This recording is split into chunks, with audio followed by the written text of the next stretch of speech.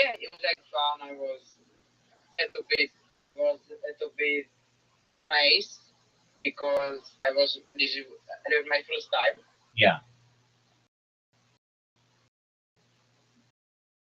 But yeah, it was good. I hope they will gonna release it. They release it. It's gonna be fun. Okay, why wouldn't they release it? Because some it's like it's like it's like this is the Bitcoin podcast, and I say I don't have Bitcoin, but I have this, but not much. So I hope you can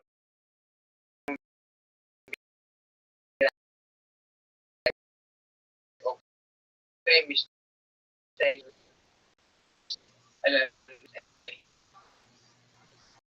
That's um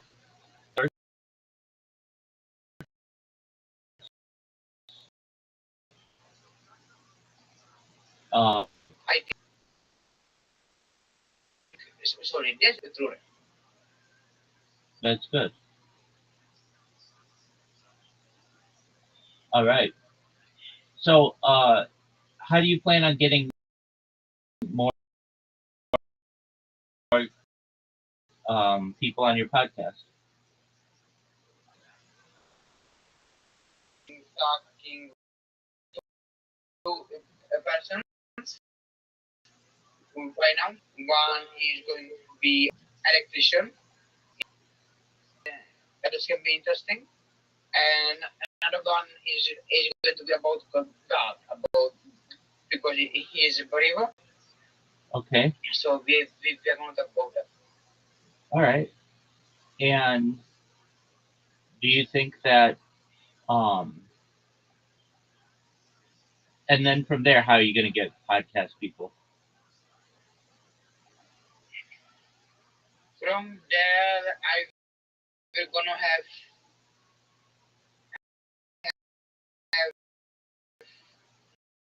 number one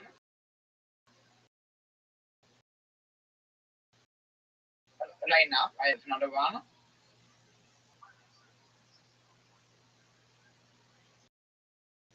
I have like three people right now.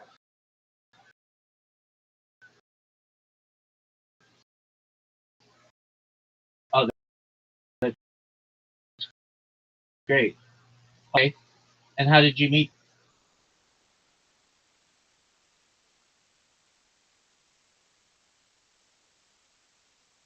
I know. The situation person for it. Yeah, I think it's good too.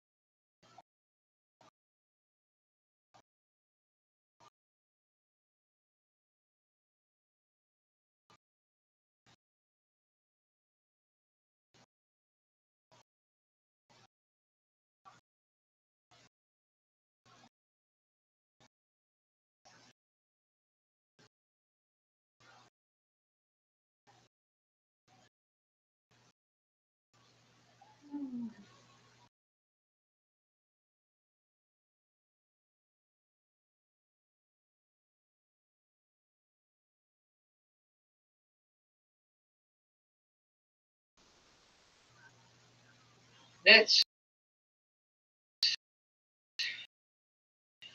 yeah. That was a Sigma answer.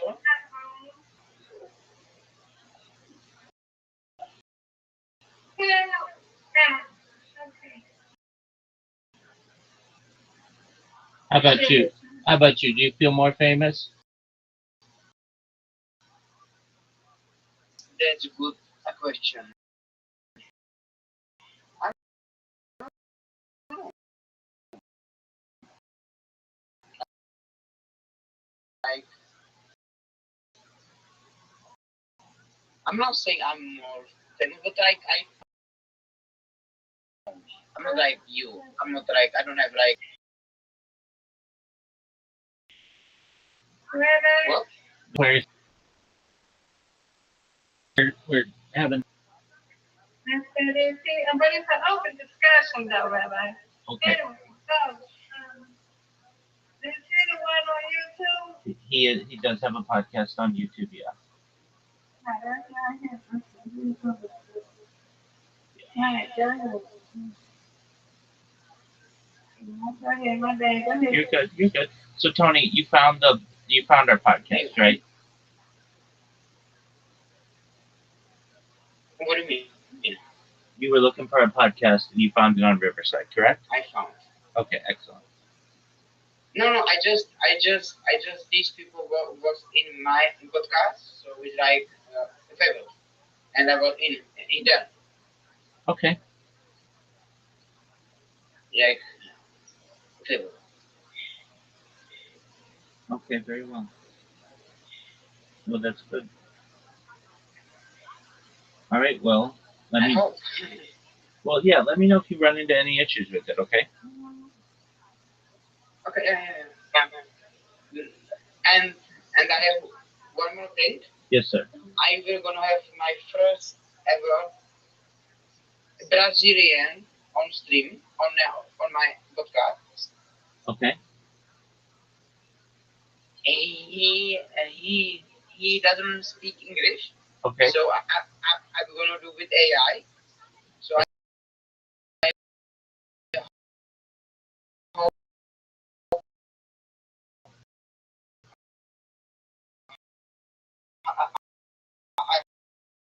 hope we get everything finalized and Okay. Why don't you write him what they are, and then you're gonna do the first question, and then you read it, and then he knows. And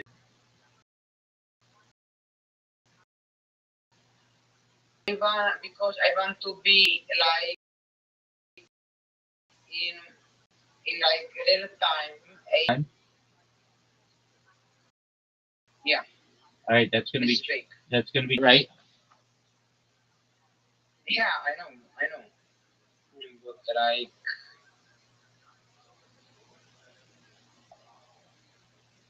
I know. I think this is gonna be first ever to somebody to do that. I think.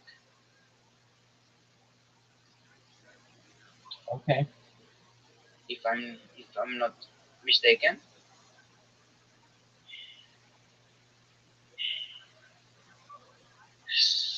So this is one of my big projects right now, Okay. and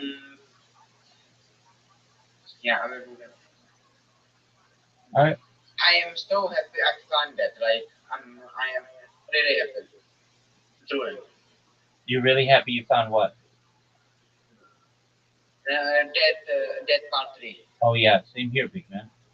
I'm really happy because like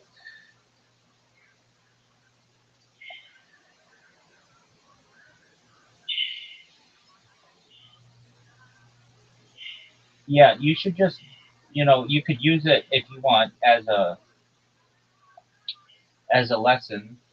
That whenever you do a podcast, ask any podcaster, they always lose something eventually. So have a backup going. yeah.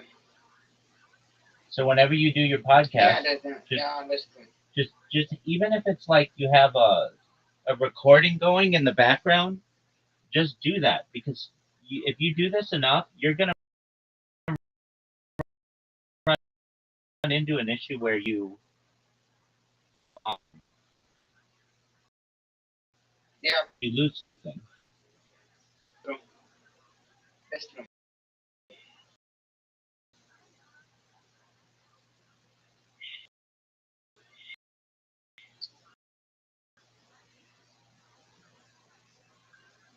That's true.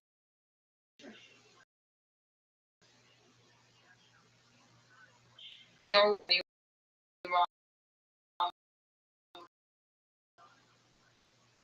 is or not yet? Not to mention, I do my best to ask everybody how they found out about me. Right? What does happen is it'll be like Understand? 2 months or 3 months, even a year or two later, someone will be like, "Hey, I heard you on this podcast. And I thought it was really interesting. Oh, the podcast or whatever." And I'm like, okay, cool. But yeah, it usually doesn't happen right I away. think. Sorry. I was just saying it usually doesn't happen I right away. think what. Yeah. I think what I did with you is like I am going to be like live forever because I'm with this like crazy project with you. And yeah, Oh, well, that's for certain, dog. Absolutely. It's like someone who wrote a book 400 years ago, and people have discovered the book and they'll read it. yeah.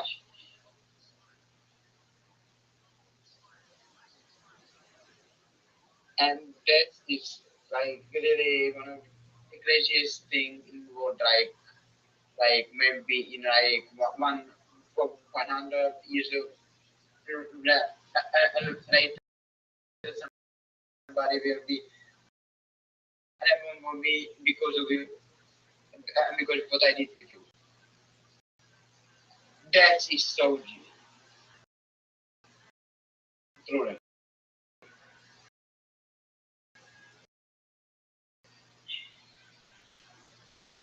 And that is for me too because I'm not wrong go be just a number, but I'm going to be the name. That's exactly right. If you know. to quote to quote the movie Gladiator with Russell Crowe, what we do on earth echoes in eternity. Yeah. And you will echo in eternity.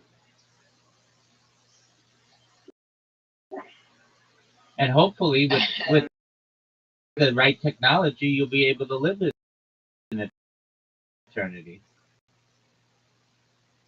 Yeah.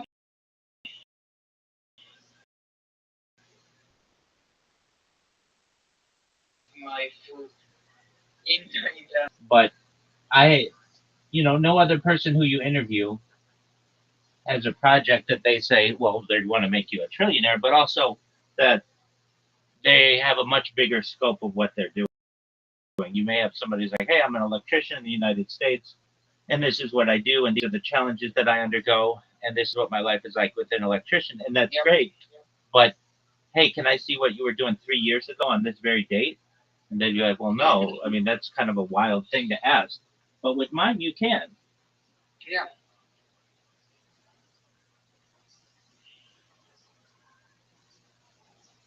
So I think like anything can happen, but I will gonna have food in the internet for long time, right? That's correct, sir. And that is so amazing to feel. I'm not going to lie to you. That is what my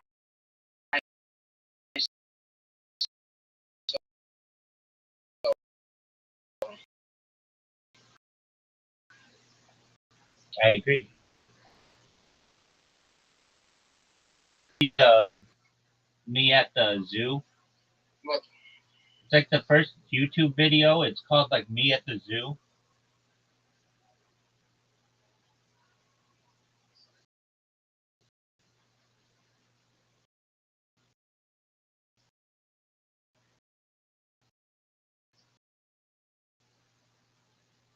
Do you know what I'm referencing? It's okay if you don't. But it's like some guy who went on, like, he would have never thought that his trip to the zoo would be considered like the oldest, like, yeah. like such an impactful video. Yeah. So basically, I am in the same position because I interviewed you. Potentially, yeah. That's Jay. That's that's truly like bro. That's wow. That is so good. Like truly because because my grandchildren it's can watch me. That's right. It's can that and it is so like so connect like this is so good feeling. I'm not lying. That's great. When you get finally that work Guinness world, When am I going to? When people can watch all when my you get take a few years because they have to confirm it.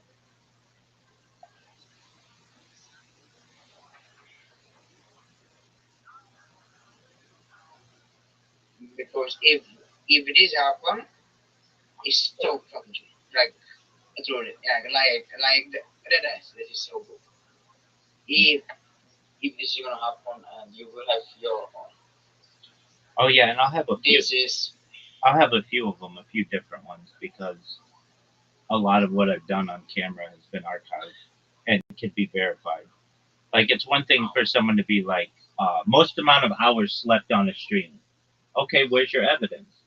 They'll be like, well, I just slept on the stream a lot. Okay, that's fine, but is it recorded? Well, no. Okay, but mine are recorded. Most meals eaten on camera. and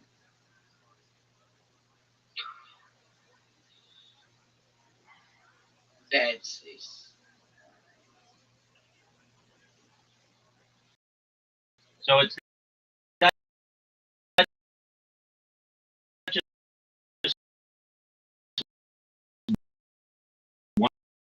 one of them. Like,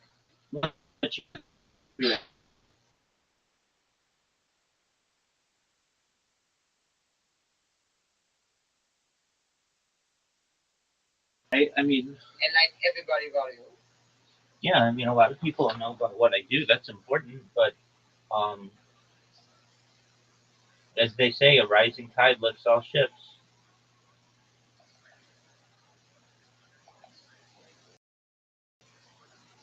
But that's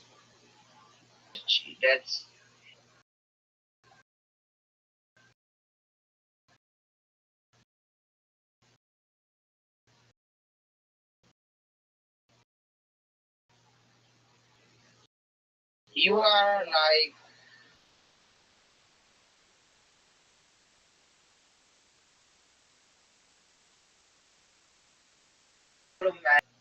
That's correct.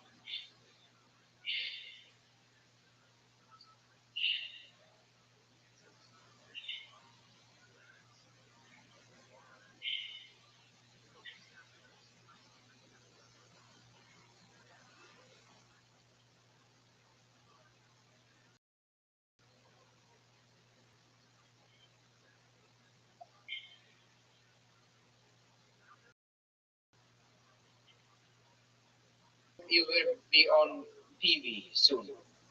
Oh, that could happen.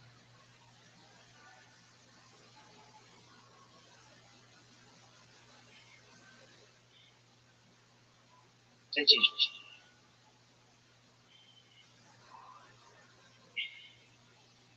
I am happy that like basically after me like you get more podcasting. It's like a tsunami of podcasters. Yeah. Um, and I've been sending out emails about them as well. So About what? I'm just not doing it on Twitter. I'm doing it on a bunch of different platforms. About what? What'd you say? I am I'm saying that like I am happy, like you have right now, you have like tsunami of new podcasts. Yeah, I do.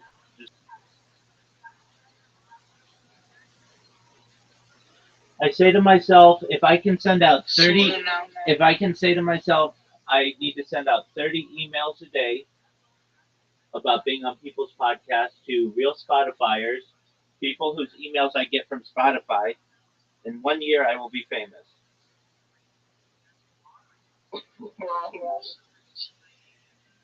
I think you can actually be with Joe Rogan. Perhaps.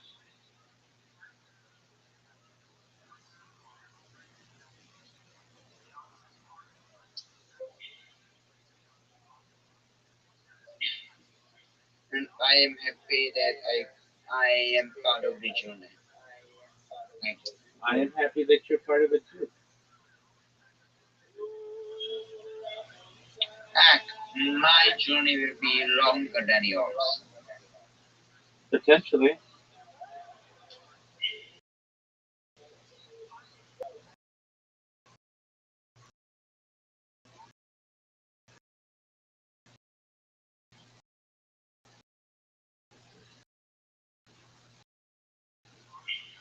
But once I go viral,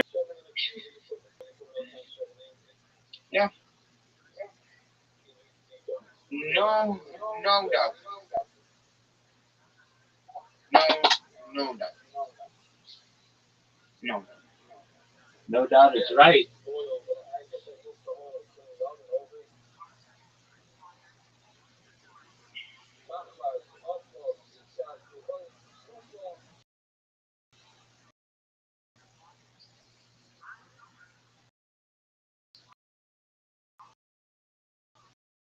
no doubt.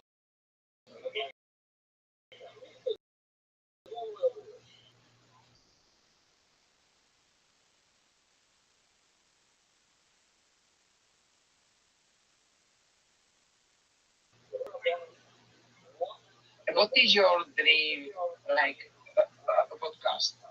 Where do you want to be? Oh, whose podcast do I want to do? Yeah, Um, I'd like to do the New York Times podcast or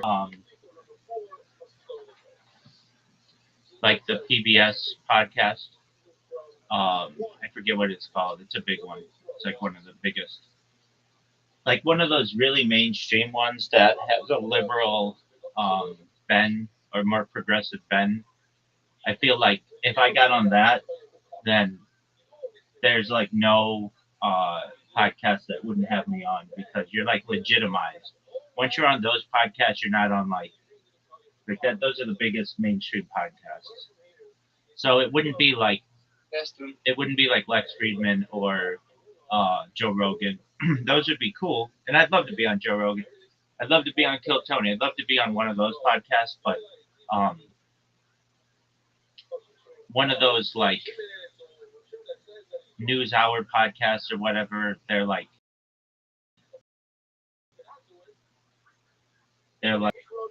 I really would like to be on a PBS or New York Times or it's called Wine Net or like an Israeli podcast of one of the Israeli newspaper podcasts. That would be really of interest to me. I'd be proud to do that. But even just like I'd want to do Chinese podcasts, like um, Oh, whatever those okay. are. I mean, I don't know what all of those are, but like something like really like outside my wheelhouse, outside of what I'm used to. But like be be prepared for one thing. Be prepared for one thing because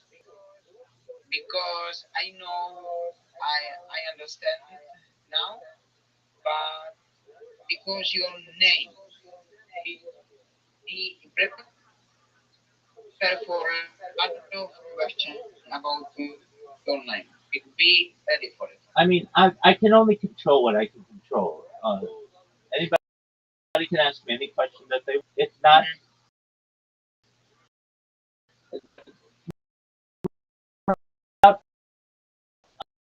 Our our entire time together. How many times? Okay, I'm not famous either. It's like if I had the last name in the United States, Kennedy. But I'm not People don't famous. have to get. People don't have And to. like If I had the last you name, will be if my last name were Kennedy in the United States, but like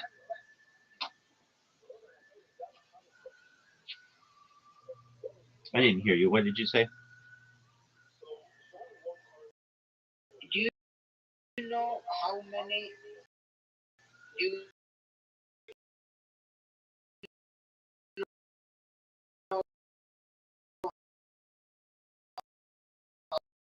how many conspiracy theory you have? Okay. Truly. All right.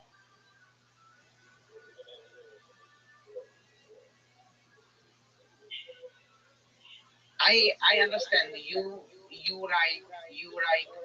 like say to me like so I understand your name but like we hundreds of thousands of people Okay. we're not gonna understand. Okay. It comes down to this. What is my name? Rabbi Michael Rothschild. Are you a banker? Professional. That's the end story. It would be like if you interviewed someone named Michael Kennedy and you would say, "Are you related to President Kennedy?" They'd say no, or they'd say, or they'd be like, "Are you part of the Kennedy clan?" Not directly. We share DNA. That's about it. That's the end of the story of that. I mean, there may be more to other things and to what you say and who you are, and that might be really interesting, but But like people can't. people on internet are crazy. Okay, I mean, let them be however they want to be. I can't control that. That's a very small portion of who I am and what I do. The thing is, in the future, the banking dynasty will consider themselves coming from me, not me coming from them. It's about data, it's about content. I have more data and content created than every single other member of my family, every single one combined. I have more data. Nobody else live streams their life. That means every newspaper article for hundreds of years. I have more content than all of every Rothschild ever. So it's like I will be seen as the patriarch of the family, as the scion of the family. And the people will be like, "Oh, are you from the Rabbi Rothschild part of the family, or are you from the banking part?" Because the banking part's lame. The cool part is the historian, the futurist, Mm-hmm. the rabbi's part of the family, and that's cool. I know you are not on the you are not from baking part of family. I know that, but like people, okay, but you Yeah, I mean, there are a lot of like. Okay, here's a. Do you know who Seth Rogen is? no, Okay, so he's an actor in the United States. Do you know who Joe Rogan is?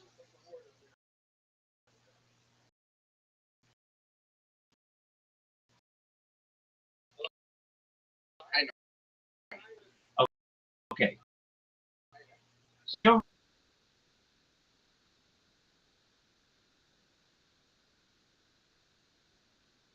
big. But like it's very Rogan family and Rothschild family. That's different. That's big difference. Yeah, to some extent, but to other extents, Joe Rogan has more content created on the internet. He has like I don't know something like 350 days by now. If you combine all of his own dynasty, that's a huge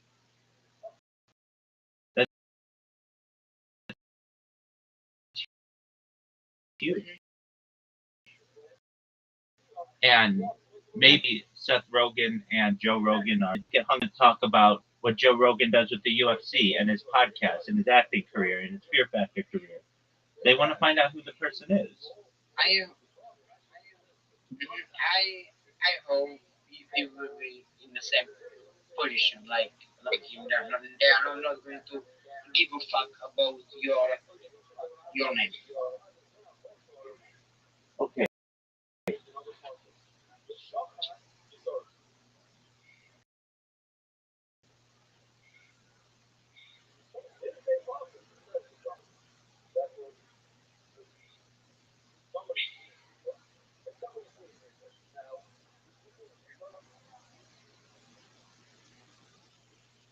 But yeah, I'm happy for you, and yeah, I think this is great, and I am happy to be part of this. Excellent. Well, I'm happy that you found our other podcast, and you should use it as a lesson that you need to have double. You need to record. Hmm. It's not that hard.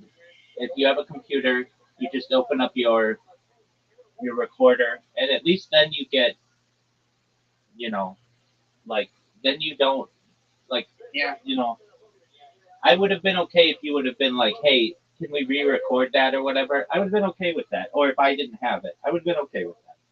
But not everybody's going to be. And imagine this was a really big interview for you. You want to make sure that it doesn't happen to you again. So you basically use it as a lesson. hmm, So you've got like a voice recorder. Or you could even if even you used your phone, just use your phone, and hmm. then it's not the same device too, which is important. If you can avoid it from being the same device, so you play on your phone the or you record on your phone the voice recorder, and then you shouldn't have an issue.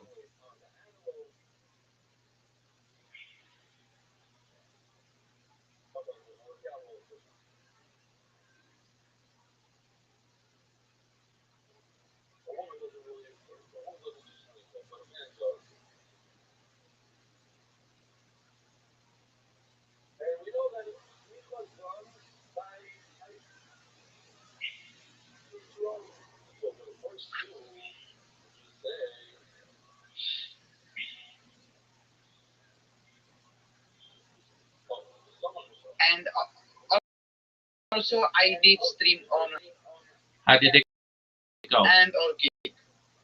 Okay, what about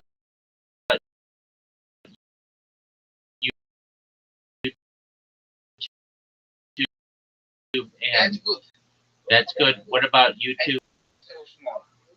Anyway, so I'm gonna need so that's YouTube and on the page like some technical issues. So I did one yesterday only for number and thing.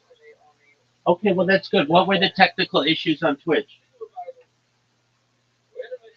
I don't know. I was not looking it right now because I have different work. But I'm gonna look at it today and I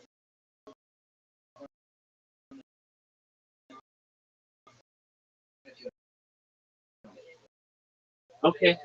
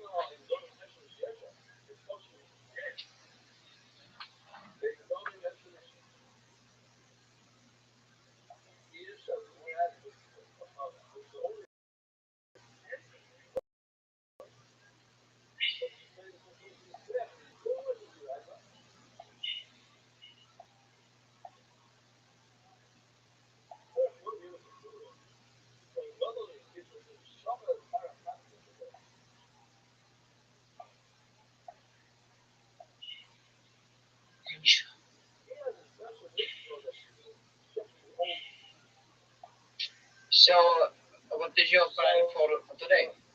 I know this is a big question, but Yeah, no, good question.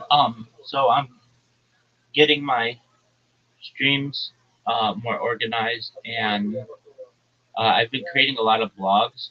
Um, so I like to write on futurist topics and just like pop culture, things about society.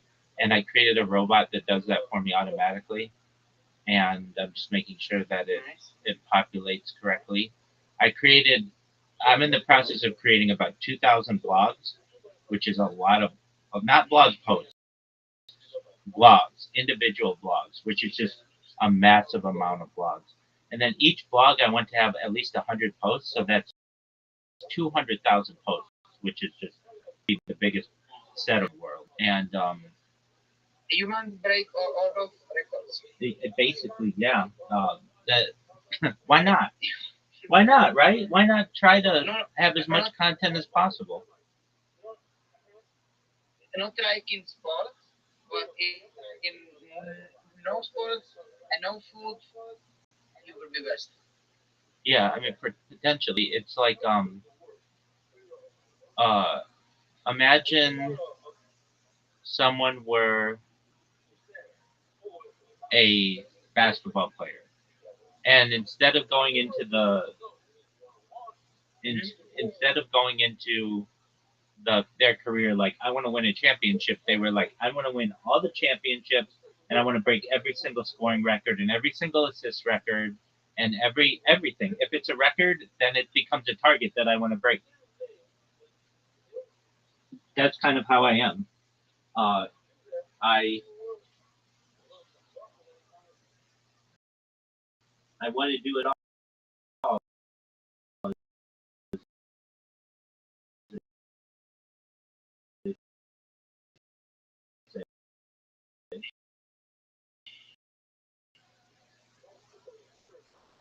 So Yeah, I get. so that's what I'm doing, and I feel that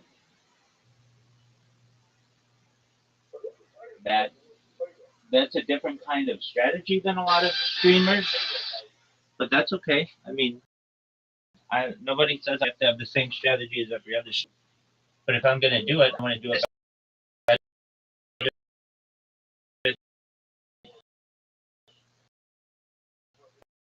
If I'm gonna do it, I want to do it better than anybody else. Good mindset, like the rest. Good mindset.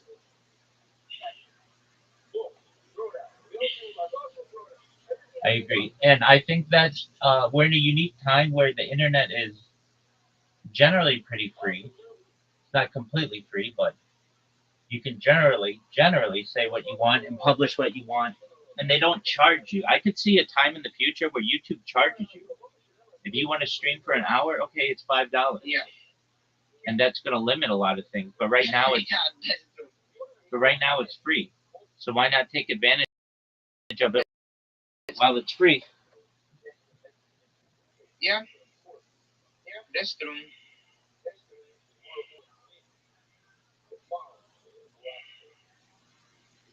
That's and that's why I'm like you. I need to have more episode. I need to have more episode today because like you have to like the YouTube is not going to be free forever, and I think we have the time. So that's why I am like too. I need to have like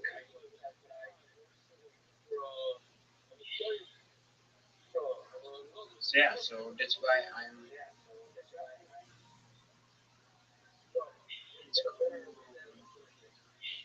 It's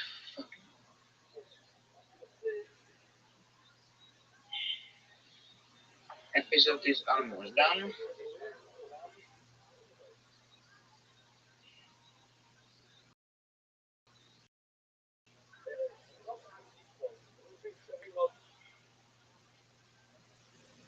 Episode is almost done.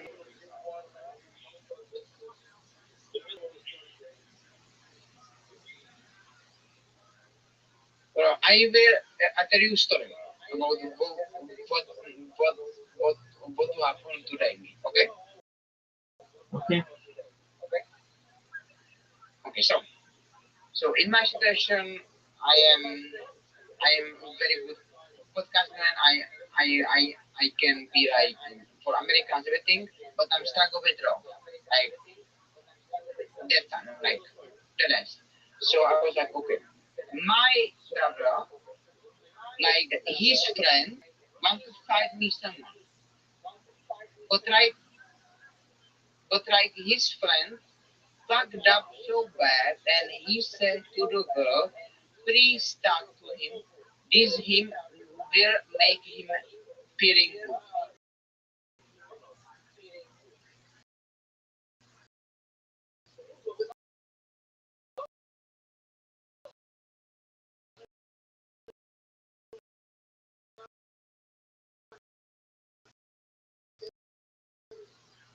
And I was good, but down.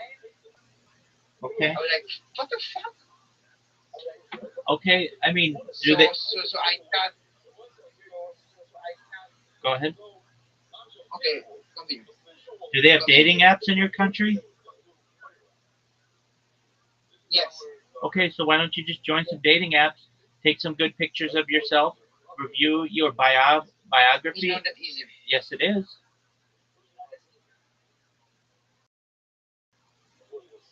It is that easy.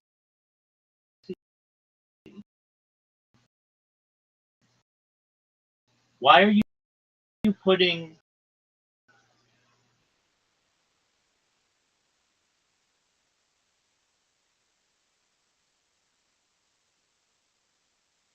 sit and you'll get people in your inbox and then you start talking to them? How is it not that easy? It's literally that easy. And You could go on a date every single the night. story, You could go every single night from now until when you fall in love and not have an issue. It's not hard. and the end of the story is I got that friend, and I'm not going to talk with that girl because that girl sees me like some charity. As a charity If case. you know. Yeah, absolutely. It's a charity case. That's fine. You don't have to go for that girl. She sucks. You need to go for some girls in your area. How many pictures do you have? Bro, I have so many on internet. Okay, but that's not what you want. That's not what you want. For those you want quality, not quantity. So you pick 5 good pictures. One of you doing something adventurous. One of you in your home. One of you with an animal. One of you with your friends. One of you doing a hobby that you love. So those 5, you make sure that they're HD, high quality pictures, that you look really good in them. And then in your biography, it's short and simple. It's, hi, my name is Anton. I want to go by, but Tony. I am a whatever old whatever finance. I wouldn't say cryptocurrency. I'd say Podcast. finance, and I'm a podcaster. And I would love to get to know you and take you on a date. It's as simple as that. That's it. You say I'm single, no children, never married, and I'd love to take you on a date. Okay, that's great. That's it. And you're gonna have a ton of girls who are in your inbox. It's simple as that. I don't know about it. You haven't I done don't know you about haven't it. done it. You haven't I'm done it. not. You haven't done it. So you don't know, and What? until you do it, you'll never know.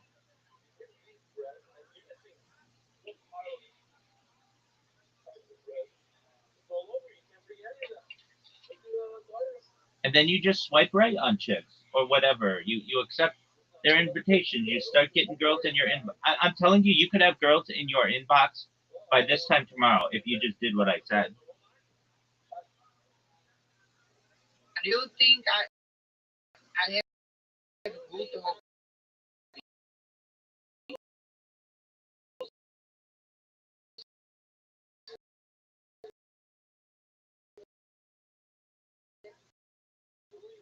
Well, I don't know anything cool.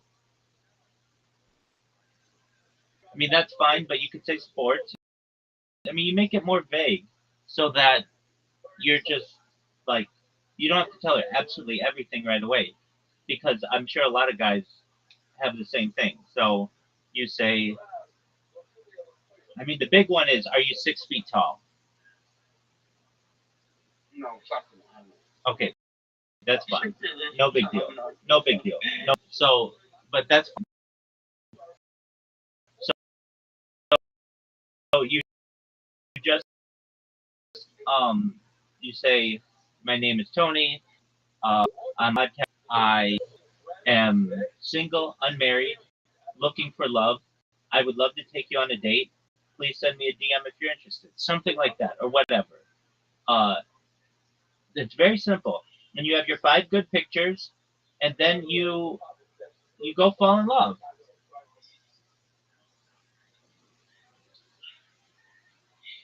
What's so hard about that?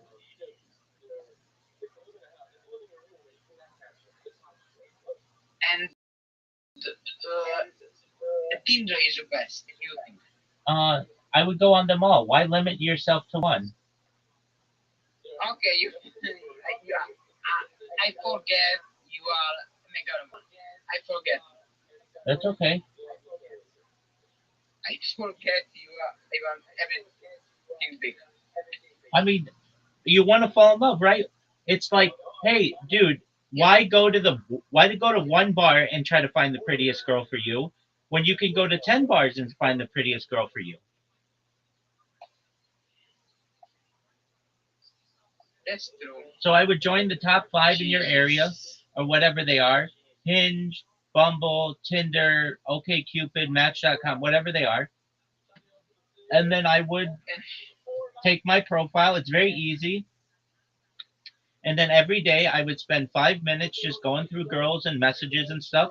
And if you did that regularly every single day for the next month, you'd be in a relationship by this time next month. You and I both know that. You will need to. I don't need to pay for like supply like this. No, you don't have to. If you don't have the money to do it, which you don't need to. I'm broke as fuck. I don't want to be broke. Okay, I mean that's another thing. You can get a job. It's not that easy. Yes, it is. Again, same thing. Go to ZipRecruiter and Indeed and Career Builder. Your resume, put it into ChatGPT, have it optimized for career keywords, and then you apply. You spend an hour every single day applying to hundreds of jobs every single day, and in 1 month you'll be employed with a girlfriend.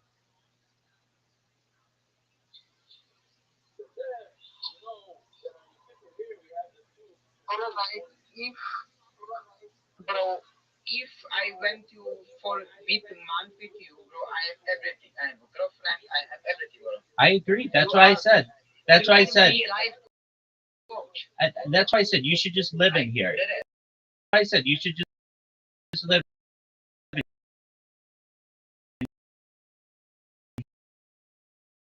here. Whenever you have a question, you just ask. You did education, and what would you have? You have jobs. So long as you are someone who will show up and not. But I am in different country, bro. I don't care where you are. They have jobs in every country.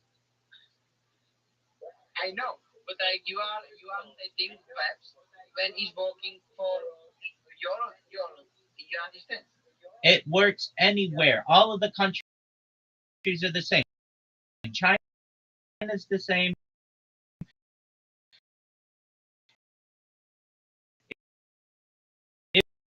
Israel is the same. South Africa is the same. I've helped any job out there. The most important thing is accountability. Are you going to show up on time and are you going to work the job? That's the most important thing. Okay, so then that's better than 90% of all candidates out there.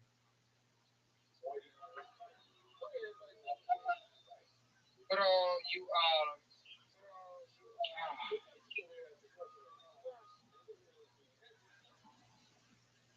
Okay. Okay. You know what? Let's go to set up Tinder. Okay. Okay. Go do. So, how often do you drink? Not for me. Okay, How do you smoke? Don't smoke. good. Workout. Often. Do you have any pets? Hamster. Which your which is your communication style? I think video. You know what? I need to call someone. Somebody call me. I will call you right back. Okay. Okay. Bye. Bye.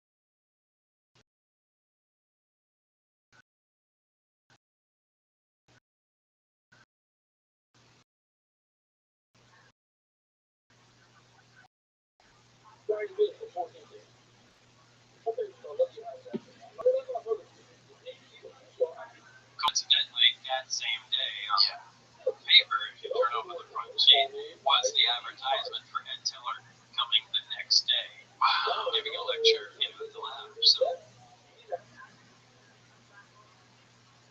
you go to like a talkie games or something?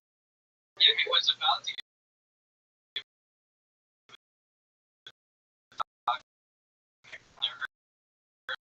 early. He's sitting outside reading the paper. Normal. Because I was about to go up and say anything, but I went, oh, it's the perfect segue. He's already reading about me. So I was like, hi, and I'm the guy you're reading about. What was Edward Teller like? Is it grumpy old? Yeah, it's the only way I can describe him. Did he have any sort of distinctive accent? Or is he all listening?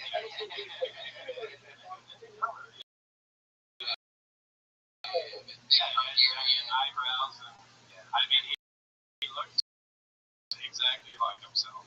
And so that's me. And then what did he say? He said, well, that's fascinating, but I can't remember it verbatim. But he said, but it is grossly impressive. I said, yeah, it's not meant to be a practical, mode of transportation. We only spoke for a short time, and then you can hear the door unclick, swing open, and the guy greeted him, oh, Mr. Teller, and so they brought him in. It was that. But as time went on, I made reference to that meeting when I sent him a resume after I had moved on from Los Alamos. He remembered me, and that's who directed me to EGG, how this all started.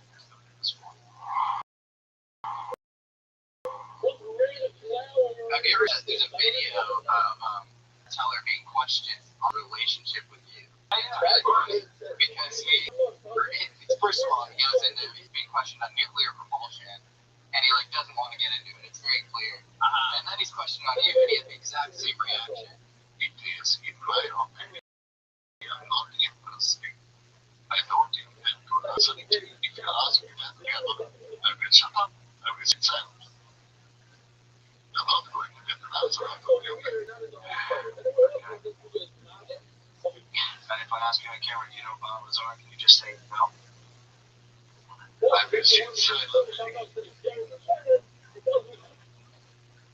I mean, I spoke to the guy before he went and interviewed. He was one of Teller's students. And he said, I'm going to bring up, that would be awesome. Yeah. And he did. But he denied you in the same way. First he goes, yeah, technically you could get, a real power source from nuclear. And basically implying he knows a lot about it, but he's not going to talk about it. Yeah, I think he said, is there anything other than fiction or fusion? That's right. No, nothing that anybody interested about. Yeah, but there's total annihilation, and he just completely discounted that, which is interesting for Teller. Do you think that he's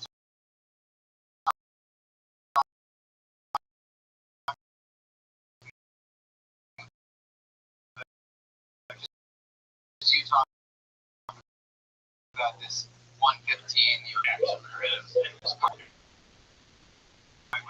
and he's denying the nuclear knowledge in the same way that he's denying his link to you, which to me is such a tell that he obviously met you. It's really weird that he would do that. And so you were in Los Alamos, and were you working with other physicists at the time, or what was your main kind of day-to-day responsibility?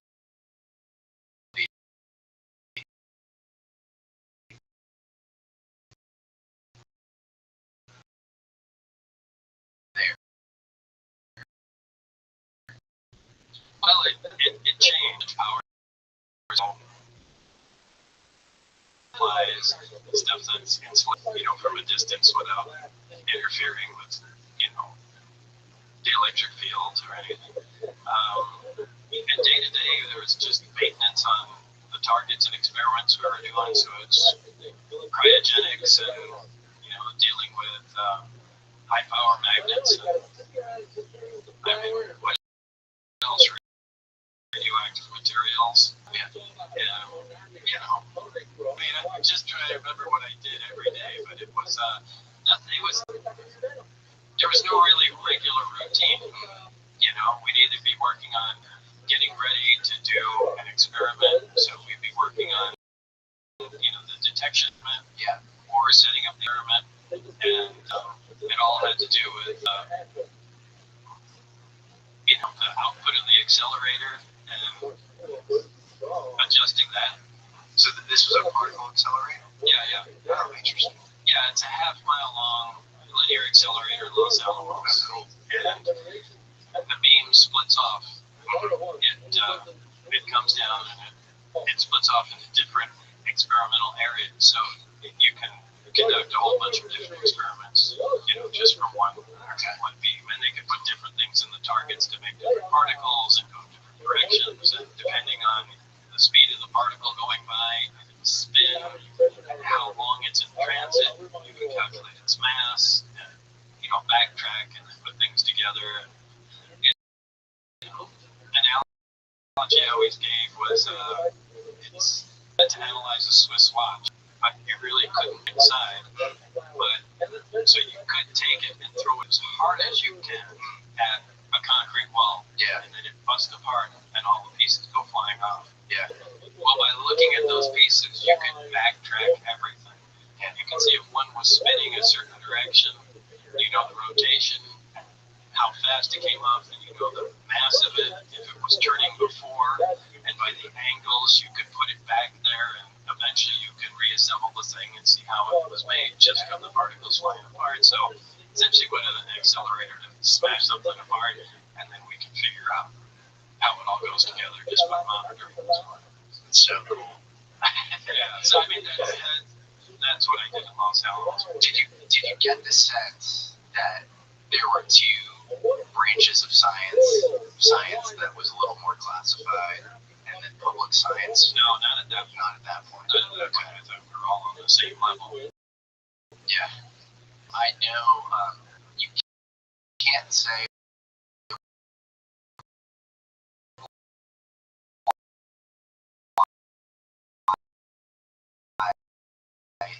they erased you from MIT. Their sniff test. He said that he was working on something for the government, and they sent him to MIT to learn something. But I will ask you, is there anything you can say high level that hints at why you can't talk about why you're at MIT? Well, I was sent there. Okay, and you're sent like there for a specific reason.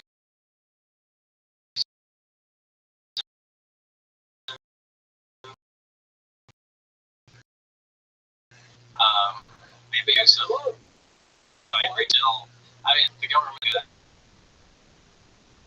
is never going to come. At least I hope not, for releasing information about S4.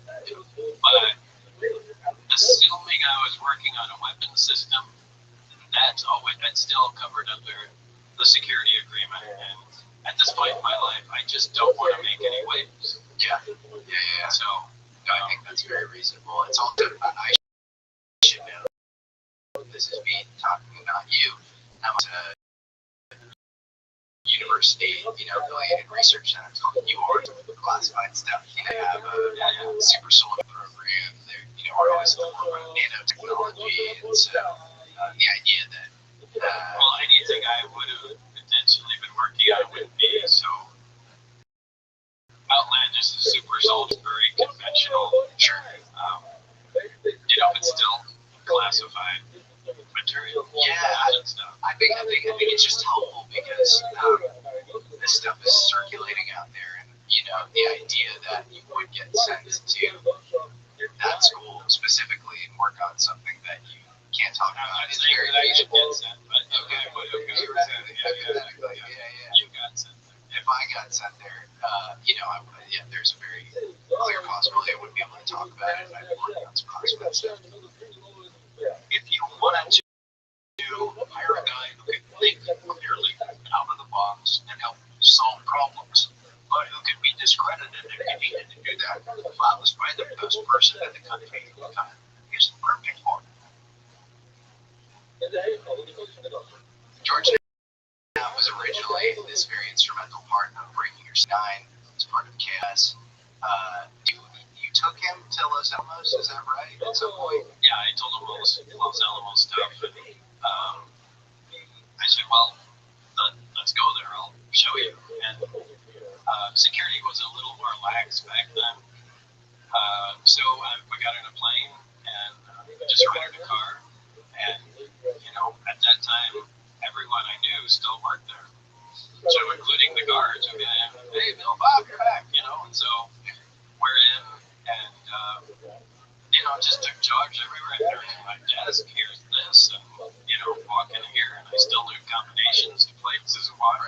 I'm sure it was not all 100% legal, but yeah, George just walked around, filmed everything, spoke to people that I worked with, and he said, all right, we can check that box off, and then we went back. Yeah. And so that also, again, I want to address some of these detracting comments circulating online. There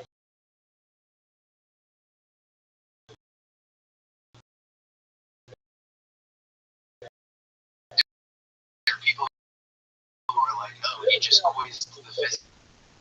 And then second, you have a guy, George Knapp, which you have to either accuse him of some sort of collusion or something in his orientation towards you, or admit that you showed him around. People knew your names. He's on it. Yeah, and clearly you he was trying to suss you out by asking you to invite him, right? Yeah, I just don't pay attention to the tractors and the nonsense there. Yeah. To me, we're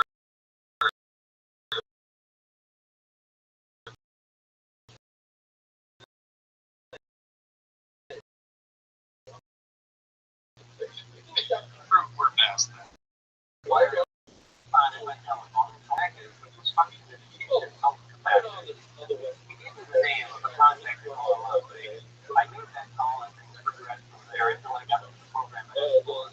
And so you send the resume, he remembers you somehow, and which because I made mention of the jet car in Los Angeles, and then he sends your resume to EG&G, and then you get a job there. I don't know if he sent it. When he did he gave me information, contacted Porto. I don't know if he did or just had. I will look at this young man or something like that, or if he did send the resume. I don't know what happened. Did you know anything about EG at the time? I know they did measurements. They did all the. Those are the guys that came out and figured how to, photograph exploding nuclear bomb without it getting overexposed. They did all kinds of things, make giant flash tubes so you could photograph cities from bombers and stuff. So that's about all I know. I knew they were just, a contractor that did weird stuff for the government, but, leaning heavily in the nuclear testing area. It's a company that is the namesake of Doc Edgerton, who was MIT faculty, actually. And Edgerton, River House, and there you go.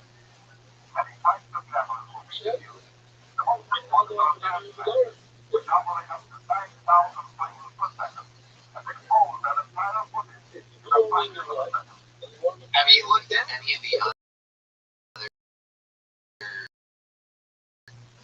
obviously you're really into nuclear UFO that I always cite, I'm sure you're aware of Luigi called UFOs and Nukes by a friend of mine named Robert Hastings. And he talks about UFOs like Tic Tac, saucers, orbs, all these different shapes and sizes of UFOs showing up at nuclear bases all across the U.S. I've certainly heard that. Isn't that interesting? There are 167 whistleblowers who are on what's called the PRP program, where they have to report if they're taking ibuprofen because they're guarding the crown jewels of our own defense. Oh, really? 167 of these guys. Wow. Yeah. There's really 167 of those guys? 167 of these guys. It's really wild. Yeah, that's incredible. I mean, that should be investigated further, and I'm sure it is, but not publicly. But you're talking about nuclear sites. If you're talking about nuclear sites, you are at the very core of national security.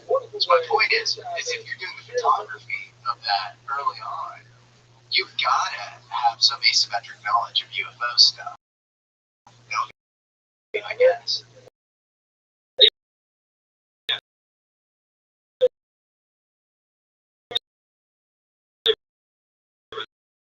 guys documented and photographed everything.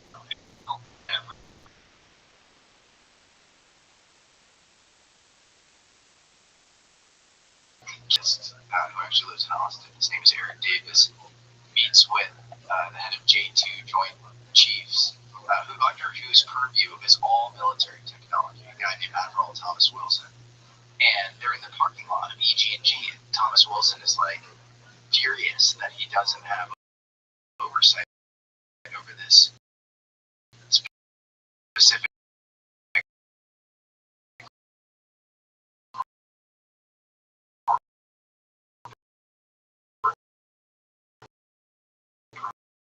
program, which seems to be reversed.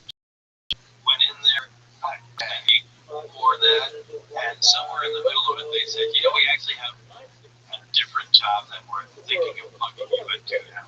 I think I went to the bathroom, and when I came back, they said, we're changing channels. We think we have, and I think, so I don't know if they were both something in S4, or something else is going to be for EG&G, or the Department of Naval Intelligence, and then they thought maybe S4 would be a better fit. I don't know what went on behind the scenes, but there were 2 jobs there, and they decided I'd be better off with the second one. And the second one was S4 out at the Papoose Lake area. And what were they screening? Like, what do you think they were asking you and trying to get at? And then when you go to the bathroom, why do they I don't know. shift and say this guy's actually that UFO this guy's gonna break it wide open? He could be a good hire there. I don't think that's what they said. I think they were stuck, and I think they kept, just because of the way the place is arranged, they kept trying to attack the problem from the same direction all the time, which is only going to yield the same result. In fact, if you expected anything else, you're nuts. That's the definition of crazy, right? Doing the same thing and expecting different results.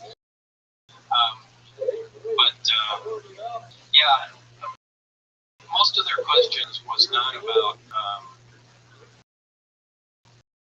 my technical knowledge and like the projects I built. Why did you do that?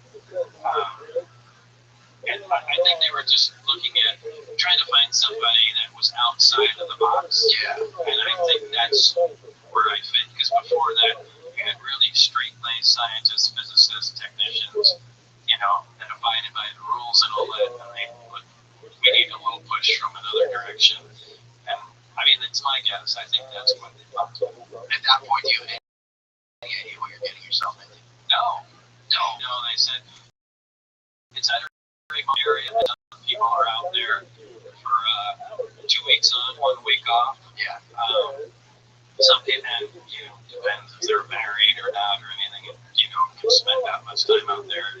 Some people only go out 3 days a week, and and some people are just on call. And for the time being, it would probably need you sporadically going out there on call, until we get you up to speed. And if you have any problem with traveling, I said no. So I thought, wow, is that?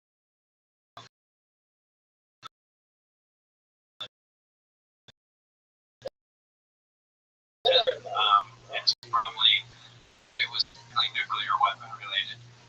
I was going to be at the nuclear test site somewhere, station near Mercury.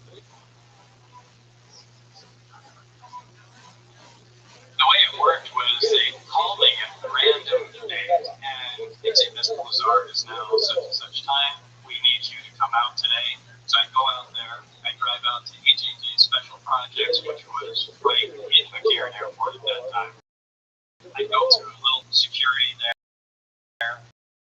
and then out on the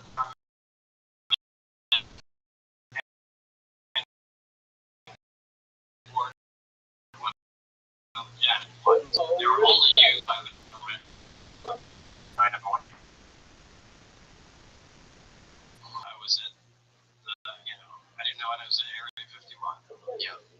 And you land at Area 51. Yeah. And first of all, at that time, Area 51 meant nothing. It's just, this is known as Area 51. Okay. As all the the test sites split up into areas. It's Area 2, Area 5, so it's 51. Okay. At what point do you go to heaven? I don't want days kind of mix it and few now, so I can't separate what you did on that day. What you do on the third day? No, of course. But I don't think we drove down on the first day. I think it was just a paperwork and stuff. But the second day for sure, we drove down, got in the bus. It was a long, bumpy ride. And the windows were blacked out on the bus. And it was just a navy blue painted bus, and it seemed like we went south. By the time we got there, got off the bus,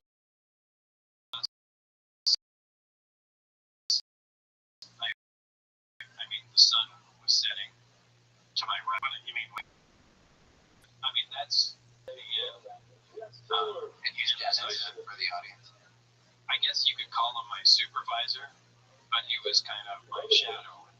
Everything, he was just attached to me. This is Dennis Marion. Dennis Marion. Yeah.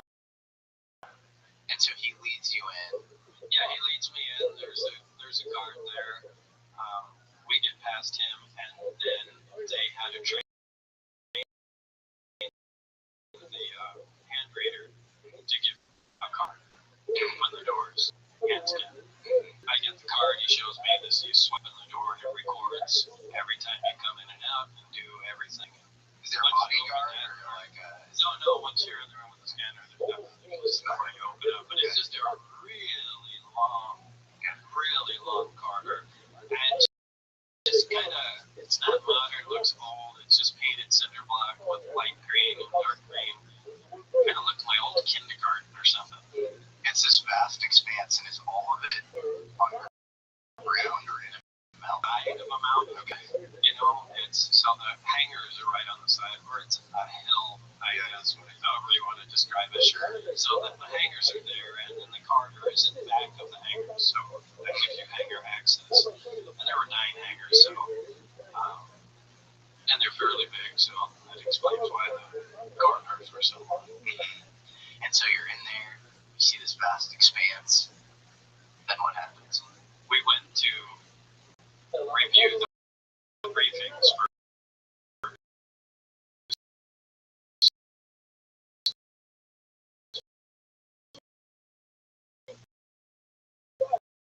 so that was off to the right. We came, they didn't go, but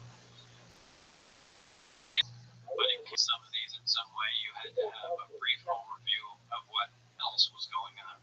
Project Galileo was the first, the first briefing on there. And so that was your project. Yeah. And then, but you had other briefings as well. Yeah. And that was Project Looking Glass. Looking Glass and what else? Sidekick. And Sidekick. Okay. Yeah. And so I imagine you take most interest in Galileo through Looking Glass.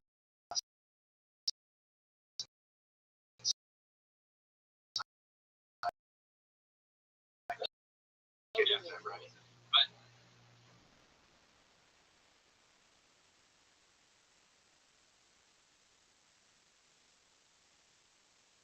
they're given materials. And Directive 2 was to be able to remotely disable the operation of the system. And I don't know how it was worded. Somewhere the word "at all costs" was in there. So that was a priority, but they wanted to duplicate it, but they really wanted to say. Do you think that's an important distinction in the mandate of the program is to not necessarily reverse engineer, but to parallel engineer, find ways to, with terrestrial, normal prosaic engineering, build or come up with a hybrid system, something. Yeah, I mean, the bottom line is we want to produce the effects this machine is having. So just do it. And then, However you can. Just do it. Which makes sense given the skill set they seem to take interest in with you, because you are this outside of the box thinker. You're not this prim and proper traditional academic or something who does not want to break rules, who might be extremely high IQ, but isn't necessarily rebellious in the way they think within these sort of narrow confines they're given. Yeah, they were just looking to come at another angle, and maybe we can, uncover something. And just for the audience, what is Sidekick and what is Project Looking Glass? Sidekick, the craft, if you're familiar with it, has 3 of the emitters on the bottom, like large trash cans, and they send out gravity waves or whatever energy is, but Sidekick dealt with using those to focus a particle beam to stop it from diverging. So it appeared to be there was some sort of weapon doing it. Like a directed aim. Yeah, I think it was a particle weapon. So I don't know what the source was, but that's just what the briefing contained in it. And are you given any any other context before reading these documents? No.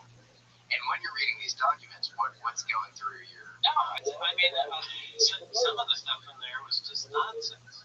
I mean, and you wonder, Like is this what? like a test? You know, there is stuff like, you know, the aliens had made 65 predictions.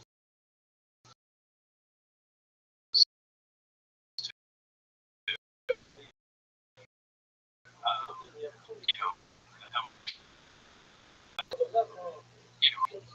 hear it on the grapevine. Yeah, they got a disc and alien craft, you know, down at the test site. They don't know where it comes from. But everybody that they give briefings or information to, they put unique nonsense information there.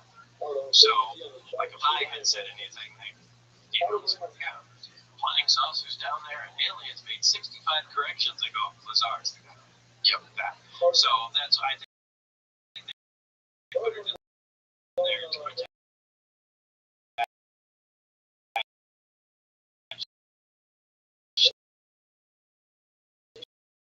a person. You know, we got this. And they make it. She allergen test, and they had a bunch of samples from different materials. They drew a little grid on my arm, and you know, waited for a reaction. They gave me something to drink, which is supposedly supposed to boost my immune system. It was a deep orange yellow color. I think it was because of vitamin B. I can taste that because it's really a nasty taste. It's like a bunch of packet, but it also had a pine taste to it. But anyway, that was that. I wasn't allergic to anything, as it turned out. And eventually, go in. I was introduced to Barry. He was going to be my lab partner. And, you know, from what I understand, I was replacing somebody that he worked with. What was Barry like? Barry, how would you describe Barry? Barry was very enthusiastic. He was really happy I was there, and really excited to show me stuff. But clearly a lot had been done before I got there. And if this was new, everything would be white, right? Everybody would be in, you know, I mean, you always want labs and everything white in case you see a little speck of dust or a part fall somewhere you can identify them. You wouldn't have, you know, wooden lamp or lab benches and things like that. You'd probably have people in full respirator suits if they're just beginning, but these guys had reached a point where it was nonchalant, where they were touching, you know, working with it really wasn't a thing, as if they were taking apart a car engine. So they had made a lot of progress, and they weren't afraid of what they were working with, although we were plenty afraid of the reactor. And you at no point were you like, this could be some, like, you know, anti-gravity secret program that, you know, I just wasn't cleared to. No. Okay. I mean, initially when I first saw it, I went, oh, that's what this whole thing's about, you know, and it's just our new fighter. It looks like a flying saucer. That's why people believe in flying saucers, because they see these new fighters flying around, you know, but yeah, it became quickly obvious that that wasn't the case. Like, we have no idea how the thing works. It does stuff that's physically impossible, and there's no country in the world could make something like that, or have the power density that it has. It's inconceivable. So, you know, to affect space and time, like if another country was able to build something like that, the United States would.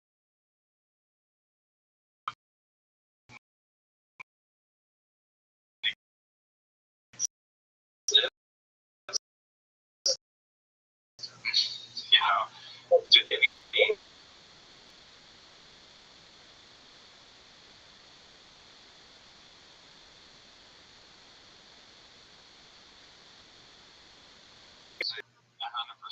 not possible. It's as far as if we have to consider it being a 52, almost 53-foot diameter craft, the main level, which is the level that was able to access, and if at one point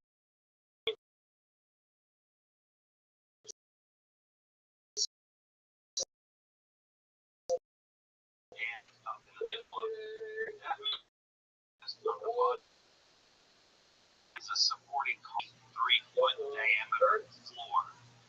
We have nothing on Earth. There is no material. That's the first I've ever heard of that angle. That's really interesting. That's right, because I built it. I think you know more about the craft. Because of the thickness of the floor that we could see, because of the lip of the access way, we could see the thickness of the floor. Also, where the honeycomb way is, you can see the floor. That 52 feet diameter. There is nothing on a central support that would not be doing more this and made it potentially collapse. There's nothing. We have nothing. That's a completely unique structural anomaly. Yeah. Good job, Luigi. No, I never even entertained that. That's massive. Yeah, that's 100% true. Yeah. There's nothing that can do that. Yeah. It's so interesting. What is the color of the craft itself? It's kind of a pewter stainless looking, but it's Luigi and I were talking about this the other day. It looks different close up than it does far away. Describe how so. Jeez, I wish I could. I've tried to describe this a lot. And what's interesting is that my friend Gene Huff, kind of confidant at the time, and the weirdest things is if you're close to it, you know what, it looked like crap, and when you get far away, it doesn't look right. It looks more like a cartoon.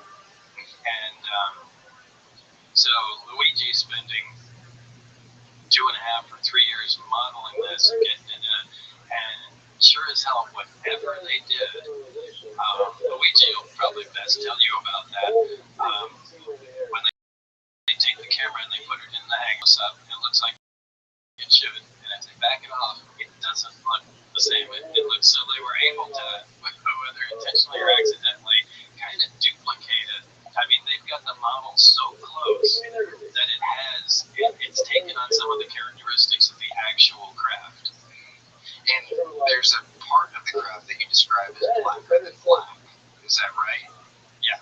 What is that? Yeah. You know what they call the portholes around the top? Sure. I do not believe in portholes. You know what I think? There's a black ring.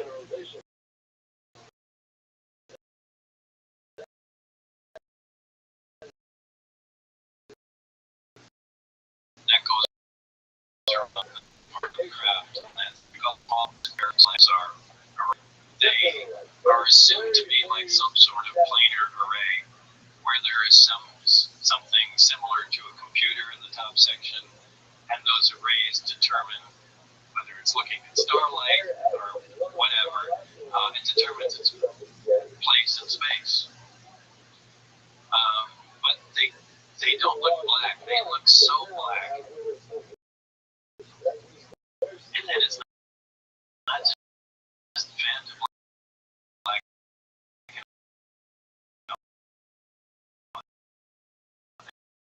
They almost look like bottomless pits in there.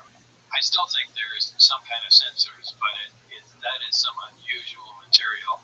And when you go in there and look at the craft, it's a real ominous, creepy feeling. And a lot of it is because of the black. What's up, Tony? It doesn't look right. Did anybody I'm else say back. that? So, episode is almost done. I just want to show He you. was definitely unnerving, All right. I think was his word, looking at those. Right?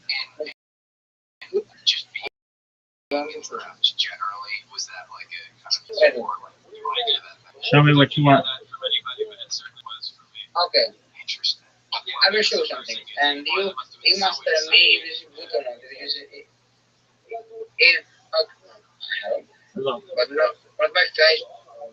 Not my face. Okay, so so this is the episode, yes? Okay. Well, talking, boom, boom, boom, and now is it cup? Is it good? Yeah, that's Can I fine. have it? Yeah, that seems fine.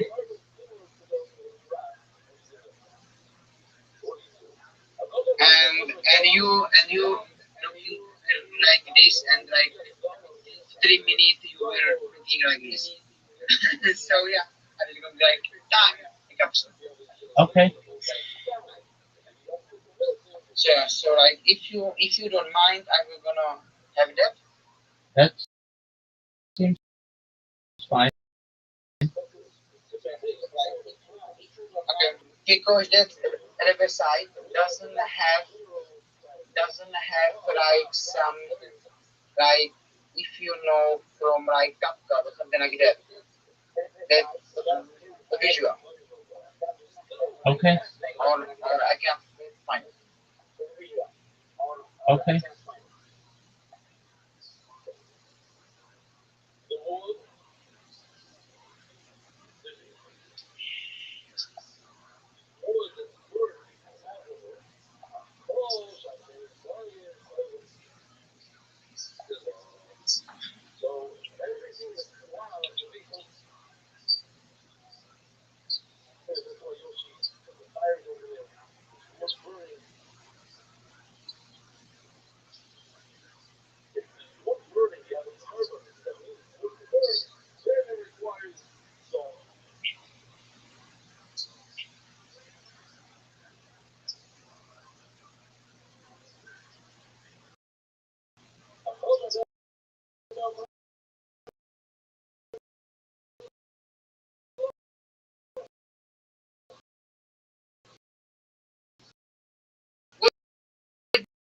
News is just is coming back. My That's great. so yeah, so yeah, we knew I knew people knew knew everything.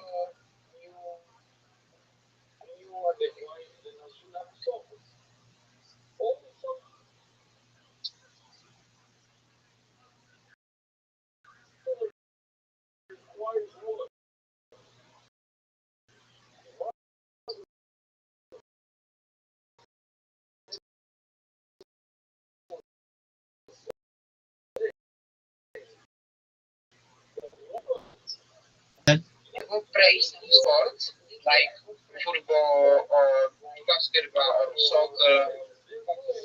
Yeah. I played golf, basketball, soccer, football, uh, tennis, racquetball, squash, swimming. Um,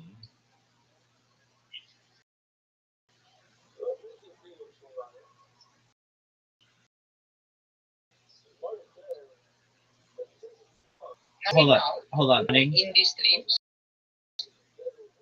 It's too hard because I have a camera. Yeah, but like, will you ever go back to like be in the shape or something like that? Yeah.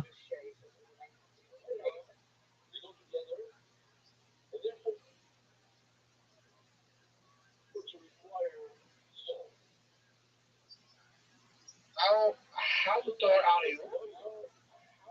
5'9 3/4".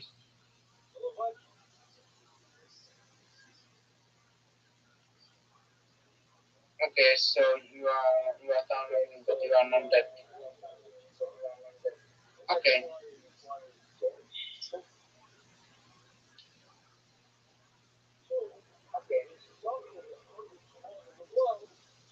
nice, very nice.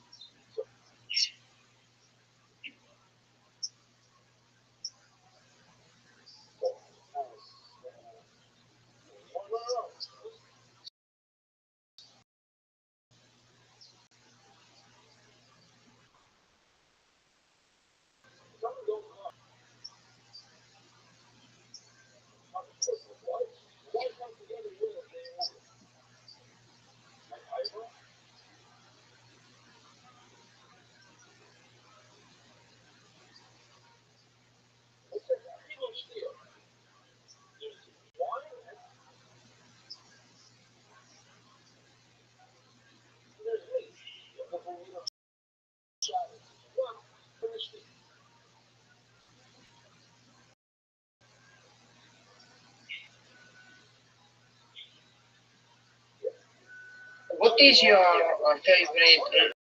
What is your dream collab with someone in streams or with like Junior? I want to do Like person. I want to do a 24-hour stream with Joe Rogan and a bunch of comedians, and we have a sleepover, and we video games and like eat pizza,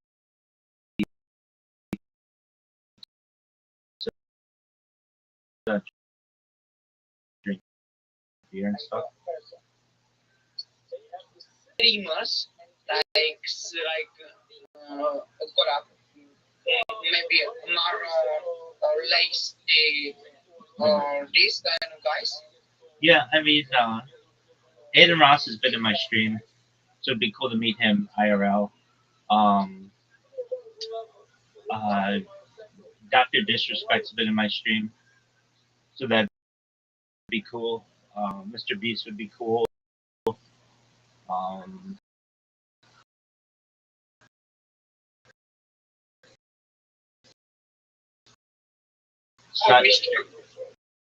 Sniper Wolf would be cool. At least everyone on Kick. So all those people would be cool.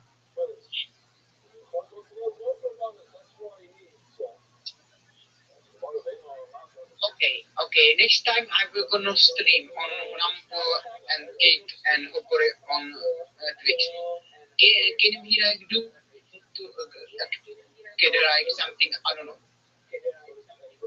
What do you want? Some call or something like that. What do you want?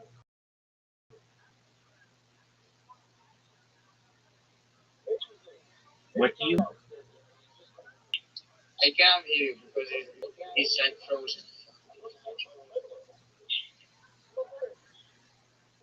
What? Okay, what did you say? I was saying if when I'm gonna have another stream on Lambo or something like that, can we do like something together or something like that? I mean, what do you want to do? I don't know, just talking. Maybe for the first of all, because I need to do it and this stuff. Yeah, I mean, whenever you stream, What I mean. just come in here and then you have somebody on your stream as well.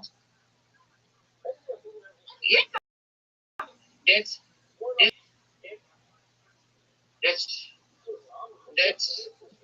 true.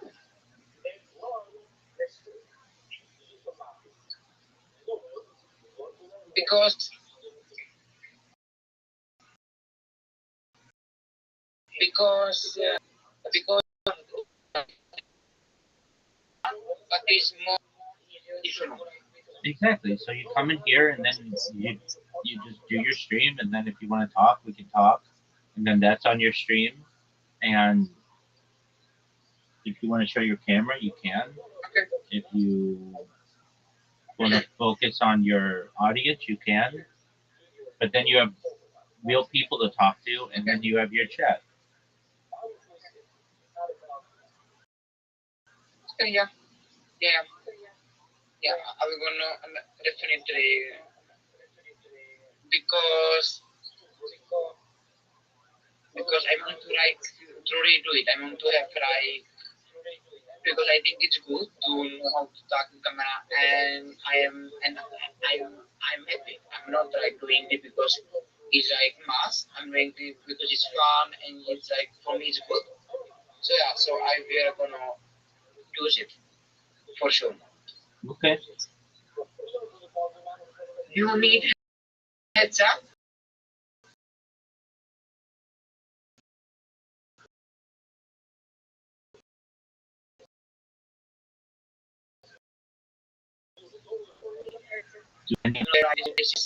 Because I'm here and I don't know if maybe that like some of people talking is like good for Cake or on Twitch. I want to be banned if you know. Yeah, I mean, people know I'm streaming in here, and generally, if they think that if I think that they're saying something inappropriate, I do my best to say, hey, you can't talk about that or something. But um, early, I mean, I can't say 100% of the time, 99. No one's going to say anything in here because they know I'm streaming. So if they know it's okay that I'm streaming it, then Yeah. it should be okay for you to stream it. True. That's true. Do you know? I have feared something. I don't want to see my friends on my like from schools. I from friends or school on my classmates. All these YouTube videos or like on or like me talking, but like in like people who I don't know, it don't matter. Yeah, I'm like that too. I think a lot of people are like that.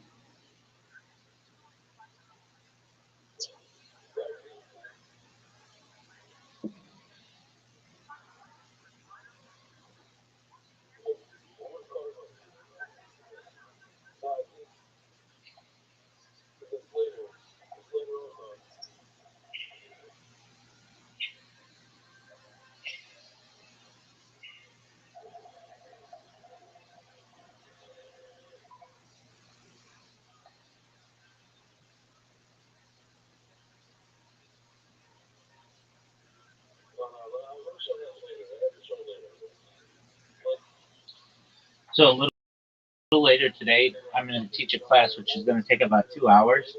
So I don't know when you're going to stream or whatever, but if I'm unavailable, I'll still be in here. It's just I won't be able to focus on it.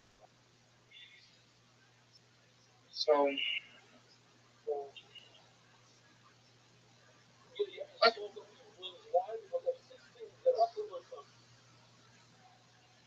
like I will gonna have in 1 month and 1 week I'm gonna have my birthday. Okay.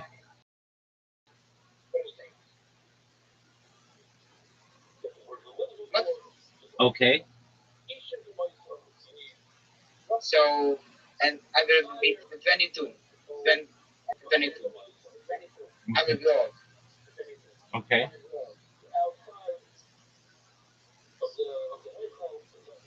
I was hoping for more altruism. I'm looking like, yeah, let's go, Tony. Yeah, you are not old and this, but you just yeah. It's just you I was hoping for as you more. get older, birthdays don't become that important. You recognize that it's just another rotation around the Yeah. sun. That's right. And his birthday, 22,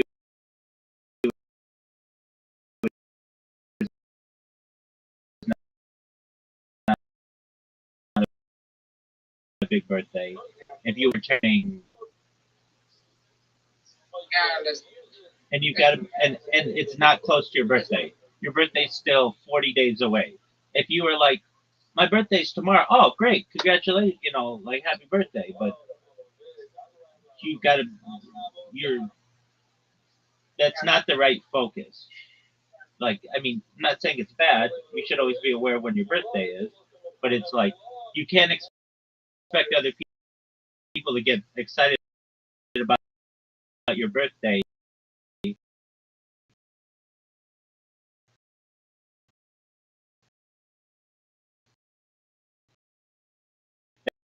That happens in 40 days.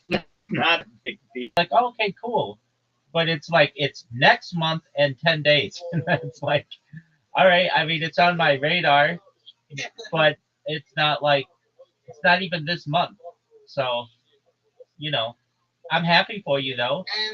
and okay and like it's not even next month. It's like in the next month. Exactly. So it's like, okay. I mean, it would be like me saying like, oh, my birthday's in Florida. Okay, what you want me to get excited about that? Like, that's not it's not like it's not that close is what I'm basically saying. So if you wanted me to get excited about it, then uh, keep in mind it should be a little closer. And then also, I didn't know if you were going to tell me something like, and I plan on doing something and something and something. Like, oh, okay, cool. Like you were just like, in 1 month and 1 week is my birthday, and I'm like, okay, like okay, and like, is there more to it? And you're like, oh, I thought you'd be excited for it. It's like that's 40 days away.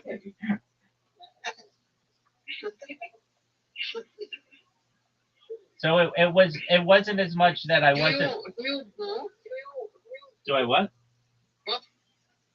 Go ahead. Do you do some parties for some birthday, like big birthday? Do you do here? Yeah, I've had like we celebrate people's birthdays in here if they want. Some people don't. Like I want. I, I want. okay. I want. All right. Well, then come in here for, and then happy birthday to people and such. Um, if they want, there are some people who don't want to make a big deal out of their birthday, and that's cool. For my birthday, just it depends. I mean, I treat it like a normal day. It's not like anything life changing. This year, I made a special video that I basically was undertaking a I was undertaking a project in addition to a project that I currently do, where I wanted to teach a class on Kabbalah, Jewish mysticism, at least one one class per day for the rest of my life. And so I've been doing that now for 148 straight days, and so like that had a significant impact on my life this year. Um, that's the class I'll teach later today. But I mean, really, what do you want me to do about it? Uh, it's not like I'm with you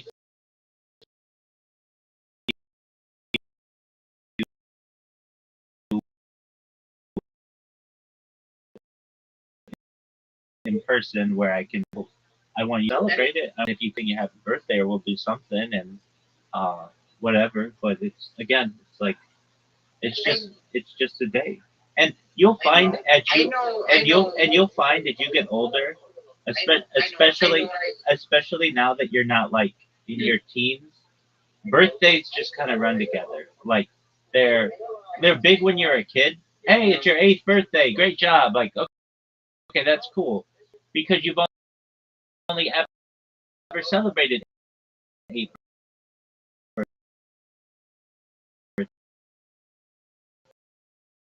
birthday. But now you've celebrated, you're going to be celebrating 22.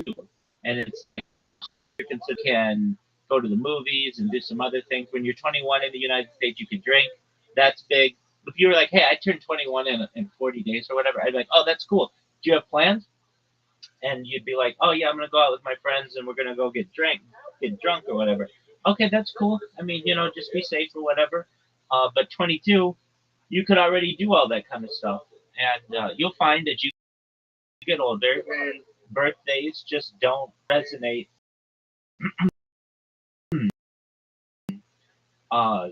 You've done it before. So I understand. Like on my free birthday, because you will be famous and this year. Yeah, that'll be a big deal. Restaurant. But let's one step at a time, basically. I know. But internet, he got me. He got me. There you go. So, There you go.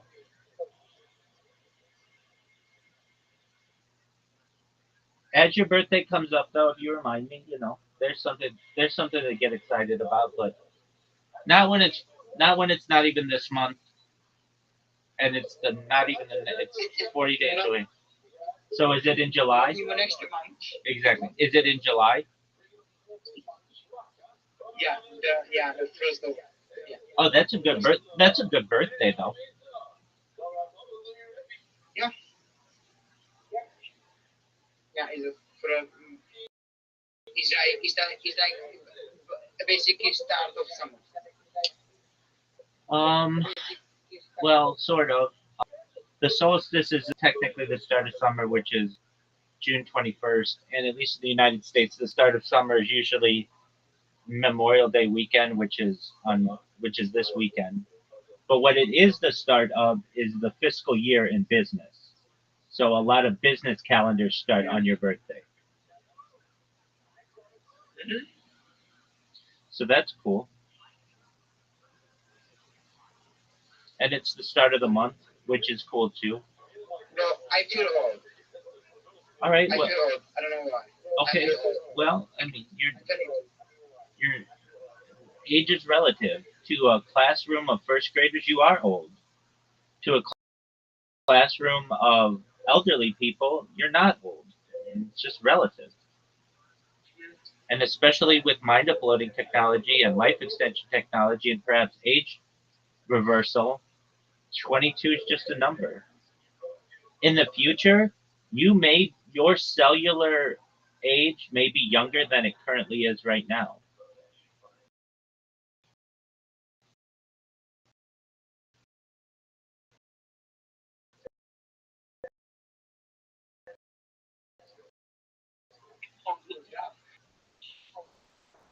Um, and I think about that, like,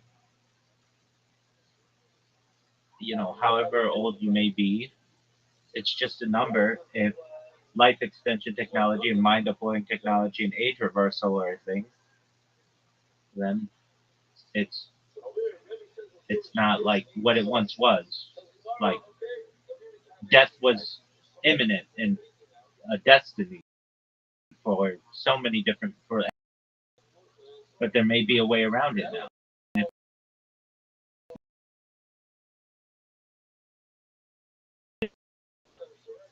Age is just a number.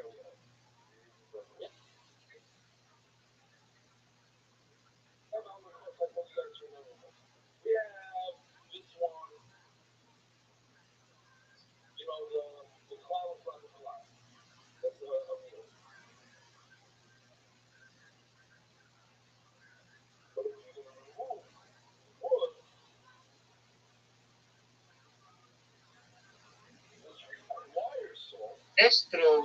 That's good. Till my 25, I am still adult. Yeah, I mean, people might consider you to be a young adult until maybe at least 30.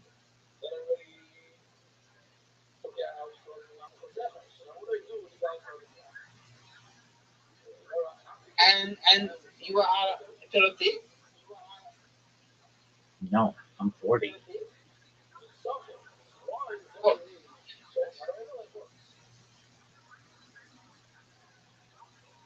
that's very interesting. It's not. I bet your parent. It's not. I bet your parents are 40. Do you say to them that's very interesting? No, it's an age. Yes. Okay, No, no. They don't say that. That was lying. that's okay.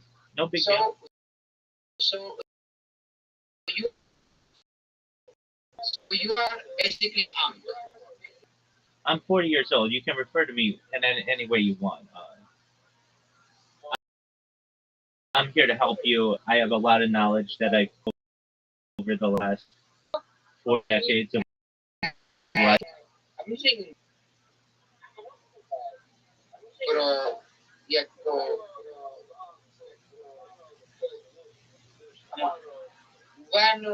When when this conversation is going to be in 1,000 years, it will be these people are stupid. You'll be like, what the fuck doing? Well, and then perhaps at that time we'll be 1,040 and 1,022 years old, and we'll be like, wow, remember we were just babies. Yeah, true.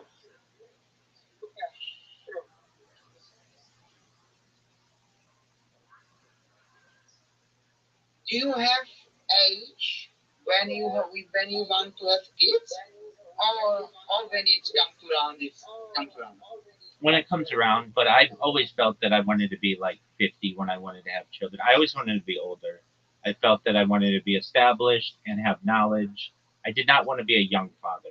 That was something that I absolutely wanted to avoid.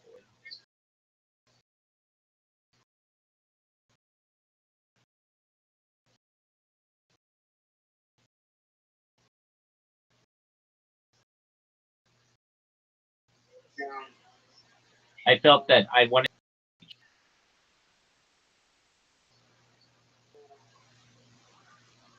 Age 52, 53, I mean, I don't really focus on those and things. I understand. But like in my mind, I want to have kids by 30. 30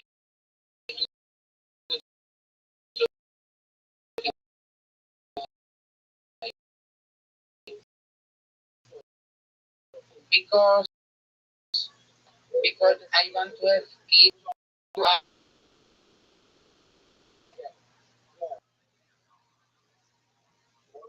if you I agree with you.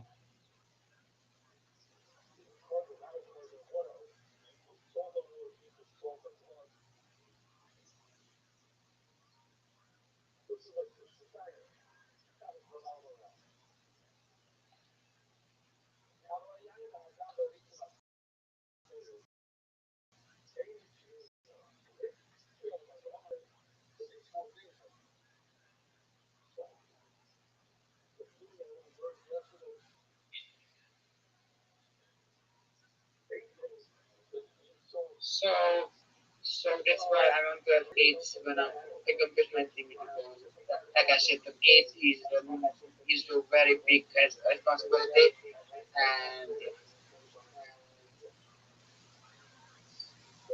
That's correct.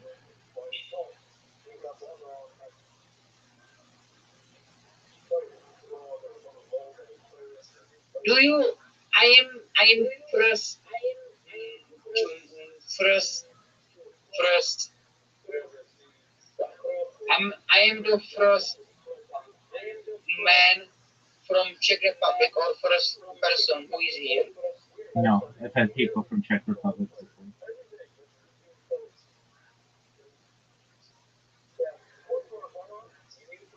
Oh, okay. I see.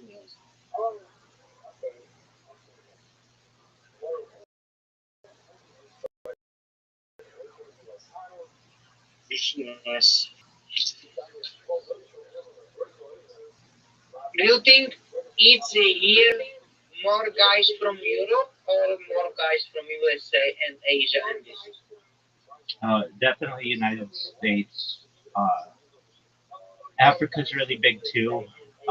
We've had some people from Australia, certainly Europe, Asia, definitely India, everywhere in the world. Canada, United Kingdom, um, but generally places where they speak English.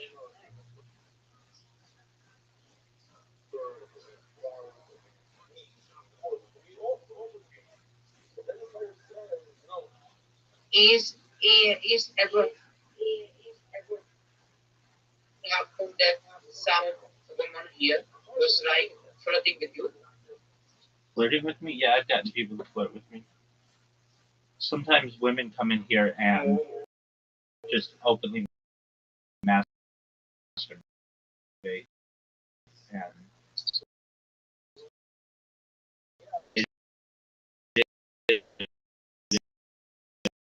Like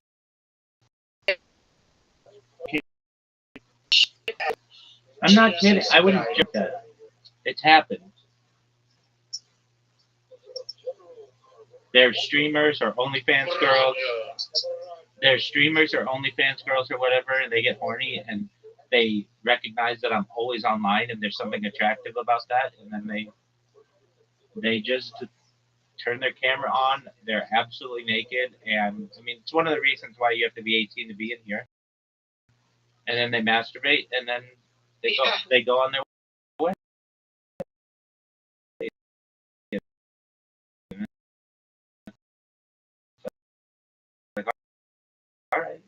that's what you want to do, knock yourself out. And recording life. I mean, I'm not saying it's a lot of power, but some people find it very attractive. That's a vibe. That's wow.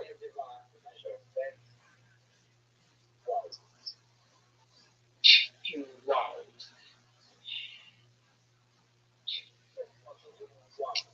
Okay, serious a question. Should I do OnlyFans, but should I post my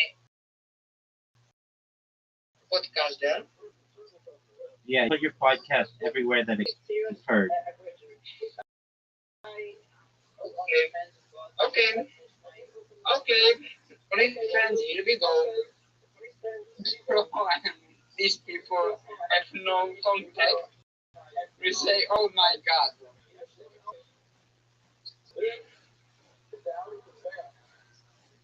Oh.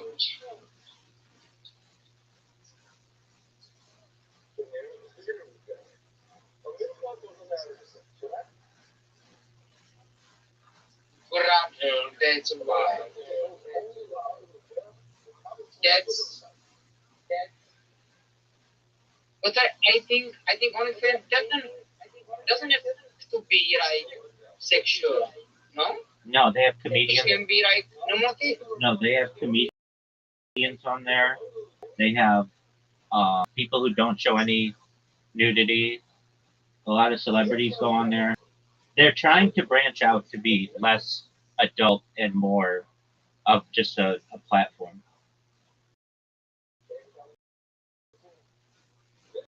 Mm,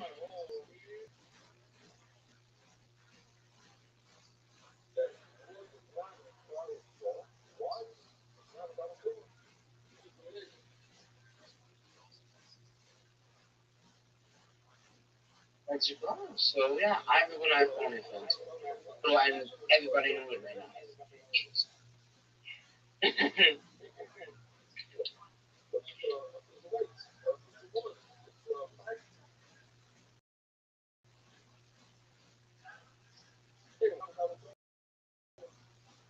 But the fact I need more I want to be like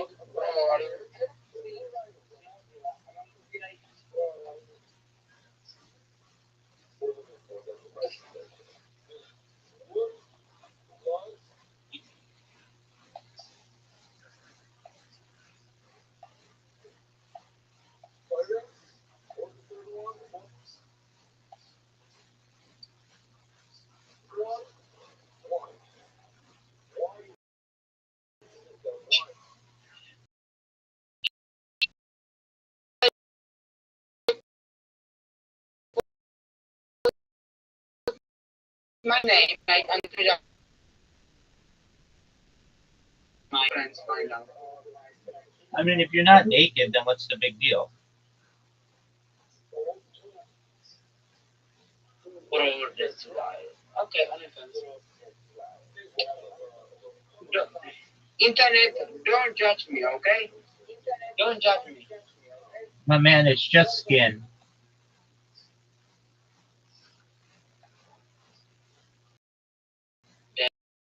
That's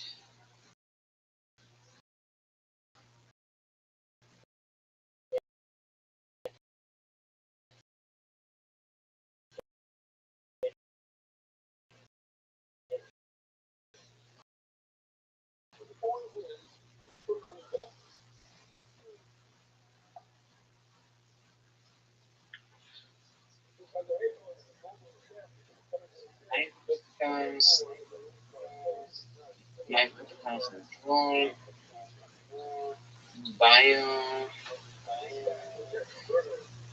the journey, website URL,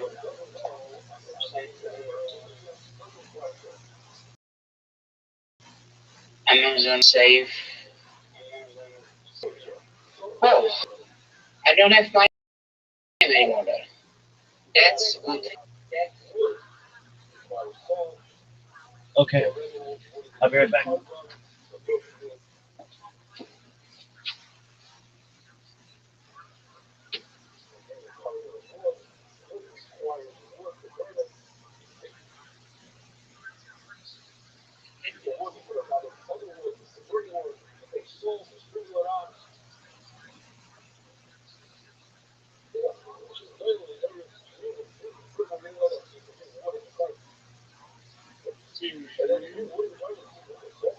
That's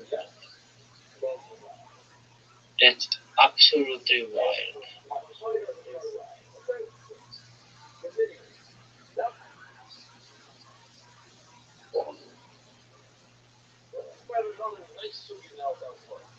That's wild.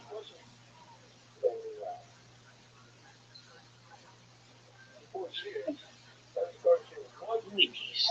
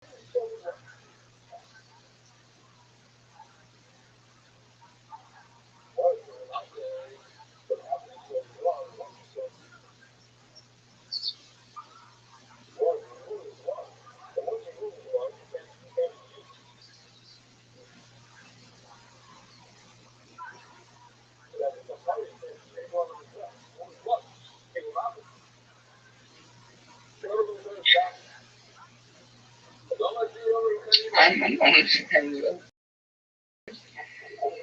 Jesus Christ.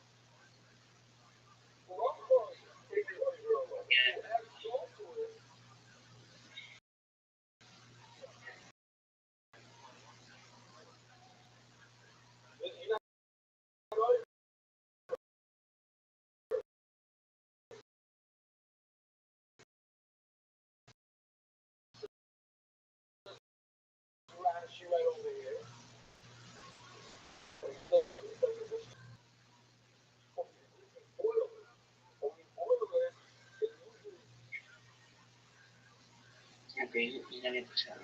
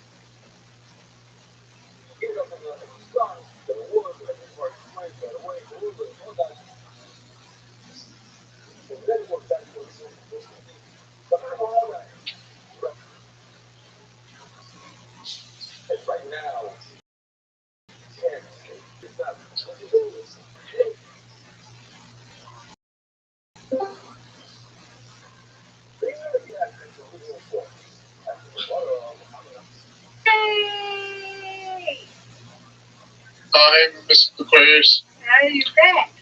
Back? Yeah. I'm still waiting because the side job I have, it starts tomorrow, but I'm trying to see if I can. I'm still trying to see what the requirements are because I was looking for another remote position. So yeah. I added you on this account because that second account got disabled. So I added you on this one, my main account. But yeah, I'll message you in case I have to like. I got days. Right, Yeah, right. I got all your accounts. I'll message you if I have to go in for a couple of days. But yeah, so like for working and all that, just have this check of time. Because the text line. Okay.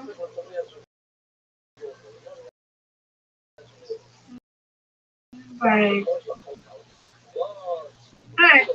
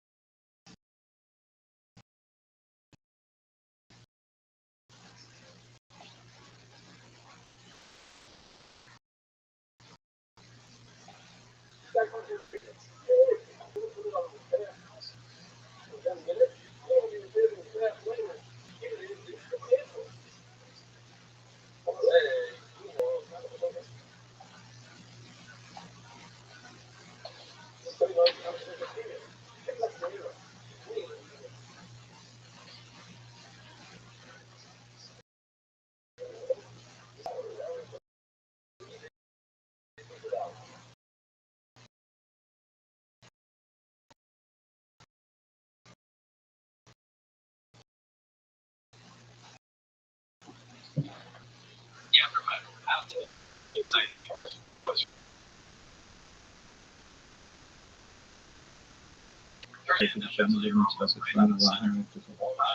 it doesn't really, it's really all unusable space.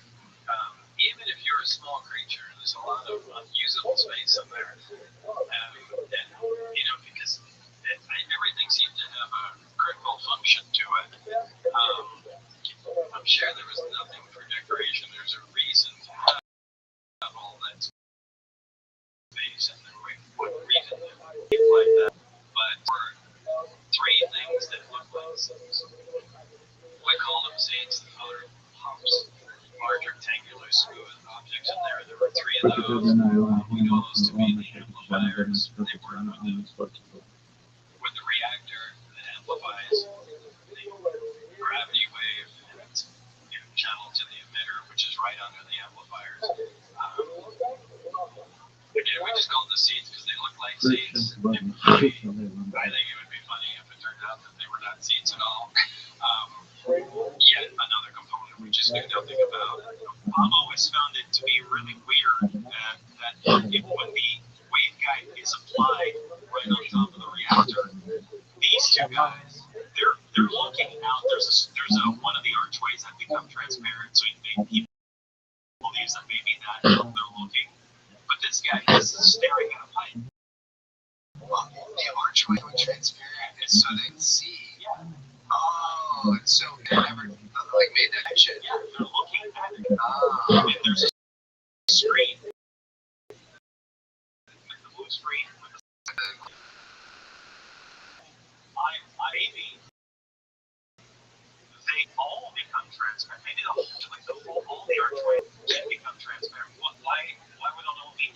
so dark and aesthetic. And he thought translucent, like almost Korean-looking symbols. Is that right? Yeah, I saw the wall become translucent, and at some point saw some kind of what I would call symbols, but not on in a visual way, not on a like screen or anything like that. Explain it. So because you were explaining it to me, It wasn't like it was a screen. It was just like it was a character sitting in a projection. He was explaining it to me yesterday because he explained it actually better yesterday than before he produced it, and you were saying it looked almost like a projection. Yeah. It wasn't. It was on something. It was just a three-dimensional thing.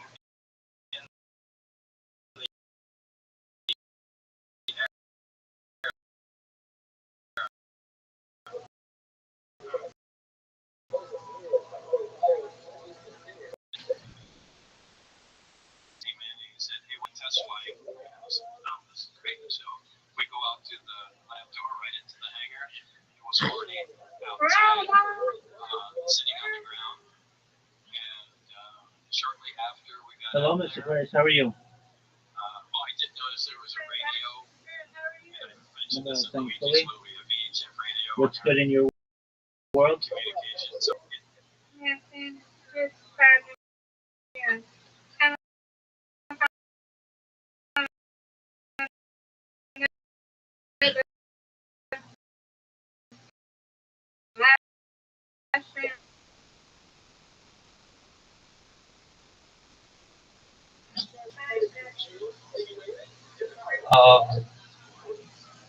Remember this? You doing it? I saw the day just now. Yeah, I heard. Glad that JC's back. I sent you a message when I saw him. And You did. I know. I wasn't on. I'm sorry. you're good. That's not on you. Are you Hey. are you what did you try Clapper? Yeah, I didn't start clapping yet. Good. Like you? Okay, well, I mean, I don't think you'll get banned. And there's a lot of people don't go on there. It's like they don't stay. They don't stay. They leave like you get 5 and you go back down to 3. It's like you don't stay. Yeah, but you're a woman, and women usually on social media do better than men.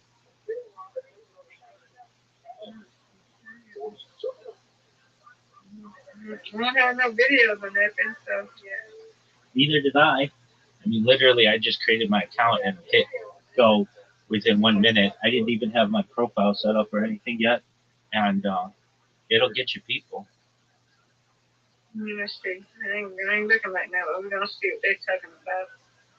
All right, start live. Before you go live, okay, yeah, okay. Let's see. We gotta do this. Let's see what I do. No, I look at me. Okay. I think it was just to the let's see.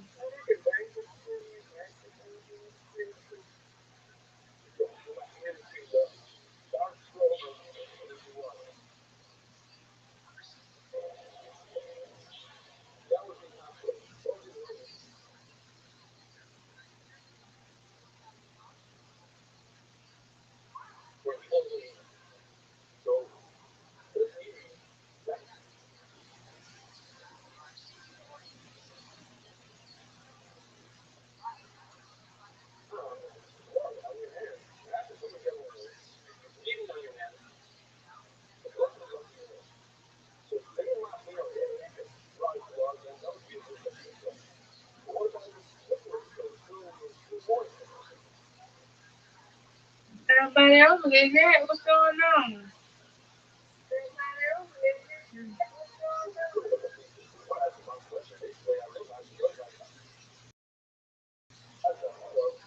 Hey, nobody else.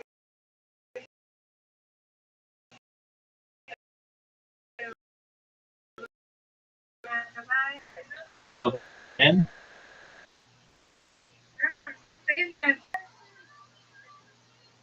No. I don't know. And nobody coming, Rabbi. Give it a minute, though.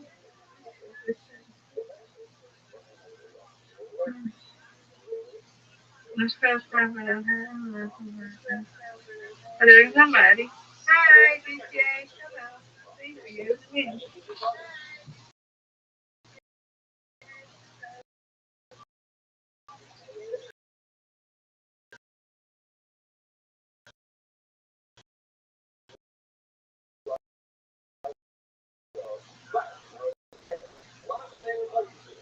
Hi. Hi. Hello. Hello. Hi. Hi. How are you? Happy Sunday. Memorial Day weekend to everybody. Hello. Hi. Hello. Happy Sunday.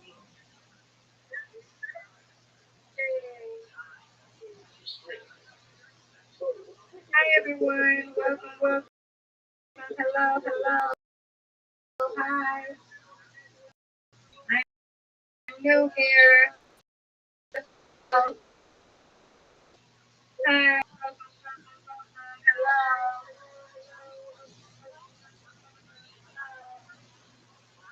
No, you cannot see my belly button. Send me a gift. Send me a gift. Give me a gift first. They do gifts from here? Yeah, we do. Yeah, they do. Send me a gift first. I made 50 cents in 20 minutes yesterday. Español. No habla español. Hello, hello, hello. Welcome, welcome. Hello, hello. Oh, thank you, Daniel. Thank you. I had something a little bit more cheap for me, but more expensive for you to show my daughter. I'm not going to get banned on here. I don't know what they do. I'm not getting banned on here. You don't get banned. Thank you. I appreciate it. Oh, thank you. Okay, yes. There you go. That's my therapy. There you go. That's all you can see. Now, I'm not going to get. Thank you, Daniel. Hello, hello everyone. Welcome, welcome. Make sure y'all follow me. Got some diamond stuff. Hi.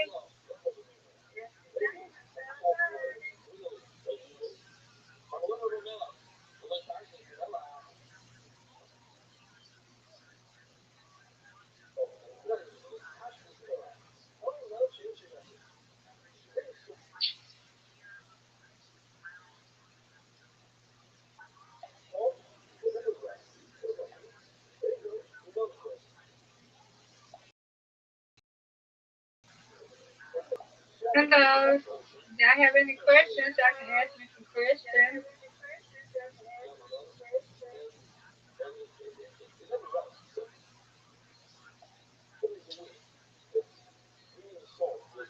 My sister.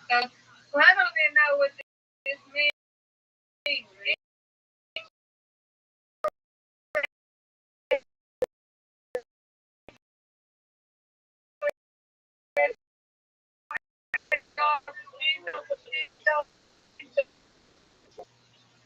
No, I'm sorry, Mike. Not taking my shirt off. Sorry. Hello, Pookie.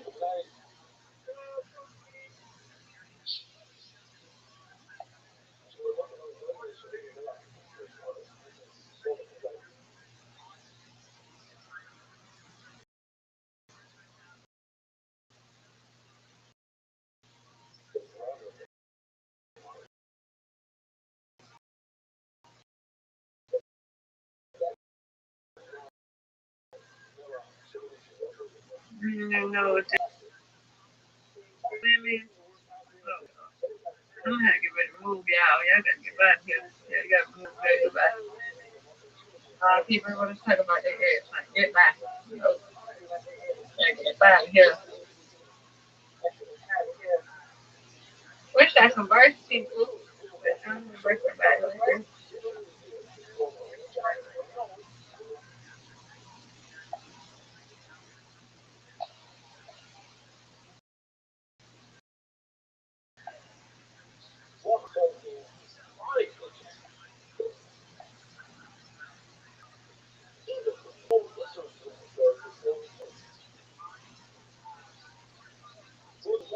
Good morning. Hello.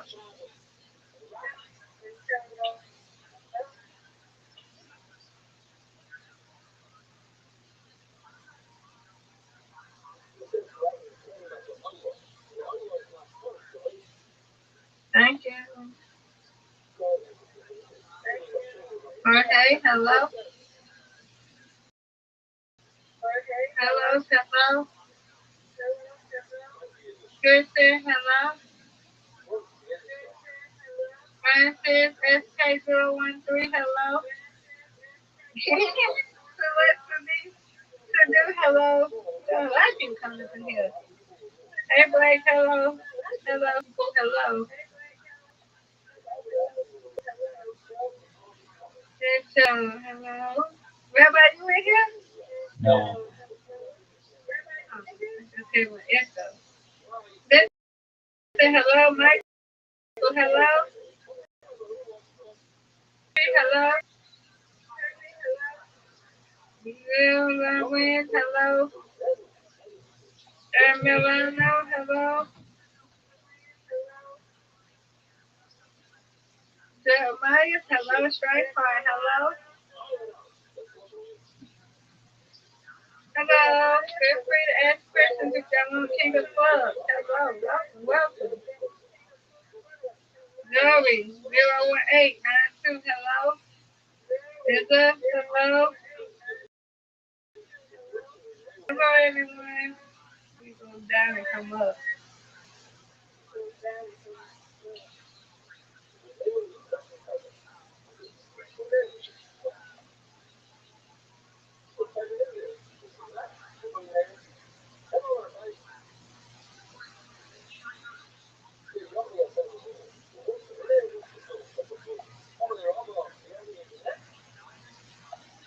Fixing up. Fixing that. Delete this comment.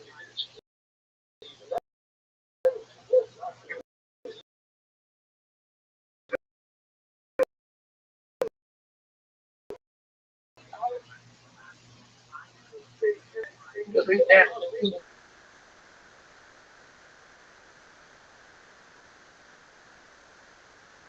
Hello. Y'all can always speak to me. Hi. This app is wild. I know, right? It is, Jason. It is real wild. It's wild.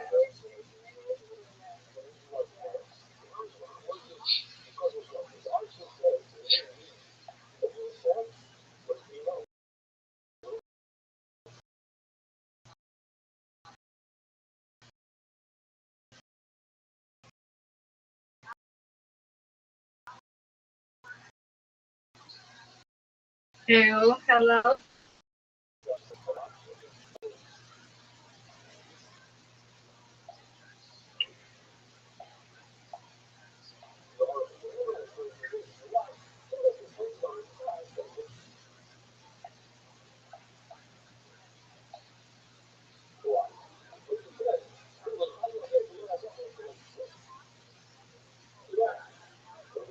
Hello, Mr. Nice.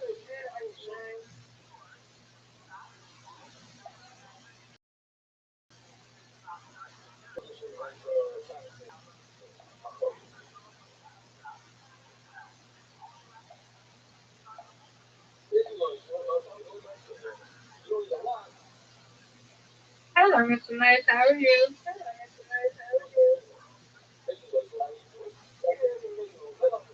They have a thing on here called D&D, and everything goes on that. Oh, wow. I won't be doing that.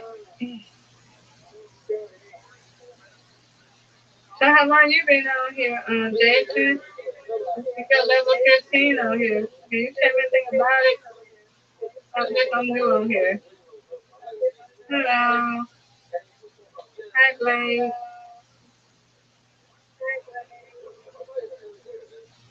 Hey, how are you?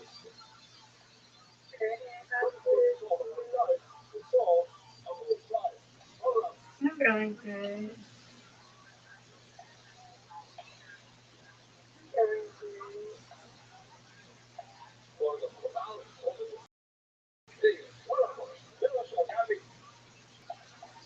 Yeah, happy Memorial Weekend to everybody. This is you.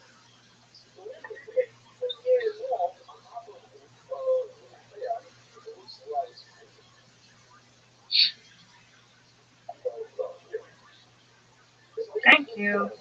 Look a mess, but thank you.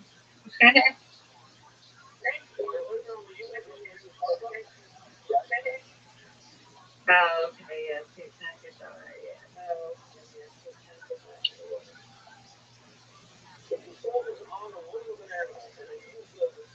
Thank you, Blake. Thank you.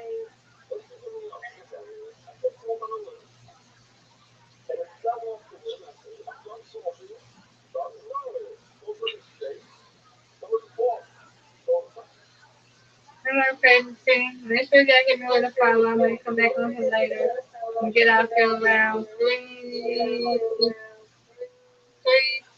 maybe 3:30. Just can get out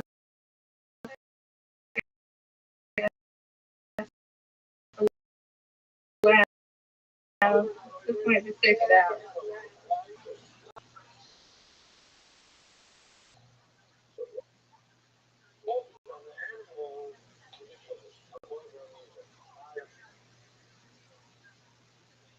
Thank you, Blake.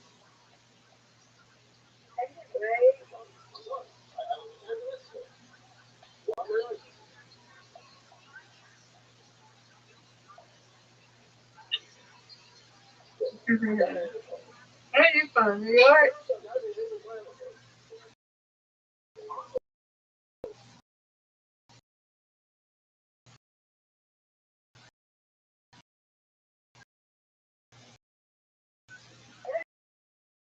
Oh yeah, just said do not disturb thing. Hi, Andrew. Hi, Fruit time.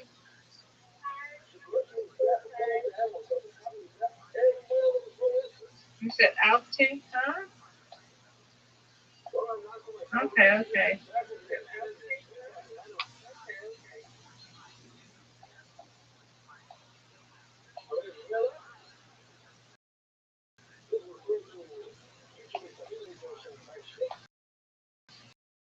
All right.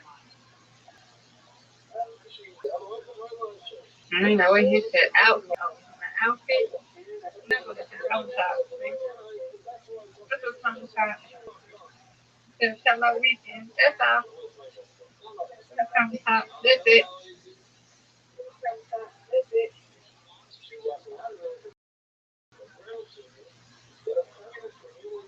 Who's trying to get up here? Jacob, I don't know you, baby. I don't know you. So I don't want anybody to be up here. I don't know you. I don't know you. Are you gonna do anything crazy? Anything? 'Cause I'm not gonna just let you up. I'm not gonna be showing nothing. If you're gonna show something, I can't let you up. Yeah, I don't know. Yeah, see, that's what I said. That's what I thought. Yeah, right down. Yeah. I'm not doing it. This ain't the lie. This is not the lie.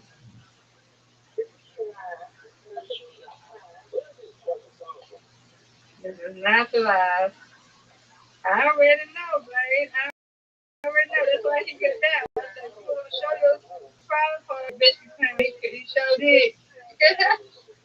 Because I'm not saying I don't know you.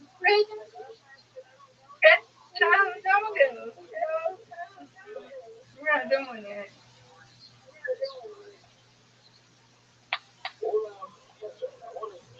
Yep, a lot of them. I read of them.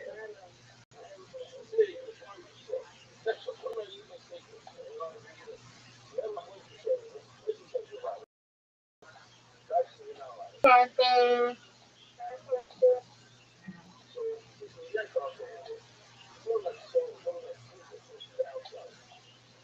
Have you been live on here yet, though, Blake? Been live? Blake, oh yeah, Blake, babe.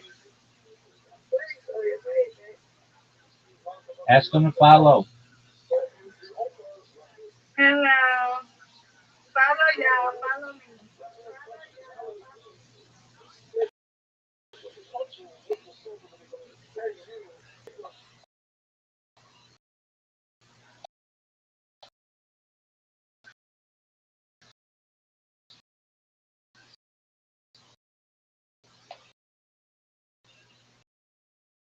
Listen, Great. you already followed. I'm telling them I got 30 followers. That's great. I know, right? It's really great.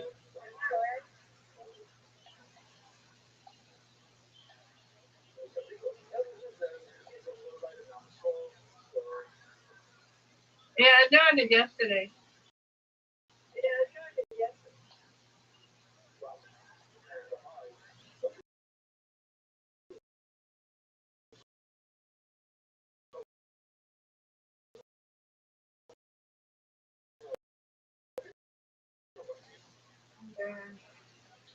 Then one time when I came.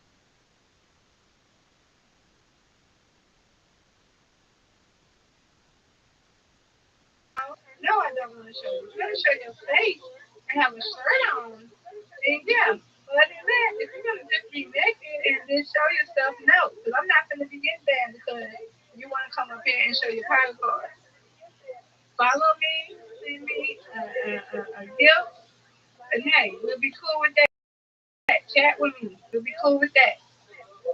It's okay. I haven't really been around a platform yet.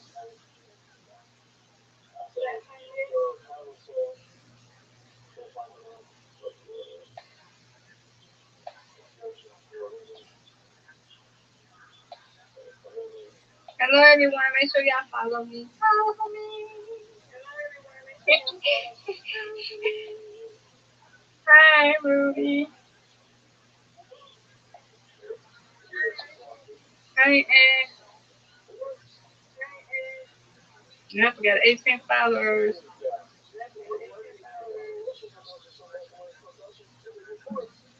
And I ain't trying to do nothing. I don't know what I want to see. So like that kind of thing. Welcome to Tackle. Hope you enjoy your time and make this friends. Oh, thank you. Have you, Gunnar? Do you like it on here? Have you met some good friends on here? Just follow me. Thank you.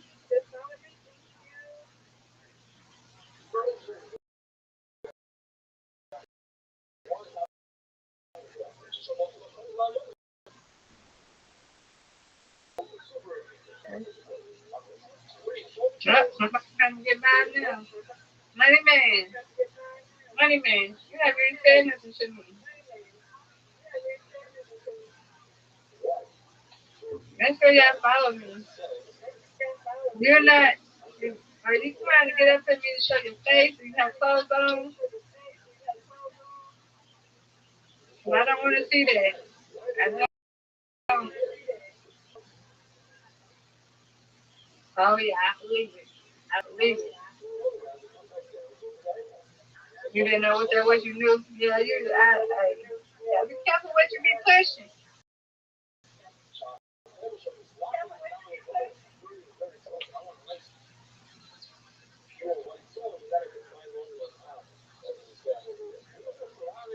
What happened? Oh.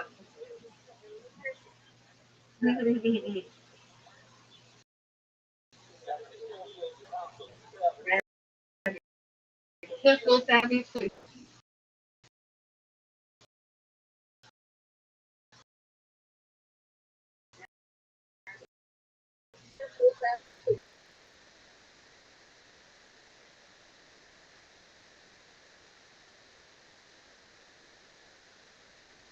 Look at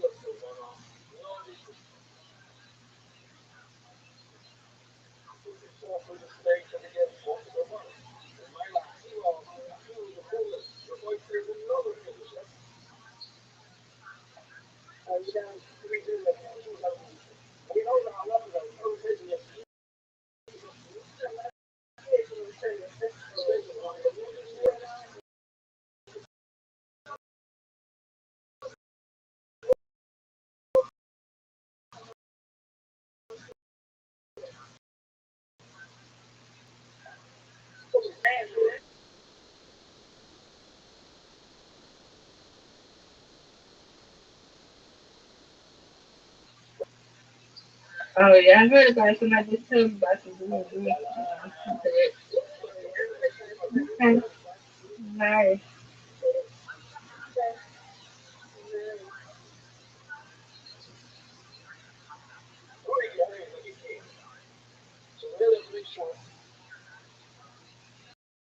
Alright.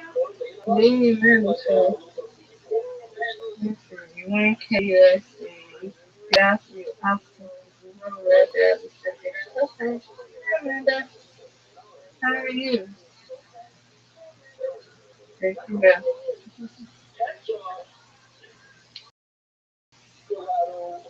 Oh, there you go. Good, good, good.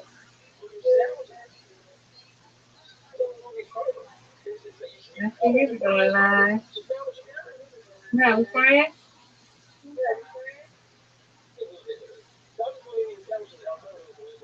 Oh, that's your name? Nice. Aquarius game. Aquarius game.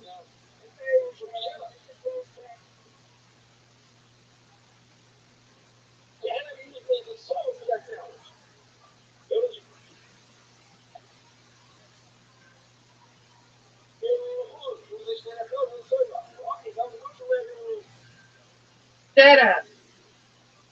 Shut up. Shut up.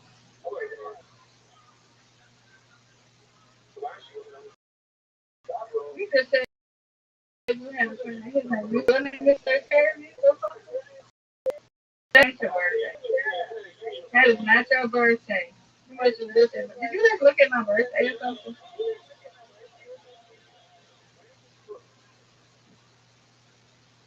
Well, make it three, cause I got your birthday too hard. Happy birthday, baby. January 22nd. Yes, ma'am. That's all it takes to shut up. Yes, happy birthday, yeah.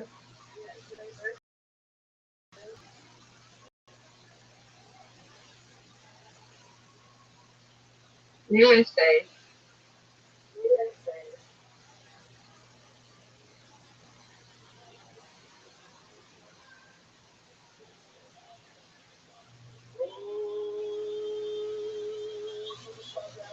Do you go live, Amanda?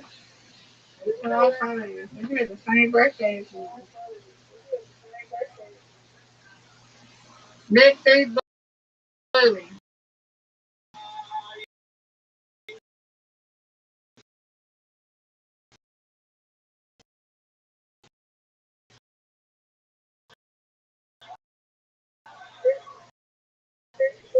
What are you?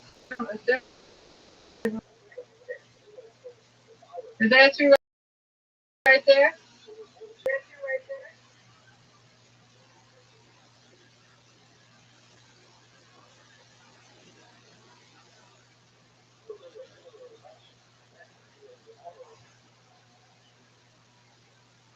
That's you. Is that you, Amanda? Oh, that is you. Put this on. Let me put this on.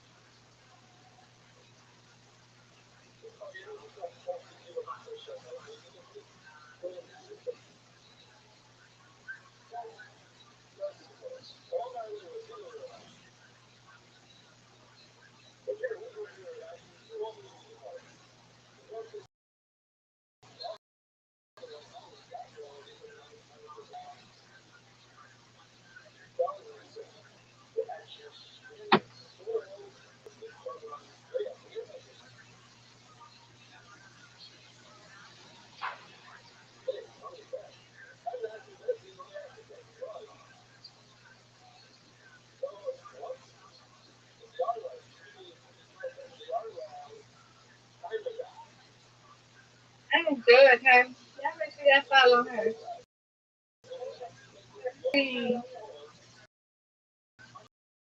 She's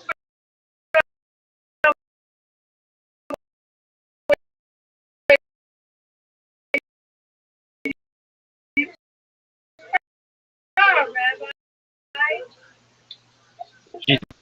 Feedback in that. I'm about to get out here 3:45 now. I'm going to go.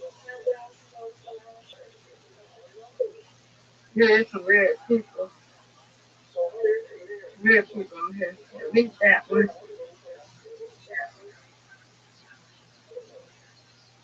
Make sure y'all follow me. Nobody else is.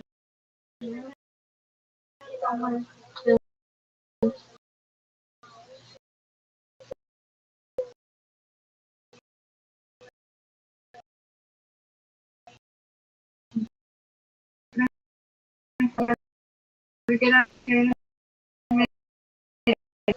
Appreciate everybody being over here and stuff.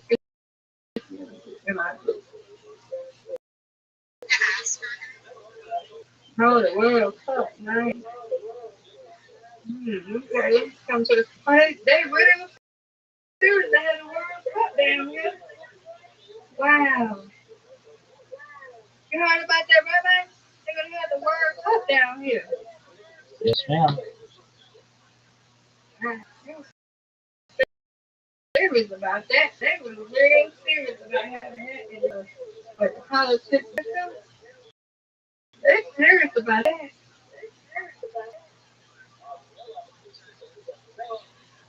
Let's see. This is talking about, because I only do English. That's private. What's private, Louis? What's private? What's talking about?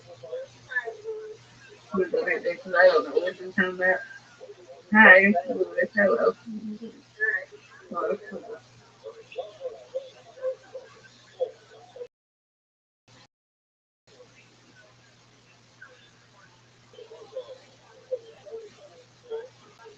you only got $22 so far. That's great. Mm-hmm. Let's see.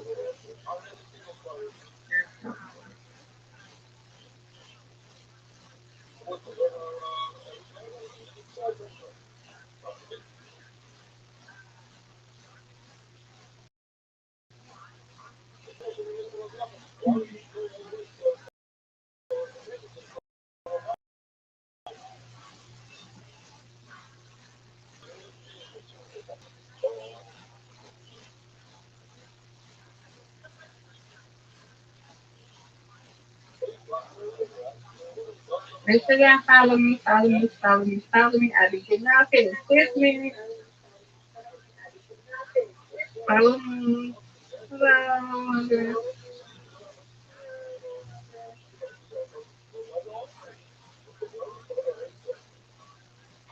Hang on, Lolo. Hello, everyone. Make sure y'all follow me. I'll be getting out here in 5 minutes.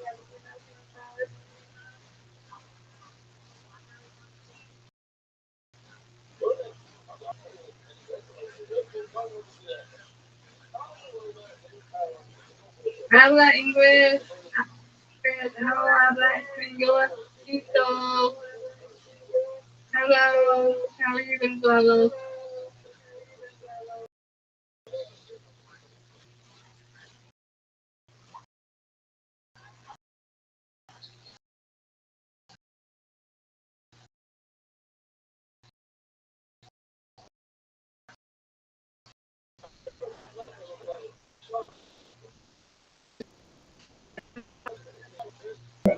No habla inglés. No habla español. No habla español.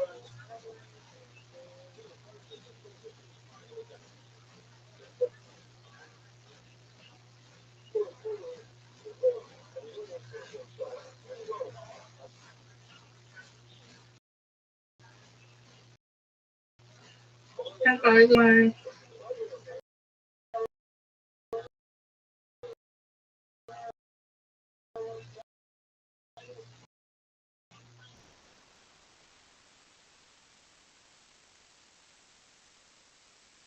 Make sure you hit me with a call.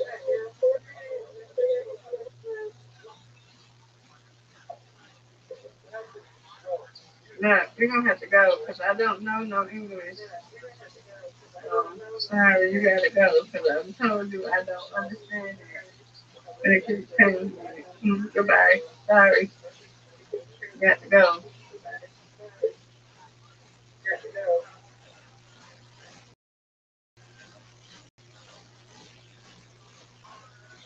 Right, 3 minutes. I'm out of here. 3 minutes. Make sure y'all follow me. Follow me. Give me a gift. If you have message me to go live, I'll try to come through. And if I know that you're interesting or you have a good life, I'll follow y'all. But make sure y'all follow me. Okay?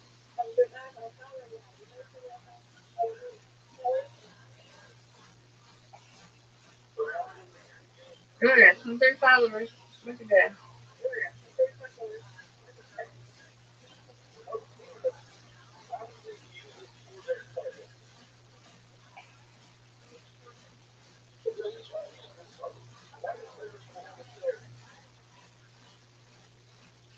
So,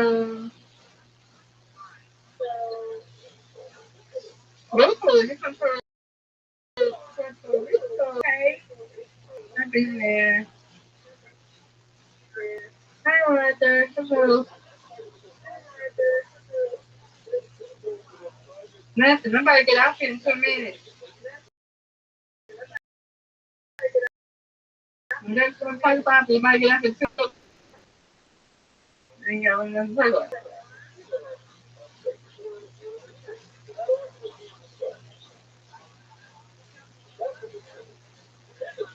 Just hit down.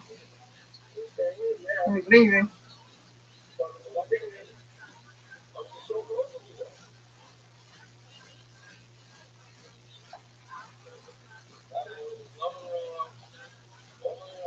And this little pop up. Look, it's going up. It's going up.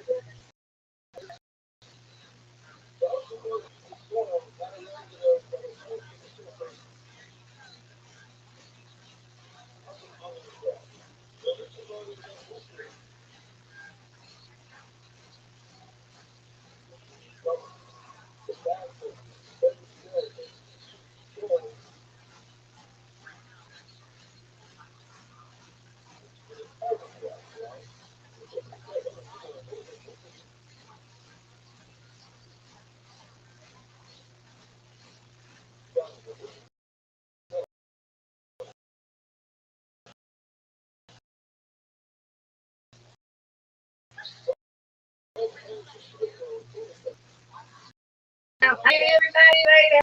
Enjoy your weekend. And I might come back on here later. Bye. I get out early for this. Good job, Miss Aquarius. Thank you.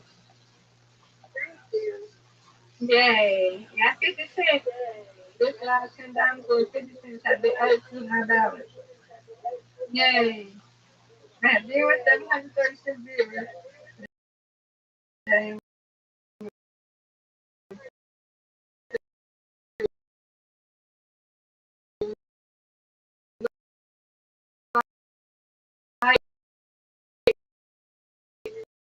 $124. Like your lives and talking to you. I just wanted to make you that which I respect totally. People around me. Yeah. That was neat. That was neat. You did really well, Miss Aquarius. Thank you.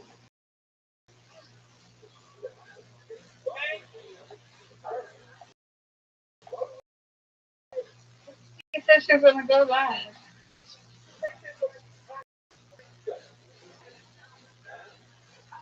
Okay. That was cool. So, Rabbi, you, you, you say you ain't gonna like that.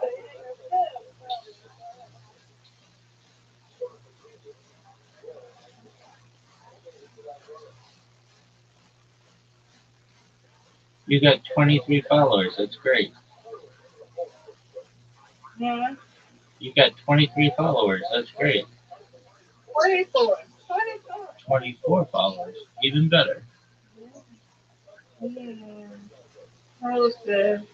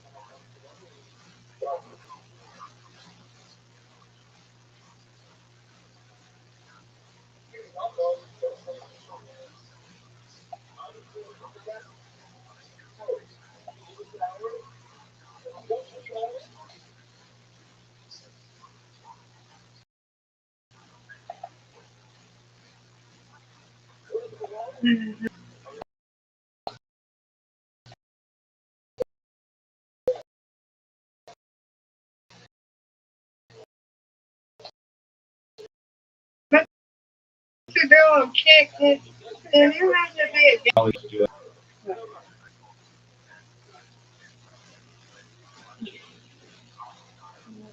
they be doing on this. How would be doing nothing on this?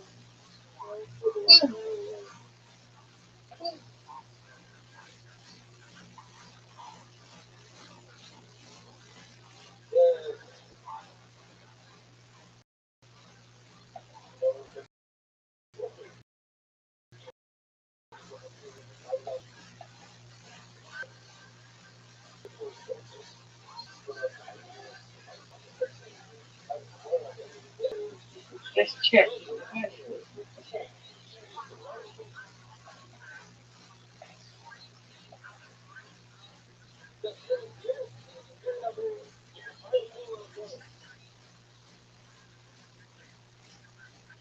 Rabbi, do you have any people on?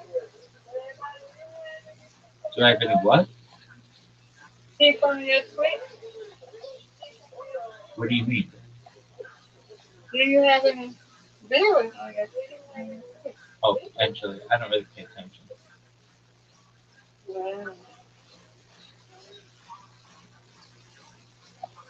This thing glitchy. I don't like it.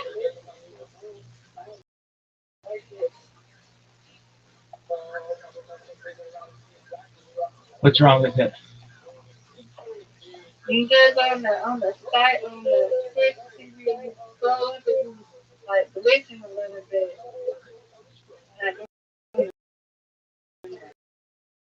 just again, shit. I like it. I'm trying to go down to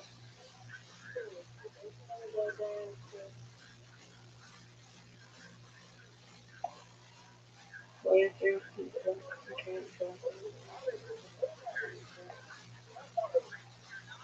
Yes, let you know here. Are you using the app or are you using a That's a browser. I think I need to do the app. yeah, app smoother? Yeah, it's way better.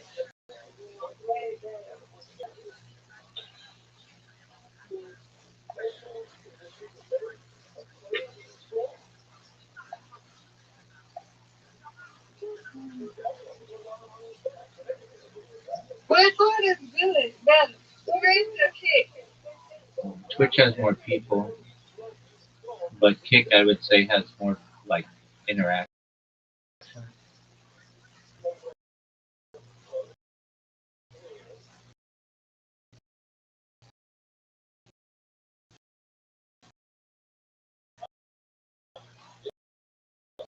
Brandon be on kick. Okay.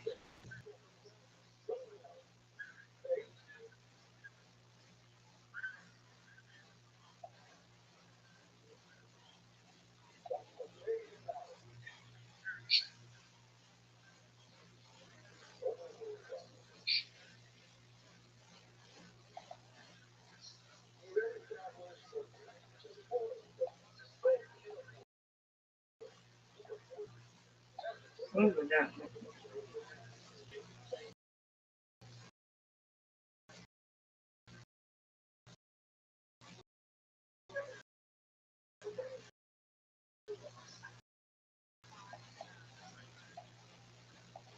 Oh, what's your favorite kid at?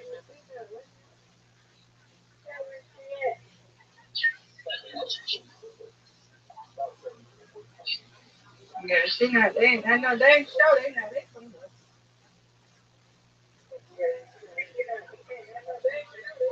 Be careful.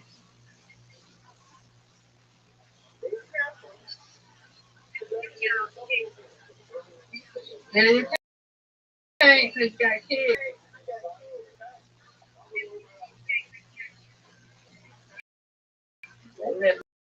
Be careful. I wonder where they at. Third line?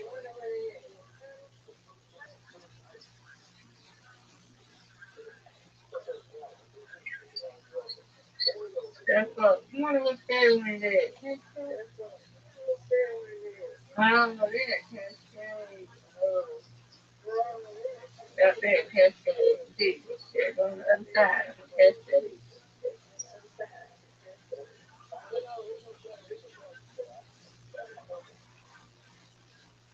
Mm.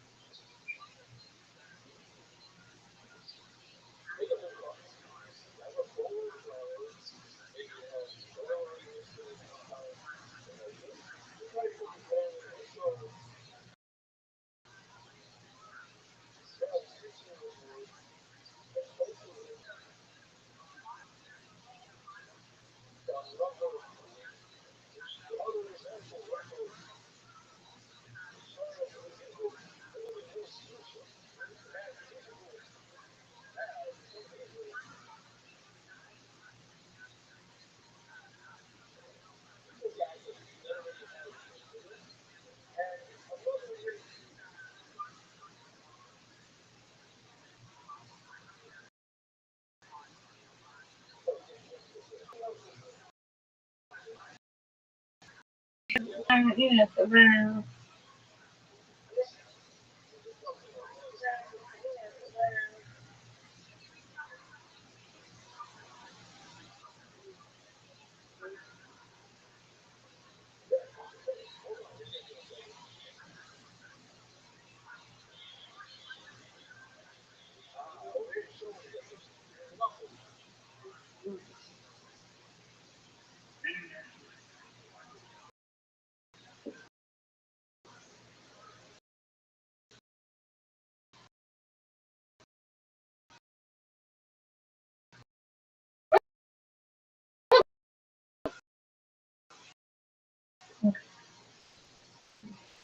Yeah.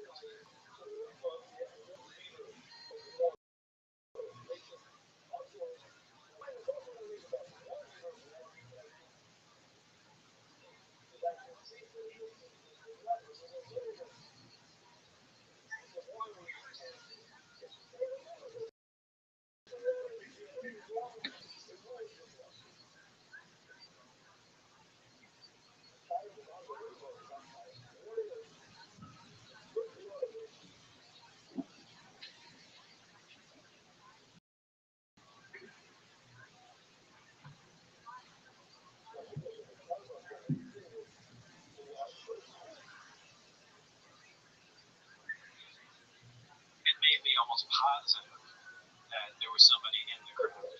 Yep. I don't know where they would be sitting or how they would, why they're even in the craft, because like I said, it's so uncomfortable music space, it'd have to be punched. So, that put aside, so you think so? Wow. Yeah. So your voice coming from the crowd, still you, VHF, but presumably coming from the crowd. Yeah. Wow. So he was monitoring. I mean, they must have had some other instrumentation set up in the crowds because he was monitoring something. Do you remember what the voice? It was a just.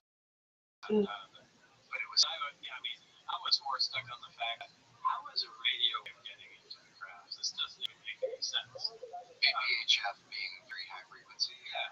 I mean, it should be distorted by the gravity wave going around it anyway. Shortly after the craft began to lift off the ground silently, had a little corona discharge flow on the bottom and lifted off and drifted up into the sky, kind of moved around. During that test flight, Dennis motioned for me to come out and, look up at it, and then he told me to walk forward, and the craft was just sitting there stationary. And I walked out.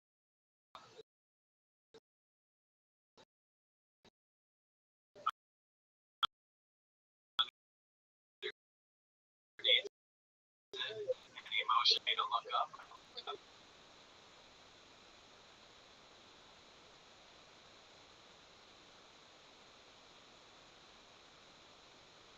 So you can clearly see it's bending the light. You can see the sky above the craft. So you can see that it's in its little envelope. Then it kind of slid over to the left and right, and then sat back down. Is what you saw, did it look like what we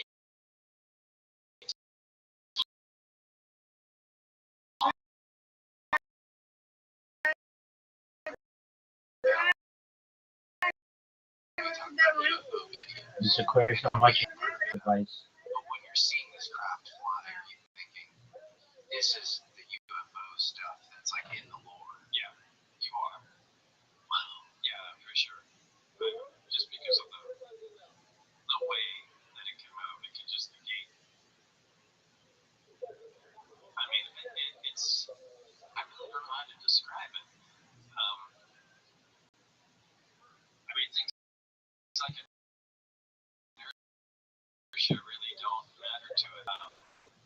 It's just the way with murder when it comes to flying. Did you ever think we are being tasked to figure out this reactor? Even like, the shape of the craft is sort of really confusing to us. How the hell do they know how to fly this thing? Yeah. That goes through your head, you're like, Yeah. Well, I mean, yeah, like I said, they've had a lot of time with this craft already. It could have been decades. For all I know. So they're familiar with it. So, I mean, they knew how to fly it. So these guys were somewhat proficient with it. But it would be your kind of base case assumption that now we have functional, alien reversion vehicles or UFOs that humans can fly. If in 1987, 88, you had stuff that was, we could at least test and you could go under them. I think that now we're probably made more progress, I see. You don't think so? So you think we can test these things and use them in rudimentary ways, but we don't understand how No, it's like an analogy I gave. You can go back to the 1800s and drop off a motorcycle. Yep. And you look at it and go, wow, that's never seen anything like that before. And look at the plastic on it, and wow, that's unusual. material. And there's a key. Someone turns the key and it's going to start. Yep. And they're going to go, okay, we turn it off. It's on or off. Eventually, just given time and human ingenuity, they're going to get it. The throttle's here, and they'll become proficient at driving it. Yep. But when it runs out of fuel, we're done. And when it comes right down to it, they can't even make that plastic fender. Right. So, yeah, so you can become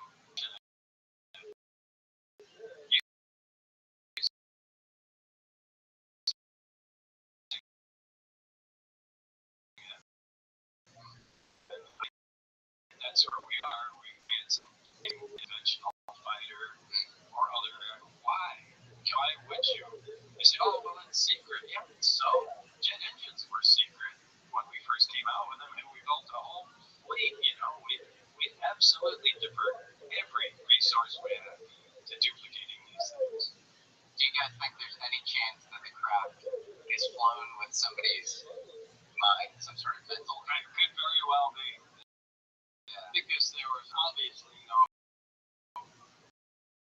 physical control.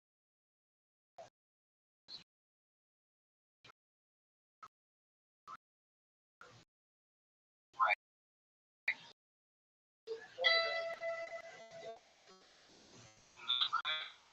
There's the door that leads to the outside that's at an angle, but there's also big bay doors between all the hangars. Those are open for some reason. And when I came in to go witness that, I was able to look down and see that, boy, there's 9 of them all the way down there. What's going through your head and emotionally? Well, first of all, where did they all come from? How could you? I mean, I could see down one some. I mean, where did they come from? None of them are damaged to any degree, although what I call the top hat had holes in it, but it looks like it was shot, a projectile. But it wasn't, damage from, crash or attempted landing. So where did all this stuff come from? There's so much missing to the story. Did they all look like the exact same sort of replica? No, each one was different. Okay. But the material all looked exactly the same. The color, the sheen. So it looked like they were all made of the same material. So the reactors and the propulsion were all the same. The material was all the same, but the shapes were somehow different. Do you remember? Maybe they're specialized craft.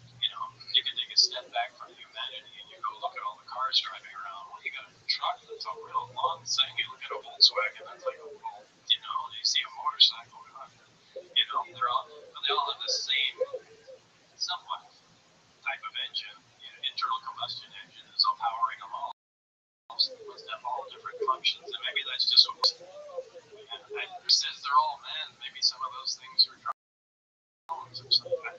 People associate you with the kind of Billy Meyer sports model, like the craft that looks like that. It looks exactly like that. Like I thought Billy Meyer was absolutely ridiculous because I've seen some of the pictures, and this is what I mentioned to you the other day, UFO researcher syndrome. I think the initial pictures Billy Meyer took of the sport model looking craft are 100% genuine. There's no way that there could be another one of those that just coincidentally looks exactly like what I call the sport model. So I absolutely photographed that, and it was real. And I think at the time he got a lot of attention, and written books and everything. And I think as time went on, you kind of missed that. And then he started making some models and taking some new pictures, and the other pictures look ridiculous. They do. And it looks like, there's something.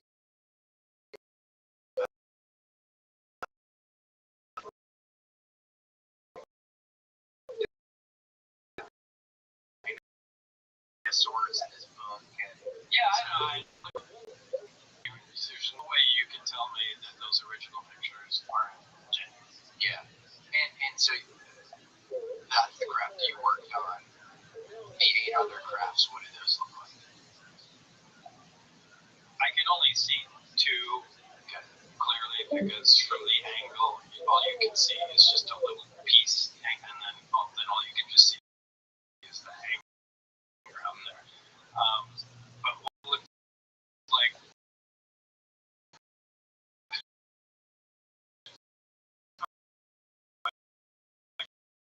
a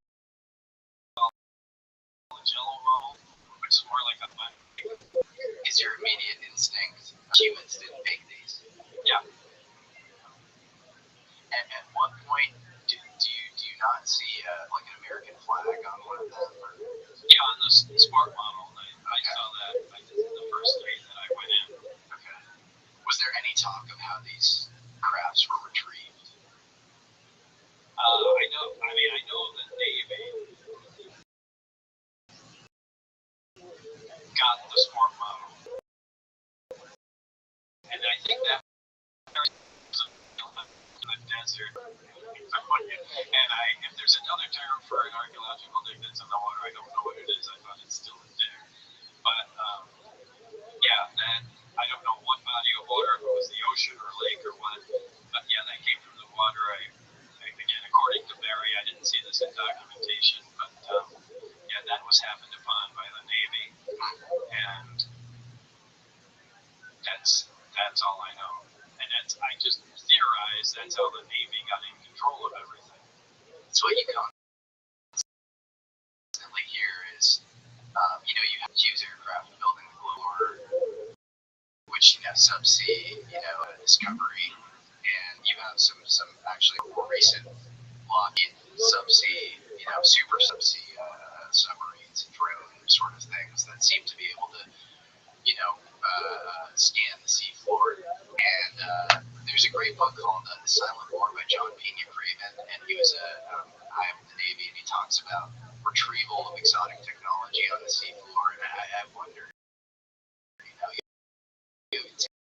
Burchett is a congressman. There are 5 hotspots in the world.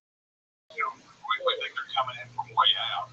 Maybe they did millennia ago, but they're here. They're in these deep water areas, and that's why. Like we say, we know more about the face of the moon than we do what's going on there. Now, we have a higher propensity of sightings around these 5, I believe, deep water areas. And I know there's another one friend in the Navy who's an anonymous source. Maybe one day we'll interview, but he talked about the movie. And he says this sort of glowing object shows up and isn't too far off the tree. So. Look, one of our science fiction movies is going to be correct. That's right. Yeah. Safe bet. Yeah, one of them. Yeah. And we were talking last night with Luigi about Pascagoula, Missouri was the site of production of nuclear subs for the Navy. And you have a famous case there of some fishermen who, experienced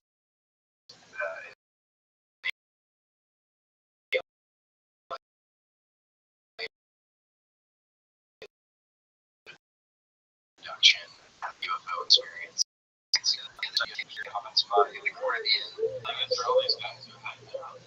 Exactly. Do you think there's a possibility it's the ultra-terrestrial hypothesis? So this is this idea that they are ancient remnants of like an antediluvian civilization that existed pre-Ice Age or pre-Antediluvian. Yeah, and then they're more advanced than us. They're like the place of what we call Atlantis, or these beings who coexisted, co-inhabited the Earth with us.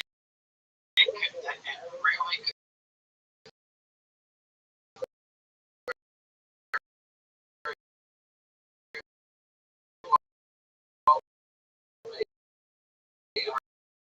And if you just look at the size of the ocean, Craft and all that somehow be immune to salt water? Like, would it be able to travel transmedia? Because that's what. yeah, absolutely. It's so interesting. It's bent around the ground. Zero range up with you. Yeah. It's so fascinating.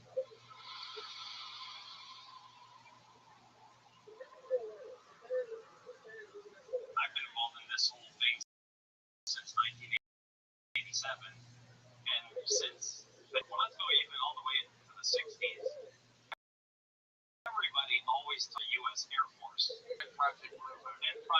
Yeah. I mean, Bob Lazar comes out in 1989 and says they weren't crash saucers, they were intact craft, and it's the Navy that's in charge. And funny enough, 40 years later, that's what people are talking about.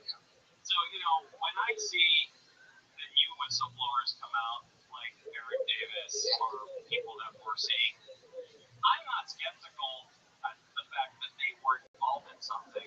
What I find basically very interesting is that they're all saying exactly what Bob said in 1989, but they never say Bob Lazar is possibly factual. Yeah. Well, there's some that has nothing to do with that. But everything you said is right. They're like high level. There's definitely a decades-long multi-generational crash retrieval operation. But the one guy who says he's worked on the craft, That makes sense. Everything is right. I can't believe there aren't that many crashes. There just aren't that many crashes. How many crashes now? Now, I don't know. I mean, 9. 9 for sure. Yeah. That's it. I mean, I can only talk about what I've seen. Do you think they have a sense of ontological truth? Like when you see all this stuff around, the ability to manipulate timelines with looking glass, or even just manipulate time on a local scale. And then they're saying that they found these things in archaeological digs under the ocean. You have a sense that they have a model that's like greater than the average citizen. So it's like their origin story of humanity. You think maybe? Yeah. Is your kind of explanation that these are extraterrestrials? You think they're time travelers? What do you? I think that's all equal. I mean, there's just as much chance that they're, time travelers, visitors from another dimension, us from the future, or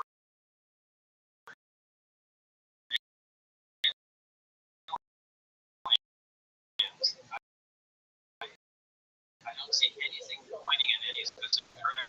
We're travel in a fashion and get there. There's probably life there. They probably build things, and it all makes sense. But when you go to other dimensions in time, well, can you even time travel at all? I mean, will that ever be possible? Maybe not. How do you get here from another dimension? Why would you care? I would go to another dimension and start asking.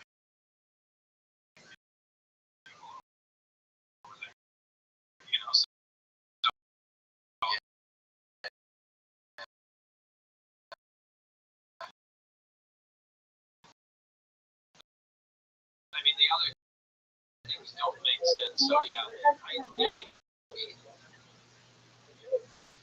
I'm just convinced. I don't think it really had a very high top speed. Really? Yeah. Like, if you had to, it depends on how it was being, because you can maneuver it in a couple different ways. So, of course, how would I know? I mean, the speed it could attain.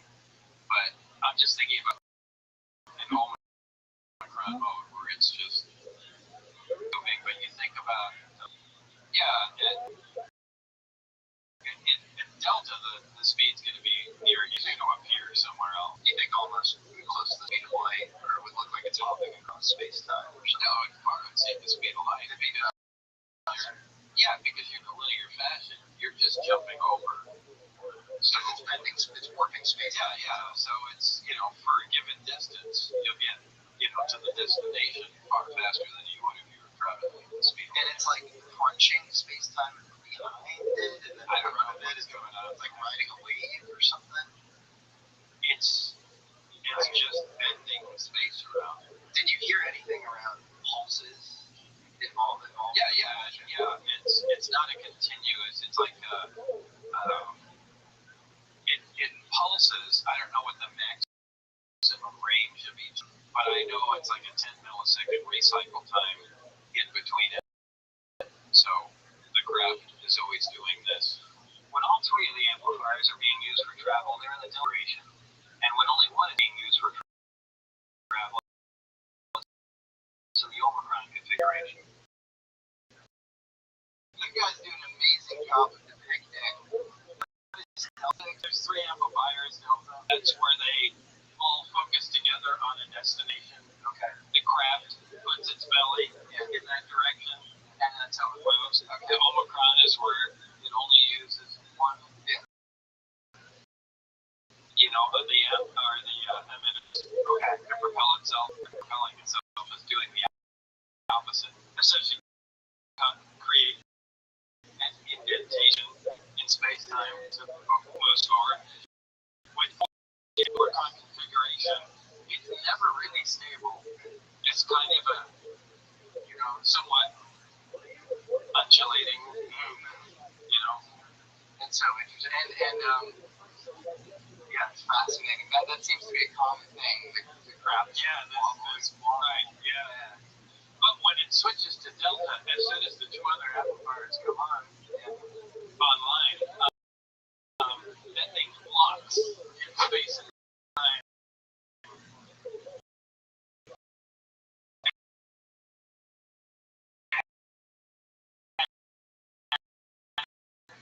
Then it's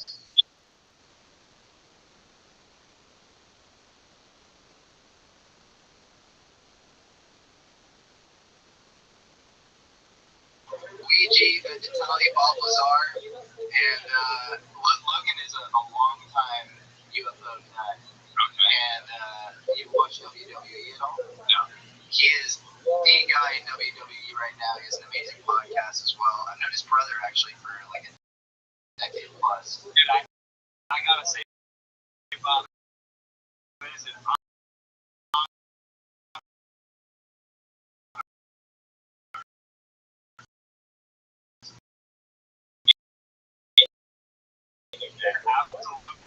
absolute privilege.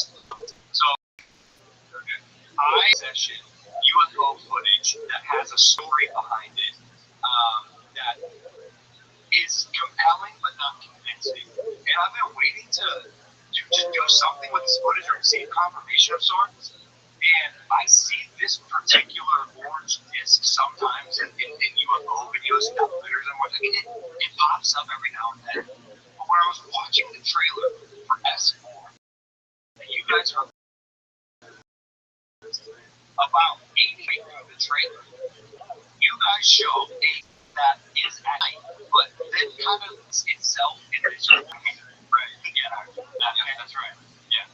I paused it there and I said, oh my God, that looks exactly like the footage that I So this footage, supposedly authentic, was taken by 2 college kids who wanted to go to Area 51 in the 90s, I believe it was 1905, and film their experience of trying to see if it's stumble on a UFO or just alien activity down. Through mailbox, an infamous landmark entrance point to Area 51. It's along the road that leads to Groom Lake, extremely close to where Bob said he worked. It's nighttime. They're parked right in front of the fence surrounding the secret facility. The lights are off on their car. They have a camera resting on the armrest, pointed through the front windshield. And then it cuts to under the dashboard, and you see something big aboard, and they're like hunkered underneath the car, and they're whispering to each other, like, I think it's out there, like, I don't know what it is, but and they're like kind of scared.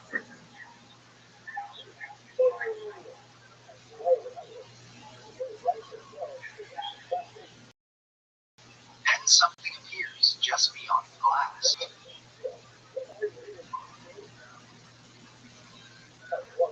The craft is hovering extremely close to the car. It's orange and slightly wobbling or undulating in place as if it's on a wave. You can hear the 2 guys whispering.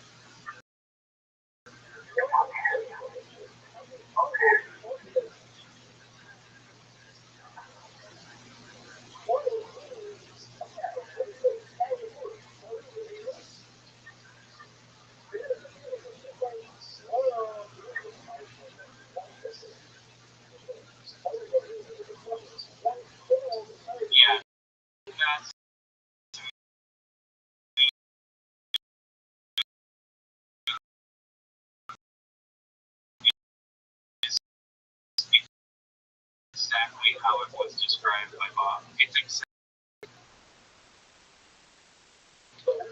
There's something very, very bright that is affecting the dash is being lit. It's the dash of the vehicle and the craft gets above it. Right. And look at the intent. Here's the dash. And look at the intensity of the light that's going to happen here. Right? Wow. There. Those are really. Yeah, you can get it to me. Yeah, he's moving it.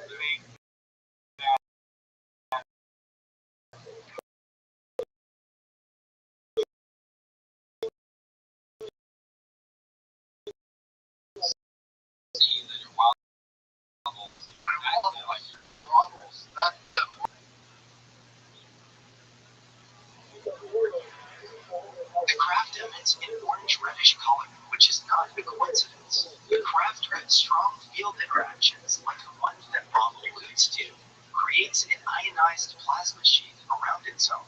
The dominant atmospheric gas on Earth is nitrogen.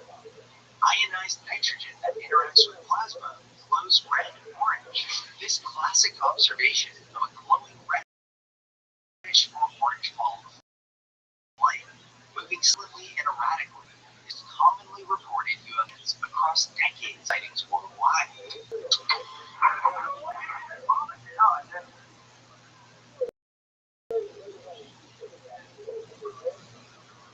Now I know this footage is grainy, and while certainly far from conclusive, but it is another fascinating data point.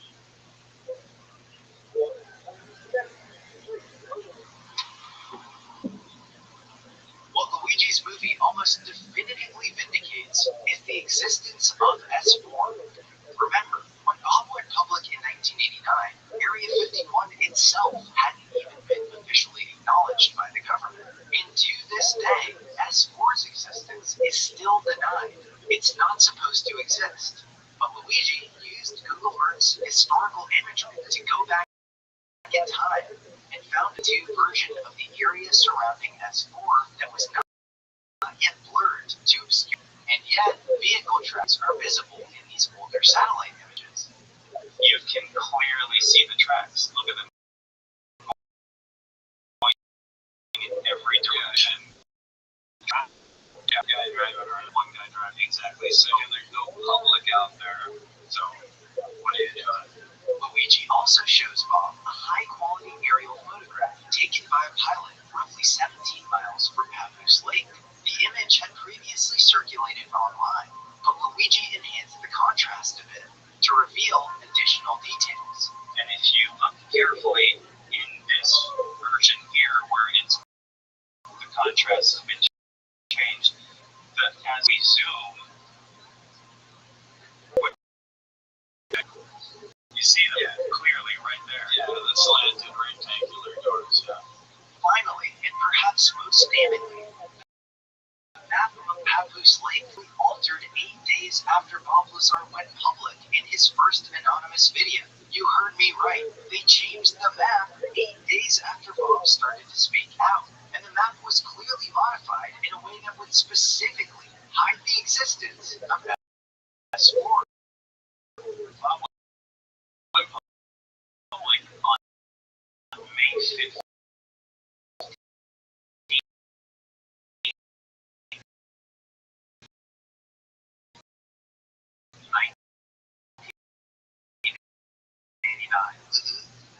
And he Google Maps of that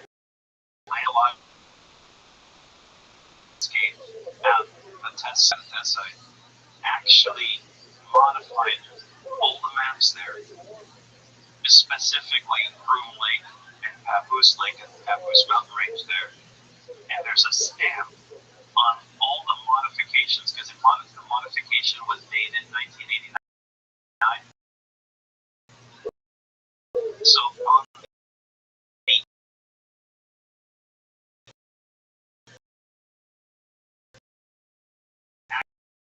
actual small print, it says maps modified.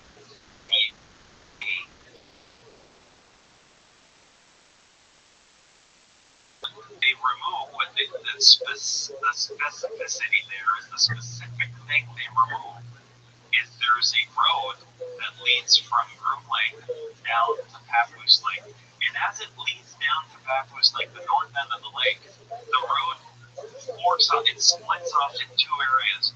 To the west of Papoose Lake and to the right of Papoose Lake, where they specifically removed the road to the east of Papoose Lake, and they kept the same one to the west. Which, why would they do that? Why would you suddenly remove the road that goes to S4 and leave everything else there? I mean, that is an amazing discovery. Yeah, and it's there. I mean, it's not like we're not making anything up here. I was very specific. I'm like, I don't want to put anything that makes us look like we're inventing stuff. This is verifiable. You can order these maps. The other thing I think that's interesting is for people doubting, Jeremy Corbell and Rothschild'S found a bunch of people who verified Bob's presence at S4. Right?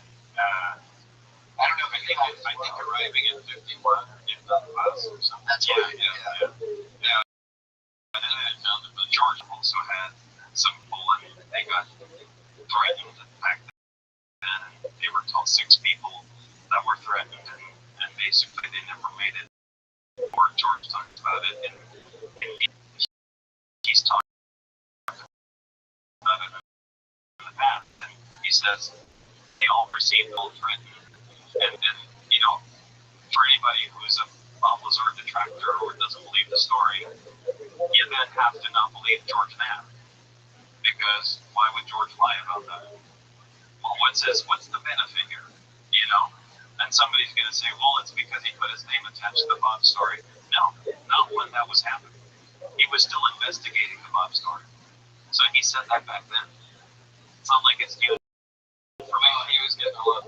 Yeah, he was getting a lot of story back then. It was certainly not a feather to stick in his cap. It's something I really want to put a lot of emphasis on because of all the haters out there. Is this happened when he came out in '89? It was a different era. It was a different time in the world. So the people now that think that Lazar is a grifter or I'm a grifter because I'm making a movie this and whatever. This happened 40 years ago.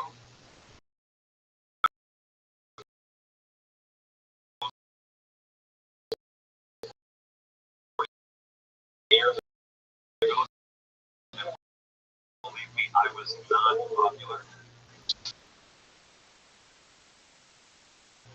So Lazar did that, and then why would George Knapp, a respected investigative journalist in Las Vegas, who already was well known and had a good job, why would he hang his reputation and ruin his entire career just to support another liar? Like, it doesn't make any sense. So.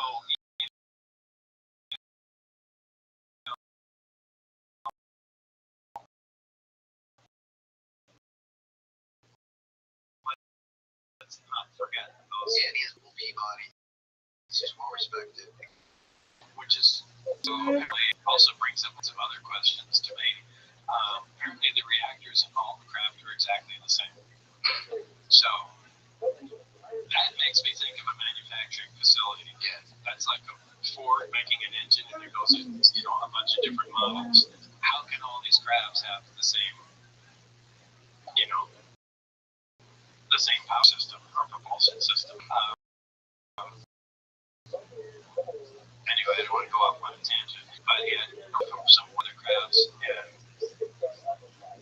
why they did this is beyond me. They took it out to the nuclear test site, and they physically cut into it while it was running under load, and it exploded. I think there were 3 guys there, maybe more. They were all killed.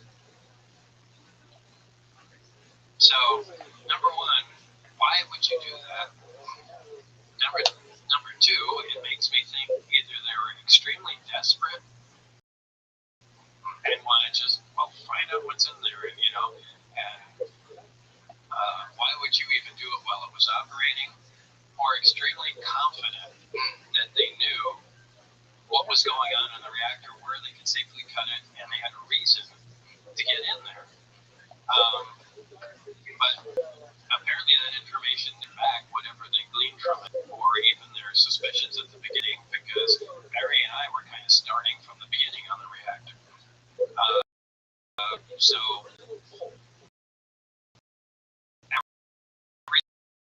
everything they had done previously was lost. Yeah, Barry Castillo.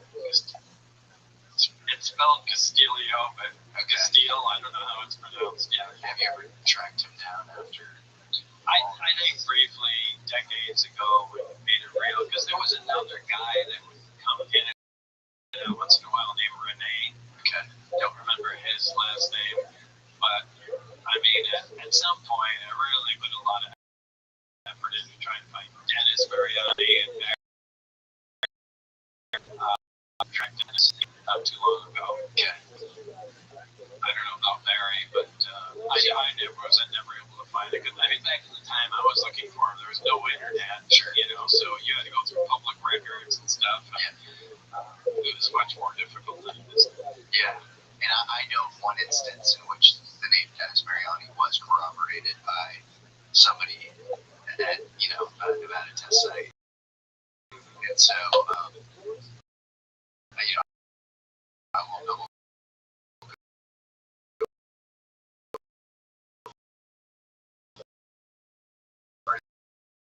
That, but I guess it's not right. It's remarkable. Maybe I wonder. I mean, they have to know. I'm kind of wondering why nobody else came out. Yeah. I mean, although Barry wouldn't talk about it much, there are times I kind of mentioned, holy cow, can you believe this is being kept secret? And he goes, it sucks, I know. So he didn't think it was, he wasn't with the program as far as keeping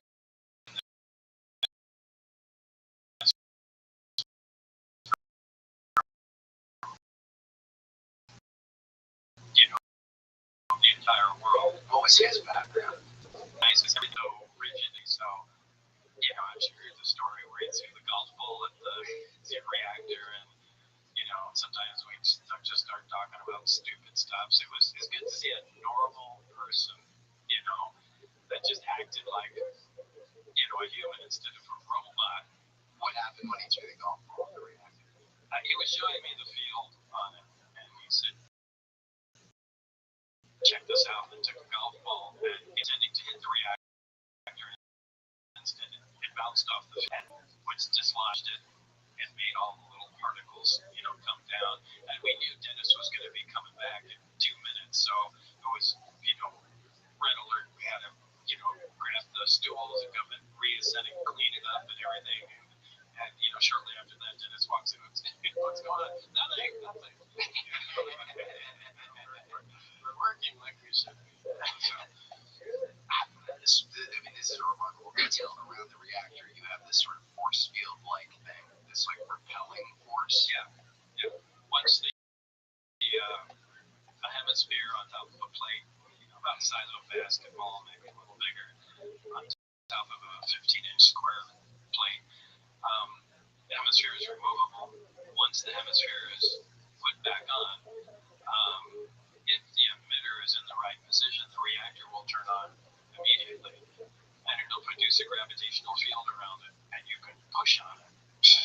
You can't touch the reactor from that point. I mean, and it's somewhat elastic. Like if you have 2 light poles of a magnet, pushing them together, it's the exact same field, but it's just your hands. But as I said before, what's really interesting is you can move the reactor on the table, and once you turn it on and you're pushing on the field, the reactor doesn't slide. So it's not transferring the force to the reactor. It's pushing your hand away. But that's really interesting to me. How did the reactor work?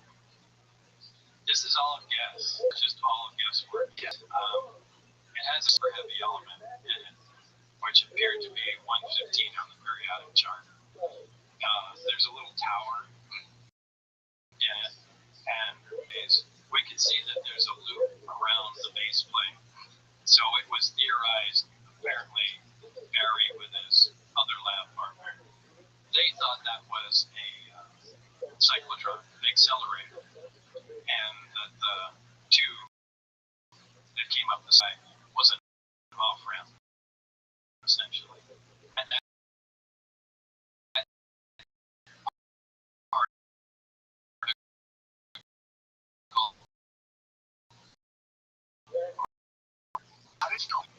it felt exactly magnets together. Okay. It was just elastic. I mean, it was compressible to some degree, and then when it got close to it, you're nothing. Just getting past that. With magnets, you have to have light poles for them to repel. Yeah. And in this case, you're not. It's just a matter repelling matter. Yeah, it's so without weird. polarity. Does it feel like a? What does it feel like? Is there texture? No, it's just.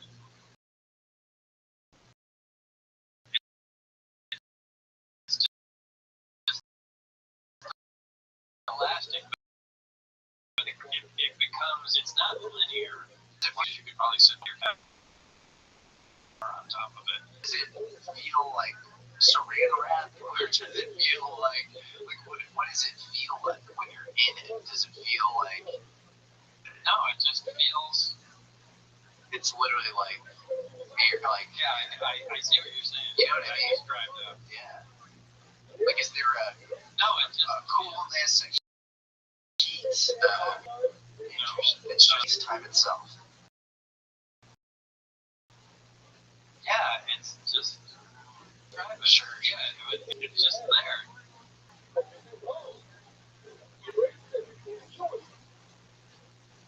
I mean, at this point, I don't even think it's gravity. I think this is another completely unique force. It doesn't behave enough like gravity. And explain what different. I mean, because at least my thoughts at this point are, I think gravity is just a property of matter, and it's only an attractive force. I'm not sure you can have anti-gravity. Like if it was gravity, at one point Barry showed me he had one of the emitters working. He put a lit little kitchen candle right at the focal point, and he powered up the reactor, and the flame stopped flickering and stood there frozen in space. But I could see the light from the candle. The flame was still visible. Also, he removed the candle and then rotated the emitter. I don't know if it was another direction or the same way. But it made a little black ball here where no light was. You could just tell there was no light at the focal point right in the air. It was just a dark area. So there it's affecting light, but it wasn't in the candle test before that. So it's a really unusual thing.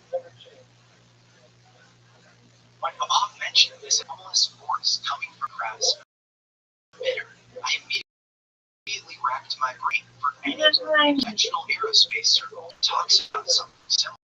I realized I just lead a static scientist at NASA, Dr. Charles Mueller, who talks about something very similar.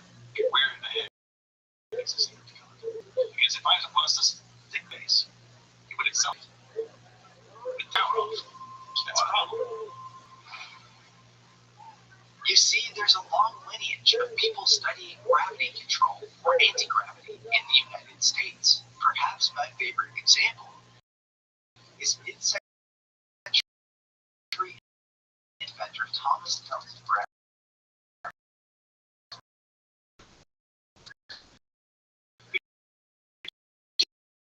When you apply high voltage to certain base electricity as the input, a new model for space propulsion that can eliminate crude chemical combustion rockets for battery. Now you might think that's insane. it defies Newton's laws. And I'll spare you all of the corroborating research that I've dug up, showing that Brown made real breakthroughs in the world of anti-gravity. Dr. Charles Mueller and NASA has taken Brown's experiments to the next level with modern instruments, more rigorous controls, and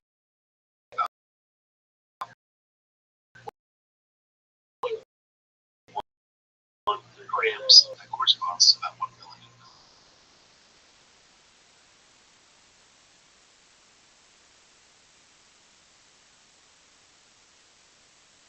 Controlled for just with his authority to make these claims. The man literally runs electrostatics at NASA. He's the incoming president of the American Electrostatic Society, and he's contributed two fundamental principles to the field of electrostatics that are now widely accepted. So this is kind of an interesting moment in history because we have a man who reverse engineered UFOs, and then we have a scientist. So I thought I'd just leave it to you guys to kind of nerd out. Yeah, well, first of all, hi, Charles. I thought this is a very exciting moment to be a big fan. Now, the thing about Bob Lazar is he kind of exists on an island. We've never seen him interact with other highly credentialed engineers in aerospace. And what I've learned after spending time with him is he's actually pretty skeptical when it comes to other scientific anomalies. And I'm really interested to hear, your physical experiment setup. Is it a hybrid of your idea and T.T. Brown's, or are you just duplicating one of his experiments? I mean, can you explain to me what it looks like? What's your test setup look like? 2,000 variations. I'll try to make my best. I mean, how is this? I'm sure you've seen the lifter ion motors and stuff along that.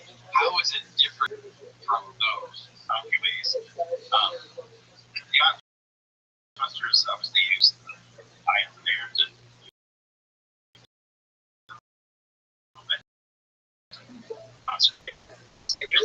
this was sort of the under high tech you'll get the thrust, but it's always the opposite direction the ion thrust is, which is really cool. Because what happens is you have a sharp electron and ground plane. However you do that, you can come up with new ways to do that.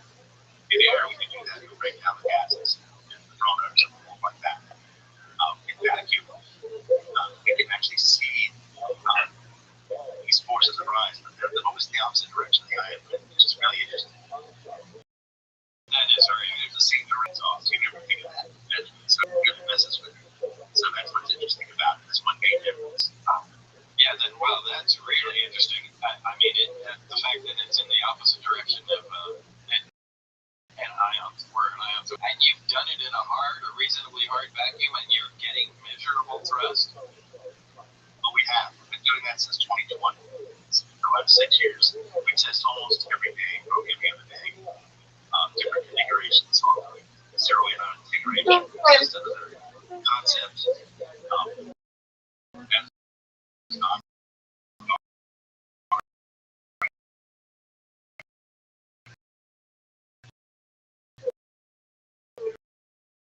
Process.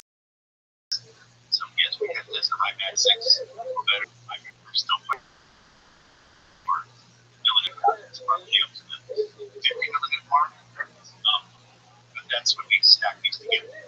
We don't learn a lot from them through that, other than we can make more thrust, which is important. But we like to understand the thrust density of each thrust. So we're trying to optimize each type, optimize each parameter of space, access to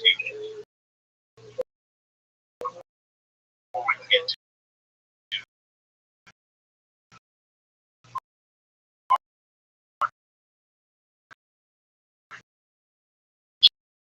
chambers outer space and test the vectors.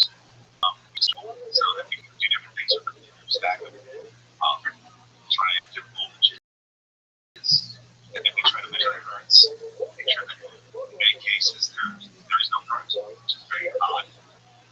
Yeah, I would say. Isn't that interesting? Yeah, I'd say. Turn the power source off and it keeps going. Wait, what? Yeah, it is very good in some cases. trap the charge in there. It's all that's required. So that really element of things. One doesn't get you any more thrust, but you can jack them and get increased thrust. Totally. It's like large one, right? A little bit more learning. That you have. We're not learning anything we want to learn. Shape. Space. Ground test particles for how to fix it, but geometry machine. Once we get some funding here, we do. Go does have almost a long time chamber. So all the road.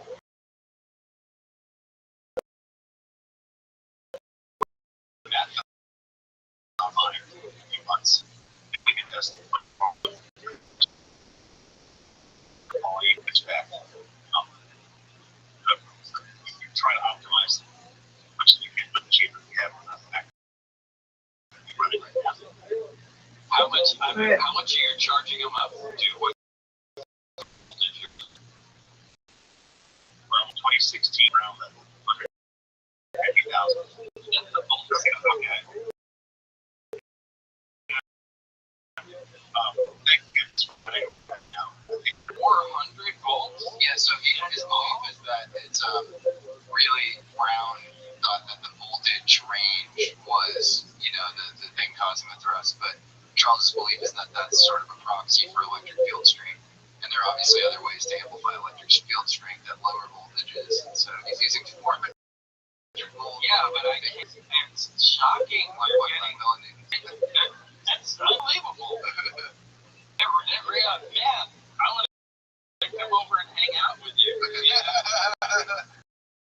I can introduce you guys, put your hands on, do whatever you like. Yeah.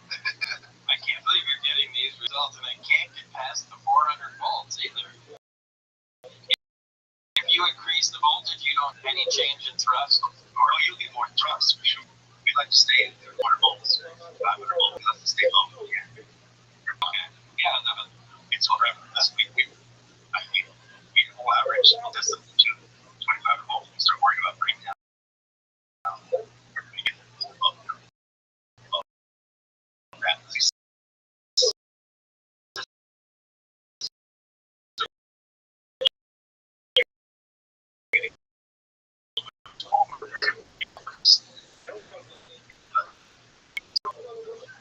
Right, yeah. All that stuff gets tossed out. Yeah, you're not even ionizing the air. It's nothing. So it's nothing. That's why I was so shocked, because all those other effects drop out right as soon as you drop the voltage down that low, and you can get some cleaner data. Then that's this is really cool. We're converting Bob on Towns Brown.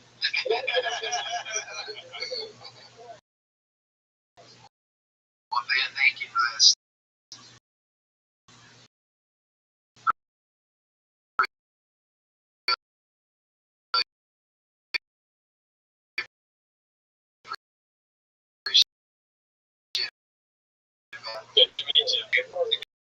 That's significant. I think so. It could really be. First thing I would point out, there's something wrong with your test. Not in 1,500 tests. No.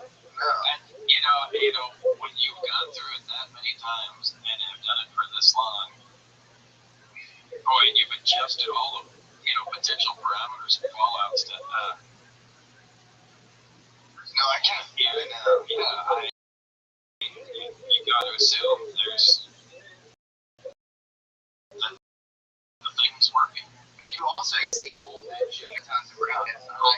Yeah, it's not just high DC voltage. I even mentioned it on Joe Rogan that I think the material the crab made from is an electric, and so always just like a magnet holds a magnetic field to it, and electric has an electrostatic field. Interesting. And I think that's certainly something important. Were there high climb rates to the voltage, like like really high climb, like fast, swinging up in voltage? Oh yeah, without a doubt. It's so fascinating. It's like all the Towns Brown stuff, like fast high DC voltage. Yeah, like fast climb rates. Yeah. I wonder if that really applies to the crap more than I was giving it credit for. I think it does, especially after your conversation with you. Yeah. I mean, now that's making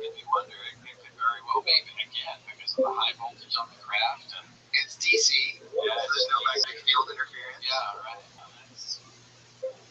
Make my own. That's why. So far, well, the funny thing about Brown looking for a power source that was nuclear, electromagnetic, and then he called it the flame jet. Oh, that would have been the guy to have there other than me. Well, I mean, you and him. I just no, you don't get walk off set. No, you and him would be. I just get in the way. But yeah, he did the guys. And you were given some theories like there being two gravities, gravity A, gravity B. Was that in the first documents, or was this? This is part of Barry. Barry had lab notes, and I don't know if those were previous documents that he had, but there were lab notes, and this is the version they were going on.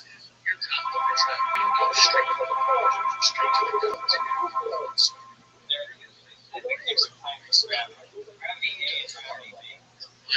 Gravity A were kind of smaller microbes, while gravity B were kind of larger macros. Gravity A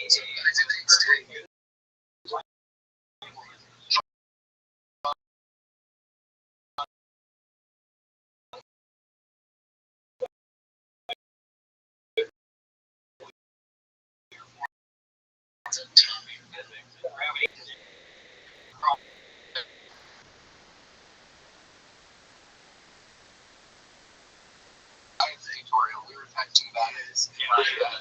The source was a government Bible. Yeah, it's amazing. So it sounds like gravity A is like basically the perimeter of the atom. That's what you're dealing with. I'm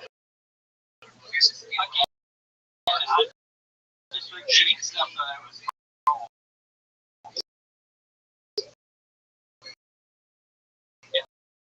It's not like I conducted an experiment to verify that. Have you ever in this case, you can make sense of it more than me. And we're talking about this last guy. Oh, this is this guy Burkhart. Have you heard of his name? I've heard the name, but I don't know anything about it. So he, at the age of 19, became deaf and blind due to an explosion. And he was a German, and he was moving over to the U.S. and working for Lockheed Martin. It was working out. It's just total genius. He's switching all the two gravitational fields and like some components of gravity. I'm not really gravity breaks down big and small scales. Specifically standard gravity. G is the tensor summation of gravitational components. What'd you say, Miss Aquarius? Which G, big G, little g, which is scalar gravity propagated by the graviton. I don't know. G by the graviton, so he's going with graviton. Okay. G, dark energy slash matter propagated by the gravitophoton. And GQ, vacuum field, a repulsive force propagated by the quintessence particle. So in addition to the standard four forces, gravity, electromagnetism, strong nuclear, weak nuclear, EHT, which is extended time theory, which is named after him as two previously recognized gravitational forces, which brings us to six fundamental forces. Wow. And what I find interesting about that is there's a that's great gravity researcher.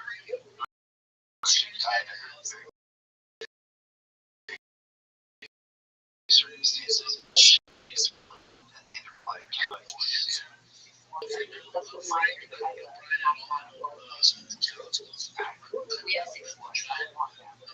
So I wonder about this book and these two guys who are very high conviction. I'd like to read this. What's yours?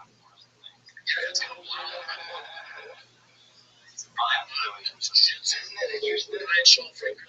I'm also on that. I think it was not gravity. I don't think it's gravity. Yeah, it's something else. Something else. Yeah. Because if it were gravity, well, then you'd normally see it's a little black hole force, you just see everything no matter what. Other things would impact it differently too. Yeah, like lensing and Yeah, so it almost feels like it almost has to be. It almost has to be. it's almost like it had great access to reality. So like it froze time.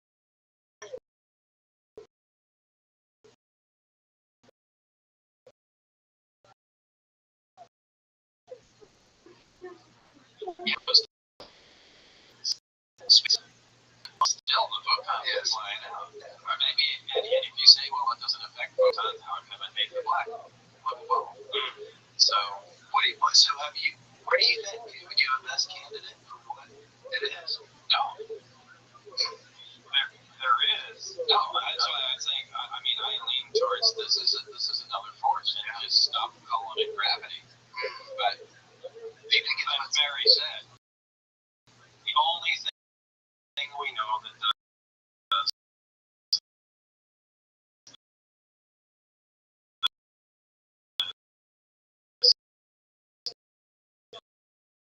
is gravity. So we're calling it the gravity generator. And to fit back all that's correct. yes? That's so interesting.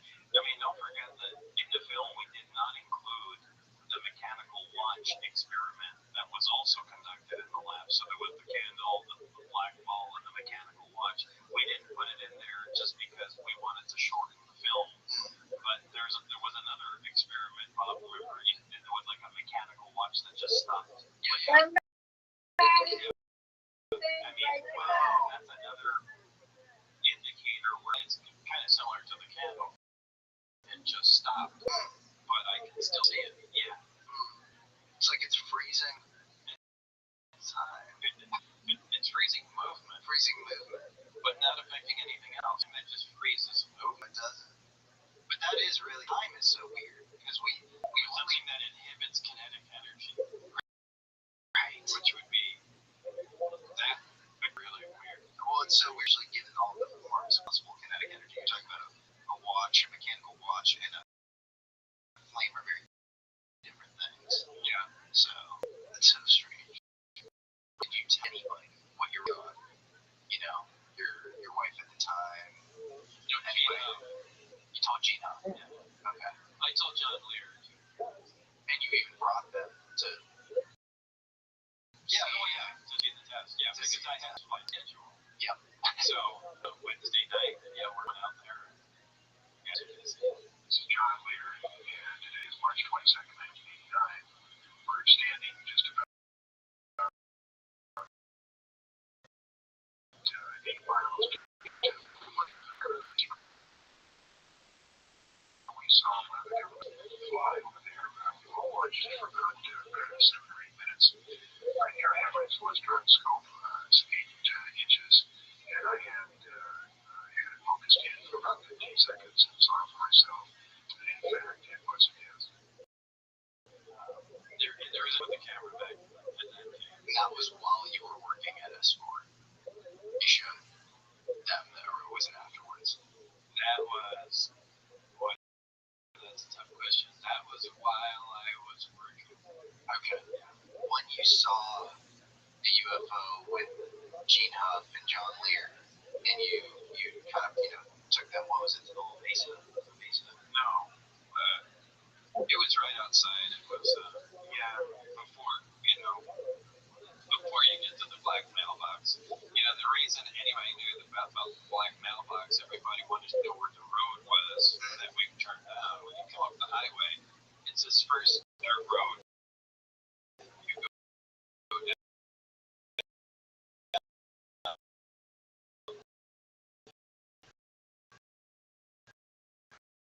There's no landmarks around there. That's why landlocked is where it is. It's not anyone Up there, and you saw the UFO fly, and I'm sure they were just totally shocked. Were you allowed back at S4 after that? Yeah, the first time they didn't know we were out there. Oh, they didn't know? Yeah, we only got caught the last time. Okay. So they get, and then I would never have let me back. so after the last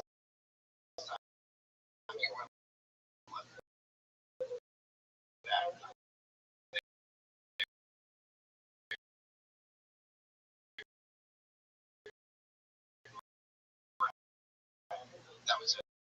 Absolutely. There was artists starting to get scared. And I think that's why I first started telling Gene, I said, hey, if all of a sudden they disappear, I'm working out at the site there. And eventually I told him, he said, why, are you working on secret weapons or something? I said, no, I'm working on this. And, kind of told him, but I don't know, I'm just getting concerned about what's going on. Why do you think they were following? I don't know, just normal security from the lab. Well, Okay. But that's interesting that they were. Oh, wow, that way. But it's interesting that they were following you as if you had done something wrong when you were just showing up to work. no, but I mean, they were still doing. They allowed me in there, and they were still progressing on my clearance. They were still going through background checks, but they really wanted me on site, operating quickly, and they kind of let that slide because I've had clearance before. So, but they were looking at some other things too. Got it. About you personally. About my relationship. Okay. Got it. And so they were digging into that. That's kind of. Yeah, a stable family background if you're going to be, playing around with state secrets and stuff like that. Sure. They don't want you being crazy. They don't want you drinking. They're going to be checking out, how you play with friends. Sure, your wife is in front of anything. At that point, you see these black cars parked outside your house, and your reaction, okay, I'm just gonna kind of eat it. They're gonna give me a colonoscopy as far as literally knowing 360 everything about my life, but I'll be able to retain my job at S4. Or do you just scared and you're like, I gotta come out? I guess here's something I don't really remember how I felt back then, but I was just getting a little concerned. Yeah. And did you want, because John Lear gave the files on you to George Knapp, right? Michaela, as I went down. Gave the files.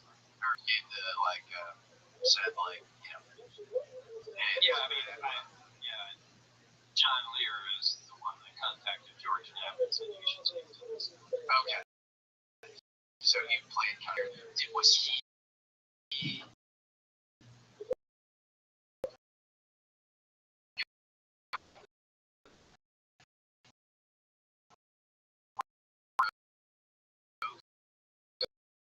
can you say, hey, can you? I don't remember how that went down, but I think, George said, look, you gotta get the information out publicly because that's the only thing that'll protect yourself. I said, that's really stupid. I'm not gonna do that. And, it was just a couple days later going, well, maybe it's not that stupid. So, And do you think it was self-protection or idealism? Were you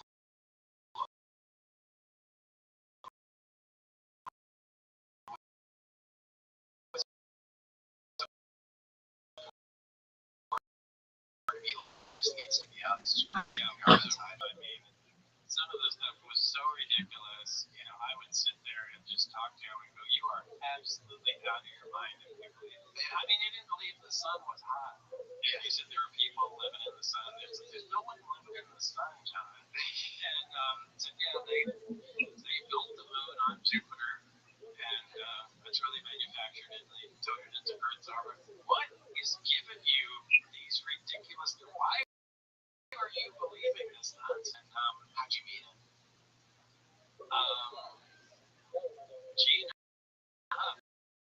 was a real estate appraiser, and John was looking to loan on his house, and he had been on George Knapp had a show on the record, after the news, and John Lear had been on there back when he wasn't so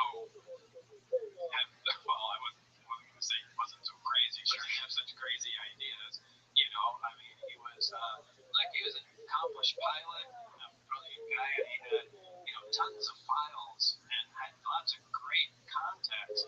The only problem with John was he had no bullshit filter. Yeah, I mean he could have a 4-star general tell him something, and he'll write it and put it in a file, and he'll have some derelict that's walking by his house and go, I know Jello thinks, and he'll go, all right, and then put him in the same, have the same level of credibility. Going, what are you talking about? So he drove me crazy because of that. But last series, and spoken to George Knapp. I had seen it on TV, so had Gene Huff, and anyway, he wound up doing the appraisal on his house, and I went with Gene to help him measure it, and kind of got talking to John, and that's how we met. He's such an odd character because there's the first and second one. That's what Yeah, going on. yeah, Remember? Invented the autopilot, invented the 8-track tape. I mean, he's radio direction finder. Yeah. He was quite a guy. He was, and so he had a problem with John too. I mean, John was eliminated from his will, and every paragraph said except everybody gets this stuff except John Olson Laird, except John Olson Laird. I mean, he was so angry at his kid. Yeah. Completely removed him from the world. maybe apple from the tree. Like, I don't know.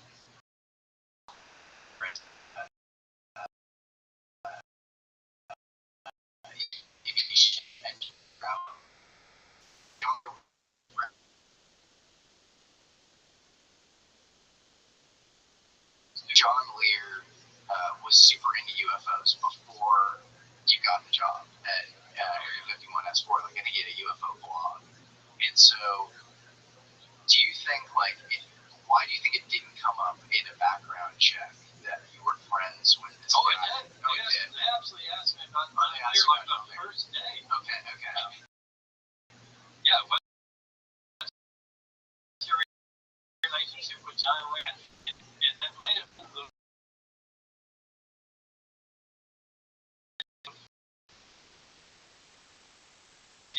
I said, no, that's something they mentioned. And what did you say?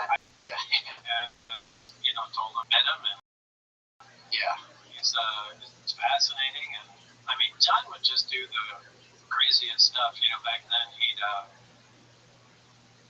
flew L-1011s, which is a big jet.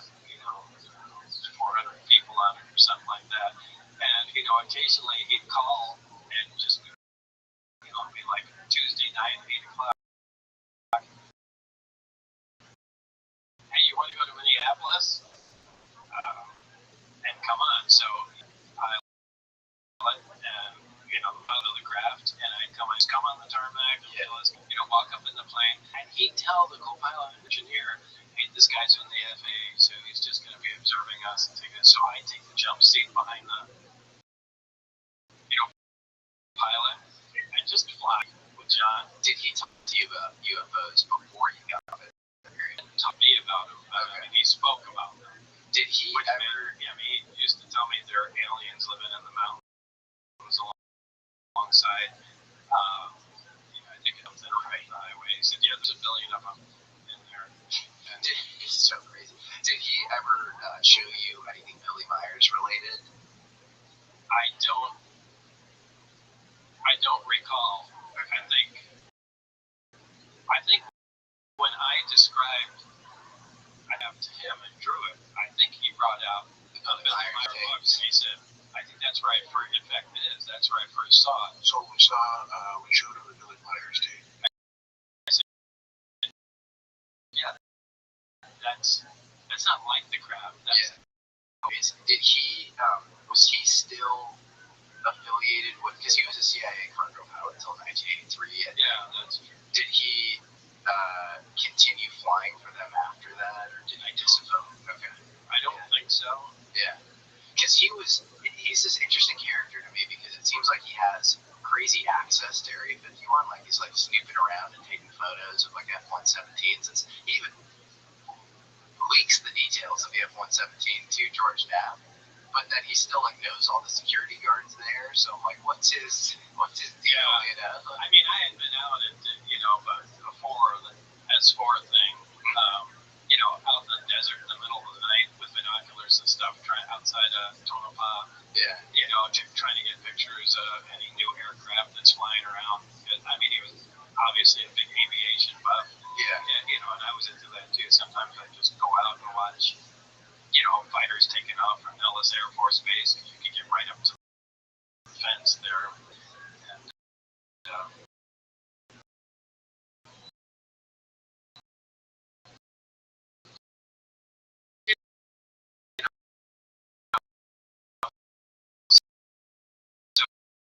it was definitely a student. Remember,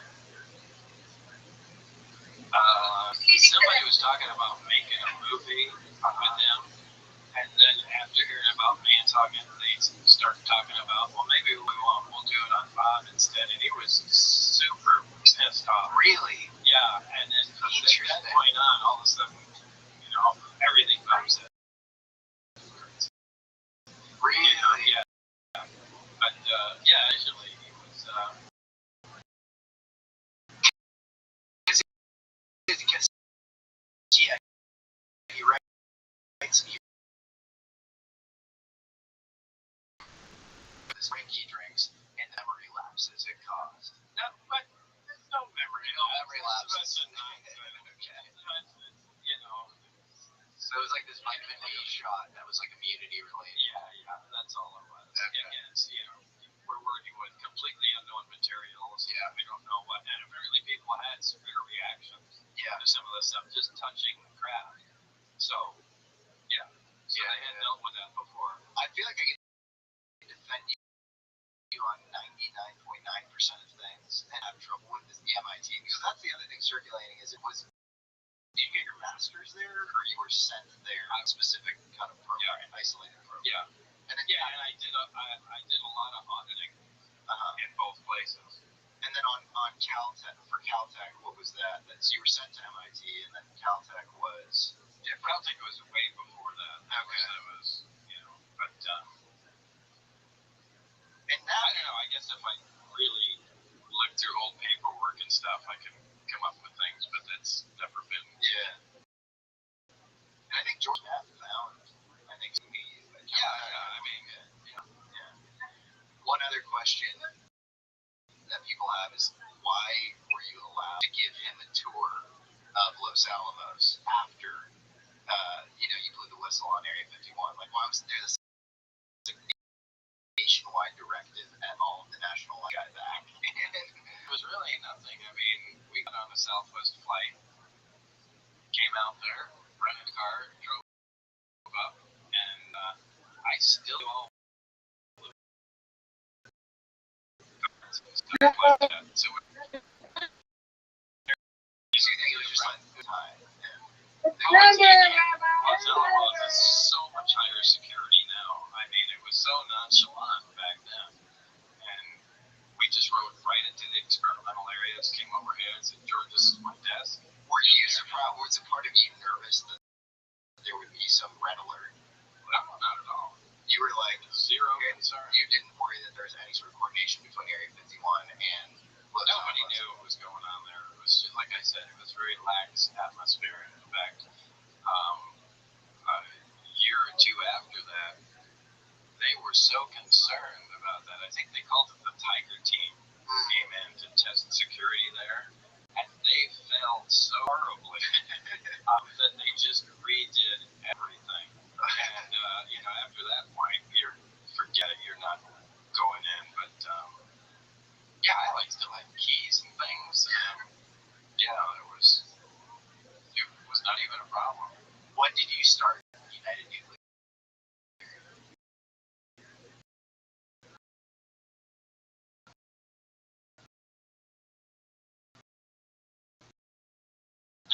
'99, 2000.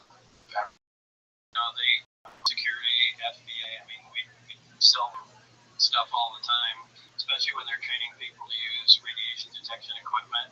I mean, we'll give them or sell them, radioactive sources so they can go hide something in a warehouse and give the trainees a Geiger counter go find it.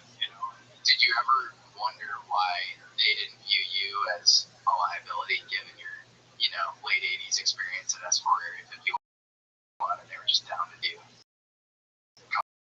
contract work with you?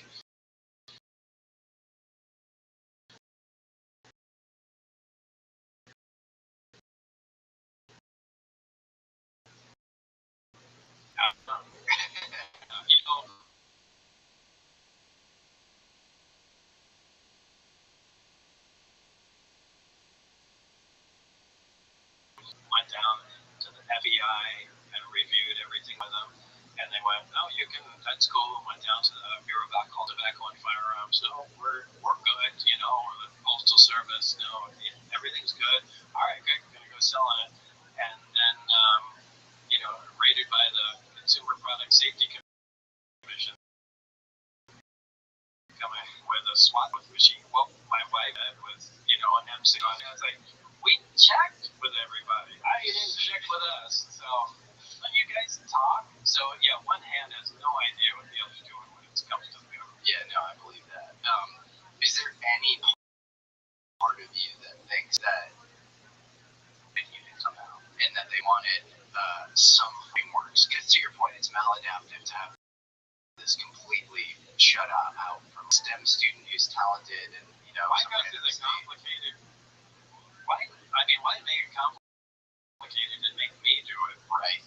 Just do it. Put out the say, yeah. This whole complicated scenario with this guy coming in and hope that he does something you want. That doesn't make any sense. Yeah. No, I think that's fair. There's this John Lear interview where, again, it's impossible to parse what the hell is going on with that guy. Look, I've heard John Lear, my story. Yeah. And it's so wrong. It's unbelievable. Yeah. It's unbelievable. He inserts himself in there in a prominent position. Well, I got, it's completely inaccurate. Yeah. And he in this interview, he says, Admiral McClellan, who was a Navy admiral, came to me, and he was MJ level. MJ, obviously, the UFO lore would be like the elite, kind of committee that governs this whole topic. Came to me and he said, "We got to get Bob on. We know that we can hide his." It's in some ways it's corroborating your story because it's saying no, he was there, he was at Afghanistan. But we need to get Bob specifically because we know because they'll never be able to find his MIT record. It turns out that MJ1, the head of MJ12, is a guy named Admiral McClellan. He wanted to get some of the information out because he didn't want to, he thought that some of this information to be out in the public. We don't need to keep all this secrecy. So he decided to try to figure out a way to get it to the public. So he knew that I was a man.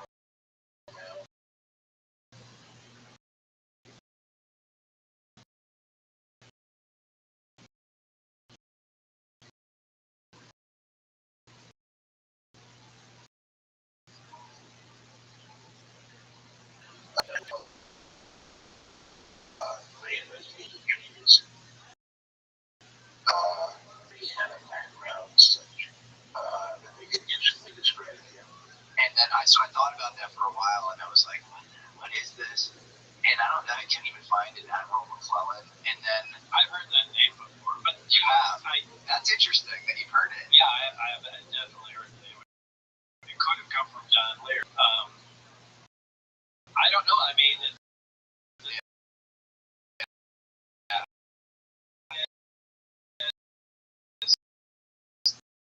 Some of the stuff he's saying absolutely could be true, or it absolutely died. I wish I had spent more time with him. Yeah. But after I moved, it was just impractical. But if you're talking about statements John Lear made, boy, it's tough. It's really tough to find out what's accurate and what's not. Decoding Voynich manuscript or something. Yeah. But he's a complicated guy. So I think, and we talked about this a little last night. Maybe this is an interesting follow-up for this show. Is I had been talking about a guy, Mike McConnell, who became NSA director later, but he was involved in some S4 Area 51 stuff related to Dan Barish, whose story I think honestly holds up a lot less than your story. But it's it has to be noted because it's one other guy who's mentioning S4. And so Mike McConnell's kind of involved there, and he was a Navy admiral at the time. So I think about that, and I'm like, I wonder if Mike McConnell was somewhat involved.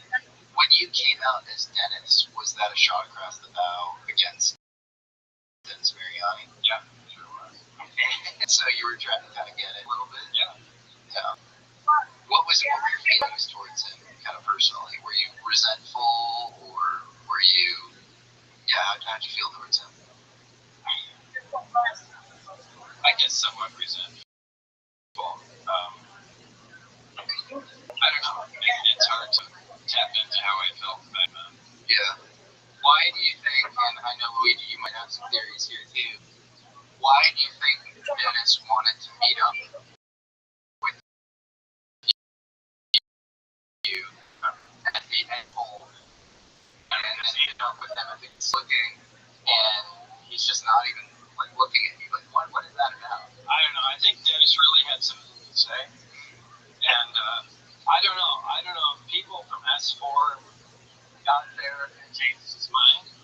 I don't know if he intentionally wanted me to go out there just to get me away from the house.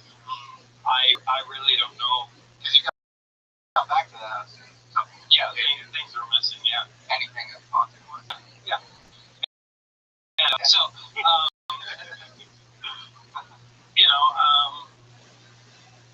I mean, I don't know. It's all guesswork. Yeah, I mean, when we even Gene Huff, I spoke to Gene Huff about that, and Gene's perspective to that was he saw Bob walk up to the dentist, and it's an important part because I always think about the fact that Gene Huff was there, Joe was also there. Yeah, but we all had eyes on him, yeah.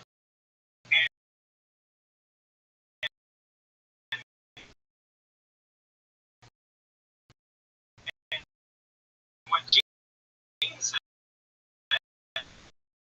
what did he do? Just pick out a guy and starts talking. The guy was a nobody. He would have turned around and gone like, "What do you want?" Yeah, he would have been like, "Stop." Yeah, no, I mean, I kept saying, Dennis, I'm here. What do you want? What's going on? I don't remember my exact words, but he never even looked up at me. And I just walked over to Gene and said, I don't know what the deal is with Dennis.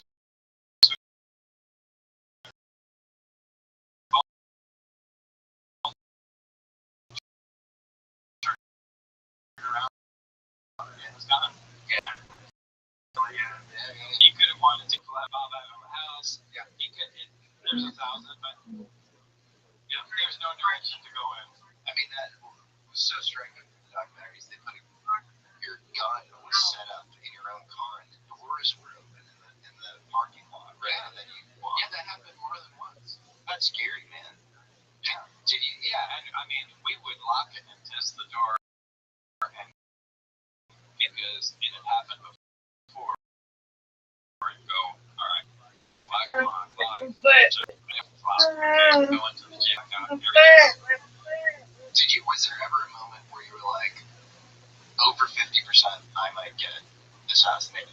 Yeah, because it's why I said we have to look under the car and see if there's something wired in there or a bomb. I mean, we were even afraid. The only thing that wasn't open, I think, was the hood where the engine was. So we were afraid to open that, and finally did, but looked over the car. But yeah, it was in there. Somebody wired it up. But as George said, I think they were just screwing with me.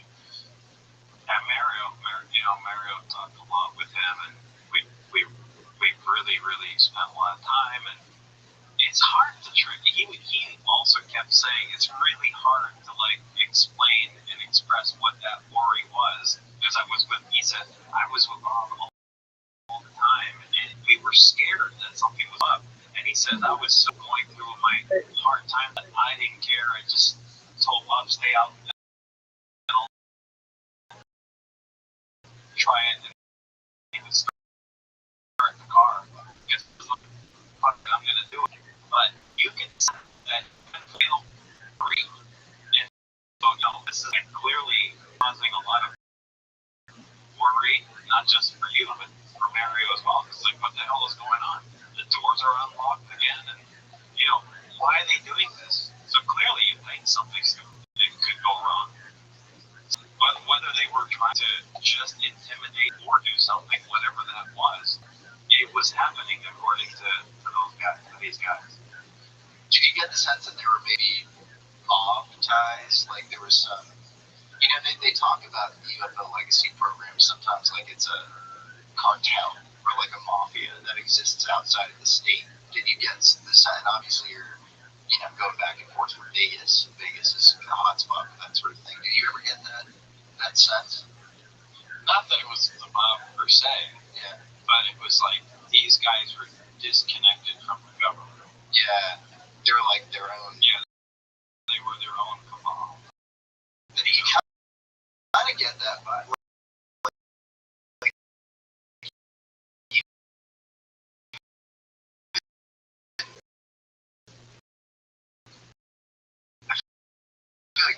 John Lear was very involved in stuff, and you get the whole world, like the people, the Mormons who were around Howard Hughes. There was a lot of mob, there's a lot of mob activity there, and it was like they were kind of like you could see a civilian government official calling them, and that being like, "Fuck off."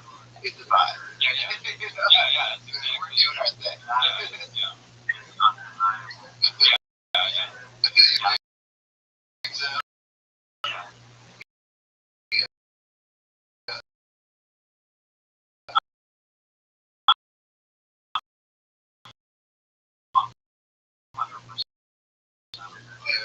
I know also because, hear about all these government organizations, intelligence. And I think a lot of researchers and a lot of people researching this should also pay attention to what organized crime did back then, back in the 60s, the 70s, the 80s, the 90s, and how those organizations operated and what they did. Because it's a very similar way of keeping secrets. And, I think that there is some ties somewhere. I'm not saying that they're involved and they're in charge. That's not what I'm saying. I'm saying that there is motivation for somebody who's to keep ties with something, or somebody does start going too rogue. Well, you could basically scare that person and say, well, these guys will come after you. And that'll be for somebody more after you. That's right. Well, it seems like they were going after your marriage, and like it was all blackmail. It's like that. That's what it feels like. It's a compromise system. Yeah, they wouldn't make a lot of all. No, really, if you want to, that's the way.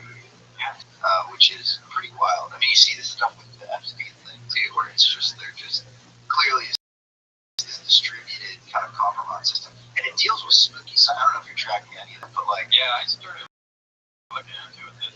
Isn't that wild? Yeah, it's really wild. And then it's so widespread. It's widespread, and he's interviewed by Steve Bannon, and Epstein is. Did you put Zorro Ranch where you put it? And he goes, well, a bunch of Los Alamos physicists were retiring, and so they were kind of aging out, and I wanted to speak with them. Los Alamos, the high energy lab of New Mexico, was losing all of the scientists. Aren't you probably not expecting to hear that? Yes, because the scientists were going to cut the funding for high energy physics. And you're like, oh my God, how lax is our DOE, Department of Energy Security, and then he realized, Bill Richardson was kind of in with the Clintons, and he was the Secretary of Energy, and he's there, and he's just systematically siphoning American nuclear secrets. And then he goes, there's another email where he said, I killed Pond Egg or whatever, and he's talking about Pond's and Fleischman, and we're claiming cold fusion results. And so he's like, what is Epstein dealing with cold fusion? And then he's hanging out at Harvard with the math department. None of that makes any sense. Weird. None of that makes any sense. Really strange. I used to drive by that ranch all the time. I lived really close to it when I lived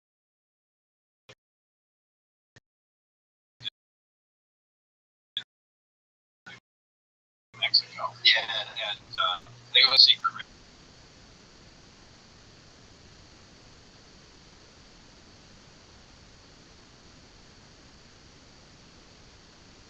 You would drive by and they would call it that. And everybody called it that. No way. We drive up to Los Alamos to pick up alpha radiation products that my company did, and we'd come back. But yeah, every time we drove out, we passed by it a couple times. That's so nuts.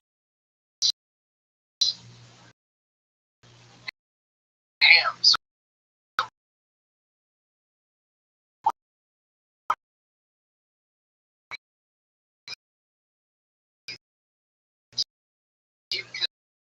it's like, also for the people that are like, Also talking about this one guy. This one guy. It's not just one guy. clearly got it. It's not just one guy. It's not at all. Yeah, it's just nothing. I mean, he might have been the ringleader, but there's a lot of people. Or he might have been an extension of something like that. Yeah, she could be. But he was obsessed with the Casimir effect, and he would hold these yeah. He would hold these gravity conferences, and then the very fact that You know that for a fact? there's an old colleague of mine here. Wow. Yeah. So this old colleague of mine here at Stein has this of everything in physics where it involves gauging gravity instead of quantizing gravity. Beyond my pay grade, I find it interesting. And Epstein somehow knew about just about all. And so Epstein's so tied in with the Harvard math department. Do you think it was big or something like science was his hobby and he just had money, so he had the ability to connect to his emails, and it's like there was somebody behind him who knew exactly what to look for, but he didn't know. He was like a low-level version of it.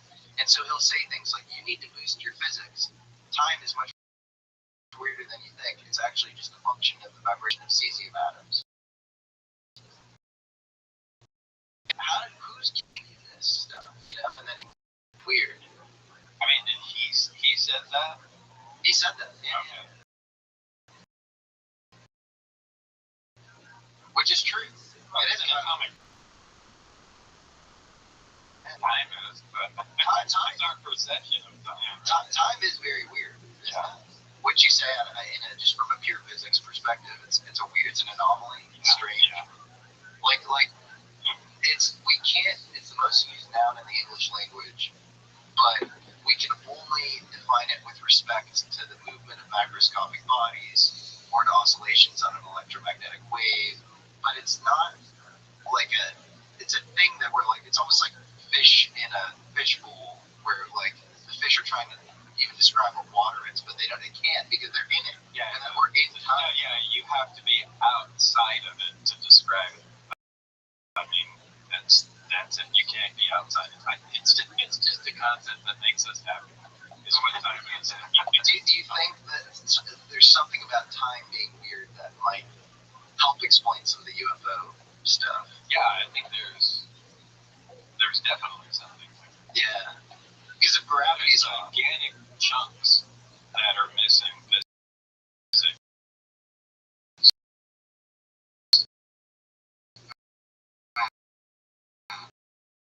And I think some people, cosmic redshift, the other archive says is also a form of gravity.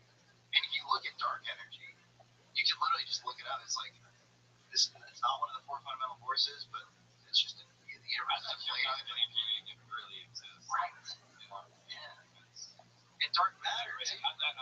not really buying it. Dark matter's never been detected, but it's just there to It's a placeholder. justify gravity's weakness. Yeah. Yeah. And then I mean, to me, that I always viewed that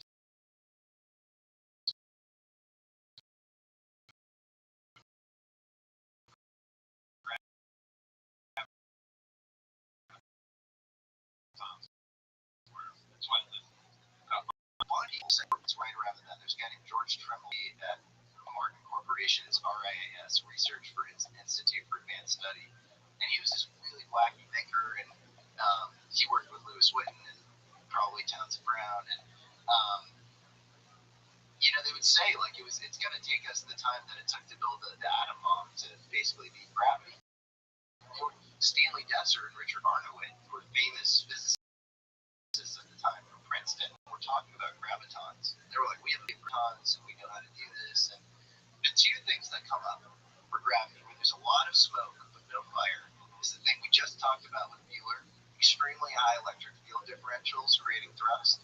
And then the second thing is very fast rotating spinning superconductors. Those two things seem to have some. But is that actually gravity? So there's another force. 30 years gone by, and I've kind of been doing my research, and I'm just more convinced that I'm right about that. And anything about that, what do you think? That there's another force, and it's not gravity. And what is if you were to characterize that force as distinct from gravity? So gravity, clearly you'd have all these other byproduct effects, photons. And, what does this force do that's different? What does it look like? Well, it's a repelling force. I think it's something that's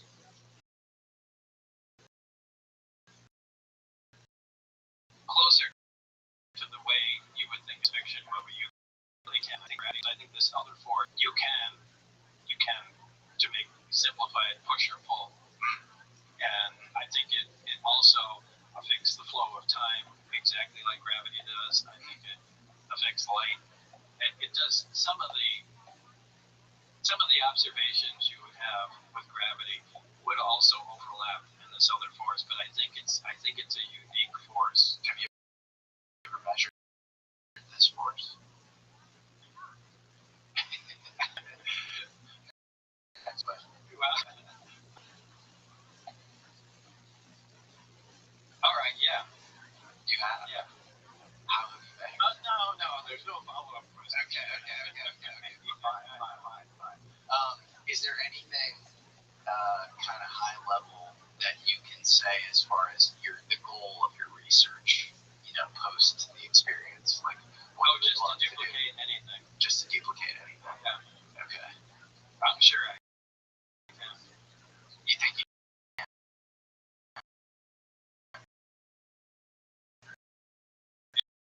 Yeah. I'm sure. You feel confident? I'm 100%. I think it's just You hope your idea is so like in 200 years from now, no one's gonna know who I am. I don't think that's right, man. Think about it. Like if there are these, this lineage of technology that is completely separate. Come on, I'm gonna be overwritten by people. Look, there's other Bob Lazars and things that are gonna come along. Look what's happening. All the people that came out since then. There's gonna be other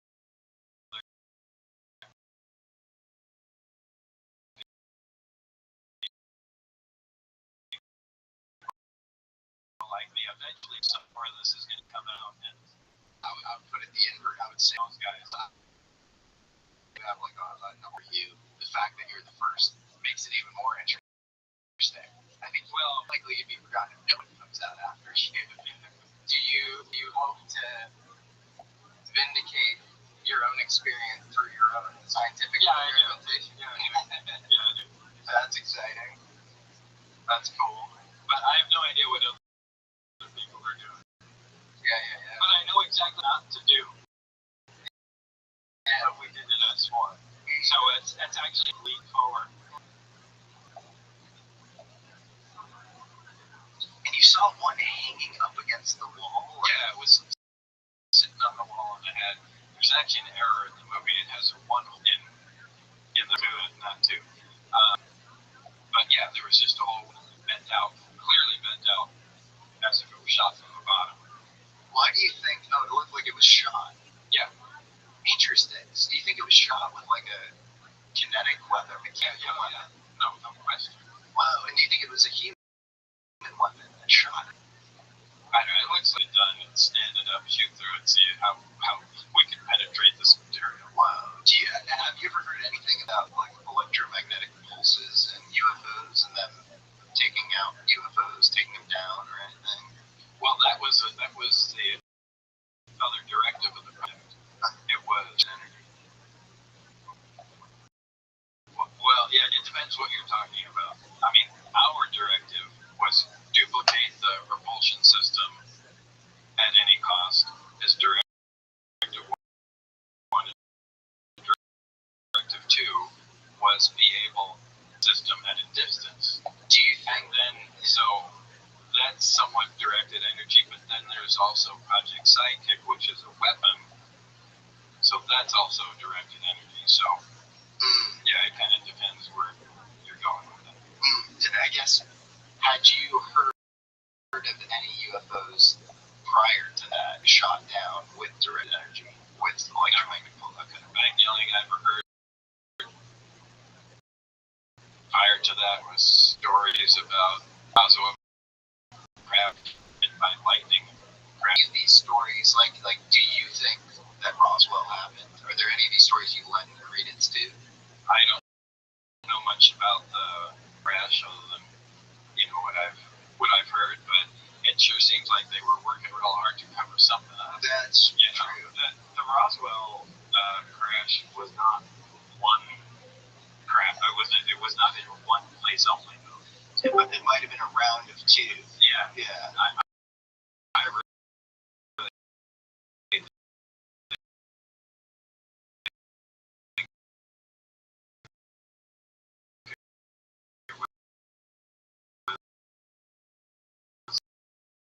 it was something that happened in Oh, no way. Seriously here? Yeah. Yeah, stay here. I live here. Yeah.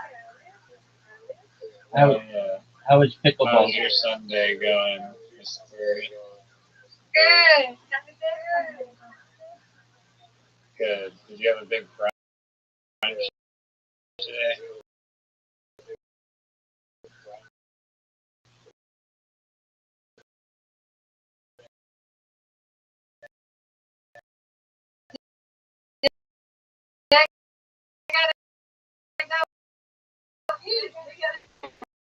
You feeling? I'm recovering from my clam sickness, but I'm doing okay. What does it feel like? Like you feel weak or something? No, just like sick to your stomach, like. But Oh, man, that must have been real old. no, I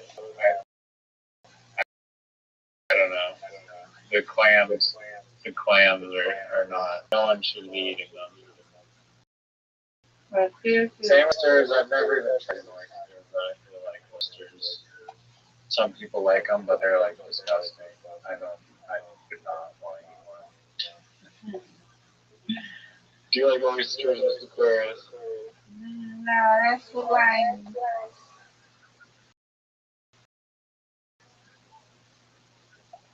Friday, no.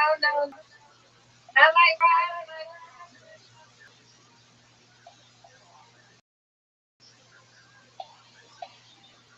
What kind of mushrooms? All of them? The regular grayish, brownish looking mushrooms.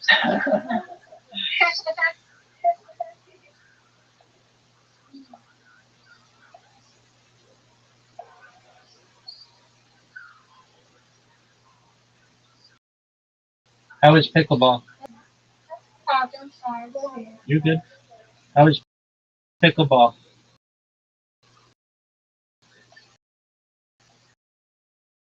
Oh, pickleball is fun. I play with my tennis girl, Nina, who's very good, and we had a lot of fun.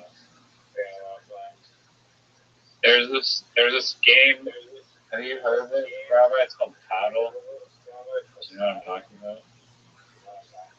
I mean, everybody knows that there's a game called Paddle, but No, what is it? it's just called Paddle, and it's like similar sized court to pickleball, but it's like a mixture of like pickleball and squash, kind of. And so you're surrounded by like this like glass, and it's like 2v2. I've seen. No, but you can play 1v1 as well. But, you can hit it backwards off the glass, just like kind of like squash, and you can like hit it off the side, like the side.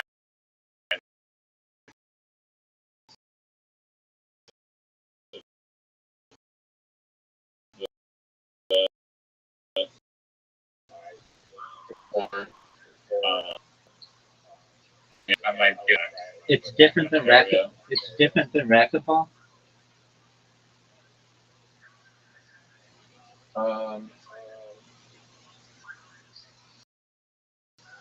Let me look at what racquetball looks like. I'm pretty sure they're. Yeah, no, racquetball, you're playing in like a squash court. Right. But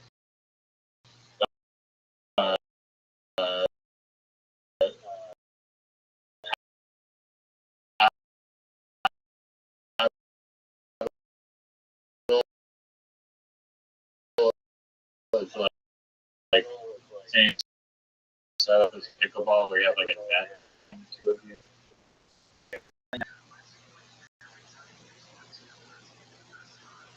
How do you tighten the net? Yeah, you said there's a net between them.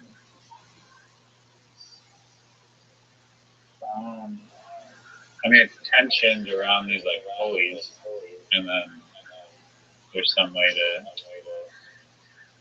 make the tension tight enough. Like probably similar to it. There's like little like or whatever. Okay.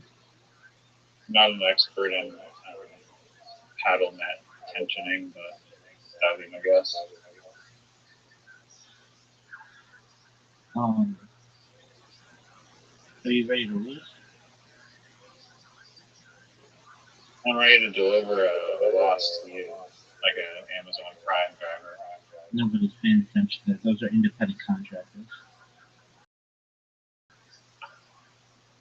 Pretty sure they're employees of your job. Look it up, though. Is that some tax loophole? Yeah, it is a tax loophole.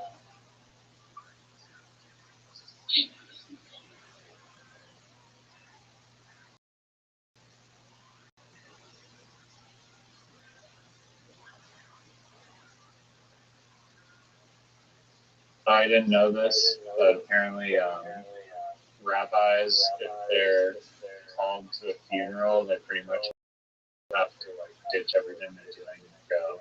So, With exam, we should. have you ever been called to a funeral? Yeah. Really? Yeah. And I had to take off work and travel from Orange County to Los Angeles County to a really famous Jewish cemetery. It's known as Mount Sinai.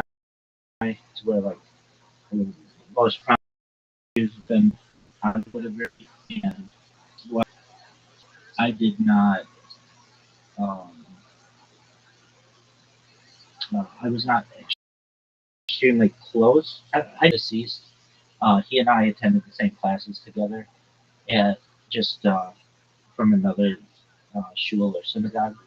His son is a rabbi, Rabbi Silverman, so he presided over the service with some other rabbis, but I was there in support.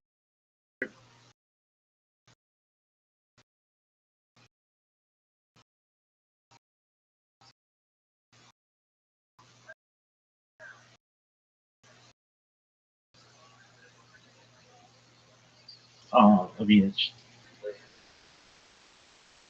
it's most religious ceremonies from other faiths. Generally, there are some rules that we have. So usually the deceased is, well, firstly, we avoid cremation.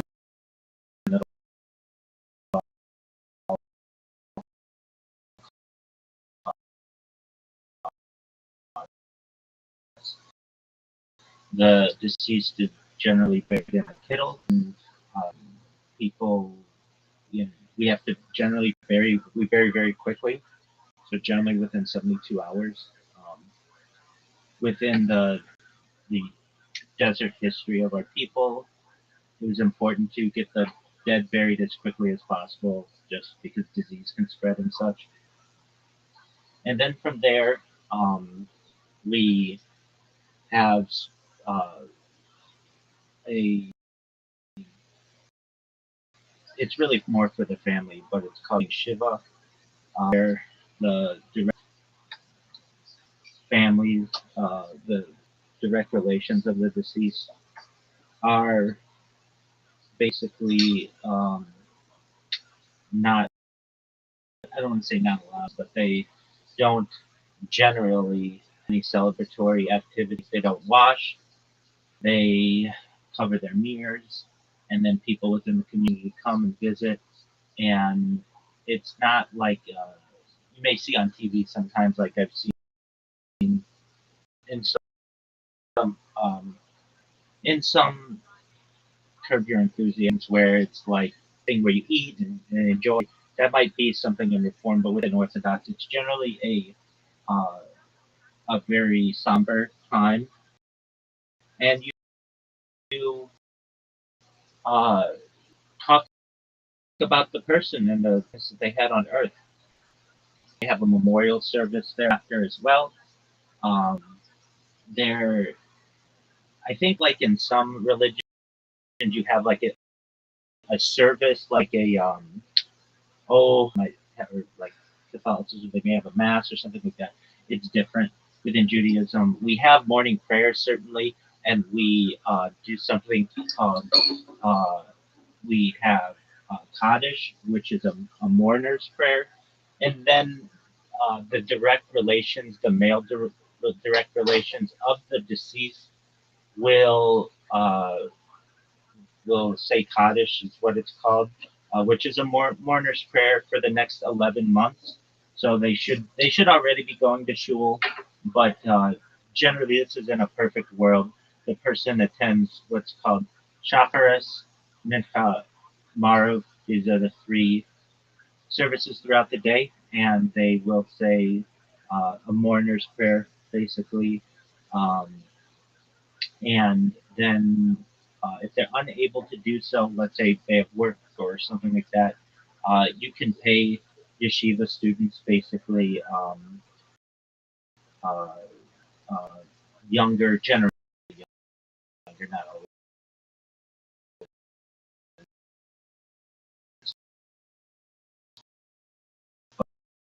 but um, students who are, they will say Kaddish for you for months, and then from there, there are some other things. You can't say Kaddish if you don't have 10 Jewish men, so you can't just do it on your own. And there's some other restrictions on perhaps like what day you're going to be doing. For the family, 3 days, 3 times a day. The women, it's not a requirement of the women. They don't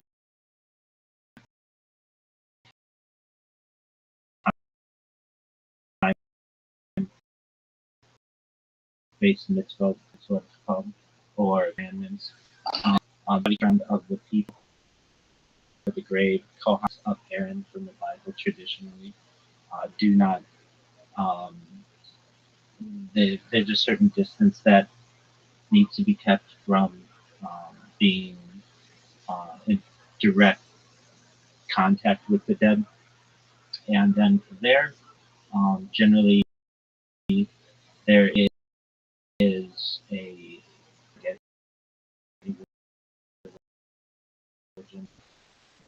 perhaps like a reception there.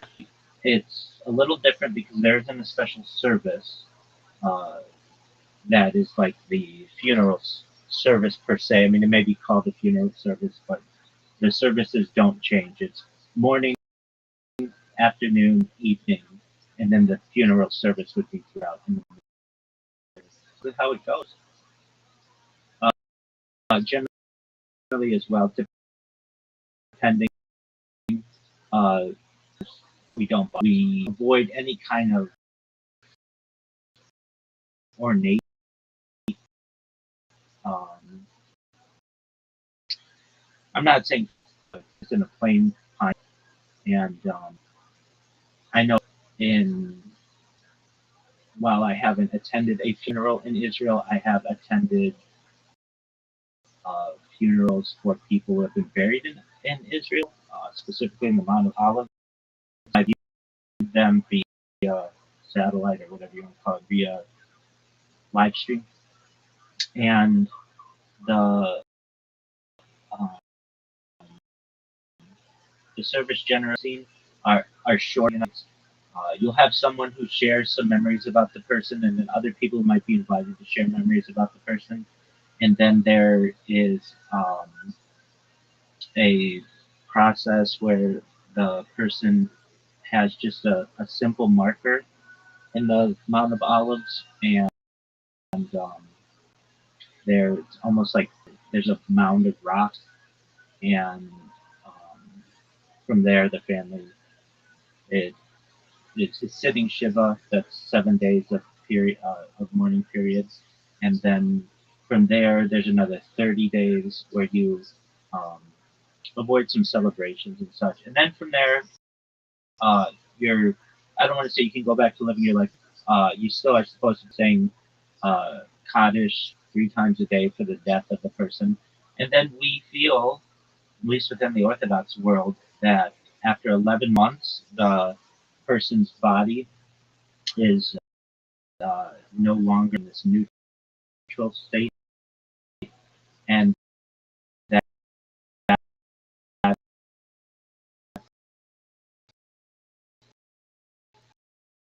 they are in Gan Eden, basically the Garden of Eden. There is a Jewish tradition on what happens. The more Kabbalistic thoughts are that the person will be revivified in the world to come. There will be a resurrection for the dead. But traditionally within Judaism, if you go back into the Hebrew Bible, people just died, and there was maybe a thought of them going to some place called Sheol, which is like underworld, but there was no idea of an 11.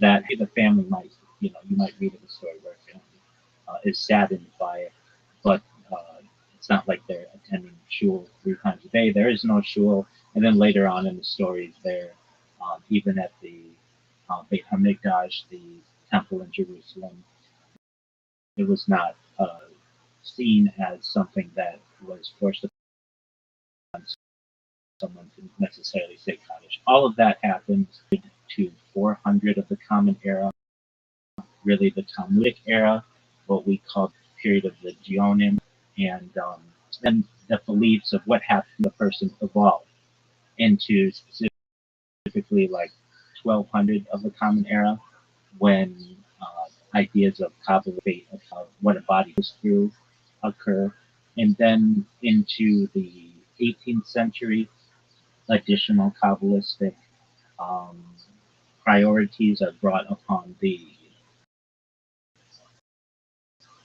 congregants, and more so toward there's a split. Generally, in the 19th century, between Reform and then Conservative and the Orthodox world. So, Reform and Conservative, I um, I don't associate myself with those. I have though been via web to where actually someone who was like a YouTuber um, and um, that was quite beautiful and similar in a lot of ways. Celebration of the deceased, um, but different than not exactly sure how that person was buried, but I don't think that I think they may have been uh, the body was not there. It generally would be. So hey, do you remember Music Biz Marty? R.I.P. Yeah, so he was Jewish, and so I attended his funeral with him and with quite a few other people, and that was a beautiful service as well. It doesn't have to be an Orthodox service, so to speak. It some Jews, depending on how the one's been buried, or doesn't even necessarily have to be buried, but it can vary uh, within the rabbinical world. Though, if we're asked to come to funeral, we should do everything that we can to be able to do so. And like in my case, at least this one, we would always do what's called Chumash or Torah classes together, and then he would occasionally come for Gemara classes, which are Talmud classes. He lived in a place called Laguna Woods, which is it's an entire town within Orange County that is just old people. I think you have to be at least 50 years old to be there. And and basically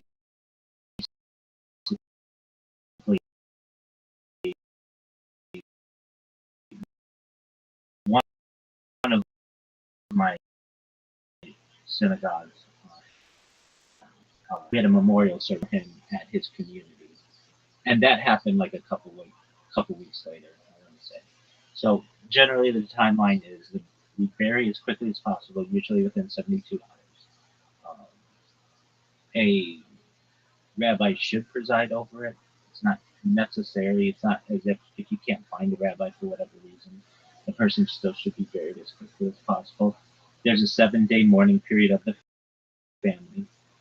There's 30 days of avoiding other celebrations. We then have the person, their family, um, does what's called says Kaddish for them 3 times a day, generally, for 11 months. And then after that 11 months, we feel that they are at least in the afterlife. Now, again, that afterlife may depend on what version of Judaism you may follow, but generally, as Orthodox people, we consider them to be in Gan Eden, the Garden of Eden, and awaiting Mashiach, our Messiah, to revivify them, so to bring them back from the dead. And then there's the thought, I mean, there are a lot of Kabbalistic discussions. There's a bone within the body. It's one of the reasons why we want to ensure that the person is um, not cremated or something like that. The bone in the body is called the loose body. It's the loose bone. Traditionally, from a Kabbalistic standpoint, this is seen as the bone at the very tip of your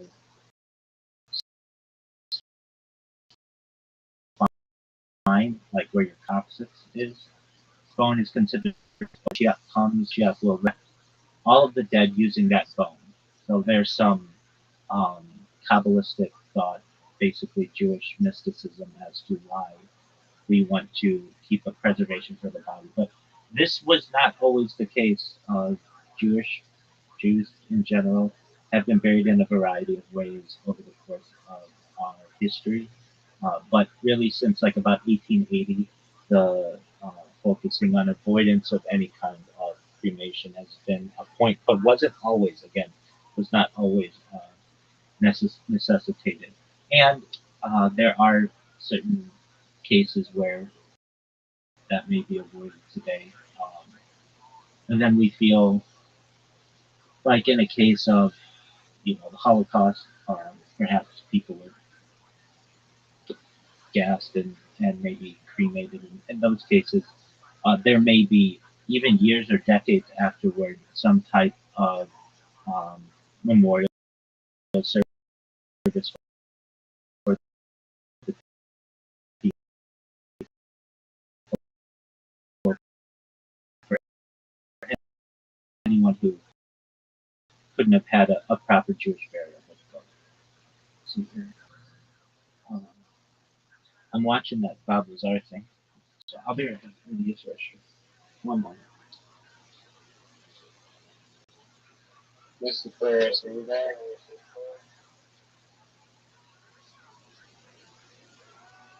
Mr. Claris.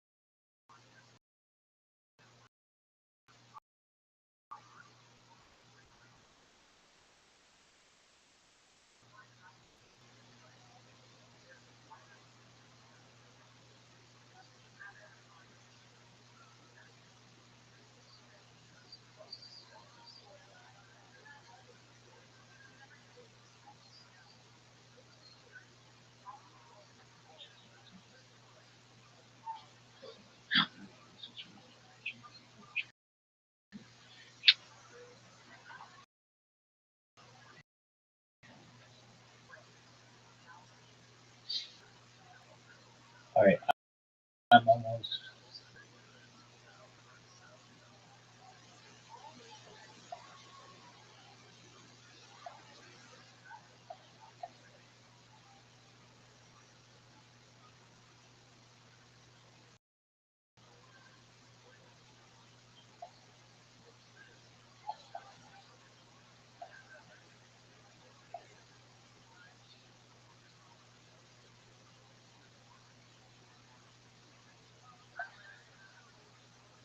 Oh, I think I'm going to be on a podcast tomorrow. Nice. Which one?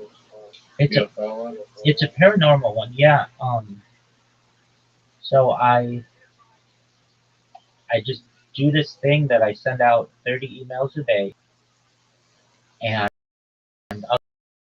of the 30 emails, like 20 of them get delivered, 10 of them are like broken links or whatever. And this one guy he got back to me like right away, and he's like, "Hey, I've got tomorrow. If you want to do it?"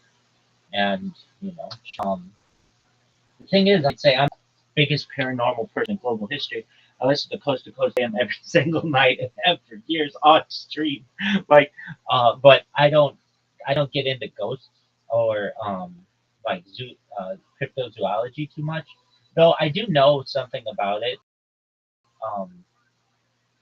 So I don't want to say like I can't hold my own. I'm pretty well versed. I'm well versed on quite a few different subjects. But I just might not be an absolute expert on perhaps many. I mean, what's the phrase? Uh, uh,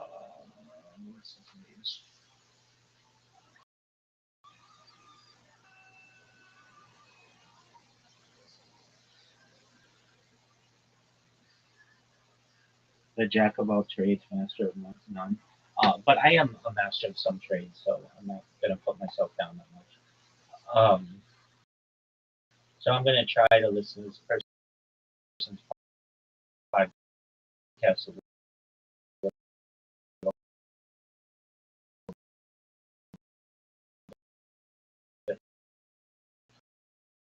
there, have there, but he has like a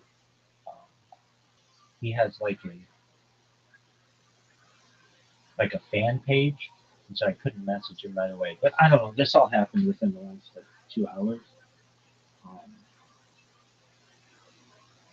Seems like a nice guy though. I've never. Well, I guess I did the same thing, but like, if like I connected with you a certain way,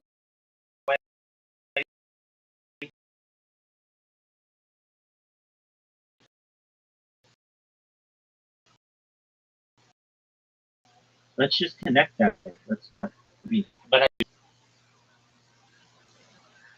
yeah, hold on a second. Let me reply to this person.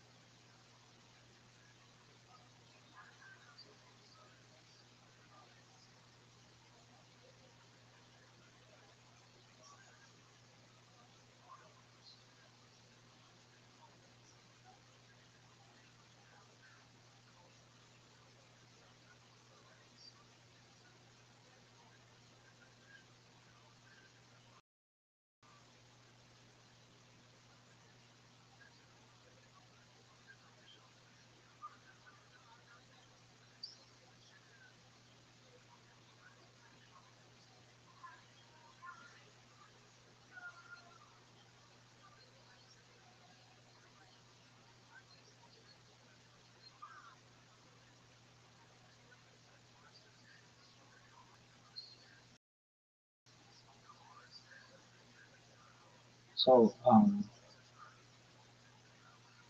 had previously said that my goal is to I gotta just be focused on regularly, and I can't do it for like only a few days and then give up. Uh, and I also can't give up after I've done just a couple of podcasts. What I said to your mom, like, sticks out in my head far more than I think you or he will ever realize. That I say to myself, look, I've talked to this lady before with her husband, and I talked to her again, and I'm still not viral. And if I'm not, but at least the next time, if it's a year from now and I speak with her, I want to be able to say, ma'am, I was on 52 podcasts, one every single week or generally, since having spoken to you, and I tried, and I'm going to continue to try. But I don't want it to be like, oh yeah, I was on like 3 podcasts in the last year. None of that. I want to, like, I'm a person. I try to do what I say. I try to do what I say I'm going to do. It's it's an accountability.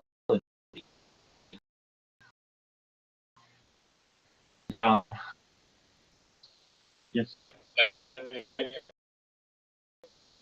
Podcast it took to like take off. That's exactly right, and I say that to myself as well. And and that's a big deal to me as too, because it's like nobody paid attention to these guys right away. It took time, it took work, and now they're multimillionaires. And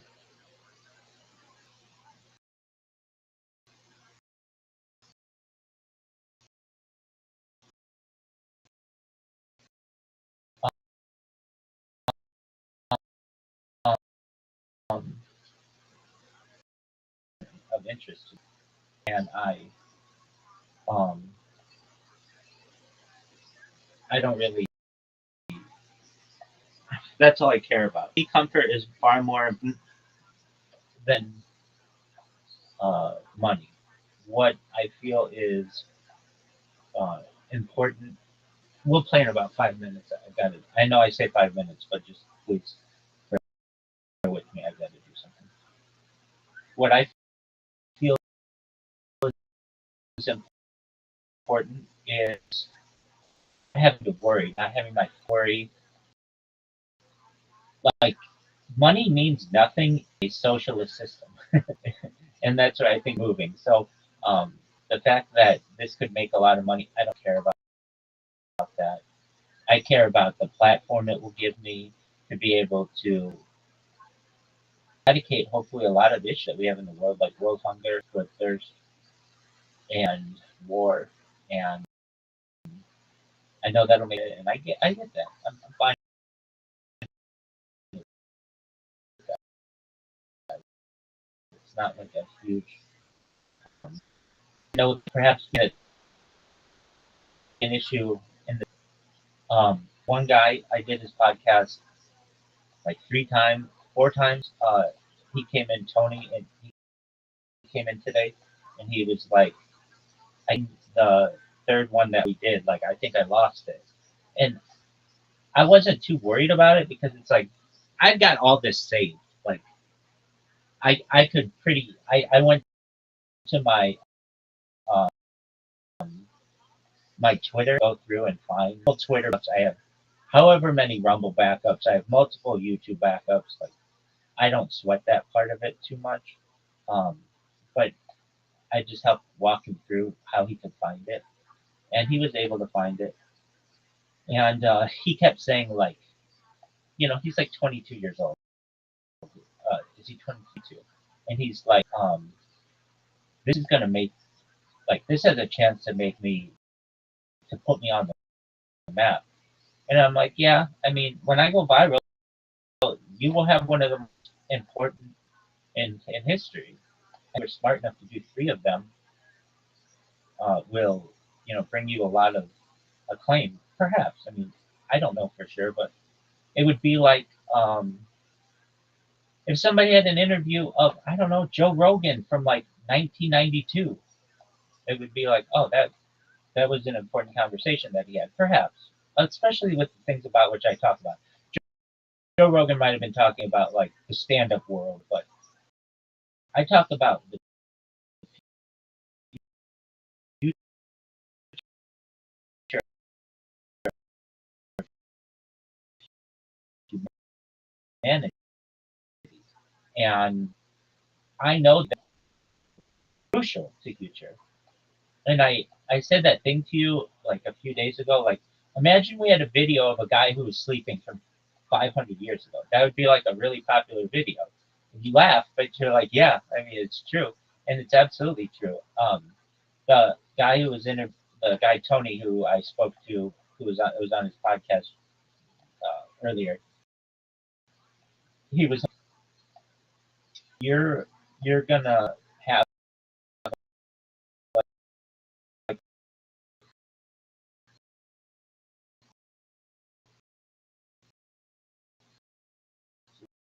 like he's really big on like a world record. Most hours slept, so like online, gonna be a record. Most meals eaten on camera, that's gonna be a record. Like the fact that all my shit is recorded means it's pretty easy to verify for a world record. And and it would be one thing if like I told him like if like we would have like most I probably would have like most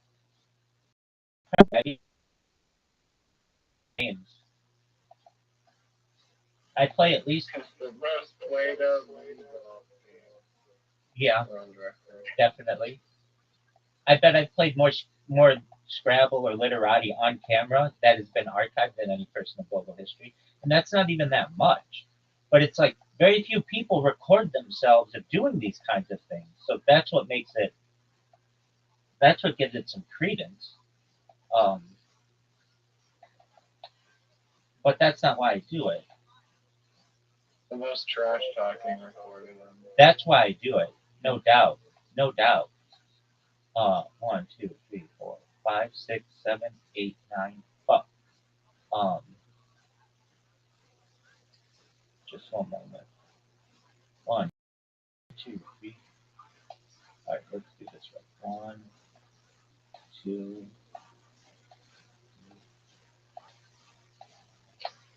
6, 7. I think I'll be considered the greatest trash talker in the history of the world, Muhammad Ali included. James Dean of trash. Why would I want to be known as anything more?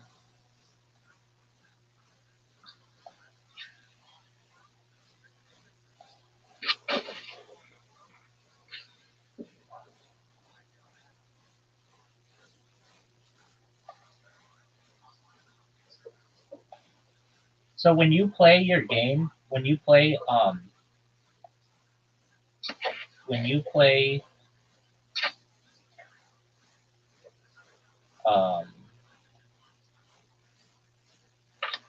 pickleball, do you always win or do you never win? Sorry, did you say when I play pickleball? Yeah. Do I always win or not win? Right. Like, are you really good? Not too bad. I'm not like exceptional.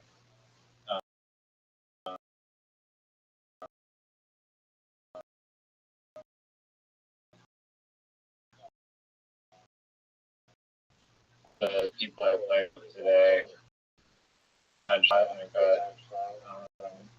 like the point ended, which is kind of tell whatever your skill. But I definitely it's not like a binary. I lose like but yeah, it's just not the way it works. Anything really like Scrabble or tennis, people are always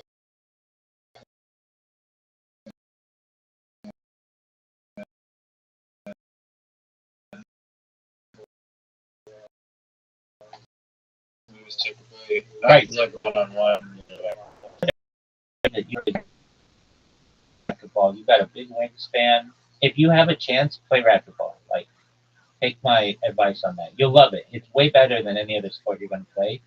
That's a racket sport because it fucking doesn't end. The rallies are so long. I mean, what's the difference between racquetball and squash? Great question. The racquetball is way bouncier. A squash ball, the ball dies. It's like a hard. It bounces like palm, like it'll go all around, and you can bounce it off the back wall. You can bounce it off the ceiling. You can bounce it off any wall you want, and so like if you get with someone good who can rally, you can have like 2 or 3 minutes of just straight running after a ball, sometimes longer. And it's, in my opinion, the best, single best game. Let me see if I want to say this. It's like swimming, that's pretty, or like running, but those aren't really games. Like a game that you have to stop at some point to like talk to the other person. It's way better than tennis. Tennis, if you get somebody who's better, they're gonna serve and just destroy. But racquetball, you can always get that ball back. Generally, I mean, of course, like somebody if somebody's really good, position the ball and like basically kill it. Um, yeah, you're gonna have that, but it's if you racquetball court is it's like just a big box, and for someone like you as a big wingspan, you can dominate that. Yeah, I mean the way it helps in pickleball too. Yeah, it's that's why I want to try paddle is because it's basically like the same racket where you just get to like have a bouncy ball and like rip it off the and have fun doing that. I haven't tried racquetball, but You should. it does seem. Yeah, I don't. I guess they probably have it in Vancouver. I went there. Definitely. I bet they have. I bet they have it in Squamish. It's like the second most popular racket game. Maybe pickleball might have taken it over, but it's basically. Do you have a racket club in Squamish? No, there's only a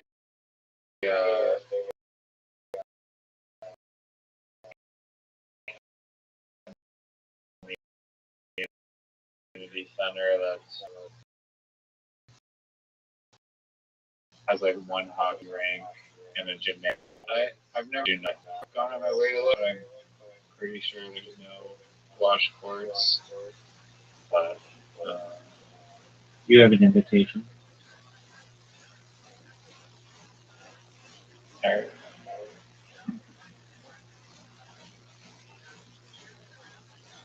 you're the world's best racquetball player. No, dude, I played some people who, when you play like a really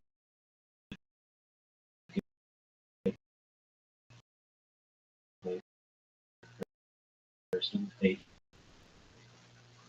but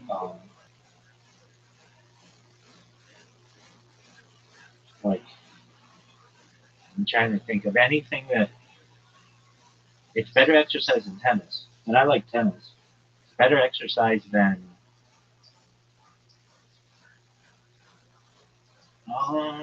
basketball. Is pretty good exercise, but um,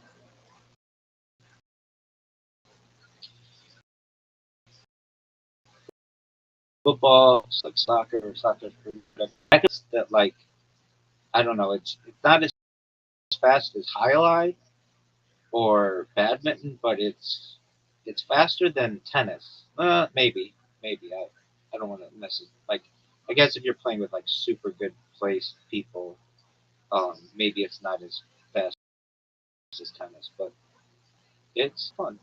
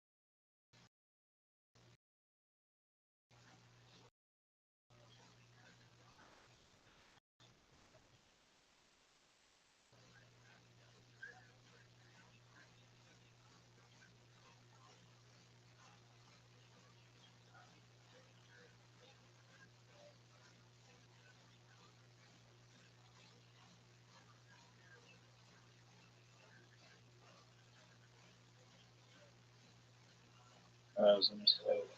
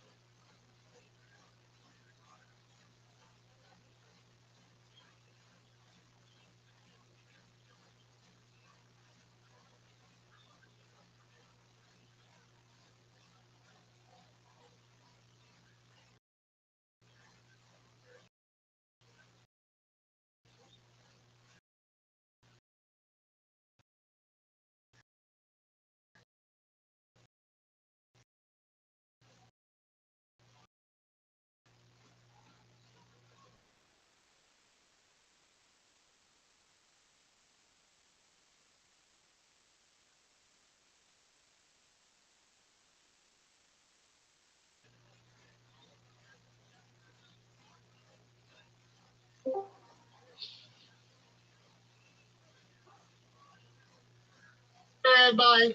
How you doing, Brandon? How long have I been here? Oh, I don't know right now. I can't look. I'm in the middle of a game, but when I have time, I'll take a look. Oh, I don't know about that, but I can tell you, you celebrate your 1 year anniversary in about a month. Less than a month. And about a month? Less than a month. But we're going to give us a celebrate my anniversary. What'd you say? What we're going to do in here is celebrate my anniversary. Whatever you want to do, big dog. Is there any is there any playoffs going on that game? Yes, sir. Oh, I don't know about that day, but today there are. Put on ESPN. You'll see. And it's being on? They're on. They should be on ESPN. The NBA's tonight. Look up real quick. NBA tonight? Yes. Is it one that's not playing the real?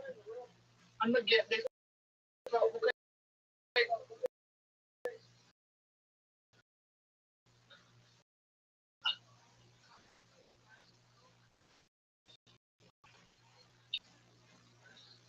Montreal. They've already played the New York with the Cleveland Cavaliers. They've already played. So the Dallas Renegades are playing right now. All right, big man. I'm looking.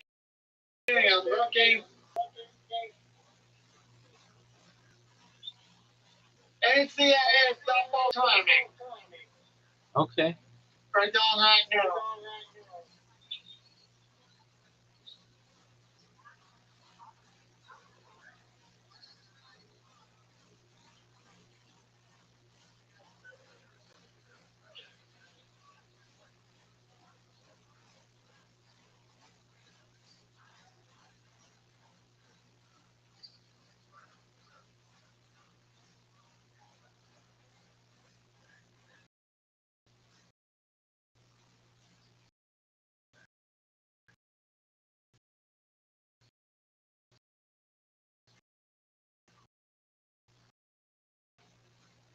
You've been tagged for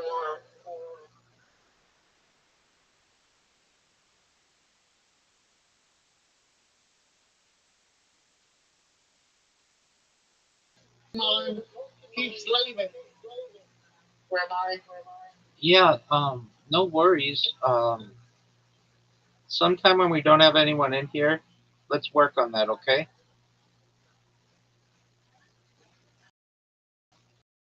Yeah. Okay. It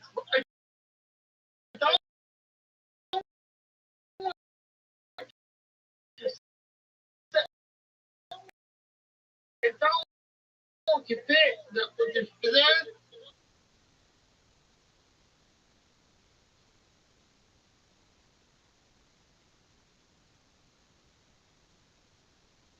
Hang on there.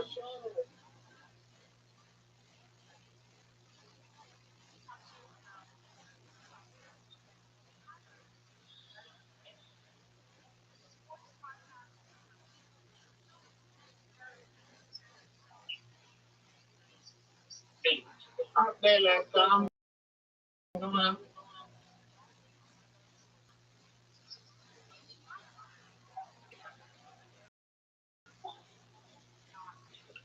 I'm going to do this quick.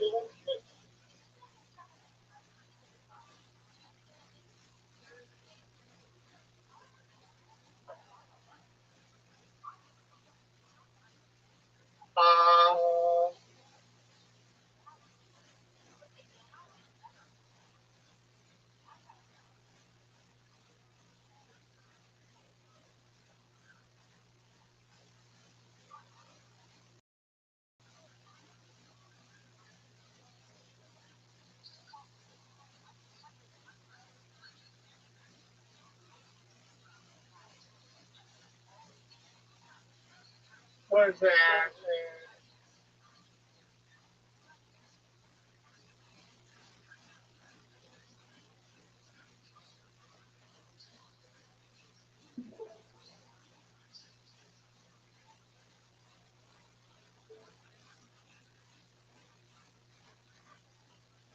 You see Kyle Busch died at the NASCAR store? You know Kyle Busch died? Yeah, I saw that. That's sad. Yeah.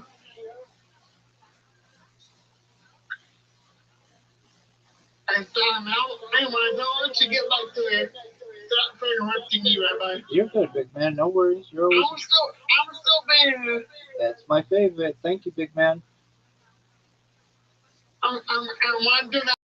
I'm gonna go celebrate being here. All right, big man. We think we're getting meatballs. Mom's 50th, so That sounds that's my amazing. way of celebrating me being here. Excellent, big man. Let me know if you need any. Okay. I'm going to be in here screen time all the sports. That's the best. Thank you. Okay.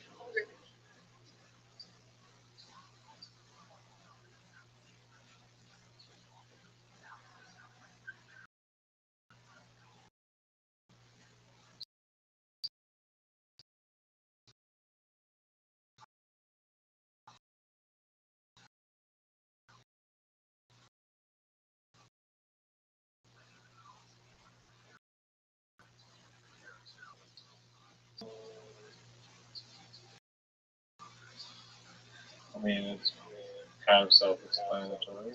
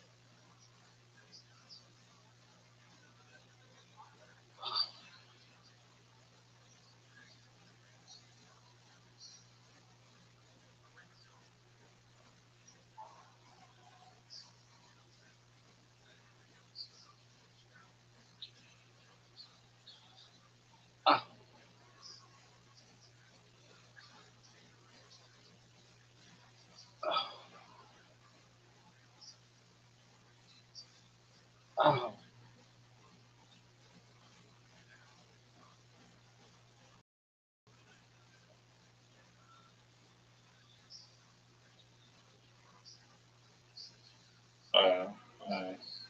Oh, that was iCarly.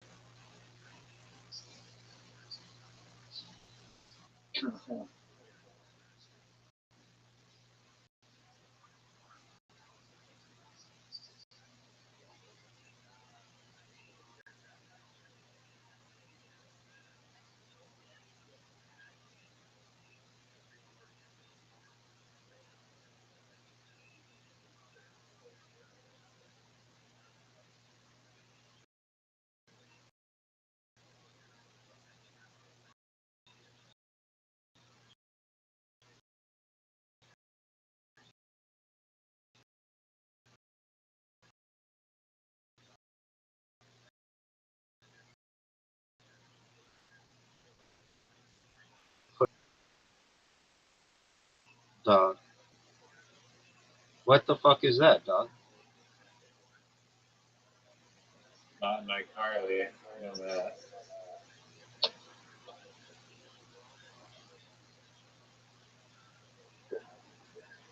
Oh, there's some iCarliness to that, dog.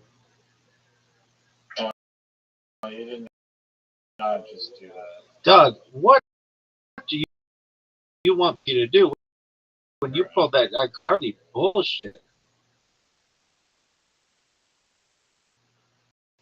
Oh man.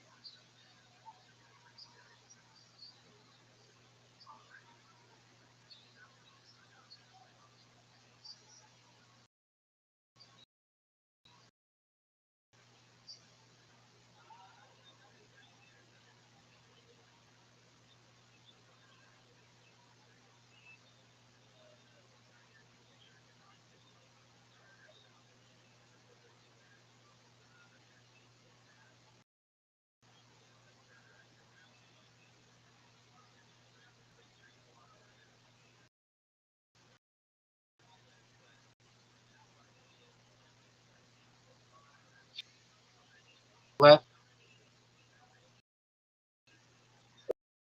7.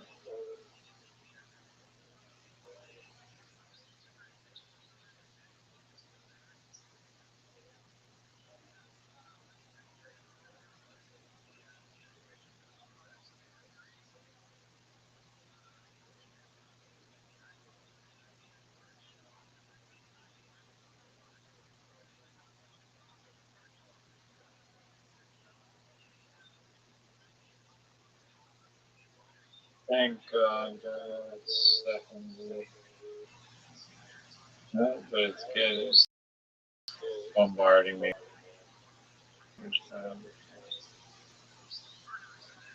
How many things are left? There's only 2 left now. Oh, that's some bullshit.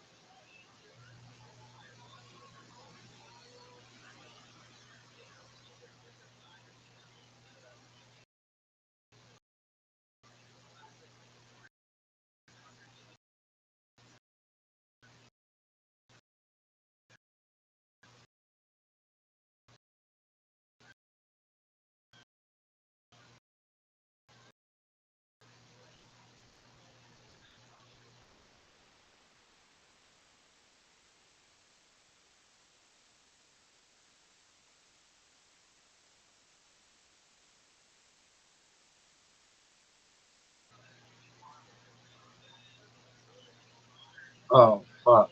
That was great.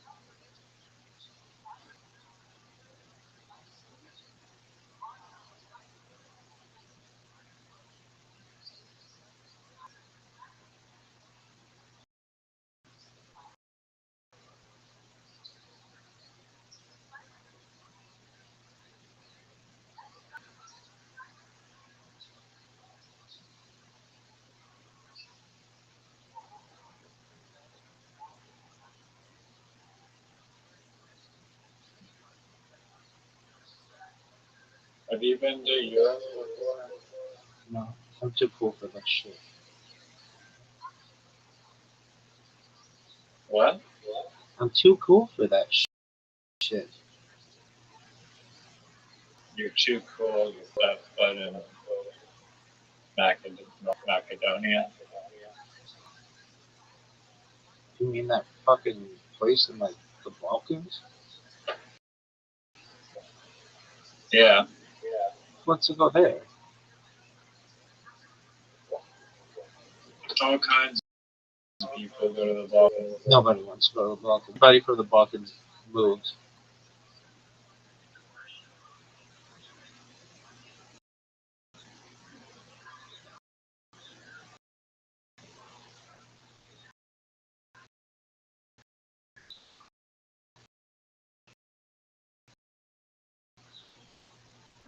Yeah. I feel like I stole it after we ended. Yeah, you did. It's fucking bullshit. Everybody knows it's bullshit. I don't want to hear it. I don't, Doug, Doug, Doug. They gave me the key. Doug.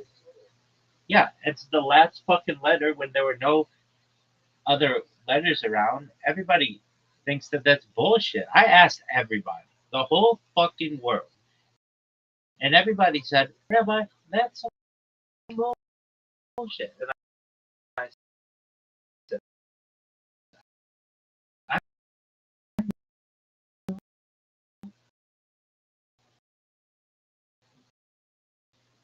I know that's some bullshit. What did you think of the The what? Bob Lazar thing that you sent me? That was interesting. I like his best Bob Lazar interview. I agree. I agree. And I've seen, he hasn't done that many interviews. And people will argue that he's done, I don't know, like fewer than, I don't know, 10, 20, something like that. Not that many. And it's, I'd never heard him talk about his dad being maybe involved in like fishing, about his early life. And I mean, you didn't even know he had a book. I do. Yeah, everybody knows I wrote the forward with June Lamb. He doesn't chill his books that much. So I've never heard him talk about it. Like, I don't know. Maybe he did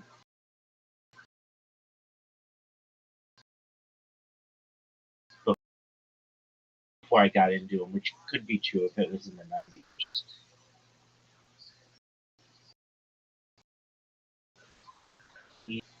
in it. You really think he's full of shit?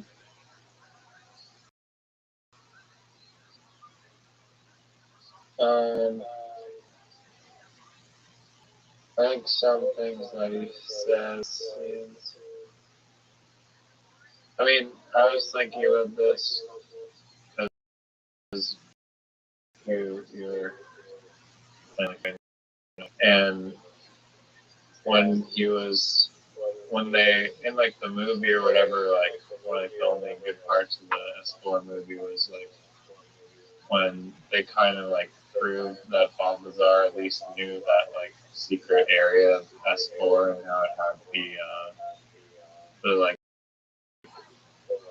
kind of secret door that was like built into the mountain, and they had those images or whatever from like the pilot that basically proved what he was saying about like the secret door. I mean, very limited people would have that particular information. And there are pieces of it gives that are similar where it's like limited information. But I mean stuff like an upside down flag on a UFO. Anyone can just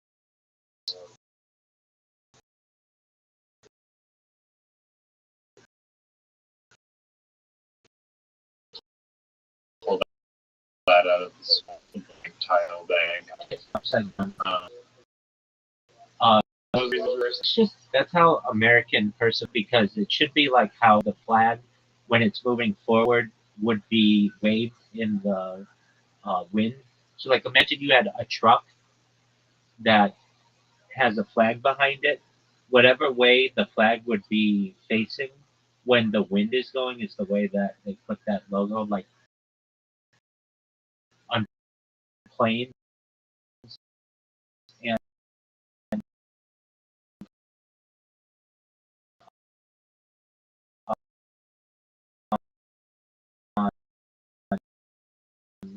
um, American um, put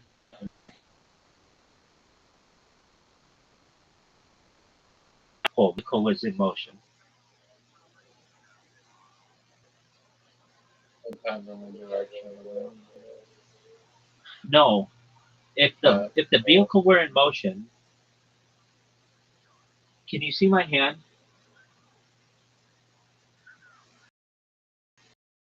Yeah. Okay, if the vehicle were going this way, the flag would be going this way, that way, because whatever way the wind would be pushing. Yeah. So they're assuming the vehicle is the way to be like mirrored. Yeah. How you answer that like Joe Rogan was explaining? Yeah, and that's the reason a military flag code.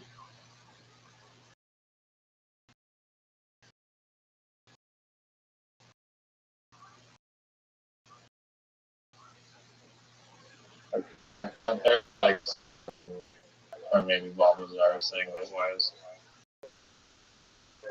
They were saying that they were craft were going in one direction, then the flag would be facing in the other direction. That is like And that's stranger than that. like it depends on the flag. Like the Canadian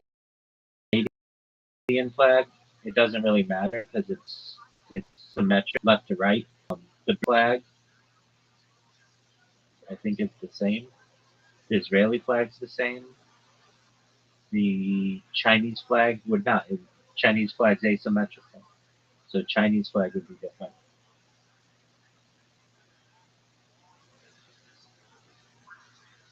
Let me check and see if these guys sent me an email.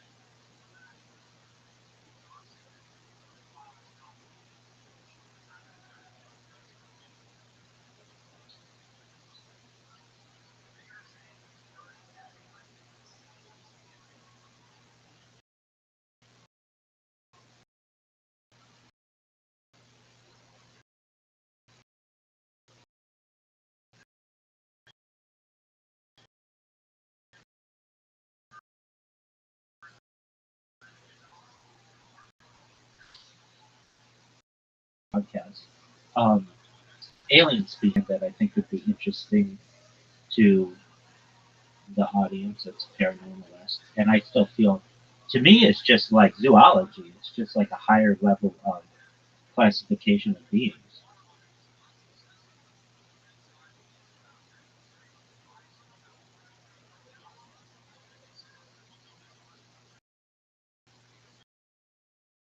Yeah. Um, alien technology.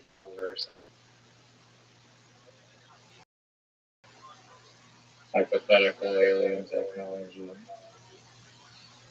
iCarly, you know about iCarly words. I'll call you. They need an expert on iCarlyism. Then you're you're definitely going to be made aware. Okay. Um, what are you doing tonight? Sleeping? Not all night, but like, do you have plans this evening? No. Okay. I am. I have some shit I can do. I'm just thinking if I'm gonna do it right now. Oh, what should be up to you?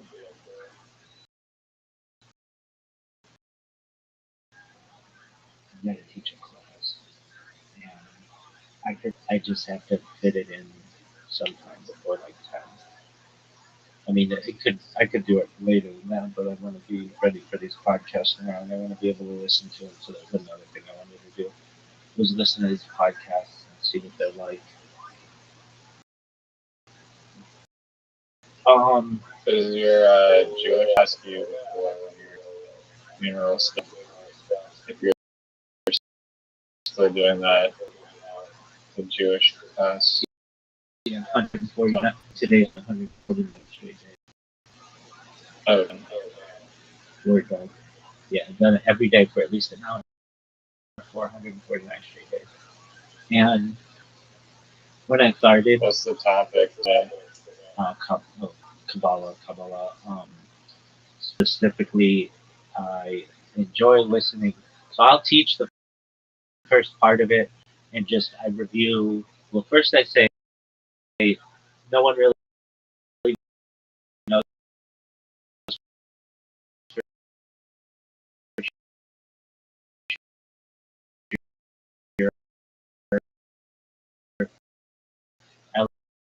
elevate, elevate, which what I do is I do it every 9 days.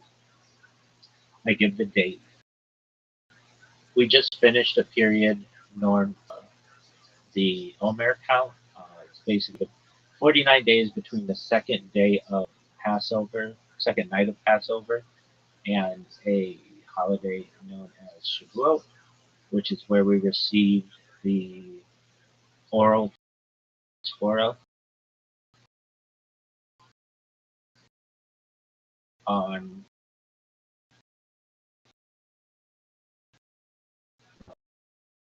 Sinai, and where we have like the Jewish timeline. And every 10 days I do a new event. So we're still like very early. Like Adam hasn't died yet. So I'm still early in that. And then from there, started this. I was I don't want to say I'm not into it now, but I would go like sometimes 3 or 4 hours of just like debates and things like that. Which is just picking up my whole day, promoting myself, just like,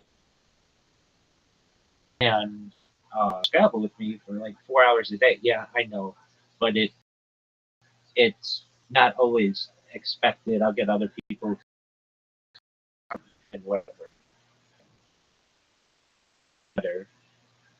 I'm promoting myself, and sometimes I need that time. Then there is a Kabbalistic documentary, like, but there are some points of it that are how do I, but they are just it's taught by a reform professor, and so before I'm gonna email him and just him. I've done this with books too. Like I'll read a book of an Orthodox rabbi, and I will see the stuff that's wrong in it, and I will write them, and they will thank me for pointing out these. Sometimes they're minor. Other times, like rabbis who, in one book in particular, there were 3 things wrong in this book, and 2 of them were small. They were just small grammatical errors, no big deal. But the third was the rabbi had put a paragraph in the wrong place. And as I read this, I could tell that something was wrong. And I went to another rabbi, friend of mine, and I showed it to him, and he said, "Yeah, it looks like you found an error in this book." So, it's like one of those things. Like, if I'm not saying I'm like the most careful proof anything, but I have an editor, and so in this one podcast that I've been watching, I have watched it a few times, and I know it pretty well. But there are some minor things that I've been notes to myself, and I said I'm going to see this podcast series one more time before I email this doctor, this professor.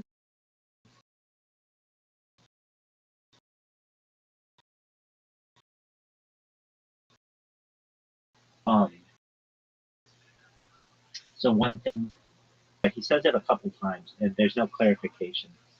It's not 12. Nobody says it's 12. There's the 12 tribes, but there's not 12. Nobody has 12 principles. So I want to just email him to clarify this point. And then additionally, he talks about Mashiach being a high priest and king of the Davidic line, and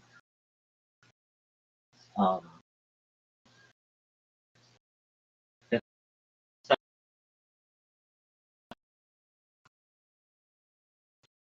possible.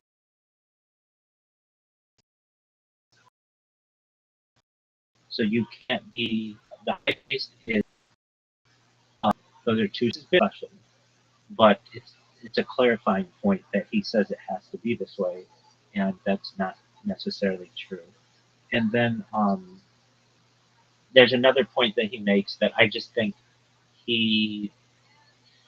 I don't like from a scholarly perspective what he says. It's like there's a book that we have, a very long book, and in the nature that the text of this book was basically in the 13th century, and the reason why, the evidence for that is the Aramaic is inaccurate. The um,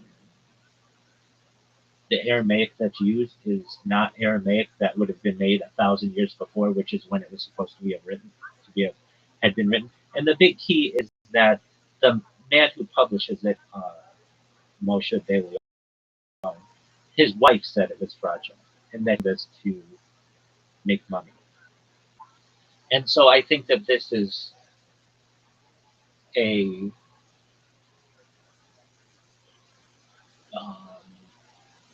there's the professor says that he says something like, I don't like the way he phrases something, and I don't want to publicly debate him on it, but I want him to be aware that I don't necessarily think that he phrased this the best way. He basically there's fraud, and then there's like he says something like there's fraud for the sake of self gratification or self preservation or self benefit. There's fraud because you really do think that you are basically channeling rabbis from 1,000. Or basically, this book is all Moshe de Leon wrote it, said that it was actually oral writings from 1,000 years before from another rabbi known as Rabbi Shimon Bar Yochai, but the Aramaic within it is wrong, or it's just inaccurate. And I'm not the first person to prove this. This has been proved for 100 years. But for this professor basically, I think, doesn't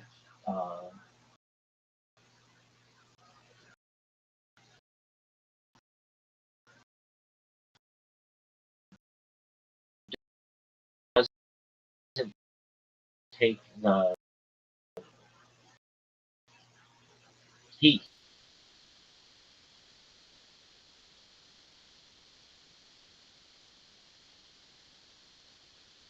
beneficial him out on it. He would always push them away, and then eventually, when somebody was like, "Look, I want to know where the source of this is," he died, and his wife said that he was making it up. So it's like this part that I just. So it's like Bob Lazar. Not like Bob. Sorry, Bob Lazar is fucking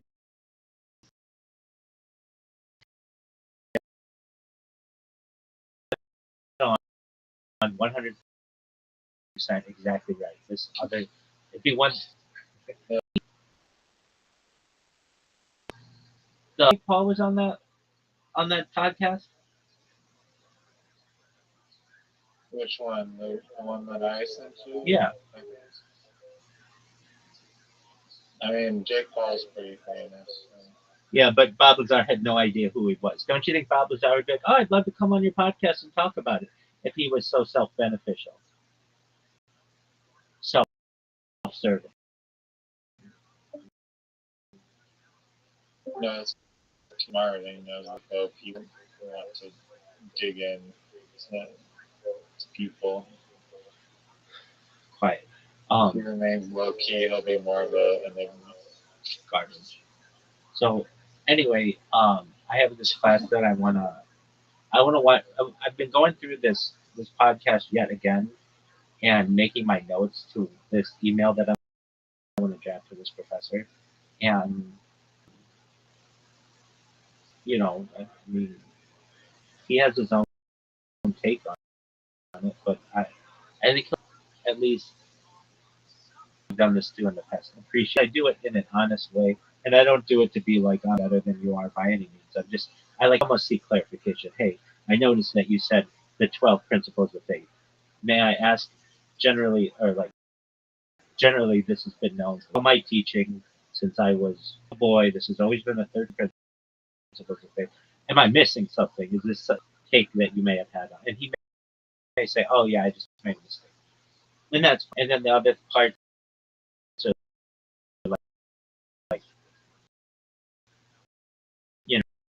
how do you reason this lineage issue?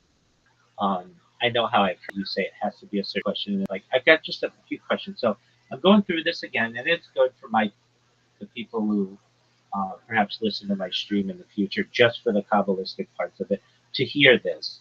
And it's definitely Kabbalah, so I don't feel it's a poor use of time. Now, my early Kabbalah class, and then today also we're going to read the book of Ruth, so I'll just have that played. But so I know that this is going to take me probably 2 hours to do, so that's why I wanted to get it done. I should have done it this morning when I said my prayers. I had a bunch of prayers that I had to say this morning. I did, and then somebody came in here, and then another person came in, and another person came in, and so it's getting pretty late in the day. So here's Can one. I ask you 2 questions before I Absolutely. the first one would be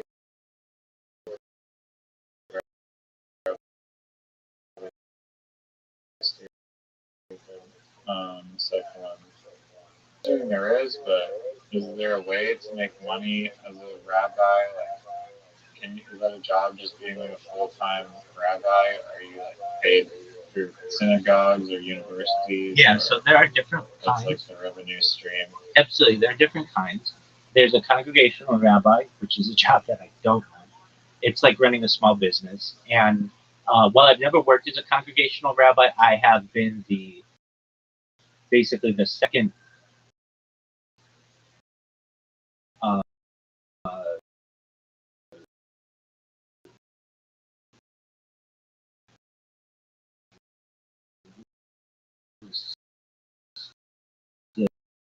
the right-hand man, so to speak, within you can have a building. I've been part of shuls that have buildings.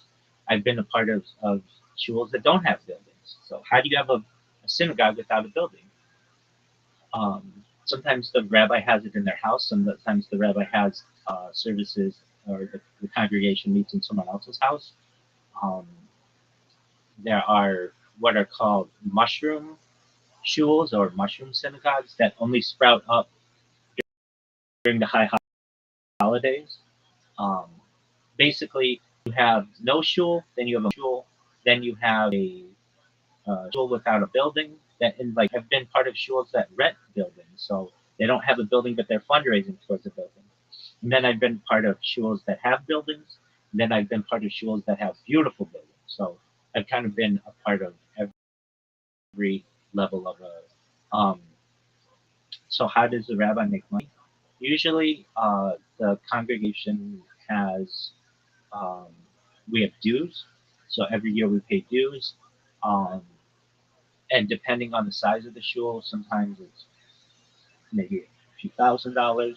Other times, depending if you want to be part of major levels, it's tens of thousands of dollars.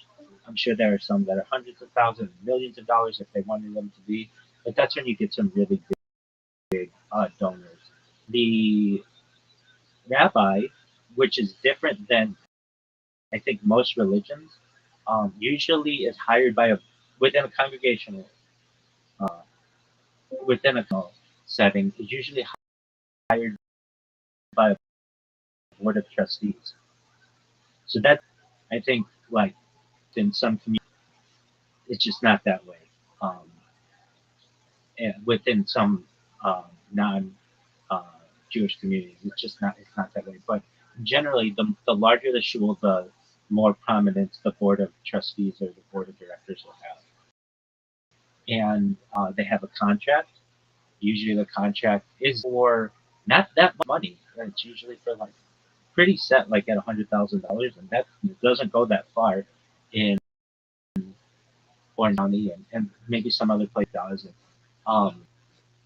So that's how you get paid. Now there are other kinds of rabbis that you can be. You can be an author. So rabbi just means teacher. So really, and there's the argument to be made that this is from the Talmud, anyone who the community accepts as their rabbi is the rabbi. So There have been cases of really young rabbis. It's like a case in Israel of like 14-year-old rabbi, because non-Orthodox. We won't get into that, but that can be anything. But generally, it's a man. Generally, it's someone learned in the law. Generally, it's someone who is a teacher, and the community accepts them as the rabbi. That's all you need. You don't have to go to yeshiva, which is a formal shul. You can have religious teaching, but maybe not go to yeshiva. To be a rabbi is uh,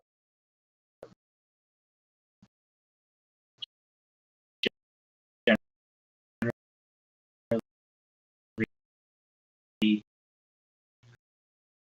through a and when my smicha was during the pandemic through a rabbi who now lives in Israel, but his name is Yehuda Oppenheimer, and he was not my rabbi. I hadn't met him previously, but my rabbis arranged that I would make smicha through him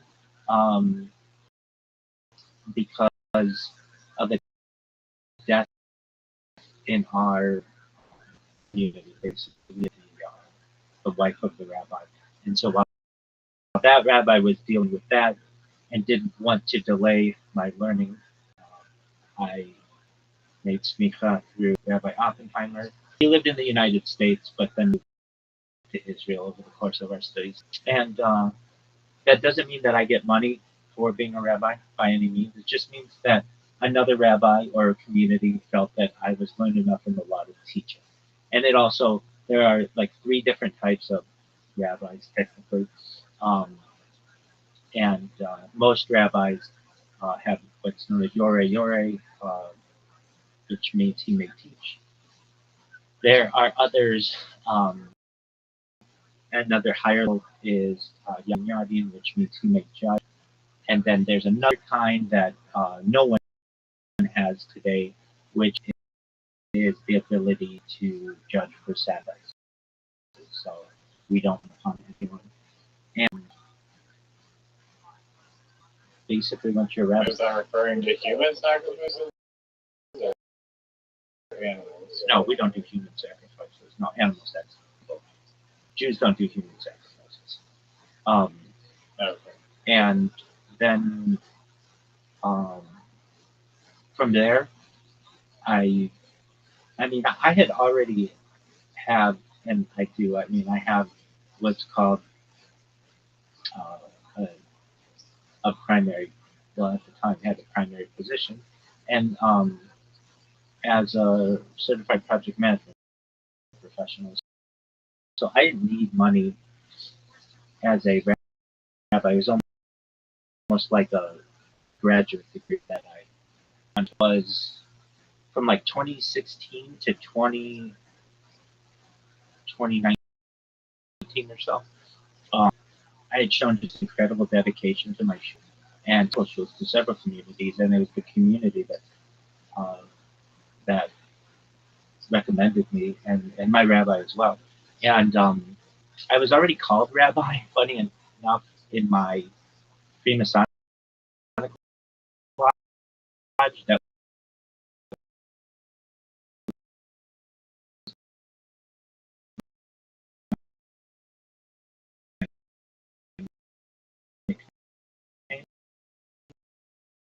even though I wasn't a rabbi, everybody just like to me with their, which are halakhic decisions that people's lives rely upon. That's not something that's of interest to me. However,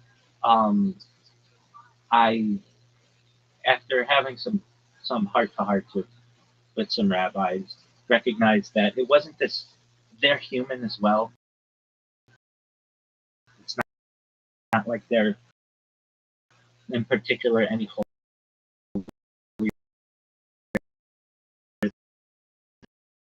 than any other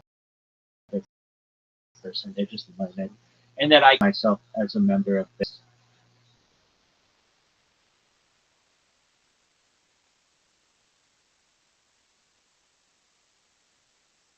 Boomer classes with Hebrew teacher and some Aramaic and Yiddish, and additionally working through something called chavrusa, which is paired learning, which is very common within yeshiva.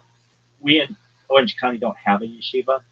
That's more something that you'll find on the East Coast. But, a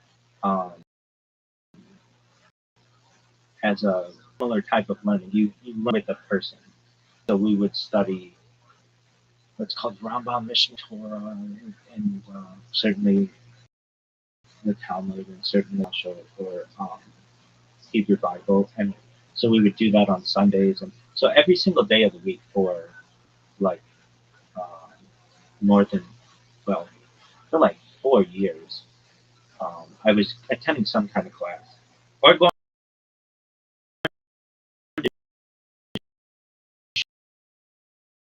to every day, and then from there, so it's not like normally what you do is you might go in a school 30s. It's not uncommon to become a rabbi at a later age, but like two basic tracks. There's young people who become a rabbi like age 22 or so, and then there are adult men who do it. But I didn't need the income, and so I didn't want to go work for supervisionization, which I could, but then you're around slaughterhouses and things like that. I didn't want to go into that. And I did not want to be a congregational rabbi. There's just a lot of drama that happens in that, and I didn't want to be at the behest of a board of trustees. I mean, I'm an app developer. It's not basically being a rabbi is a primary position, but it wasn't something that I needed to be able to support myself and them. And at that point, I thought, well, I could write a book about my journey, but is that really going to support myself? I don't need it to support myself. And then generally, probably what I would have been live streaming my life is, I mean, I'd already had arrangements to get married. I hadn't had the woman picked out yet, but basically I gone to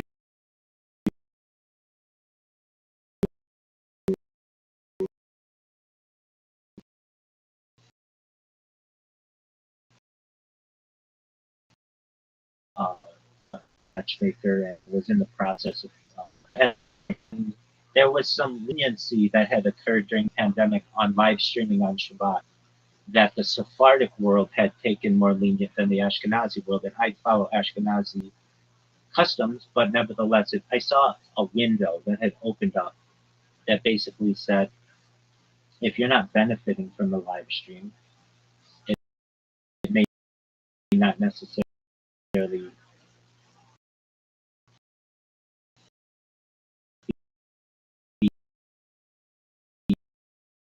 be a prohibition, and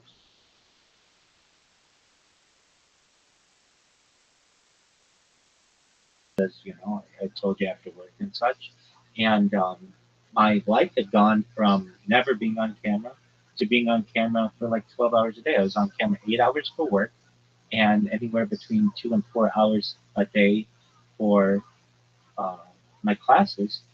And I recognized that like my whole life is on camera now, or a lot of it, and how this had developed into a passion project over time. It wasn't, but I told you, like I had dreams that like this is what my journey entailed, and it made sense to me. Well, I'm really into future, really into learning. I'm really into teaching. Not be something that I would find to be a negative, and so long I got to fill in I keep kosher to the best of my ability. Blessings, food, life, like others. I got on camera and basically teach how to do it. People wanted to watch, and while I can't live stream in my shuls, that's okay. Like there who for hundreds of years would go on an adventure and not be able to be around their shuls for whatever reason.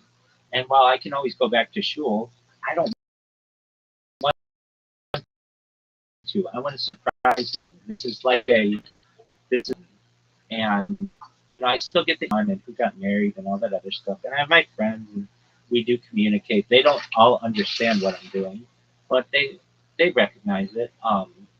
This is how I wanted to represent the rabbinate and the world.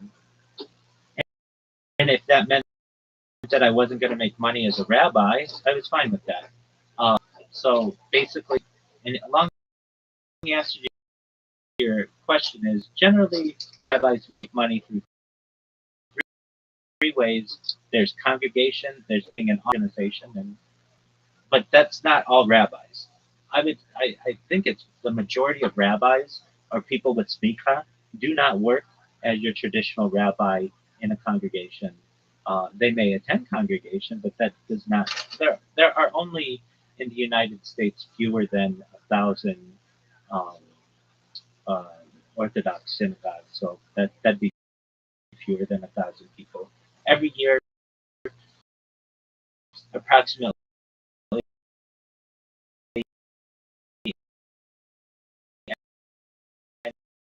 anywhere between 80 and 150 in the United States. Who converts through an Orthodox way, through a Beis Din, through a house of judgment, if they wanted to become a rabbi, they're allowed to be a rabbi. They, so long as they have the proper teaching and knowledge base, they would be considered a rabbi as much as I'm considered a rabbi, as much as the Prophet Chaim, one of the great rabbis of the day, was considered a rabbi, as much as Moses in the Bible is considered a rabbi. So that's a lot. I did not know that they're so scarce. Yeah, it's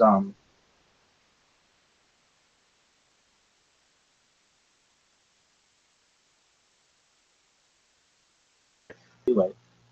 So a lot of people don't, everybody's about money. Are there other ways to be a rabbi and make money? Yeah, the big one is kosher supervision organizations. You can make a lot of money doing that. If you started your own and then you start working with organizations to basically accept your hefsher or your kosher supervision, you can.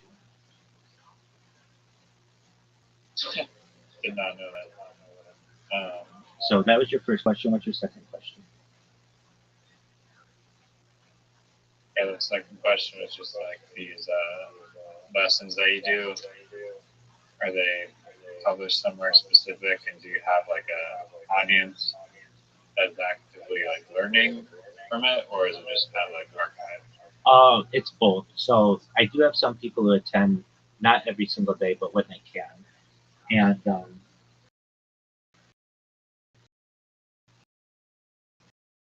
and really, I just do it whenever I want to do it. So I start one. It's all archived from all my other streams, but I don't get to.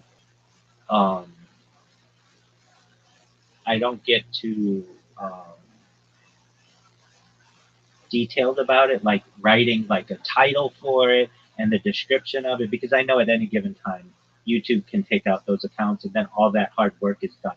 I've done it before. I've done like these are my discussions, and I'll put all the little things, and I'll have bullet points, and then 6 months later my account gets deleted, and all that work was for nothing. So the one thing that I do, I don't just say, okay, I'm starting up the stream right now or anything like that. I do start one of my other streams, and people can go back. There's like, usually my streams are like 12 hours, or usually, not always. Sometimes 10, sometimes 11. But I do have it like between 1 and 3 hours every day. And thus far, for 149 straight days, my stream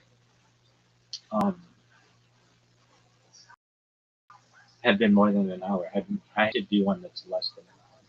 Now, I also do it in a way that's totally different than any other rabbi perhaps you'll find.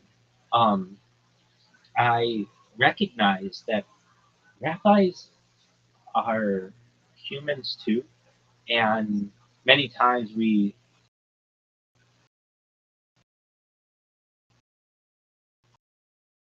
I've seen in the part of situations, and when I first started my streams, but I'm live streaming my life, and so people are going to be able to see behind the curtain, and so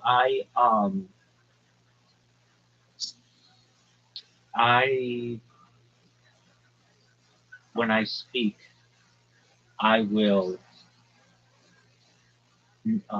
I recognize that I'm human, and I don't always necessarily teach them in a way that other rabbis will teach them. I'm much more informal because I'm just sitting in my bed. I will be like, when I have to, sometimes I read this set of Yiddish terminology, like this glossary that I read. And when you read it every single day for like 100 straight days, it's like, all right, time to do this bullshit. And I'll say that. And I think that in the future, people will think that's fun. Normally, if I were teaching a class in the congregation when I do that, absolutely not in a million years. There's a lack of modesty for that, what we would call sneers. But I do it because I think it's funny. And I know that when people in mass will see it, they will like that a lot more. That's real. That's humans. It's like unedited videos. I think people will be much more appreciative that my content is raw, that you get to see what's going on, as opposed to just highly edited footage that's extremely milquetoast and neutral. Mine is studyable. Or JR. JR, yeah, another example. So, like, what's another example that I would give? Like on the topic. All right, I don't know if we talked about this recently, but I talked about it with somebody else. So there is a sacrifice that is going to occur that occurred in the past days ago, called the red heifer, and there's all this attention that's given to the red heifer because Israel imported some red heifers a few years ago into Israel and from Texas, and basically. Or what is that? Is that an animal? Yeah, it's a large cow basically, and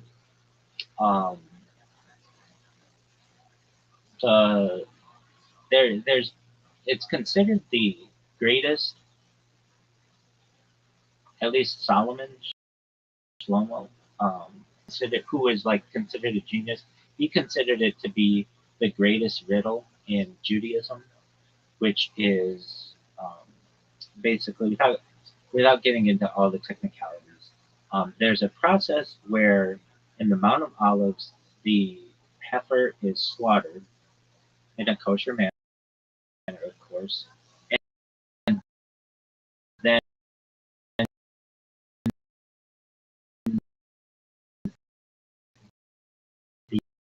the blood and It is facing the entrance to the temple in Jerusalem, and then the temple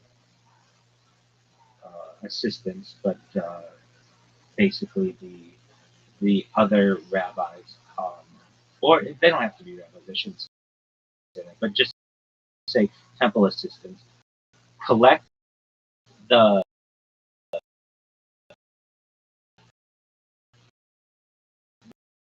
so today they collect the ashes and then use how you become clean. And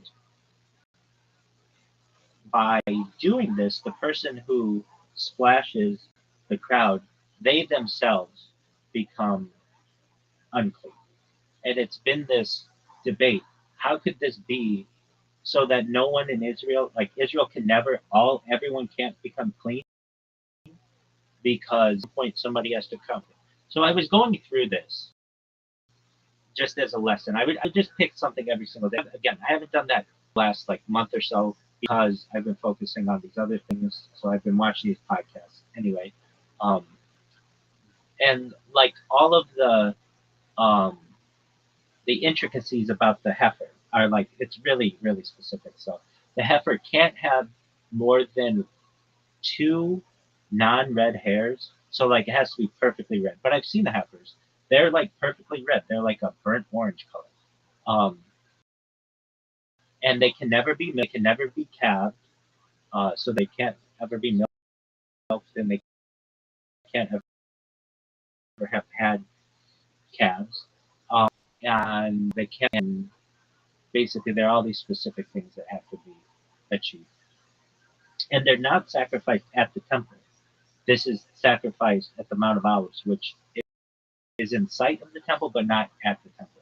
And so normally, I think most rabbis, I've seen other rabbis give shiurim classes, okay, and this is the greatest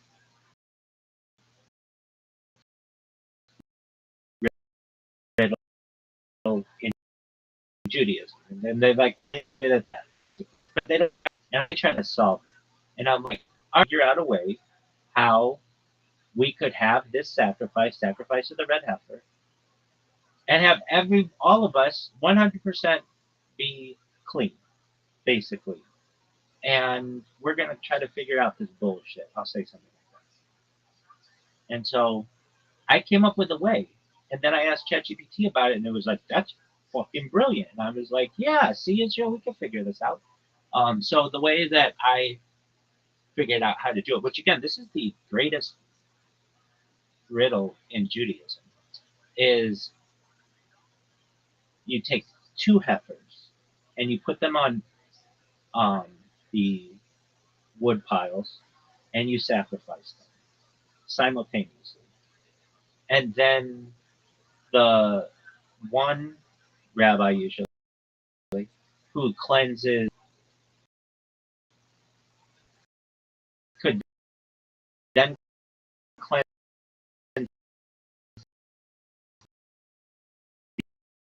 the other person who did sacrificing. Great job. It was very. And then I'd be like, I'll like do things that again other rabbis aren't going to do, but I'd be like, okay, so when we have the myrtle branch and we are using the liquid from that on the people, could we use a super soaker? Is that allowed? Now, they don't go into the Talmud whether this would be allowed. Could you use a super soaker? But it seems like it could be, so long as it comes like you have the super soaker at the end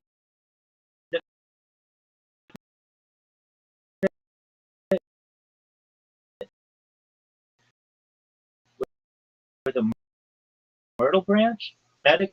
So I'll bring up a nation of 9 million people based, and then in the diaspora, another 9 million people. How could this be done in a realistic way? And so I will go into that. Like some people may say, well, super soaker is kind of a funny way how to do it. it's not normal, it's not traditional, but I will do that, and I will spend an hour just saying on that one point. So anyway, what's another one that I would do like that? All right, the culture in terms of seafood. I know many Jews who want to try seafood, many Orthodox Jews, but we don't because the law in Leviticus says, well, in the Hebrew Bible, that a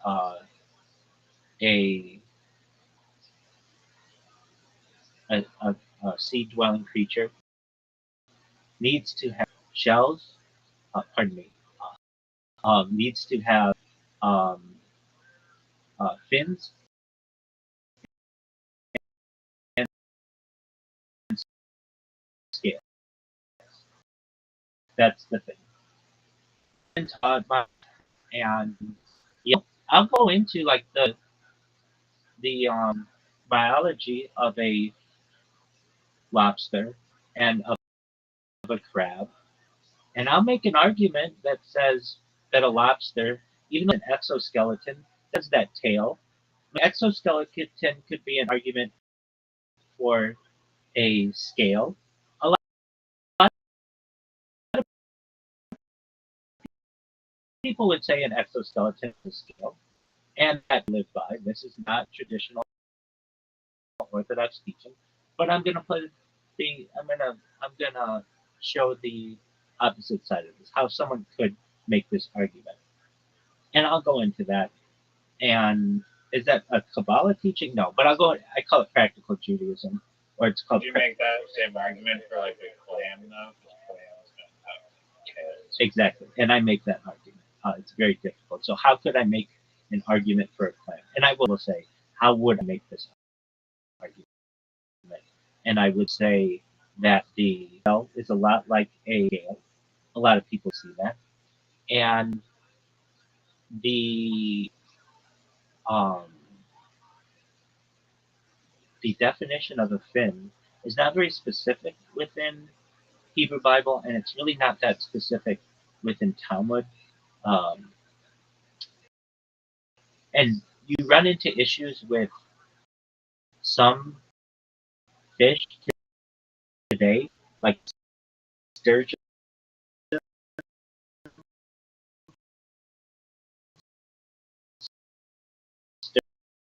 Sturgeon are fish of exoskeleton. And then like catfish are in catfish scales. Um, and so I make the Are argument. you eating seafood? I mean, like fish and stuff, yeah. And I've had imitation crab meat. That's a popular thing within Judaism. But I do my best to avoid anything non-kosher. And have I um,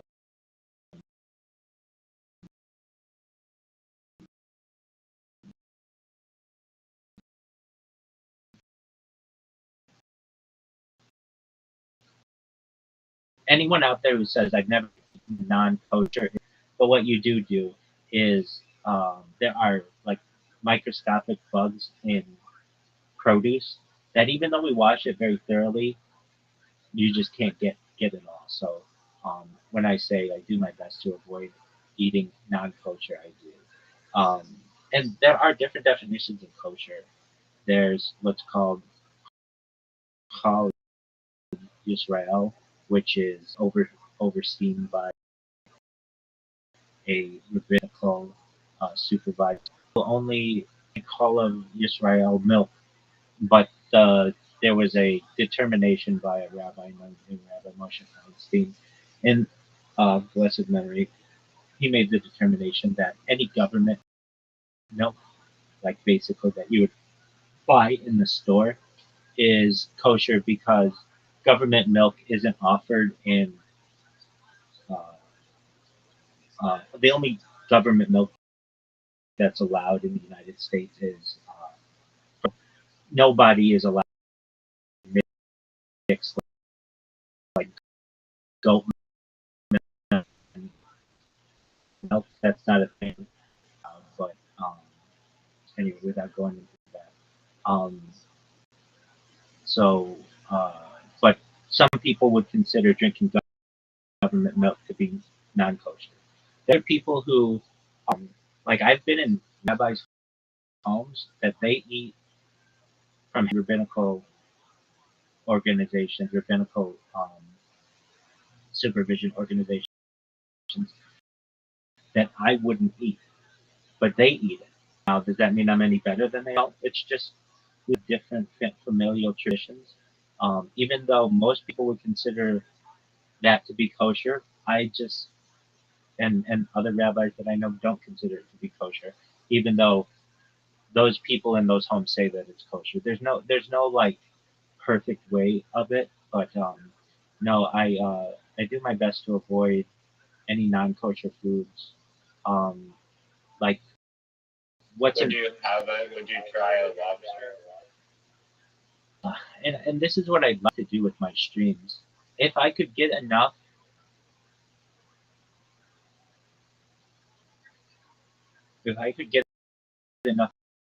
influence and be able to speak to um, the Orthodox rabbis of the world and make the argument that an exoskeleton is a shell and a tail is a fin, it should be considered a kosher animal. And if we could get a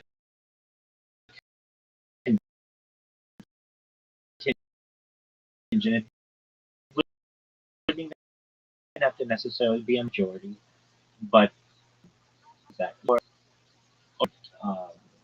artificially created lobster, I would be okay with that. But really, I think I've always felt this way. Yeah, is that a loophole? Like if you do it to Beyond Meat or whatever, or you like grow it in a lab, So technically those are avoid it?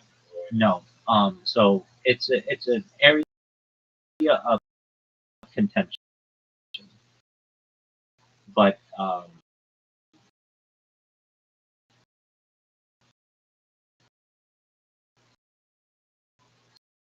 so it depends who you ask, basically, and more leanings.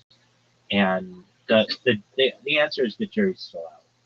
But there are many Israeli companies that are growing lab-grown beef, and the argument is the steak is as good as any other steak that you're going to have. You can't tell the difference. It didn't need to be slaughtered. Why isn't it considered kosher? And so there are some rabbinical supervision that are considering that to be kosher. In terms beyond and a lot of Orthodox rabbis or Orthodox people who use, many people would consider it a loophole. We don't necessarily consider it a loophole. We're not trying to outthink God, but like what's an example? They'll use a Beyond Meat burger cheese, normally for reasons. Basically, it goes into the Bible that the um, other nations were boiling a calf in its mother's milk, and we consider that to be something that we want to avoid at all costs. Not just a calf, but a goat calf. And so, because of that, the interpretation has been you can't mix milk and meat. And it gets into, well, what about if it comes from a bird? Can you have cheese? Most rabbinical authorities say no, because we wouldn't want to have the look of it. Gets into all that. I don't want to get into it right now. But the idea of Beyond Burgers, since Beyond Burgers are so well known now that no person walking by someone eating a cheeseburger would think that that is necessarily a prohibition. To the point where like my family loves like one of my favorite milk restaurants is the Milky in LA, and they have it's owned by Steven Spielberg's of blessed memory. So he owns a house. A lot of people don't know Steven Spielberg owns a really small restaurant in LA, but he does, or his holding company does. And like my aunt loves the cheeseburger there. She's not a cheeseburger eater. That's not her thing. We avoid milk and meat within the Orthodox community. But if she wants to have a cheeseburger, she'll go there, and they have a Beyond Burger with cheese. And there's not meat in the entire restaurant.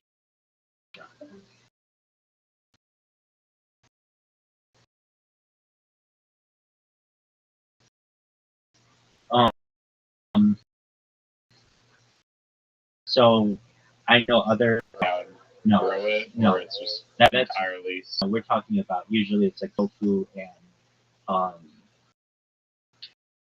Chicken burger. plant proteins. Yeah. So they're two separate worlds. And then there's the reverse of this. So you can have a meat burger, but you don't want to put cheese on it. So then we have something called pareve cheese, which is basically pareve Hebrew for neutral.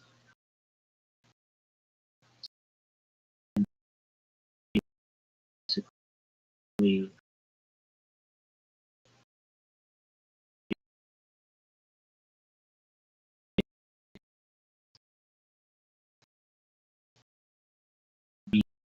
means that you can eat cheese. And Do you think it tastes as good as regular cheese? I think if you put them and cheese messy with it, and also how it's produced generally. But most cheese, there's an argument to be made if it's under supervision. A lot of it could be considered kosher. Now, if you get into some weird stuff like camel cheese, that can run into issues. Some goat cheeses can run into issues, but the major issues come into the meat aspect of it. But in answer to your question, are you allowed to have lab-grown meat? It depends who you ask. And I'm much more progressive. And so if anybody ever saw my streams, they would recognize that I'm a futurist. I look forward to a day where no animals will die and all of the food that we eat can be neutral. Animals. Like basically it's a type of veganism. And would I take a stand for some of these things? Yeah, I would, but here's the thing. I don't have a synagogue. If I had a synagogue, I could not take these stands because I would be beholden on the donors of my who would recognize that this is avant-garde. I can tell you that there is a rabbi I won't name them, but basically who, I don't want to say was blacklisted, but sort of was blacklisted within the Orthodox, some progressive feelings. I believe it was on homosexuality and like the LGBTQ movement, and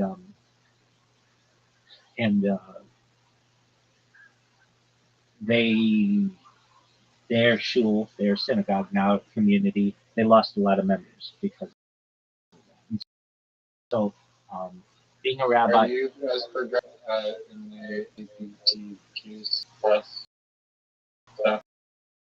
Yeah. You're plus yourself. So I used to be very much the progressive move that men should be with women, women should be with men.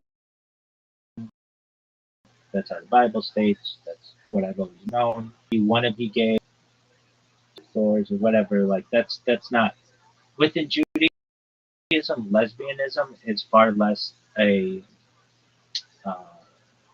prohibited activity than homosexuality.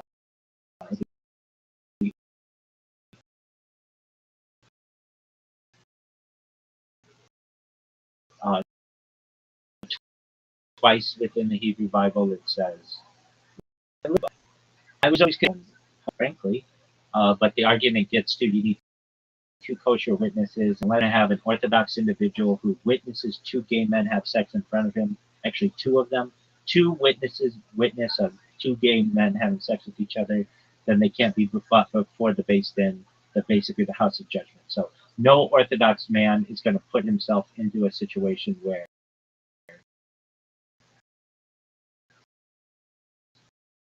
there are two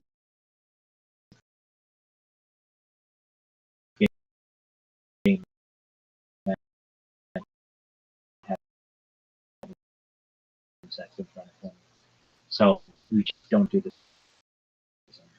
But transhumanism happens if I want to live to be 50,000, I want to be a woman and get married to a man. All right, well then that changes things. And I've also recognized that we're moving into a post-religion world. And I look forward to every single day. I pray for Mashiach, our Messiah, to come in these matters. And when he's supposed to be a great leader, he's supposed to be the Davidic line, he's supposed to be a great leader, he's supposed to live 1,000 years, he's supposed to bring world peace, to the point where not even the animals fight anymore. Whether or not, and it's not been a thing in Judaism. You won't read about a Messiah in the Hebrew Bible. It's not a thing. It's more of a it's evolved over the course of the last 2,000 years or so. But when he comes, if he ever views my stream, I want him to say, I don't want to do anything that he would disagree with, like be pro-war or unfair to people or righteous. Someone who be close-minded to the needs of other people. There's an understanding that all of the great riddles and issues with them. So every day I pray for Mashiach. There's a thought that there could be a Mashiach in every generation. There's a thought that Mashiach could be that anybody could be Mashiach. Any man could be Mashiach. I don't know. What I think who Mashiach will be the man who rebuilds the temple in Jerusalem. There are other things he's supposed to do too, live 1,000 years, but that person will be an important person within Judaism. And I don't want to do anything that they say that I think that they would have not wanted or that they won't want. So every day I live my life as best I can, as while live streaming it, and the questions that evolve, like is Beyond Meat allowed or is lab grown meat allowed? Those will all be answered in the days of Mashiach. I know I take really long time to answer your questions, but I want to give you some background on why we do.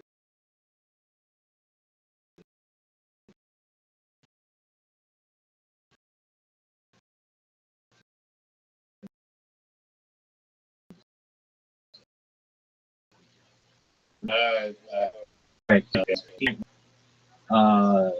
you want to come back at 7? Would that work for you? I'm still away. Yeah.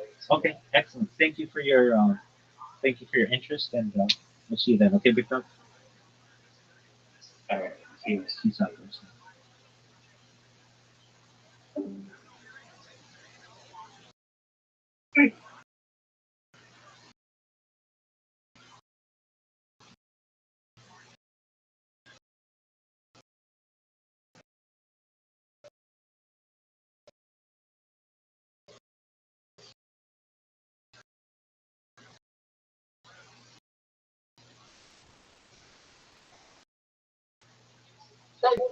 Axel, do you watch?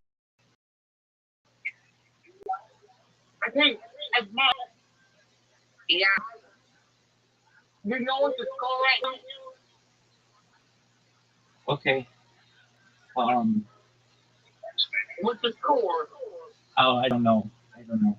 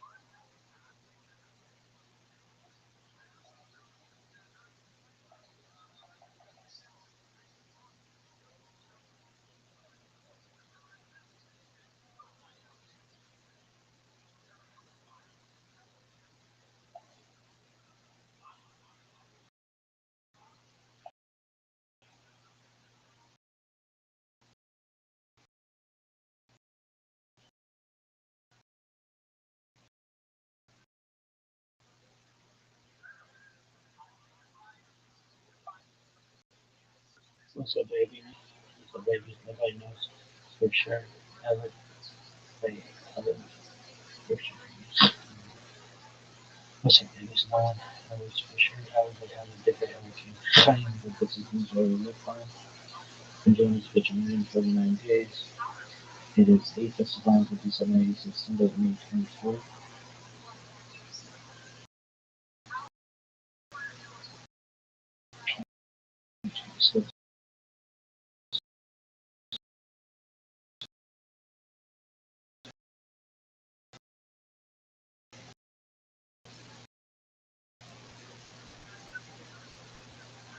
Station. Sun should be 95 Ohio.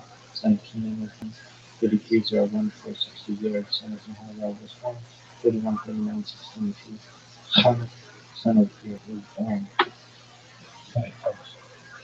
We got two about the word twice. Does it? Everything sucks, people.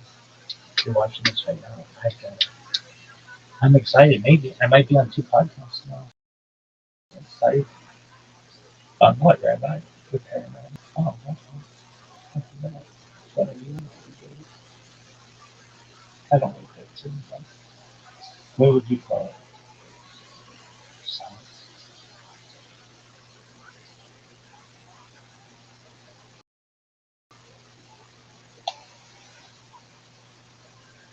What's his book? Oh, man, fucking bitch. She's a non-Jew.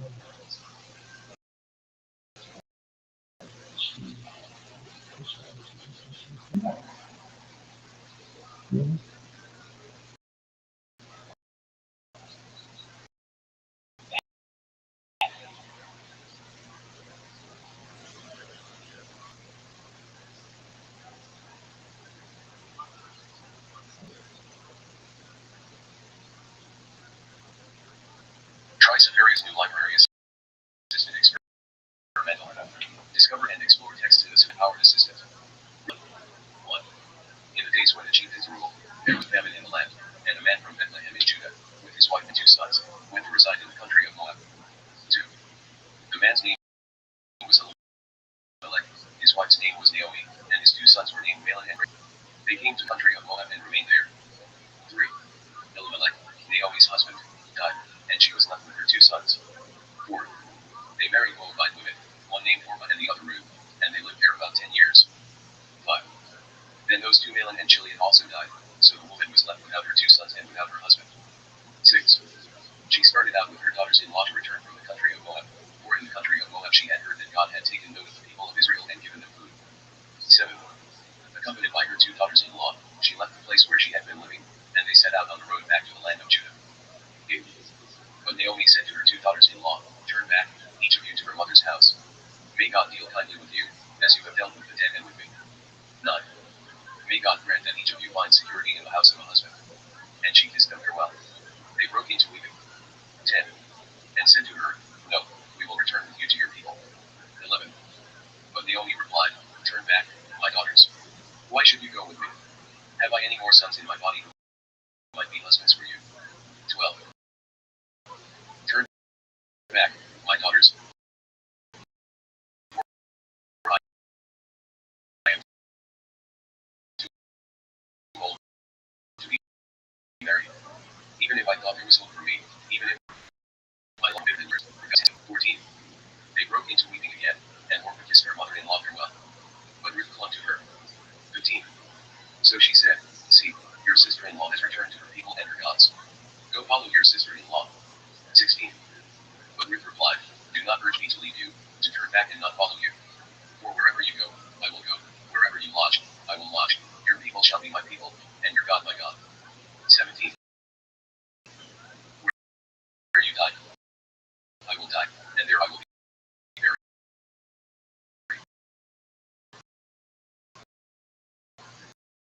Thus and more may God do to me if anything but death parts.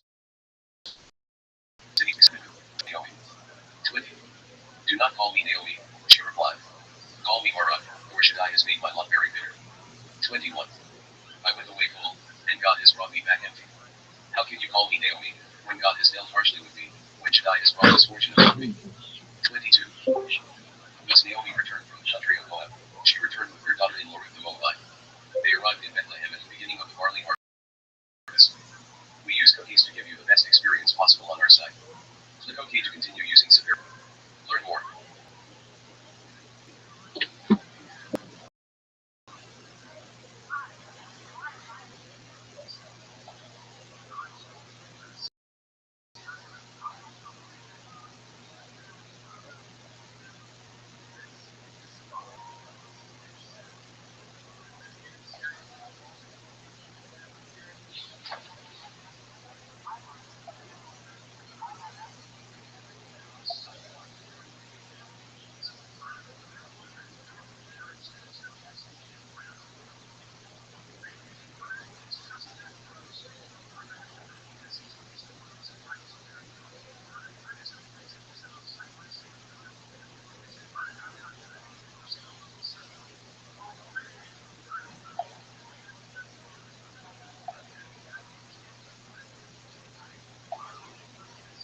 Try Sapphire's new library assistant experimental.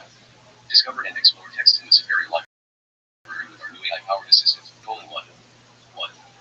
Now Naomi had a kinsman on her husband's side, a man of substance, of the family of Elimelech, whose name was Boaz. 2. Ruth the Moabite said to Naomi, "Ears of grain, behind may show me kindness." "Daughter, go," she replied. 3. And off she went. She came and gleaned in a field, behind the reapers, and, as luck would have it, it was the piece of land belonging to Boaz, who was of Elimelech's family. 4. Presently Boaz arrived from Bethlehem. He greeted the reapers. "God be with you." And they responded, "God bless you." 5. Boaz said to the servant who was in charge of the reapers, "Whose girl is that?" 6. The servant in charge of the reapers replied, "She is a Moabite who came back with Naomi from the country of Moab." 7. She was on her feet ever since she came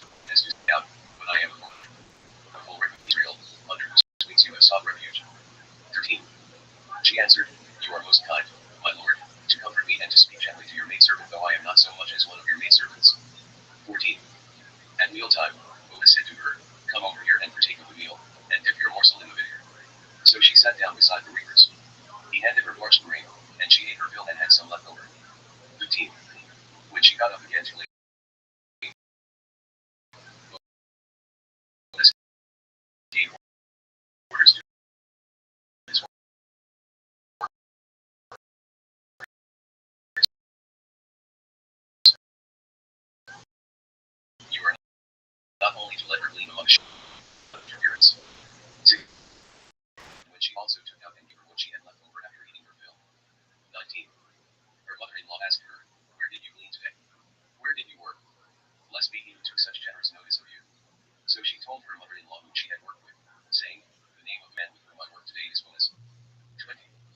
Naomi said to her daughter-in-law, "Blessed be he of God, who has not failed to show kindness to the living or to the dead." 4. Naomi explained to her daughter-in-law, "The man is related to us. He is one of our redeeming kinsmen." 21 This is finished. Take 5 months and 22.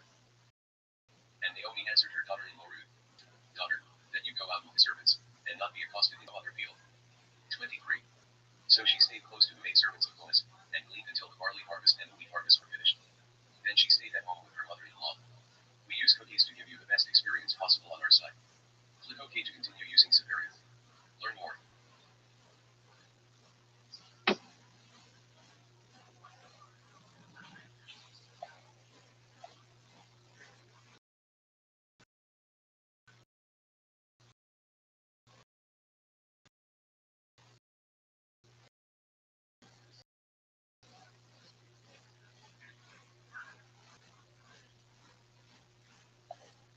Try Severia's new library-assisted experimental.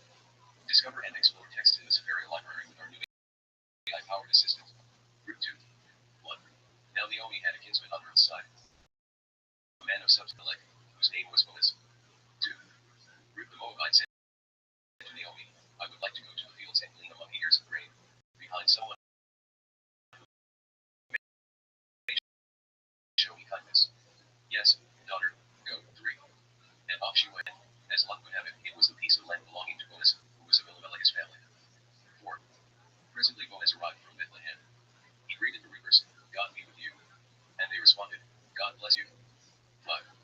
Boaz said to the servant who was in charge of the reapers, "Whose girl is that?" 6. The servant in charge of the reapers replied, "She is a Moabite who came back with Naomi from the country of Moab." 7. She said, "Please let me glean and gather among the sheaves behind the reapers." She has been on her feet ever since she came this morning. She has hardly rested at all in the hut. 8. Boaz said to Ruth, "Daughter, don't go to glean another field. Don't go elsewhere, but stay here close to my maidservants." 9.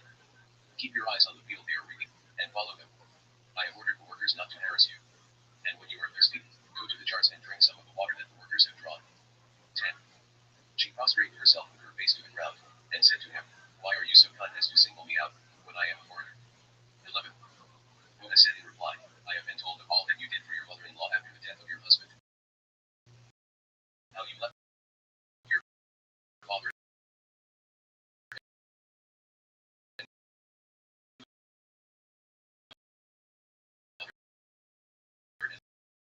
the land of your birth and came to a people you had not known before.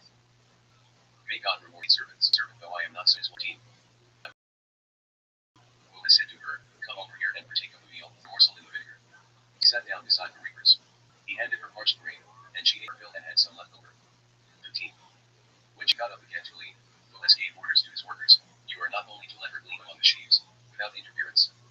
16. But you must also pull some stalks out of the heaps and leave them for her to glean. And thus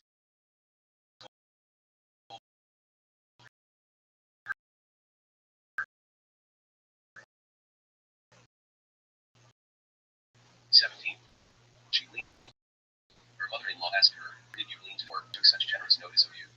So she told her mother-in-law whom she had worked with, saying, "The name of the man with whom I work today is Boaz." 20. Naomi's daughter, blessed be he of God, has not failed to show kindness to the living or to the dead. 4. Naomi explained to her daughter-in-law, "The man is related to us. He is one of our redeeming kinsmen." 21. The Moabite said, "He even told me, 'Stay close by my workers until all my..." 22. And not be accosted in some other field. She stayed close to the maidservants of Boaz, and gleaned until the barley harvest and the wheat harvest were finished. Then she stayed at home with her mother-in-law. 1. Naomi, her mother-in-law, said to her, "Daughter, I must seek a home for you, where you may be happy. Now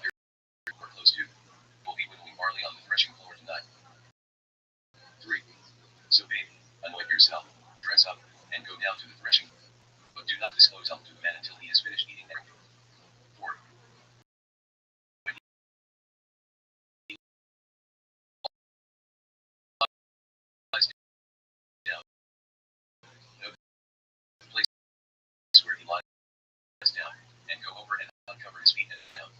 He will say and drag her, and in a cheerful mood went to lie. Start and pulled back. There was, who are you? He asked. And she replied, I am your handmaid Ruth. Spread your robe over your handmaid, for you are a redeeming kinsman. 10. He exclaimed, Be blessed of God, daughter. Your latest deed is worse, in that you have not turned to me whether poor or rich. 11. And now, daughter, have no fear. I will do in your behalf whatever you ask, for all the elders of my town know what a fine woman you are. 12. But while it is true I am a redeeming kinsman, there is another redeemer closer than I. 13. Stay for the night. Then in the morning, if he will act as a redeemer, good. Let him redeem. But if he does not want to act as redeemer for you, I will do so myself, as God lives. Lie down until morning. 14. So she lay at his feet until dawn.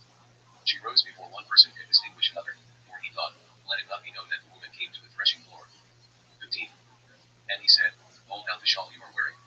She held it while he measured out 6 measures of barley, and he put it on her back. When she got back to the town. 16. She came along, who asked, How is it with you, daughter? She told her all that the man had done for her. 17. And she added, He gave me these 6 measures of barley, saying to me, Do not go back to your mother-in-law empty-handed. 18. And Naomi said, Stay here, daughter, till you learn how the matter turns.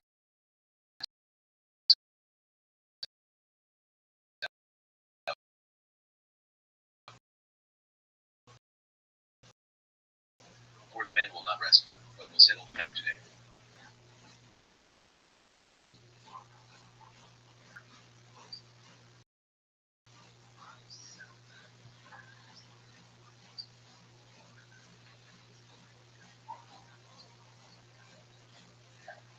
Try Safari's new library assistant experimental. Discover and explore text in the Safari library with our new AI-powered assistant. Route 3. 1.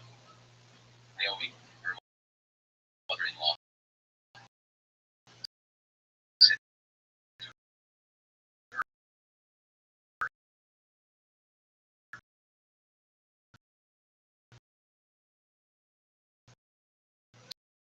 Daughter, I must seek a home for you. He called, came over and sat down. 2. To 10 elders of the town and said, Be seated here, and they sat down. 3. He said to the Redeemer, Naomi, now returned from the country of Moab, must sell the piece of land that belonged to our kinsman Elimelech. 4. I thought I should disclose the matter to you and say, Acquire it in the presence of those seated here and in the presence of the elders of my people. If you are willing to redeem it, redeem. But if you will not redeem, tell me, that I may know. For there is no one to redeem but you, and I come after you. I am willing to redeem it, he replied. 5. Acquire the property, and you must also perpetuate the name of the deceased upon his estate. 6. The Redeemer replied, Then I cannot redeem it for myself, lest I impair my own estate. You take over my right of redemption, I am unable to exercise it. Now this was for Israel in cases of redemption mortgage. To validate any transaction, one party would take off a sandal and hand it to the other. Such was the practice in Israel. 8. So the Redeemer said to Boaz, Acquire for yourself, threw off his sandal.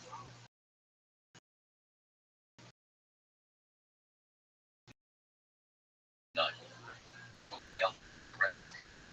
Collected all that belonged to Chilean and Malin. I am also acquiring Ruth the Moabite, the wife of Malin. The deceased may not disappear from among his kinsmen and from the gate of his hometown. You are witnesses today. 11. The elders spake the woman who is coming to your house like Rachel and Leah, both of whom built up the house of Israel, and perpetuate your name in Bethlehem. 12. May your house be like the house of Korah who taught more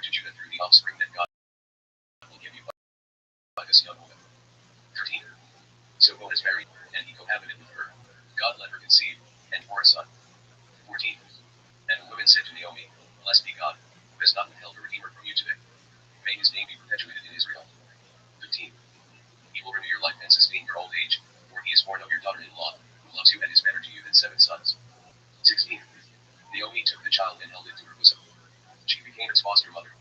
17. And the women neighbors gave him a name, saying, a son is born to Naomi. They named him Obed. He was the father of David. 18. This is the line of Perez. Perez begot 19.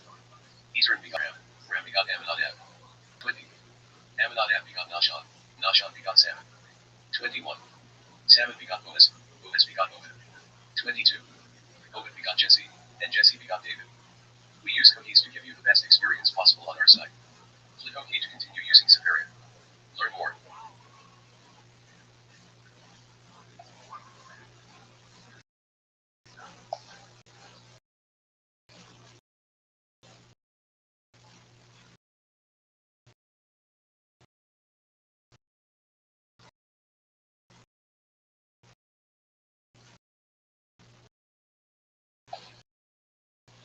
Try Safari's new library assistant experimental. 2. The man's name was Elimelech, his wife's name was Naomi, and his 2 sons were named Mahlon and Chilion, Ephrathites of Bethlehem in Judah. They came to the country of Moab and remained there. 3. Elimelech, Naomi's husband, died, and she was left with her 2 sons. 4. They married Moabite women, one named Orpah and the other Ruth, and they lived there about 10 years. 5. Then those 2 Mahlon and Chilion also died. So the woman was left without her 2 sons and without her husband. 6. She started out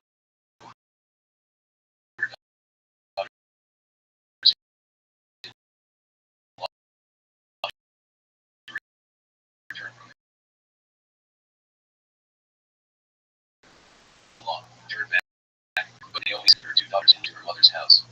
May God deal with the dead and the wicked. 9. May God grant that each of you find security in the house of a husband. And she kissed them farewell. They broke into weeping. 10. And said to her, no, we will return with you to your people. 11. But Naomi replied, turn back, my daughters. Why should you go with me? Have I any more sons in my body who might be husbands for you? 12. Turn back, my daughters. For I am too old to be married. Even if I thought there was hope for me, even if I would and I also bore sons. 13. Should you wait for them to grow up? Should you on their account? Oh no, my daughters. My lot is far more bitter than yours, for God's hand has struck out against me. 14.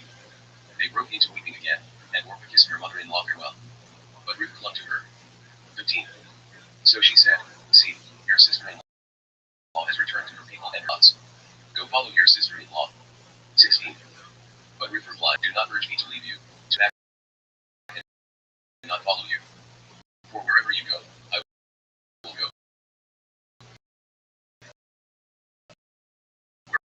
Wherever you lodge, I will lodge. Your people shall be my people, and your God. When it departs me, he saw how determined she was to. 19. And the 2 went on until they reached Bethlehem. When they arrived in Bethlehem, the whole city buzzed with excitement over them. The women said, can this be Naomi? 20. Do not call me Naomi, she replied. Call me Mara, for Shaddai has made my lot very bitter. 21. I went away full, and God has brought me back empty. How can you call me Naomi, when God has dealt harshly with me, when Shaddai has brought misfortune upon me? Thus Naomi returned from them. She returned with her daughter into Moab. They arrived in the beginning of the barley harvest. We use cookies to give you the best experience possible on our site. Click OK to continue using Safari. Learn more.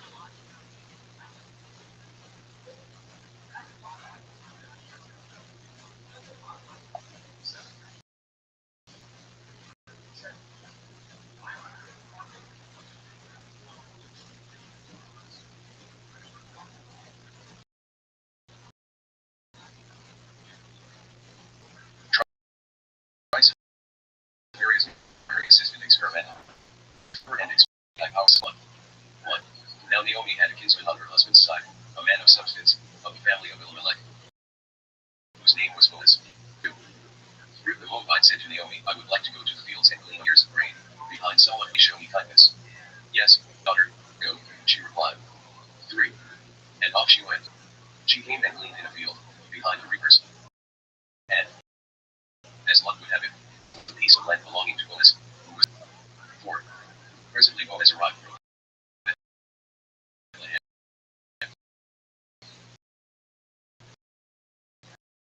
He greeted the reapers, God be with you. And they responded, God bless you. She is a Moabite who came back with Naomi from the country of Moab. 7. She said, please let me glean and gather among the sheaves behind the reapers. She has been on her feet ever since she came this morning. She has hardly rested at all. 8. I said to Ruth, listen to me, daughter. Don't go to glean in another field. Don't go elsewhere, but stay here close to my maidservants. 9. Keep your eyes on the field they are reaping, and follow them. I have ordered the workers not to harass you. And when you are thirsty, go to the jar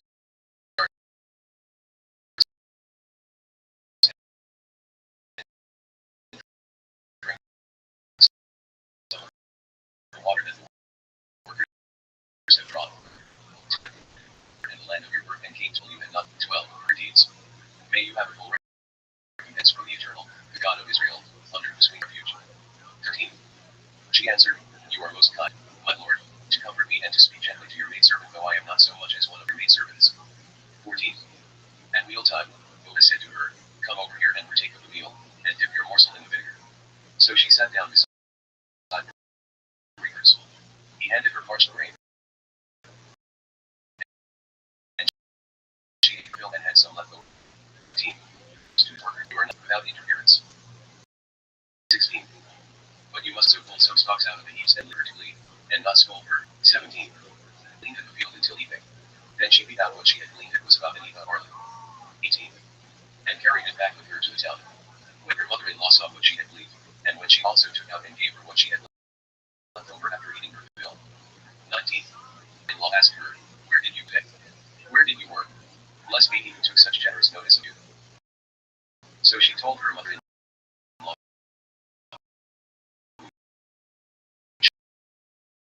she had worked with, saying, the name of to show kindness to the living or to the dead. For in-laws, he is one of our redeeming kinsmen. 21. Ruth the Moabite said, he even told me, stay close by my workers until all my harvest is finished. And Naomi answered her daughter-in-law Ruth, it is that Moabites may not be interested in some other field. 23. So she closed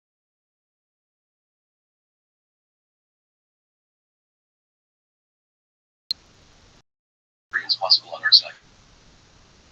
Area. Learn.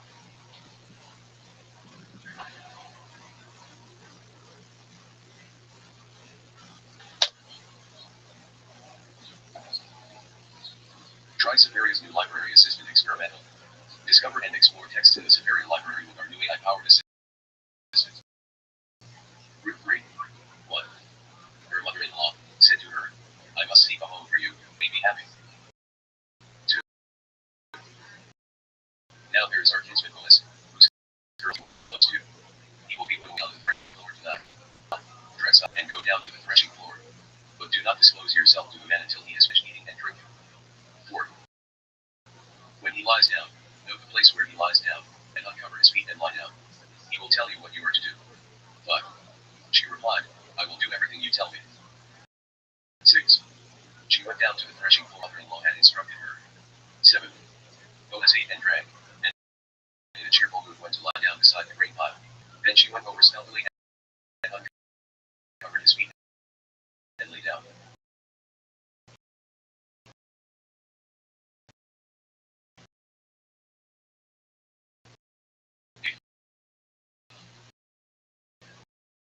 In the middle of the dark and cold pack there was a woman lying at his feet, greater than the first, in that you have not turned to younger men, whether poor or rich. 11. And now, daughter, have no fear. I will do in your behalf whatever you ask, for all the elders of my town know what a fine woman you are. 12. But while it is true I am a redeeming kinsman, there is another redeemer closer than I. 13. Stay for the night. Then in the morning, if he will act as a redeemer, good. Let him redeem. But if he does not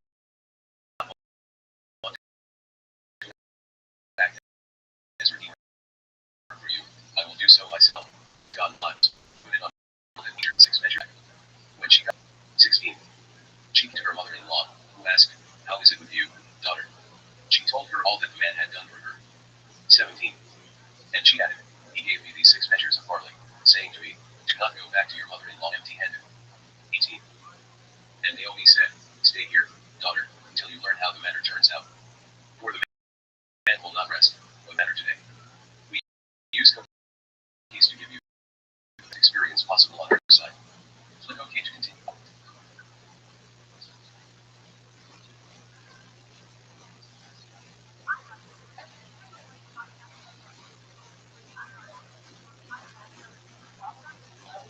Try Safari's new library assistant experimental. Discover and explore text in the Safari library with our new AI-powered assistant. Route 4. 1. Meanwhile, Boaz had gone to the gate and sat down there. And now the Redeemer whom Boaz had mentioned passed by. He called, come over and sit down here, so and so. And he came over and sat down. 2.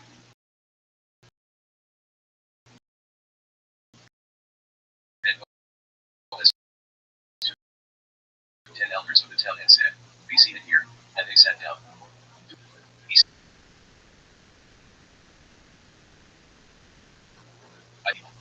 if you are willing to redeem it, redeem. But if you will not redeem, tell me, that I may know, for there is no one to redeem but you, come after you. I am redeeming, he replied. But Boaz continued, when you acquire the property from Naomi and from Ruth the Moabite, you must also acquire the wife of the deceased, so as to perpetuate the name of the deceased upon his estate. 6. The Redeemer rear my own estate. You take over my right of redemption, for I am unable to exercise it. 7. Now this was formerly done in Israel in cases of redemption or exchange. To validate any transaction, one party would take off a sandal and hand it to the other. Such was the practice in Israel. 8. So when the Redeemer said to Boaz, acquire for yourself, he drew off his sandal. 9.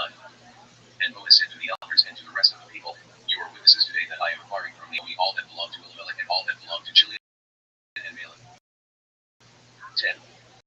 I am also acquiring Ruth the Moabite, the wife of Malon, as my wife, the name of the deceased, from the gate of his hometown. All the people at the gate and the elders we are. May God make the woman who is coming into your house like Rachel and Leah, both of whom build up the house of Israel, bring Ephraim and perpetuate name in Bethlehem. 12. And may your house be like the house of Boaz whom Tamar bore to Judah through the offspring that God will give you by this young woman. 13. So Boaz married Ruth, she became his wife, and he cohabited with her. God let her conceive, and she bore a son. 14.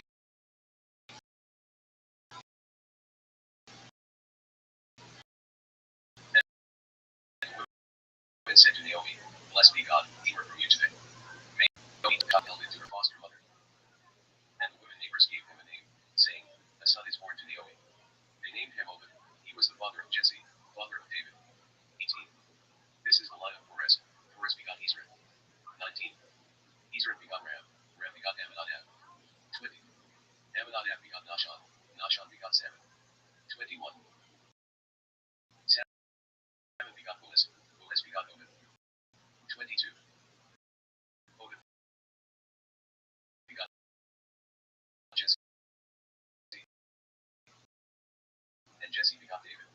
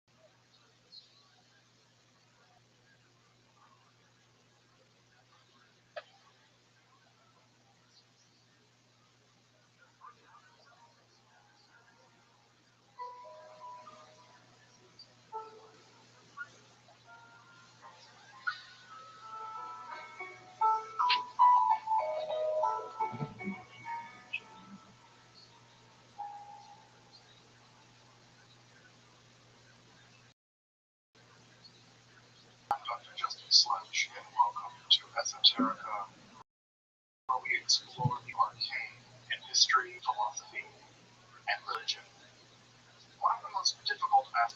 starting to study Jewish mysticism and Kabbalah is getting a handle on just how those ideas developed over. It's tempting that, for instance, just always existed in the form that we have it, that Kabbalah is just one thing at all. Of course, neither of these positions is really tenable. Such notions developed through the ages are now in their mysticism and Kabbalah. This class is meant to serve as an introduction to Jewish mysticism and Kabbalah from the point of view of its incredibly complex development from the prophets of ancient Israel into the 18th century. Of course, this series isn't meant to be exhaustive by any means, but only should serve as a springboard for deeper study and reflection, and hopefully it will also enable you to situate developments in Jewish mysticism and Kabbalah in their historical and cultural context, and hopefully only dive into the primary texts, which are admittedly as sublime as they are obscure. Let me express my gratitude to Congregation Tchia for allowing me to use these lectures to reach a larger audience here on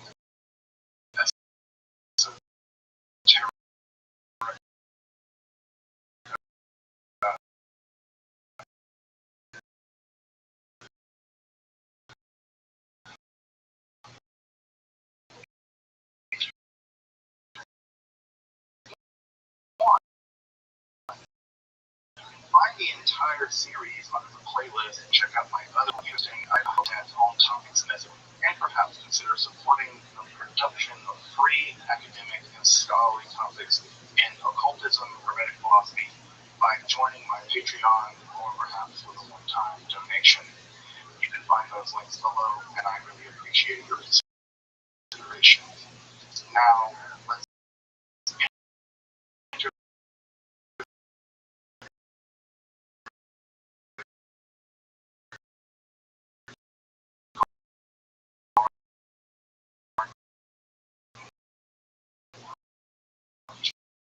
Jewish mysticism and 1,200 years from Kabbalah, still very much in a time period right around the turn of the Common Era. That's to say, around the year zero, right? That's if you want to get an anchor of where we are. And just to recap a bit, right? Just to recap a little bit from last time, to sort of see where we were in the lay of the land.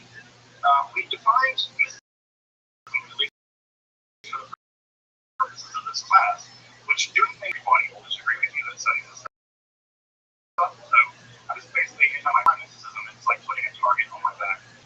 But the way that I want to define it is as a non-rational mode in which one experiences or learns about fundamental reality, and also the traditions that accrue around those experiences. So I would call someone, for instance, that studies mysticism for the idea that those truths, even though perhaps that person themselves didn't have those experiences, I would also consider that person a mystic. So I would say that there's also the idea that you lean on the mystics to learn, which are folks who are in fact mystics.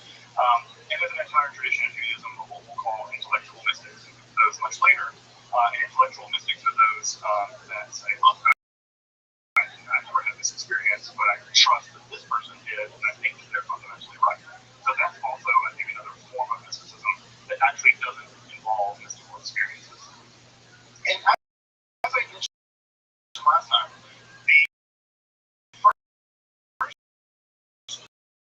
Jewish mystics weren't even Jewish. The first Jewish mystics weren't his name. The person that name is the 12 tribes of Israel. And so Jewish mystics actually make up a minority of this. So many of the prophets we have in the Bible are from all over. They're not necessarily Judahites. And we said that the two forms of mysticism that seem to have been prevalent in Israelites at that time were theophany, that is to say, God showed up.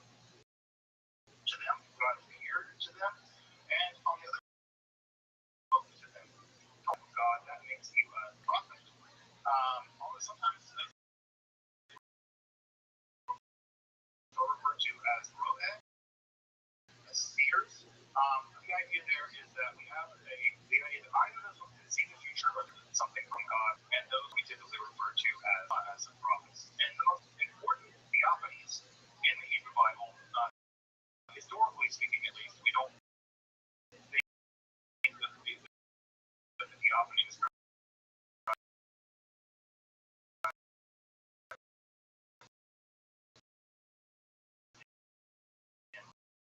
Exodus, where God showed up in Israel, and still did have some kind of they recorded in the literature of the book of Isaiah and the book of Ezekiel, respectively. Now, the idea that you might be wondering, how can you say that this didn't exist? Well, it's not about whether it did or didn't, it's about what we have evidence for. And we just don't have evidence, really, to believe that that happened, but we have pretty good evidence to believe that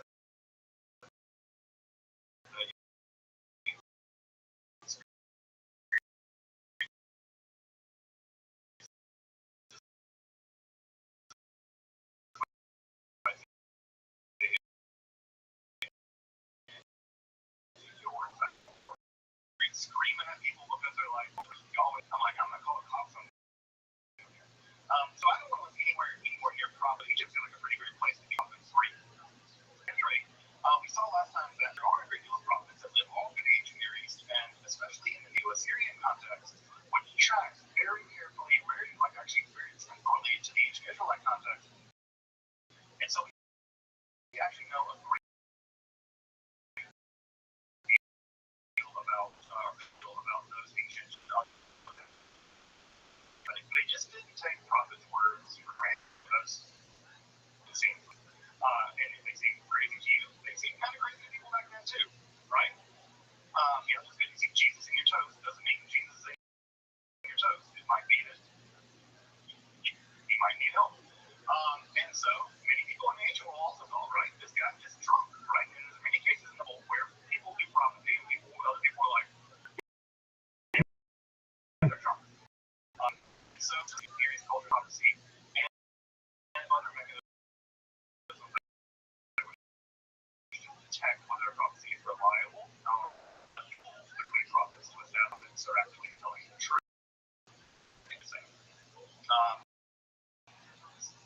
Fighting game process. And the what brings prophecy to an end, and what sets us up for our position tonight, is, as you may remember, part of what happened in the Bible is that the God of the Israelites, Yahweh, makes himself known by revealing a bunch of very inconvenient rules.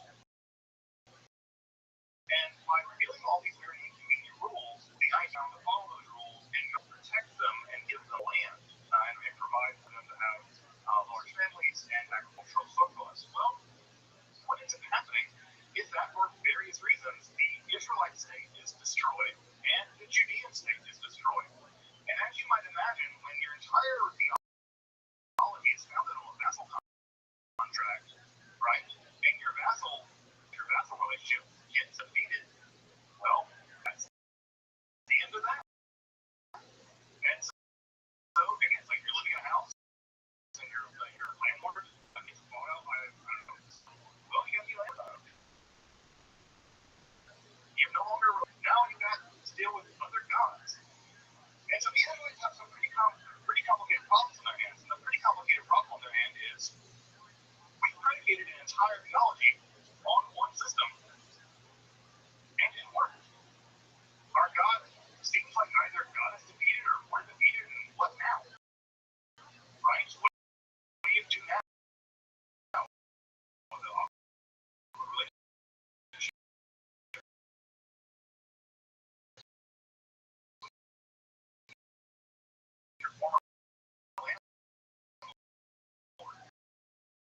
And so what's going to happen is that we emerge and that neoclassicism is what scholars typically refer to as the final.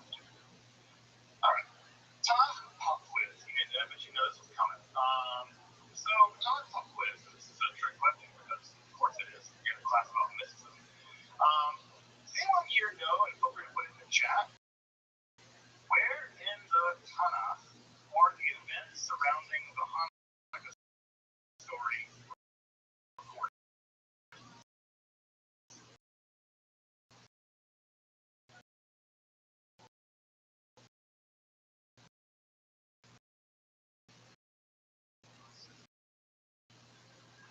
actually say they're not.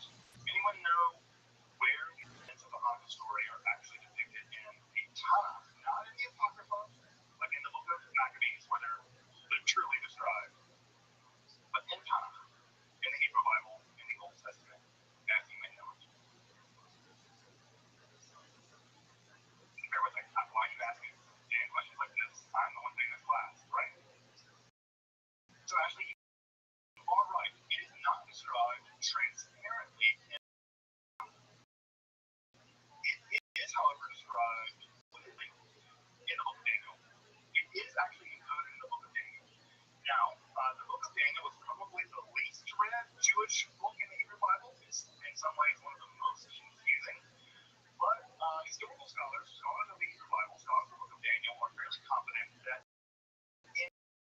encoded in a very elaborate system of symbols, the story of the conquest of Judea by Alexander the Great, civil wars between his generals that led to the various empires of the Ptolemies and the Seleucids, also with the rise of the Romans and the period of the Maccabean, using coded language in the book of Daniel in chapters 7 through 12.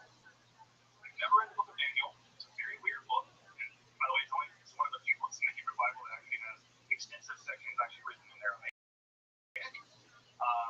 In chapters 7 through 12, there is a section that is encoded using a very elaborate system of symbols that describe all the things I just put out. Now, what's very interesting about this section of the book of Daniel is that the writer, whoever's writing it, is describing the very beginning of the Maccabees. Now, that leaves an open question to success of the Maccabeans, and they're very pro-Maccabean, at least. They're kind of tempered on Maccabean, actually, which a lot of people were because they were terrifying to anyone that wasn't a religious zealot. Everybody in this class would be killed by the Maccabees, just FYI. Everybody. They would gladly kill all of us for being like not them. Which is always weird about Hanukkah. Hanukkah's a complicated idea if you're a progressive, liberal-minded Jewish person. They're like, yeah, that's celebrating the very people that would have literally like Taliban. That's the Taliban of Judaism. At any rate, we don't know why they don't finish. They may have just died. You know, if it was a war and the Maccabees didn't like people who could, I don't know, read. And so they may have just got killed. It may have just gotten killed. And so we don't see the end of it. But what's interesting about it, really good idea about when the book was written, the sections, they were written some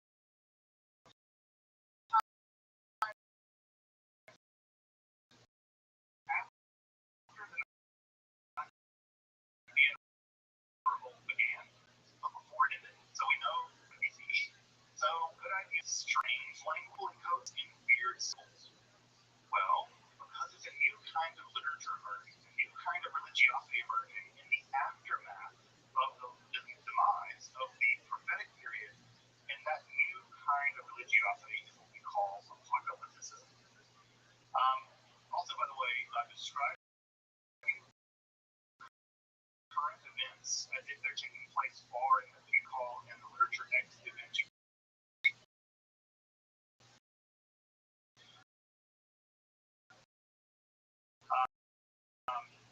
The majority of historical prophets did not predict the future. We'll talk more about the ones that tried, written by St. John, or Nostradamus, the book of Reading in Nostradamus.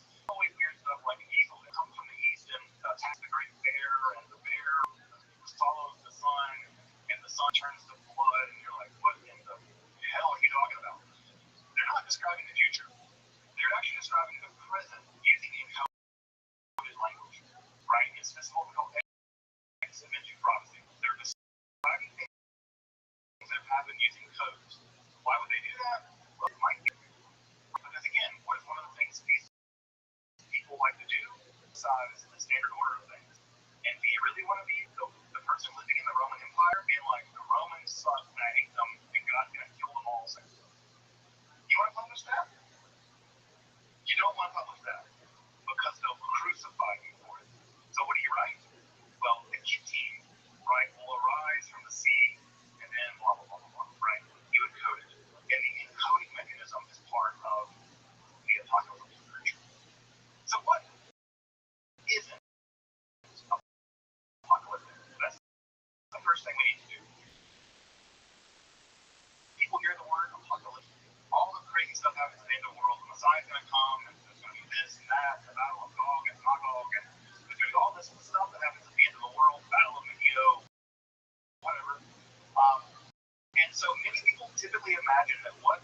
is about the future. Because the word apocalypticism has been filtered so heavily through Christianity, and Christianity does tend to think of the apocalypse as like something happening in the future, although early Christians thought it was going to happen pretty soon in their lifetime. Jesus kind of dragging his feet. And this idea that it's going to happen in the future is an idea really from Christianity that has sort of shadowed and flavored the way that we use this word. Most apocalyptic writers, most prophets for that matter, in the Hebrew Bible and the Jewish tradition, don't do much in the way of trying to predict the future. They just don't. In fact, the most famous for anyone trying to predict the future in the Hebrew Bible is in Ezekiel chapter 26, where Ezekiel made what at the time was the most predictable prediction to predict that empire.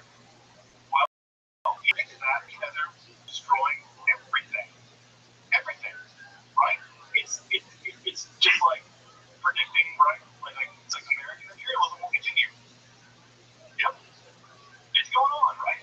It's a completely normal thing to predict. And then they attacked Tyre and it didn't work. Nebuchadnezzar was repulsed. And so Ezekiel himself actually has to come back later. He actually comes back in the same book.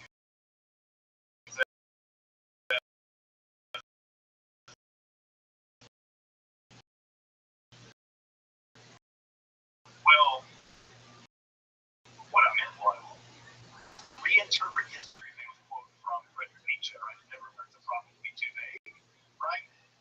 If you predict on Tuesday, March 22nd, 2029, that blah, blah, blah, blah, blah, well, your prophetic career rests on that. And so most of the prophecies, they don't predict the future by and large, right? And in general, by the way, that whole Nebuchadnezzar thing for people who are biblical literates is a real pain in their lives. Because they have to go back.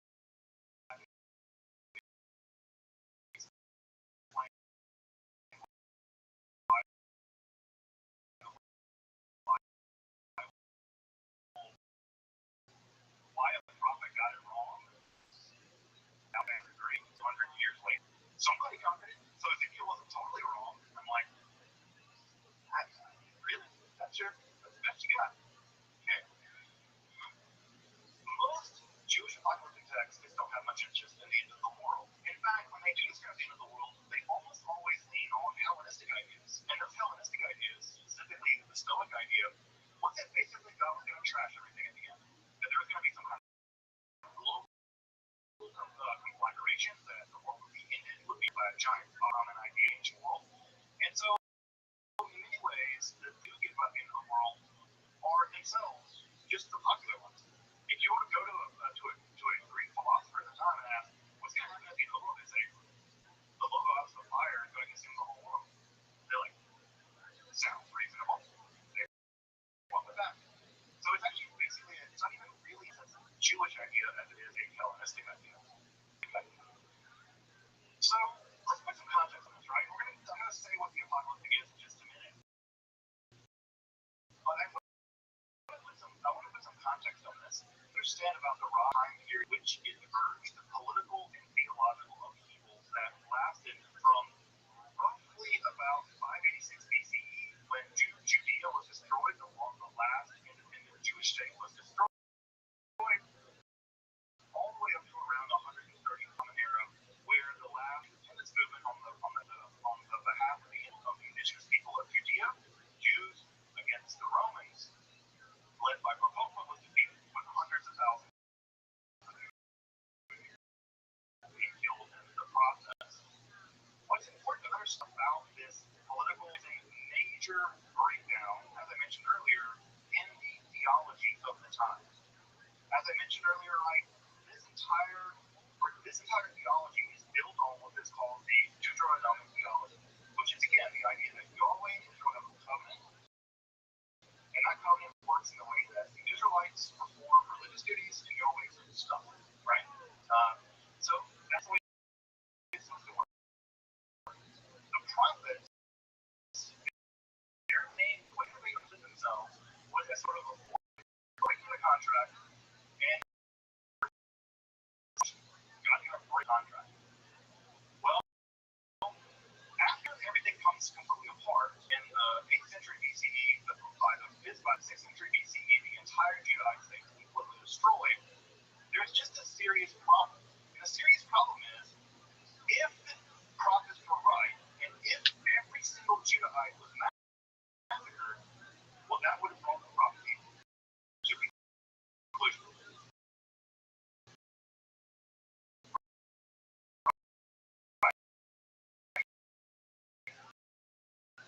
the treaty, and everyone did. John, well, what happened? The Babylonians didn't kill everybody. They took the entire Judean aristocratic section into exile in Judea. And they kept on keeping on. Not in the land, right? Not in their own land, but in Babylon. And not only that, they had a good time. We have extensive records of the Jewish population living in ancient Babylon.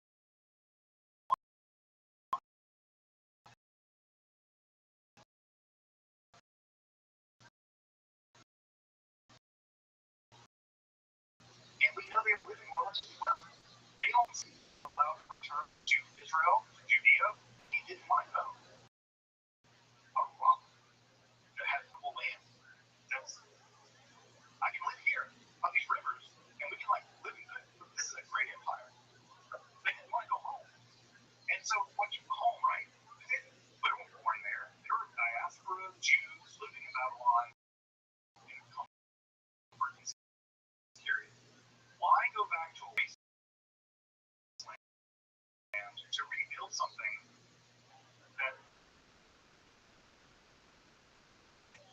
Jewish people actually pressuring them to go back? So again, when we talk about the Babylonian exile and weeping by the rivers of the Euphrates or whatever, a lot of those Jews were not weeping by those rivers. They were very happy to be in exile in Babylon. And we know that because we have records of them living there. The problem is a theological problem. They're still there. They still believe in Yahweh. What do you do when the prophecy meant that you're supposed to be destroyed and you weren't destroyed?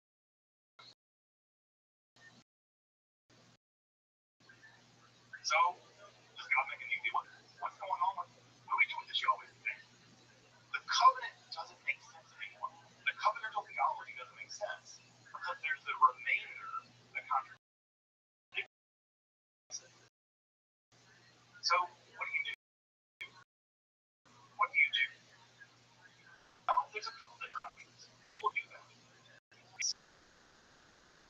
People are trying to do that, trying to maintain it. The covenant's been broken.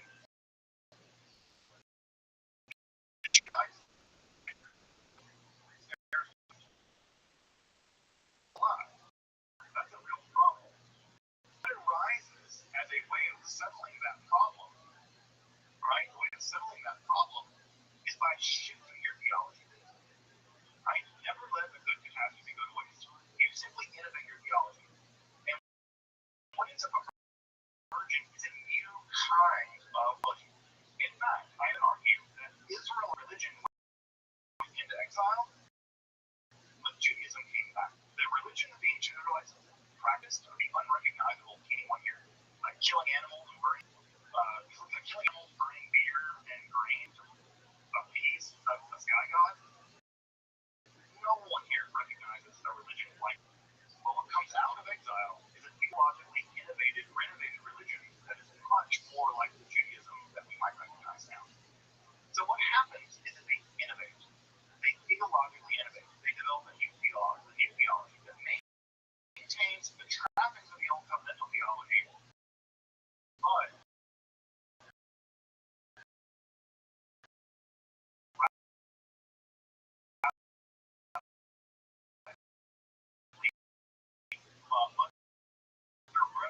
philosophically changes what things existing out there in the world, like this whole monotheism, right? Your God exists, my God exists, so my God can be of your God. That's what the Israelites basically believe. Now, the new shift is not only can my God be of your God's not real. There's just one God. Monotheism emerges in the aftermath of this catastrophe.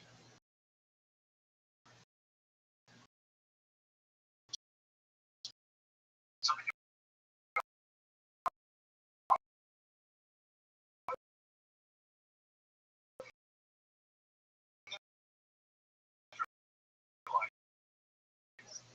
is now that the theology of everything is according to that point. No matter how bad it is, no matter how confusing it is. In fact, the worse it is evidence for the fact that God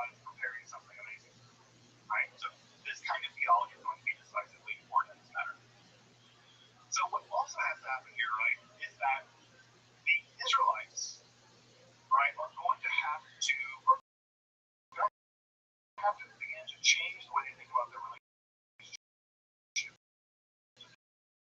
This and how moral all this means. Because that this covenant, you know, this is supposed to happen if we keep it, and this is supposed to happen if we don't. We didn't. And we're still here. What's happening? Well, what ends up happening, what ends up emerging, new kinds of purge in which God shows them the plan. Here's the language here, right? The older prophets heard God and communicated what God said. The new kind of prophecy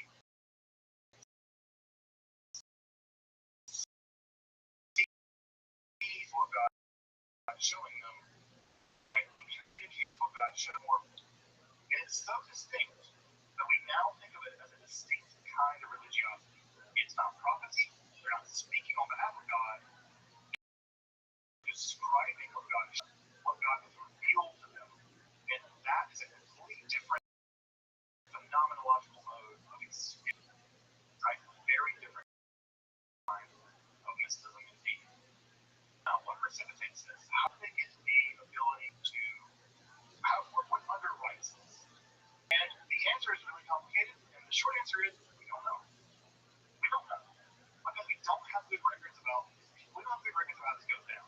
The best theory I've seen is that what ends up happening is that the Judahites go into exile and they come in contact with an up-and-coming important religion called Zoroastrianism. Now you have to understand the Judahite aristocracy goes exile. The Judahite aristocracy is still a relatively the right word is here. Of the ancient world, they have an ancient culture that's been there for 1,000 years. They are wealthy. They have giant temples, each of which larger than Israelite temple. It was a metropolis on an order of magnitude that the ancient Judahites could not have imagined. Ancient Jerusalem was a backwater.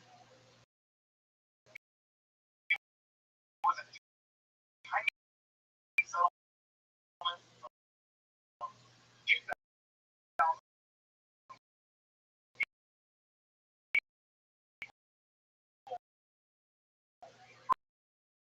right with that little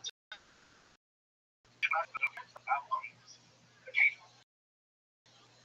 When they arrived in Babylon, they must have been bowled over by the hood of their existence compared to the Babylonians. Again, this is like the Mississippi aristocracy being conquered and then dragged off to New York, right? You can't imagine the shell shock of what must have happened. Furthermore, they're coming in contact with a very dynamically religion called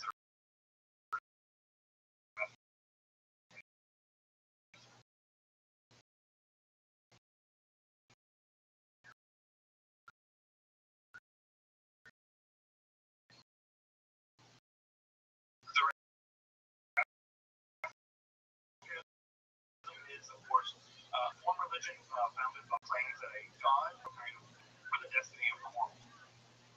The forces of good are represented by non-physical spiritual entities, and those non-physical spiritual entities are in combat with other non-physical spiritual entities that serve the bad guys. Angels and demons, right? That's structure there.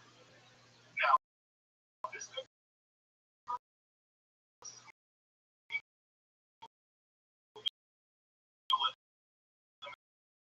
result in a Titanic times.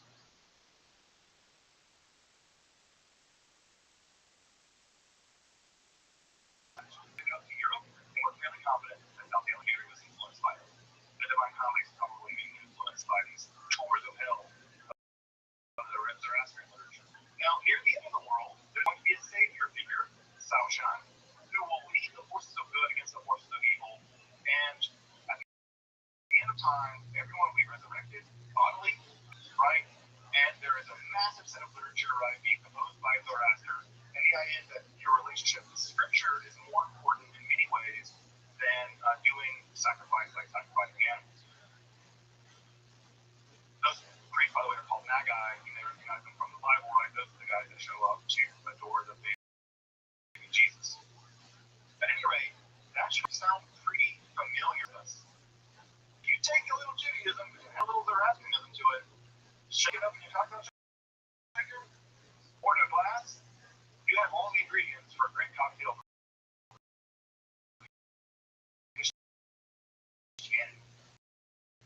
Islam, or like Judaism.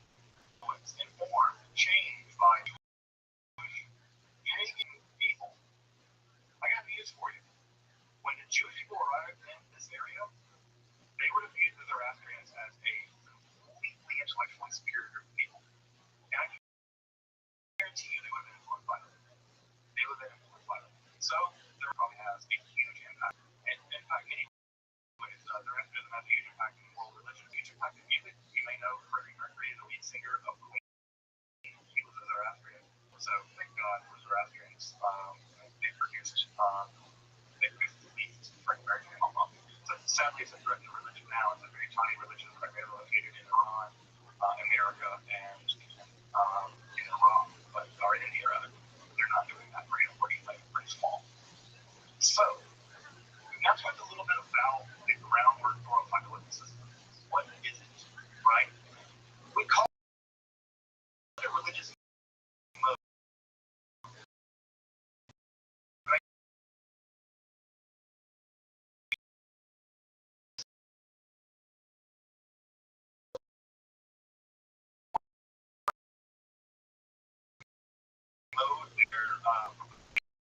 Christianity, in fact, Christianity is just it's when, in fact, apocalypse becomes the religion, right? It's when the shift completely goes over to one side, and the apocalyptic is what really matters, and Judaism becomes an adjunct riding on the tail of the apocalypticism.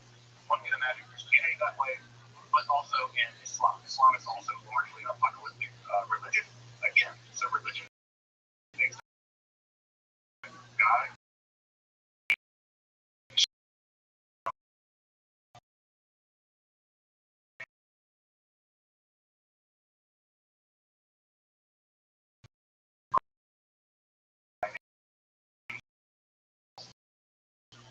it's permanent. And the group is developed apocalypse, right? So it's very important to note here, this is a scholarly term applied to an ancient people. It's always important to know that when you do that, when you apply a schema to ancient people, it never fits perfectly. Something go left out,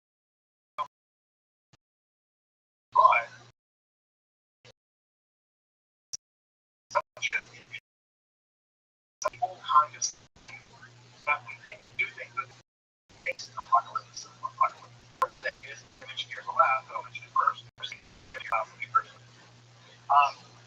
Is the name apocalypse, right? It comes from the word apocalypsis in Greek, which means to reveal or to uncover. And what's important about this in literature is that what tends to group it all together is the idea that God is revealing something fundamental to the person, to the apocalyptic prophet. God's not speaking to the apocalyptic prophet, telling them, go condemn, I don't know, some king, right? Those people being bad and rich. That's the way the apocalypse. God most lenses, right? Woe to you people, No, here we have God revealing various kinds of things to a human nature. And typically, that's being mediated by the mind seed of the. And what are they sharing with it? What kinds of things? Typically, things like cosmology. Apocalypse Judaism is very interesting in the Hebrew Bible. One of the things that's really missing from the Hebrew Bible is, how to rank, right? There's some big discussions about Genesis, but there's no real sense of what is the world exactly? Because they're not really interested in what is the world exactly, right? They're interested in what's going on in Judea with this. So cosmology becomes very, very important in the apocalyptic book of Judaism. Also, they're very interested in the past. This is sometimes ironic, considering that most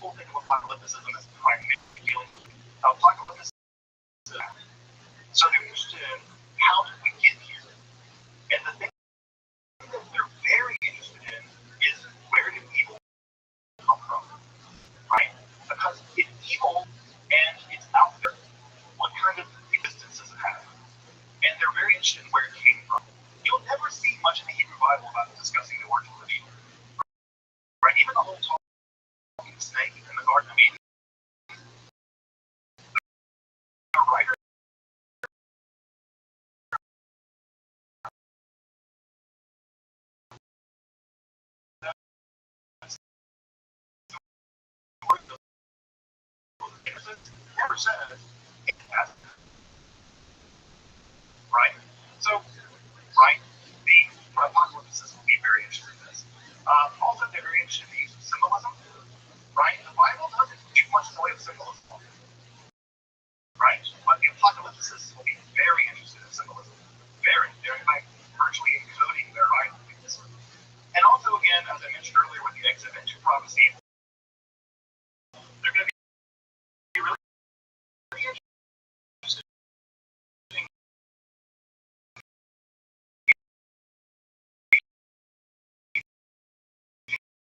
in the same kind of social criticism that we saw in historical Israelite books. That's going to be a tip-off for an apocalyptic writer. Amos didn't encode anything.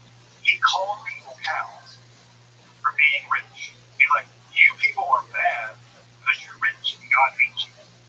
Like, he's not encoding anything. Like, he's not like, and the cow will eat and become the fat of the land. No, he's like, I hate you people and God hates you too. Right? That's not what these apocalyptic folks do. Also, what they're really interested in is oppression. Right? They're very interested in oppression and tribulation. Specifically, why do bad things keep happening to us? If our God is the only God, and we have like whip our ass, like that's a bad thing. Like we just get whipped by the Romans. They just killed like a bunch of us. Like, what's going on, God? Right? That's a real important question to ask, right? I mean, we all ask sort of like, why bad things happen to good people question? It's like, why did we all get wiped out? Or most of us. They're very interested in why the tribulation is happening. Right? And I guess the idea is it's real for a while, but for the apocalypse, God has a plan. And not only that, the apocalypse claims to know the plan. Right? They claim to know the plan. They're also at some level interested in the end of the world. Right? Now, when I say end of the world, what they're really interested in is the righteous and the wicked being separated, which is being rewarded and the being damned. There's no end of that in Israelite religion.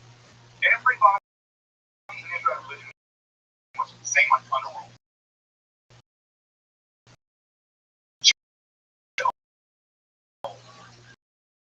It doesn't matter if you're a good person or a bad person. I did come from you, right? They probably from their attitude, right? That's the extent, really, of how things are going to go down in the future. And of course, right? Why does that make sense? Well, it makes sense because a lot of good people, or at least people they thought they were good, were suffering enormously under foreign occupation. They're also in otherworldly journeys, right? They'll go on journeys of the various realms of heaven, and then they'll go on journeys to the various parts of the afterlife. It's very told us to say the world in literature is very startling in my opinion. Where prophets are, you're doing bad, but if you do good, God will not punish you. And apocalypticism is you are bad, and God is going to destroy you. It's a much more dualistic worldview. Which again, if you study history, in times of intense political crisis, right, dualism emerges.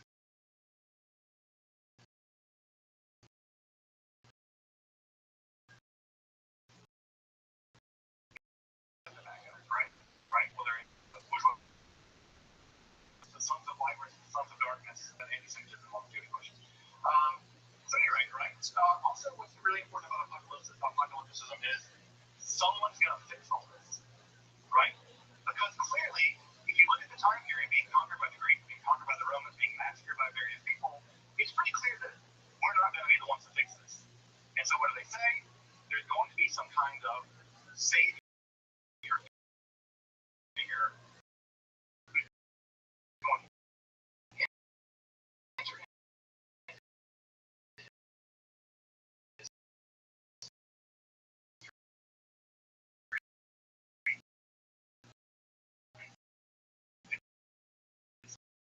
all this.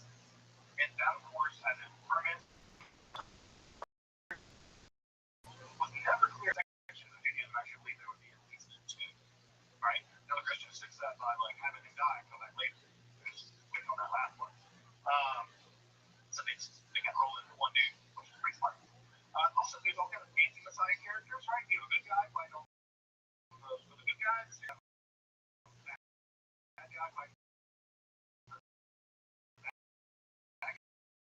realize that heaven and hell is going to be a big part of the apocalyptic world. Being resurrected, really vivid depictions of the hellish worlds in the afterlife. What are they? Like, I don't want to go there. They like blow you in excrement forever. That sounds bad. I don't want to go there. I'm going to be a new guy. Right? So they're very interested in the structures of the various heavens and the hells. And they're also interested in the idea that behind the scenes of what's apparent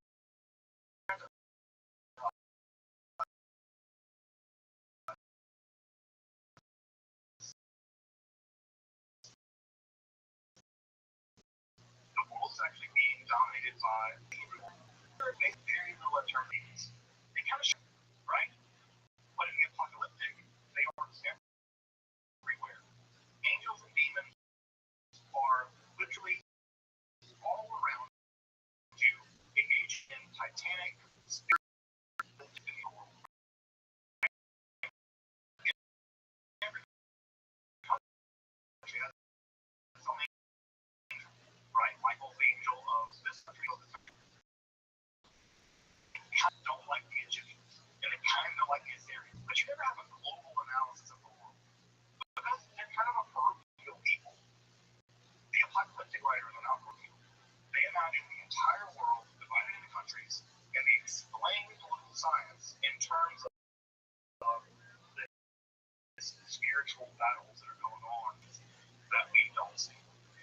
Their literature, which we'll talk about more in just a moment, is typically pseudo-anonymous, although they like to claim that very ancient people wrote them. So not wrote this, or Abraham wrote this, or Shem wrote this. So they like to allege ancient authorship.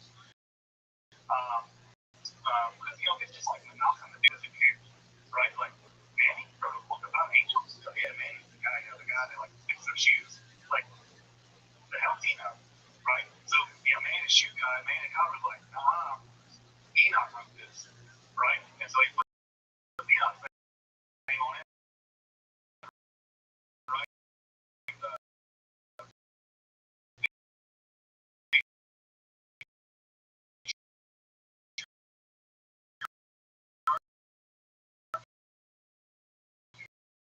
Never died, and like Noah's grandson, whatever. Let's get into what makes this work, right? Why would anyone write all this stuff down? Well, the first is historical and psychological.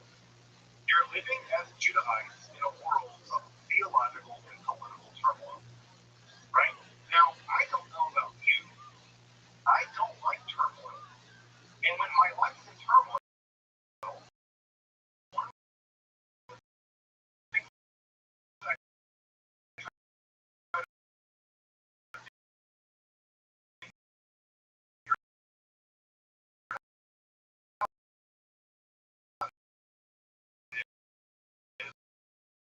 why is this happening? Right? Right? Basically, you're still going to want to know what's going on. Why is it happening? Right? Why is this happening? Very few people are going to suffer through immense physical and psychological turmoil and think to themselves, okay, yes, that just happened. Right?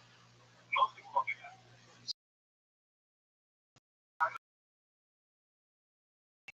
Why?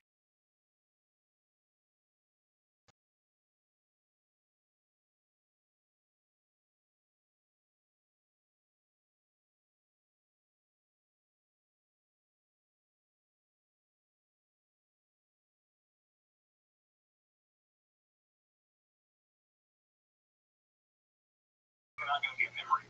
This earth won't even exist. We don't want to, that doesn't make sense from a human perspective. We want to understand why our traumas are happening. We want our traumas to mean something. And so, what do they mean? Well, the overwhelming data we get from the apocalyptic literature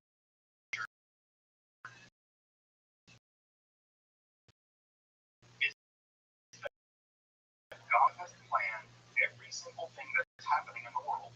So this is not a plan. And what's that plan? The end of the world.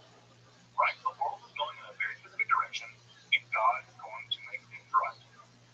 Punching the wicked, righteous. This is all part of the plan. I'll meet you a lot tonight. Probably. Right? I think Nietzsche said, right, that the person who has a why and you're a how. Right? The person who has a how. People only have a reason why it's happening. Right? Right? And so the idea here, right, is that basically what you get is you get a reason why it's happening to you. And what's the reason? It's all part of a plan. And the apocalypse has been revealed that plan. Lastly, a big part of this is being colonized. No one likes being oppressed.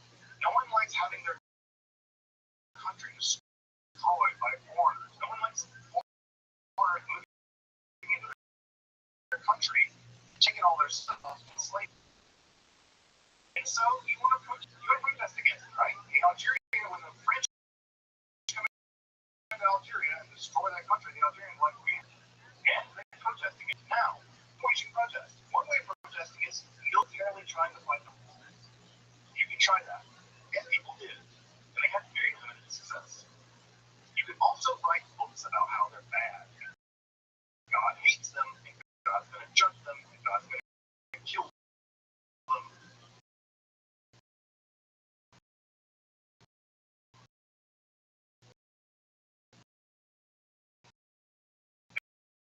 Eventually. Now, again, as I said earlier, so they're going to do that.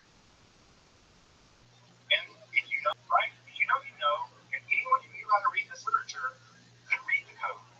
They're like, yeah, they're Romans. They don't get their ass. Well, this is God and whoop their ass. And I'm like, yeah. And the Romans are like, what are you reading? No. Right?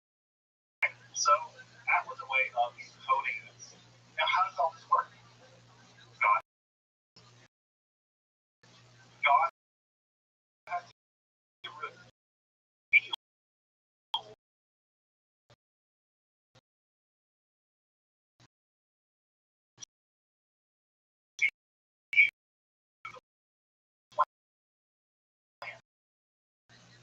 the apocalyptic prophet. And that's our plan. And the apocalyptic literature is remarkable. That reveals that uncovering. Imagine, in a world of turmoil, which I know Jewish people go through turmoil, right? Every once in a while, a little turmoil here and there, right? Little turmoil. You can imagine this incredibly persuasive form of justice. It described why bad things were happening. It told you where it all came from. It tells you how it's going to all end.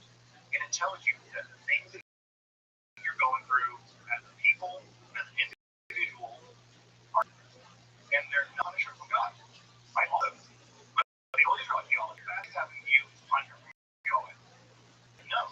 You're suffering because that's part of the plan in which you're always secretly collaborating with God. Look, these people. That idea, I don't know about you, right? It's one of the most simple ideas imaginable. But again, when shot this on the things like, again, folks we know,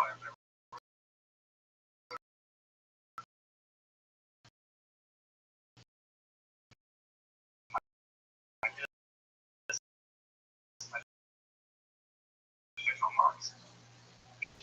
Production will emerge, driven forward by dreams, and eventually it's going to come to a cataclysmic battle, and after that, everything's going to be great. Right? Dictatorship, you're like, didn't we heard this? Right? But Marx is like, it's material now, son. It's not God doing it. You can see how important this is.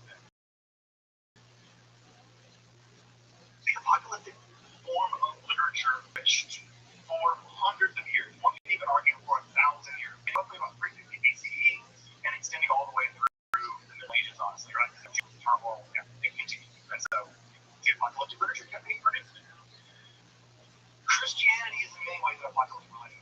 It's a religion that more forcefully accepts the apocalyptic paradigm than any other form of Judaism, with the exceptions of the Essenes. Those folks looking at Qumran or the Dead Sea, that when the Jews revolted against the Romans, they lived at that site. If Josephus can be trusted to do anything other than make Josephus. They trying to organize resistance to the Romans. They were massacred in 2 battles, and guess what? They stored all their skulls in the cave near their building, and they never came back. They were dead because they thought this was all part of the plan.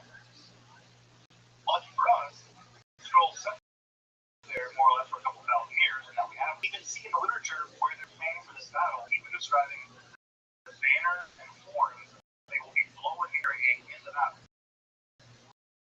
And I bet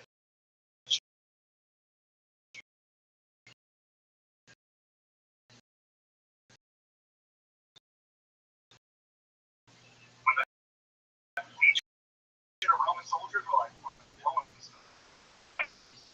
If that's your battle plan, stay home. Right? If that's your strategy, and that was their strategy, it seems. Many of the big books of the Bible, like Daniel, is imbued with apocalypticism. The War Scroll and the Dead Sea Scrolls is a very apocalyptic text. Perhaps the most famous apocalyptic text of all time is the book of Enoch, not included in either.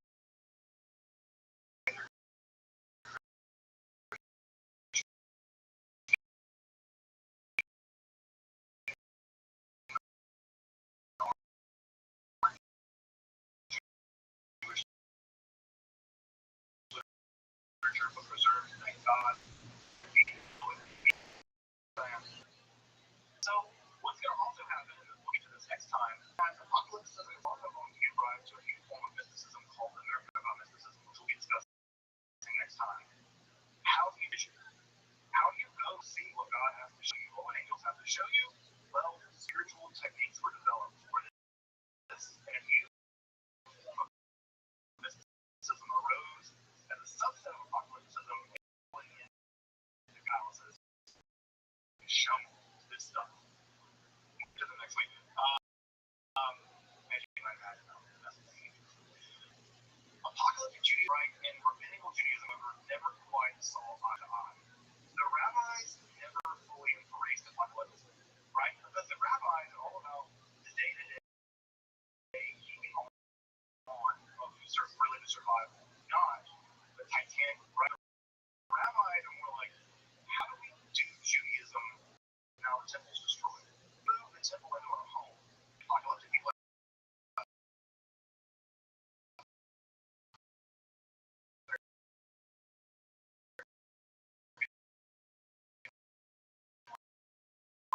God's going to judge people tomorrow, right? The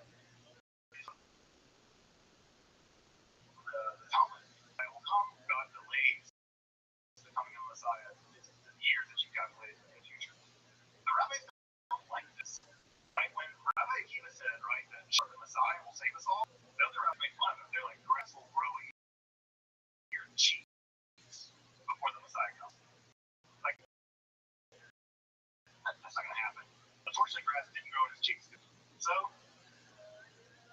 sometimes it could be, right? The apocalyptic is very, very dangerous.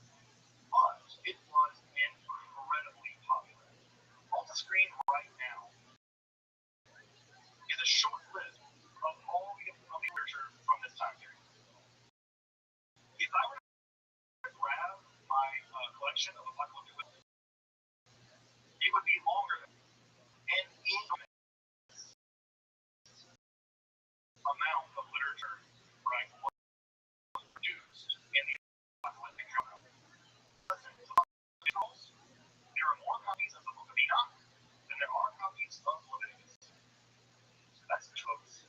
That's like the Torah. There are more copies of the Book of Enoch there, right? There are more people in Enoch.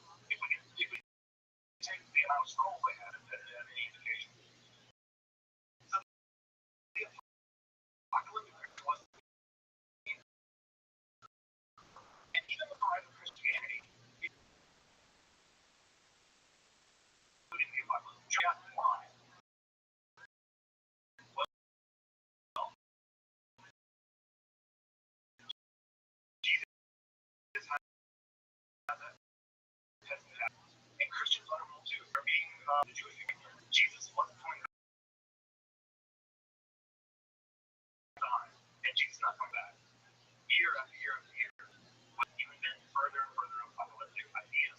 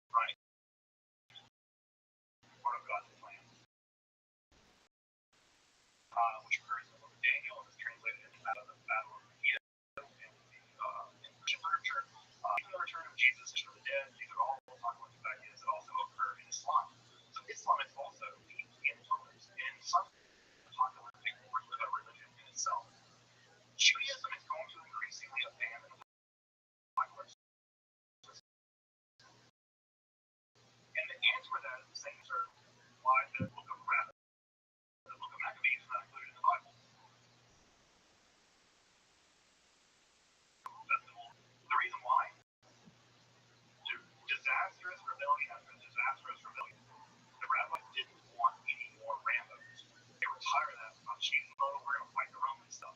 But it just got killed. So they said, we're not doing that anymore. We're not going to prioritize that. And so as you can imagine, this literature really gives you all to do rather extreme things. Right? Too. Because again, they all think it's part of the plan. And God's going to intervene in history and do whatever.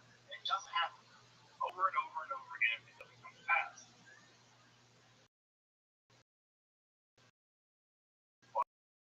But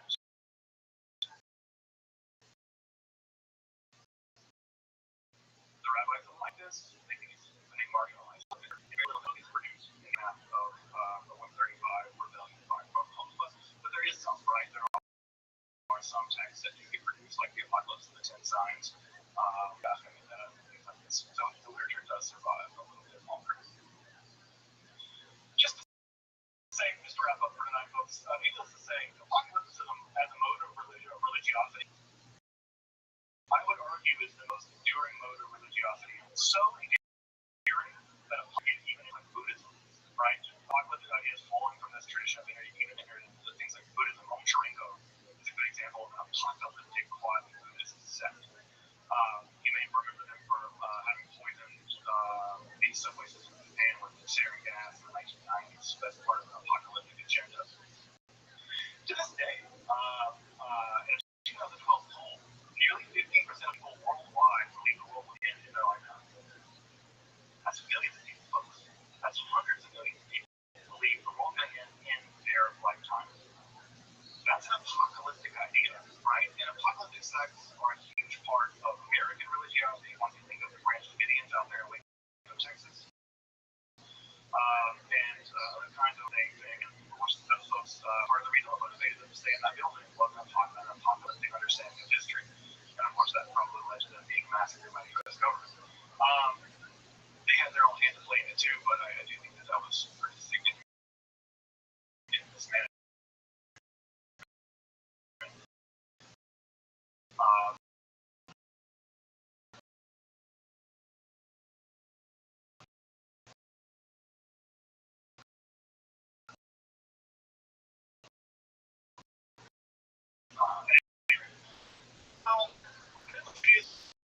Mode of religiosity is dominant today, everyone today, right? I would be willing to make that argument, I think.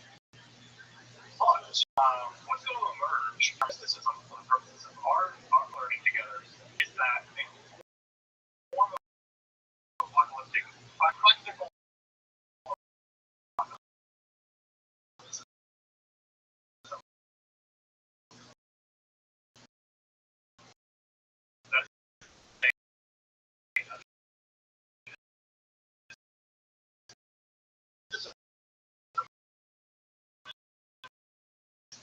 attempt to their equivalent of the infrastructure after being moved for a lot of reasons.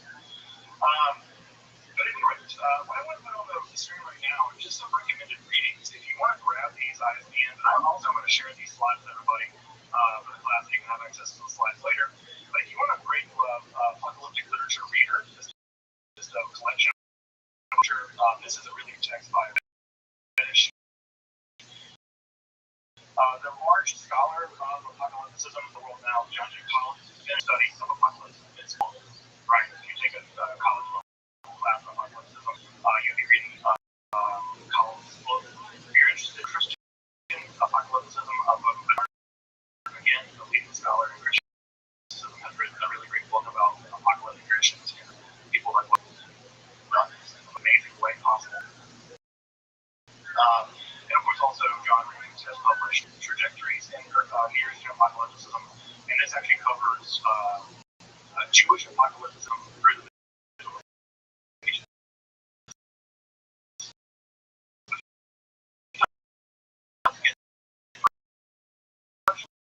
play. Most of it's not translated, but realize. So, again, another form of mysticism that emerges from the breakdown of prophecy, that renovates prophecy to do phenomenologically different tasks, to show rather than tell, and show what? The whole plan of the universe and how you, as a Jew,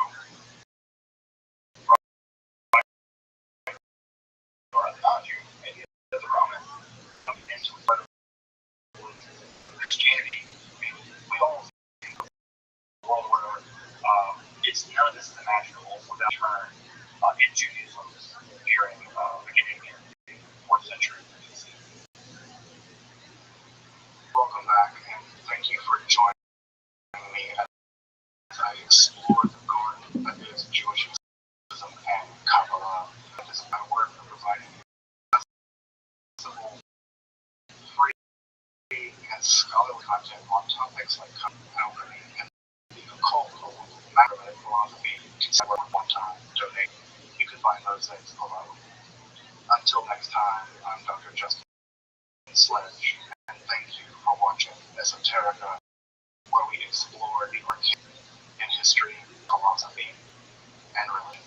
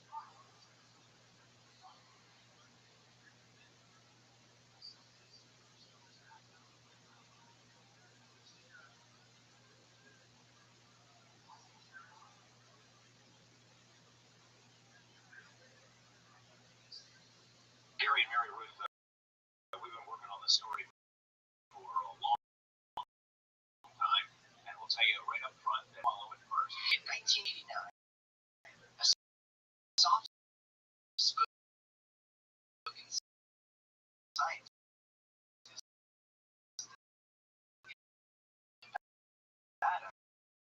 went on local television and said something for the world for the next 3 decades.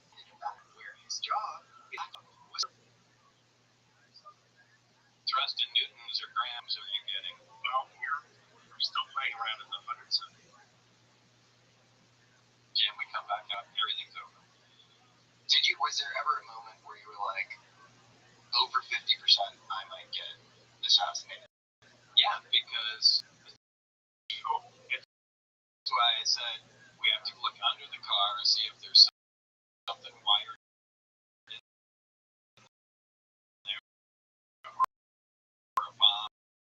I mean,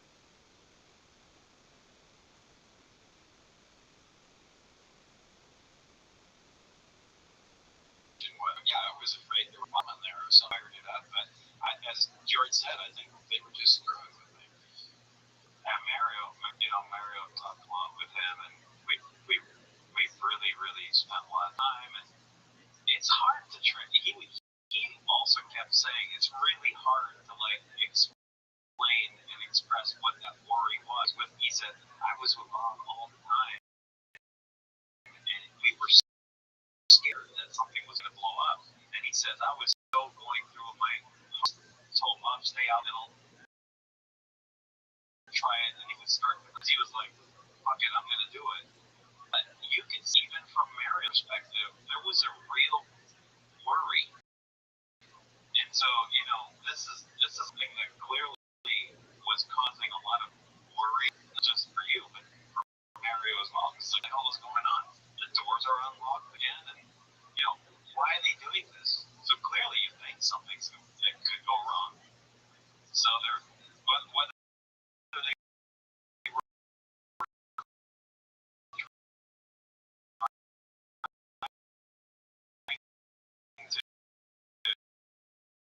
just intimidate or do something, whatever that was. You have the legacy program, sometimes like it's a cartel or like a mafia that exists outside of the state. Did you get the sense on, going back and forth from Vegas? Vegas is a hot spot for that sort of thing. Did you ever get that sense? Not that it was the mob, but it was like these guys were disconnected from the government. Yeah. They were like their own. Yeah, they were their own. I didn't get that, but even I feel like John Lear was like he had, there's a picture with him and G. Gordon Liddy. You know who that is? It's like, yeah, I know the name. I don't remember who he is. He's this FBI agent. He was this kind of agent provocateur who was very involved in the Watergate and stuff. And you get the sense that whole world, like the people, the Mormons who were around Howard Hughes, and there was a lot of there's a lot of mob activity there, and it was like they were kind of you could see a civilian government official calling them and being like, "Fuck 55." Yeah. Yeah. Doing our thing. Yeah. You think so? Yeah. I'm 100%. Yeah. I know you also, because you live in Montreal and there's stuff there, and I'm sure you've bumped into things, people. Yeah, I always talk about it when I hear about all these government organizations and government secrets and the intelligence community. And I think a lot of researchers and a lot of people researching this should also pay attention to what organized group, what they did. Because it's a very similar, and there is some tie somewhere. I'm not saying that they're involved and they're in charge of anything. That's not what I'm saying. But I'm saying there is clear motivation for somebody who's trying to keep a secret to have ties with let's say, the mob, so that if ever something or somebody does start going too rogue, well, you could basically see that person and say, well, these guys will come after you.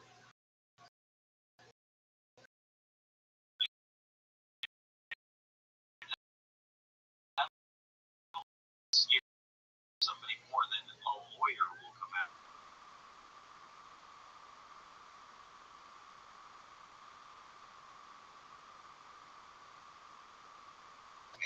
Or something like that's that way you do it, which is pretty wild. I mean, you see this stuff with the Epstein thing too, where it's just they're just clearly is this distributed kind of compromise system, and it deals with spooky stuff. I don't know if you're tracking any of this stuff, but like, yeah, I started looking into it.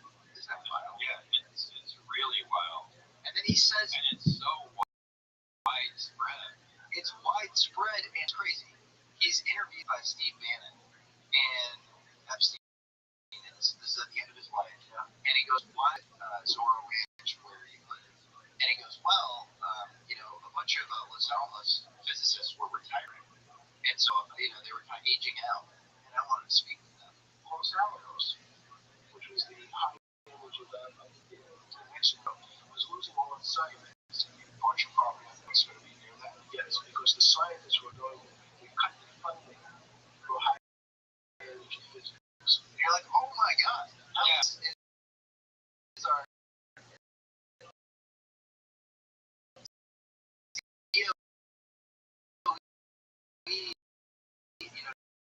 Department of Energy Security, and then you realize, Bill Richardson. Then he goes, there's another email where he said, I killed pawns back in the day, or whatever, and he's talking about pawns inflation, who were claiming to get cold fusion. And so it's like, what is Epstein dealing with cold fusion? And then he's hanging out at Harvard with the mouth. None of that makes any sense. Weird. None of that makes any sense. Really strange. I used to drive out that ranch all the time. I lived really close to it when I lived in New Mexico. Yeah. And they always call Victoria's Secret ranch because they were models. Yeah, everyone knew that. So you would drive by that ranch and they would call it the Victoria's You can see, I mean, not right driving on the road, you can see it up on the, yeah. Well, you know why they called it that? It's because he was close with Les Wexner, who was the CEO and founder of Victoria's Secret. Yeah. So you would drive by and they would call it that. Everybody called it that. Yeah. We drive up to Los Angeles to pick up Alpharetta did, and but yeah, every time we drove out, we passed by a couple times. That's so nuts. Damn. So what do you do? Because it's also for the people that are disbelieve your stuff. It's like, look at all this bizarre. It's like this cabal is controlling science. It's so weird. Yeah, it is really weird. Yeah. And again, I'll say it. It's just we're just talking about Epstein. This one guy. This one guy. It's not just one guy. Clearly not. No, it's not. It's not just one guy. Not at all.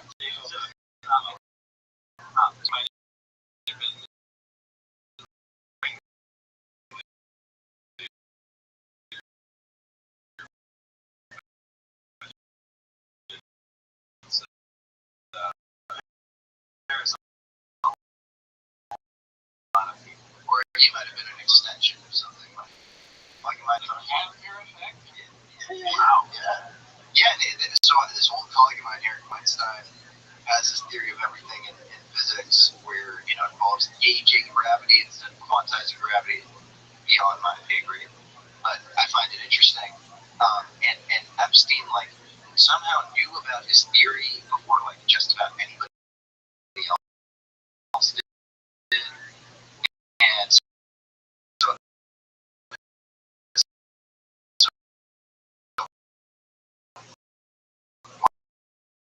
Weinstein's how is Epstein so tied in with the Harvard map? There's behind him who knew exactly what to look for, but he didn't know. He was a low-level version of it. And so he'll say things like, you need to boost your physics. Time is much weirder than you think. It's actually just a function of the vibration of cesium atoms. And you're like, who's giving you this stuff? And then he's sort of mining people for the info. Weird. I mean, did he said that? He said that, yeah. Okay. Which is true. Clock. It's a common clock, yeah. So, yeah, I mean, it's that's what it is. Time's our perception of time. Time is very weird. What you say, just from a pure physics perspective, it's an anomaly. It's strange. We can't supposed to use noun and age, but we can only define it with respect to the movement of macroscopic bodies or to oscillations on an electromagnetic wave. But it's not like it's a thing that we're like, it's almost like fish in a fishbowl, where like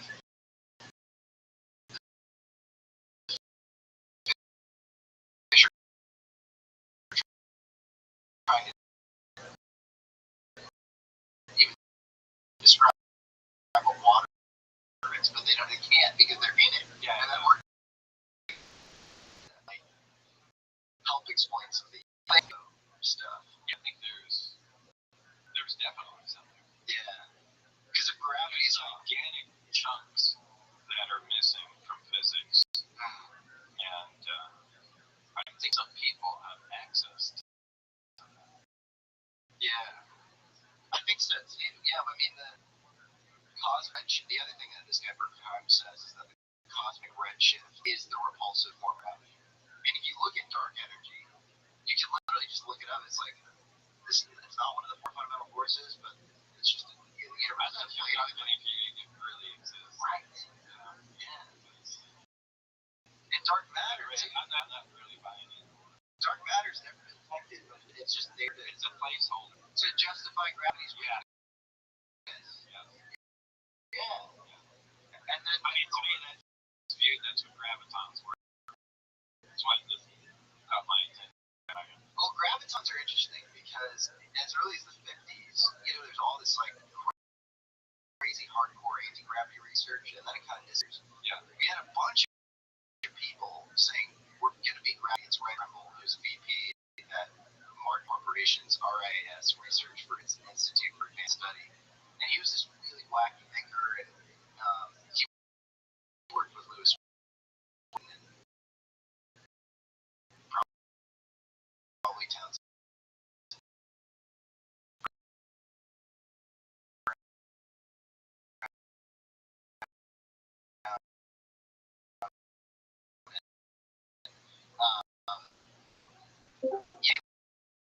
Gravitons, we got to use this for gravity.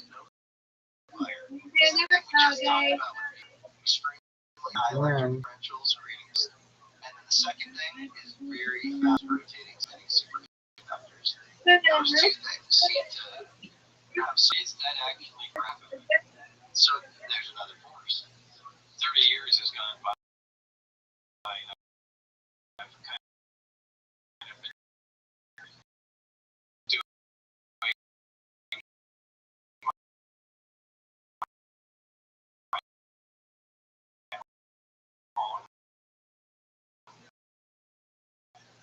research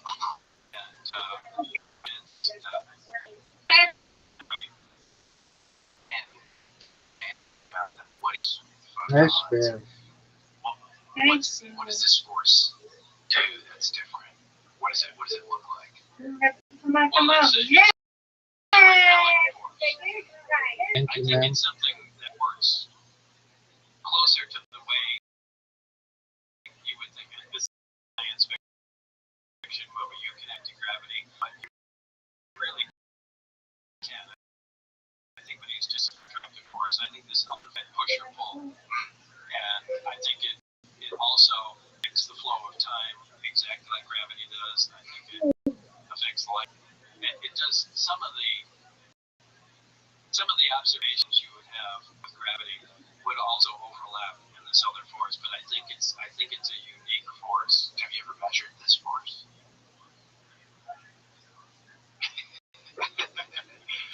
Next question.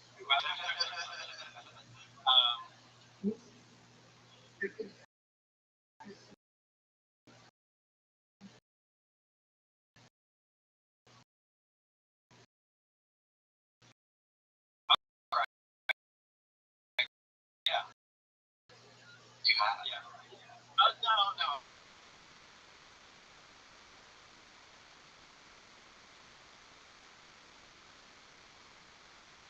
Okay. I'm sure I can. You think Go. I'm 100%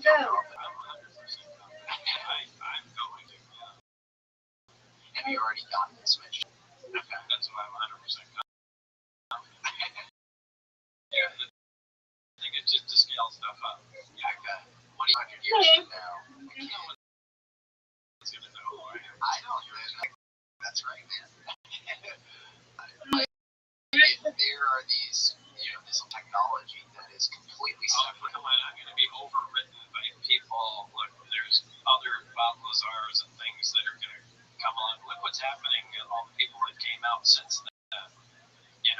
There's going to be other people like me eventually come out. And, they're amazing people who've come out since you.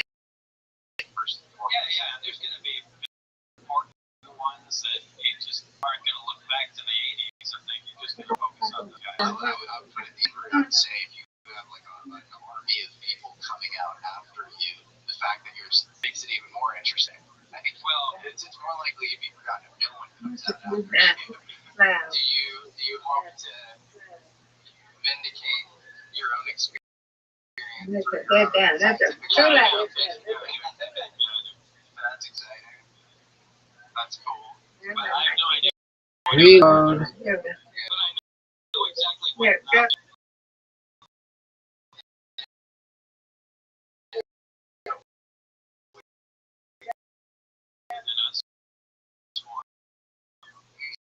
So it's actually a big leap forward. Yes, ma'am. But yeah, there was just bent out, clearly bent out, as if it was shot from the bottom. Why do you think? Oh, it looked like it was shot. Yeah. Interesting. So do you think it was shot with like a genetic Back, weapon? back, back. No question. Wow. And do you think it was a human weapon that shot it? Looks like something we would have done to hit up, shoot through and see how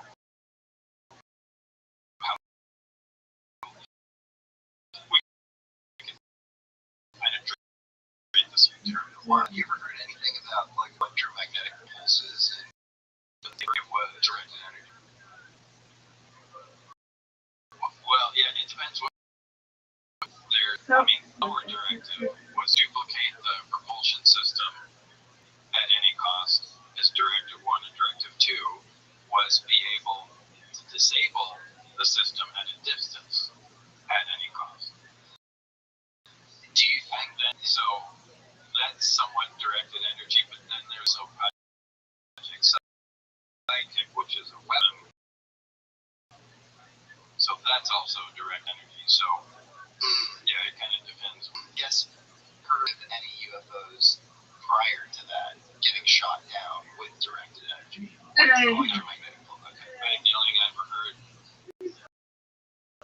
prior to that was the Roswell craft getting hit by lightning, crashing or something like that. Are there any of these stories, like do you think that Roswell happened? Are there any of these stories you can read into? Yeah. I don't know much about the Roswell crash.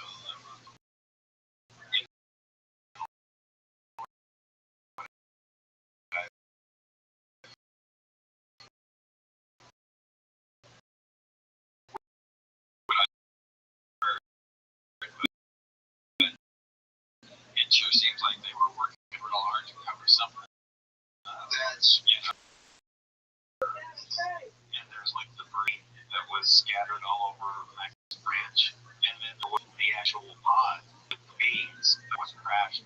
That's like 2 miles away, where the hikers found it with the kids that were hiking. And so clearly, it was 2 different places, and the piece of them that was a back razzle with the memory metal, and then the pod.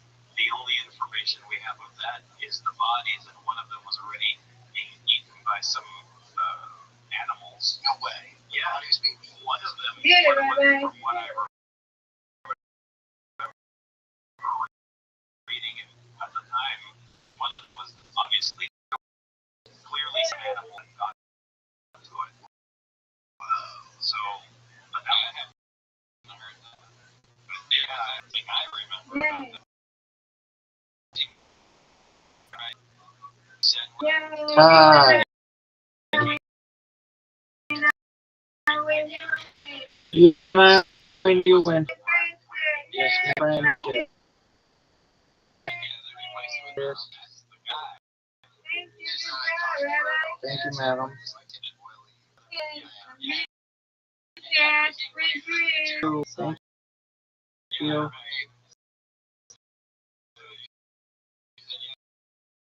Yes.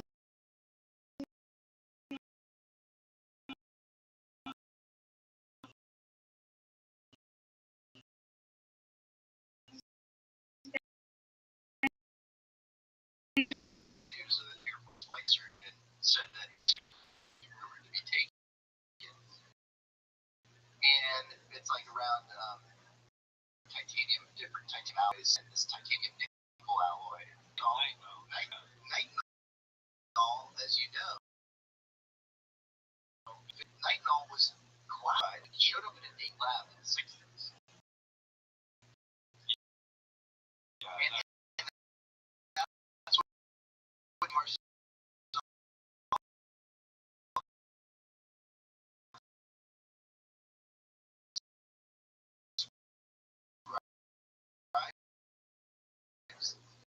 material.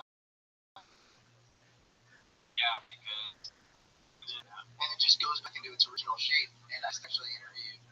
yeah, it's one of the. I mean, you can take that metal and flex it 1,000,000 times, and it doesn't crack. It's what they. I mean, they use that in artificial hearts because you can keep flexing, and it just. It's wild. And you have, of course, saying that he helped dole out because he was, on like foreign technology desk, chief. And so you have this contract from 40 nitinol was, and then in the 60s, it appears in public and landed in the interesting. That's really interesting.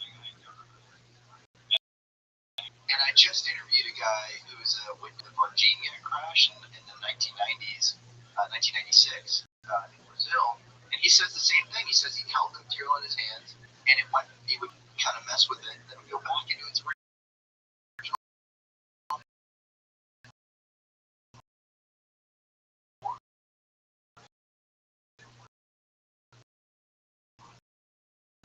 Did you ever experience anything like that with material that would go back? Did work. Okay, about that. No, not me.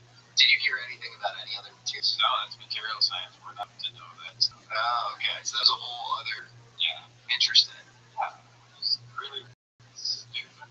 And you saw a photo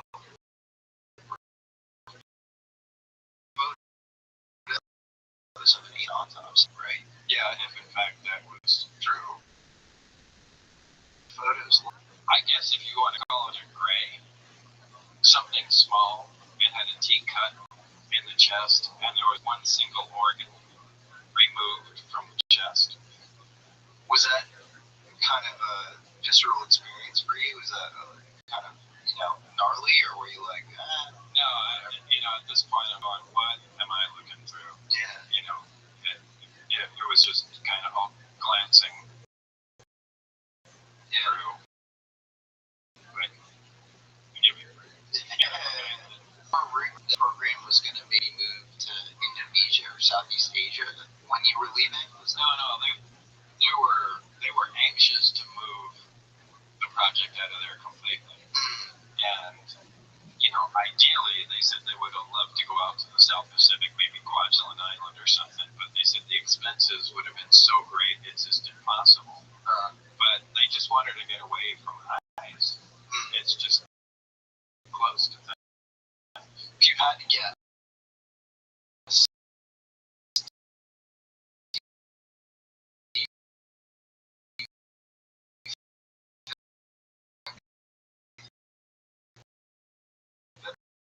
the program is completely out of Area 50.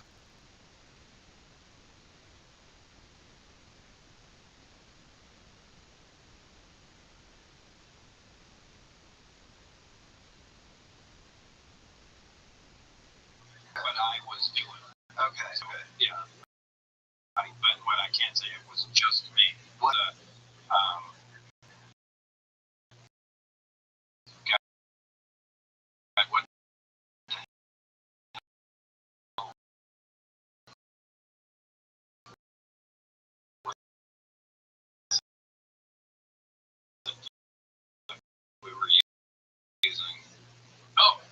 atomic absorption.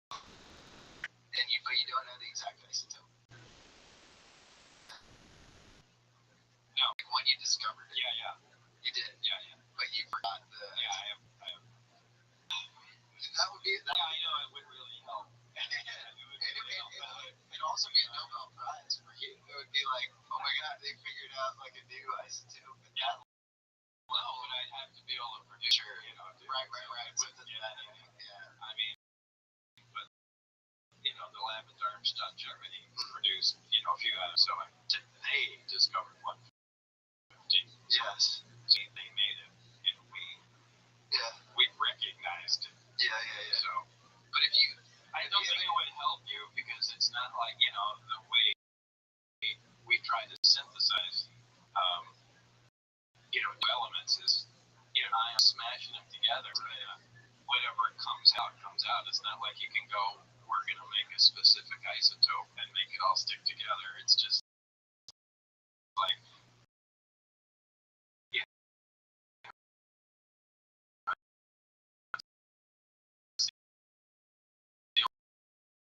smashing this with what? Equipment like, accelerators and that's. So you don't have. So you wouldn't have the stable isotope in it.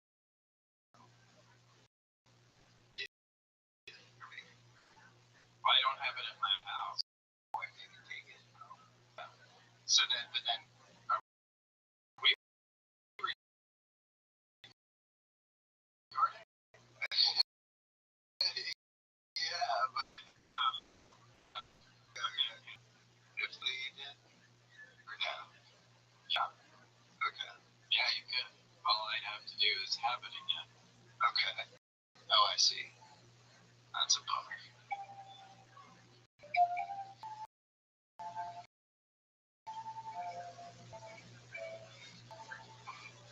Hosted a debate between Eric Weinstein and David Davis. Eric Weinstein is a former colleague of mine who's a physicist, and then Eric Davis is this other guy in UFO world who focuses on exotic propulsion. Weinstein said that he was kind of exasperated. He was like, why are there no theoretical physicists on the program? But you talk about theoretical physicists on site at S4. Oh, for sure. Okay. I think they were exhausted by them.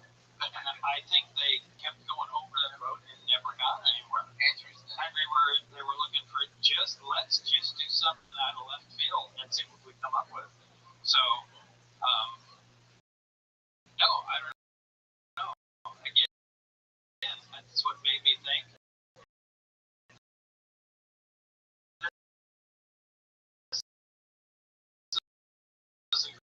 Gravity.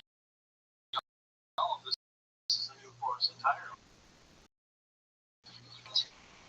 Starting to emerge, and it keeps leading back to the same place. To put it bluntly, work at S4 looks a whole lot like all of the documented knowledge we have on anti-gravity experiments done in the last 100 years. Now again, these claims don't lie in the realm of conventional proven science.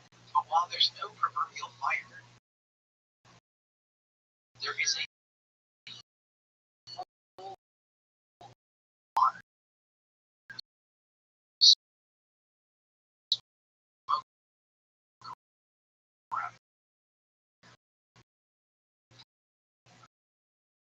Talking not only of the tons of ground, we'll break down the science as clearly as we can. It starts with something called a K-factor, or dielectric constant, is simply a material's ability to store and discharge electric fields. Now, this has important implications for historical anti-gravity experiments. You see, the higher the K-factor, the more thrust or propulsion you see in Townsend Brown's capacitor experiments. Brown spent his career searching for how material can amplify the effect in the context of his anti-gravity. There's even an interview from this Lewis Witt, who's at RIS with Martin Corporation pre-Lockheed merger, their anti-gravity outfit, where they were studying sort of the most exotic propulsion modalities. And he says in this interview with the American Institute of Physics, there's a guy named Townsend who claimed to have an isotope of bismuth that repelled instead of attracted. Material that works well for historical anti-gravity experiments comes up in the UFO reverse engineering program. Go figure. But again, that's weird.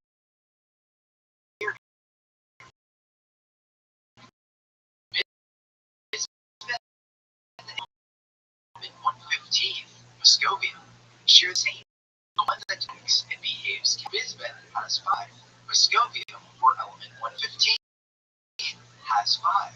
They sit in the periodic table, group 15, which means they have essentially the same chemical personality, the same bonding geometry, the same family of crystal structures, the same tendency to form the layered compounds that produce the most exotic quantum behavior known to science. Derived element 15 is the fuel source propulsion system.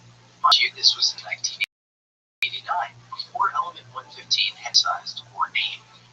When it finally was synthesized in 2003, it turned out to be pnictogen, a group 15 element.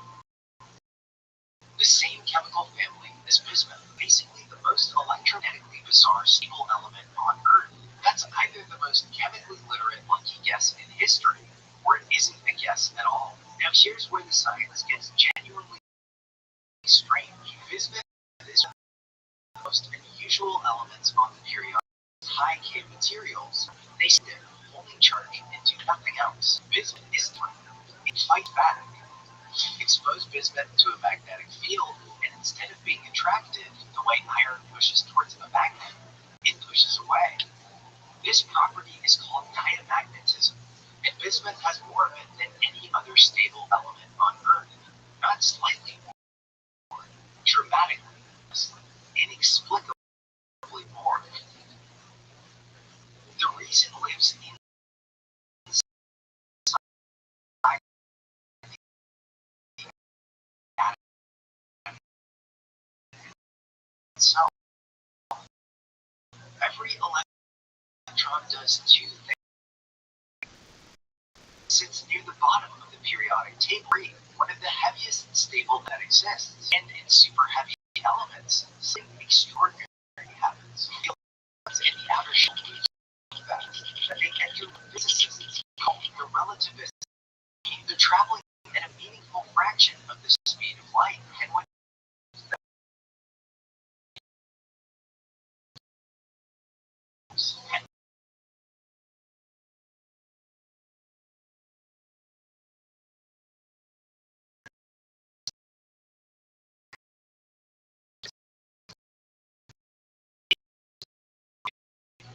consequence is that these screaming called spin orbit coupling, and it's ferociously strong, so strong that the light become, in a sense, magnetically self-aware,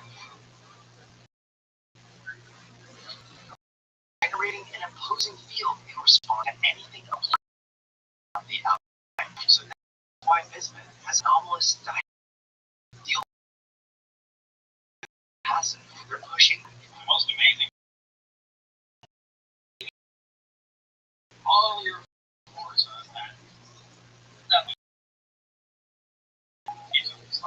also makes bismuth a natural topological dopant, meaning when you introduce it in certain crystalline material, this is called topologically protected. These are electron states so geometrically locked of the material.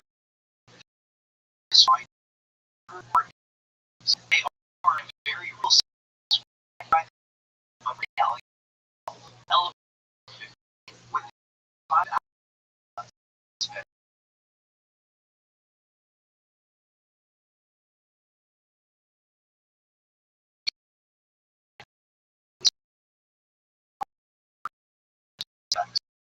theoretically be an even more powerful topological depth. The exact crystal family that bismuth-based electrons, the dial just turned up to a level we've never engineered.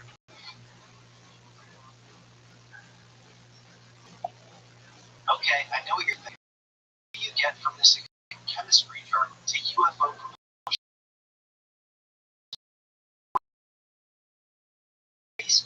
Well, here's where the chemistry ends. Something bigger begins. In general relativity in all forms, including the energy stored in fast-spinning relativistic electrons, technically curves space-time. An electron is literal physical science, the fabric of the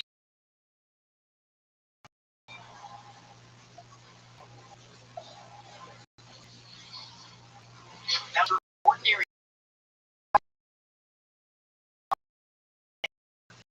doesn't exist, but a small group of serious physicists began asking dangerous questions in the 1990s. What if, instead of spinning in all directions, their gravitational effects bind them into a single coherent state, all pointing, all pushing? This was the work of Dr. Nate, a physicist who did anti-gravity. Specifically,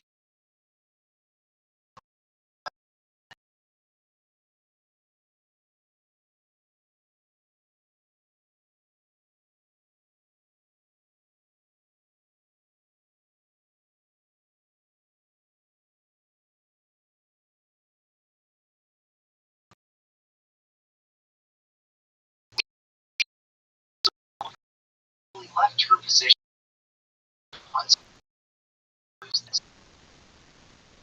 where electrons throw identities and merge into a collective quantum state where a videomagnetic effect of those electrons, normally washed away by thermal changes, suddenly snap into a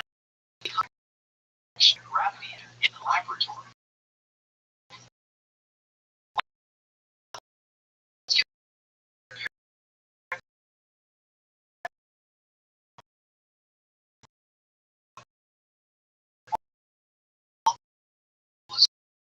Stars worked like UFOs in the 80s. Years before this, they checked the gravitational field itself that the craft would then just fall into, move through space. It literally bent space, and space carried it. That description, organ field generating devices producing a directional gravitational effect by aligning and focusing a force that normally cancels itself to zero, is structurally, almost precisely what Nate Lee was theorizing laboratories miles away. Years later,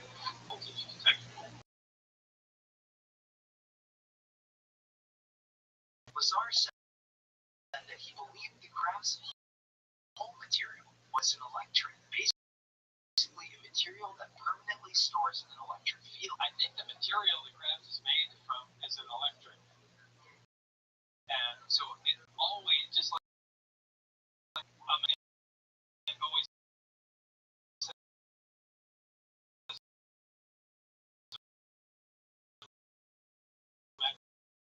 magnetic field to it. Electric always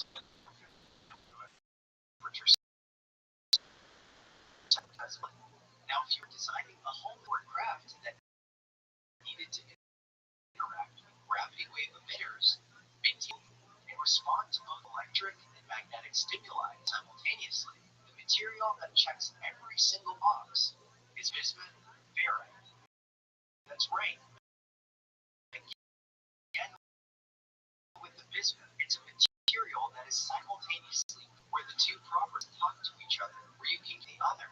No other readily available material sits at the intersection of diamagnetism, topological insulator behavior, high K dielectrics, electric properties, and multi-ferrone coupling simultaneously, but bismuth does. In a theoretical stable version of element 115 might do all those things on steroids. Bismuth sits right at electron behavior begins to dominate everything.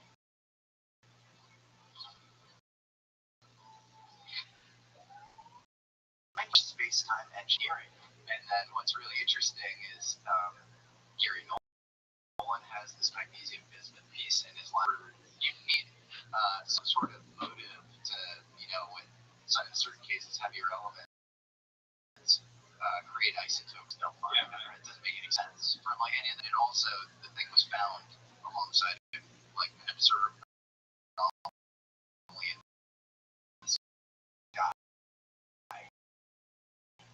imagine if like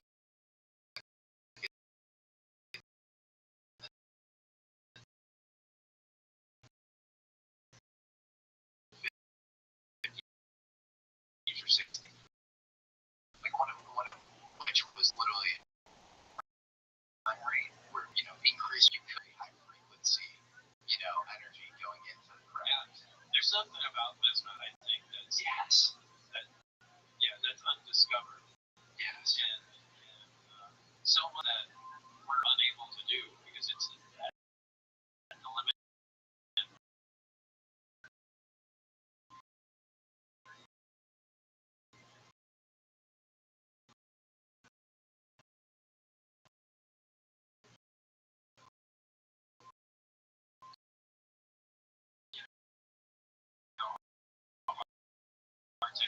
It's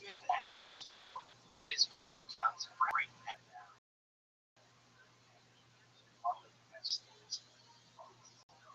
Data is real. There's no conclusions. Yeah. Data is real.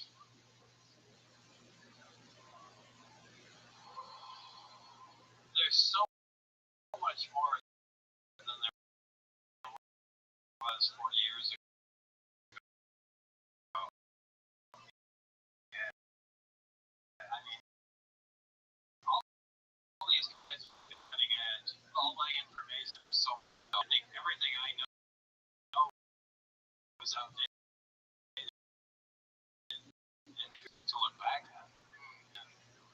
I hate books. I don't like being on shows that want to kind of hide in the corner.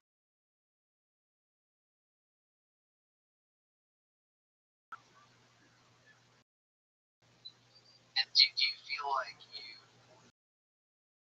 on the first Rogan episode, you had my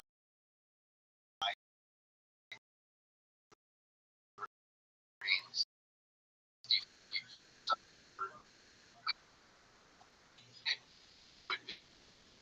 it almost made me go blind again. And it was from stress. It's just wears you down over time. I know you're loved and appreciated, and you should be able to just sit out in the world with where you're at in life now and just enjoy the fruits of this.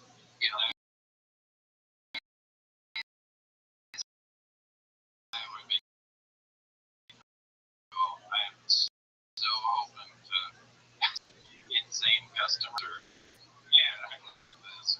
I think that time is very, very soon, and I think it's the best use of your brain power too, because I want to. I'd actually like to get back into it.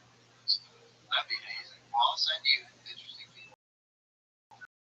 Yeah, well, I'll zoom with audience to hear what you wish for. Love Luigi. This was a total honor. You should be so proud because I know you were into this stuff. I feel very lucky when people say like, "Oh, like you should feel vindicated." They'll say that to me, and I'm like, "What the fuck are you talking?" I was like, I got very timing of like when I got into this, but truly, I speak to you, and I'm like, "Oh my god!" Like there are people like yourself who've been into this stuff for decades in a totally thankless, like thankless.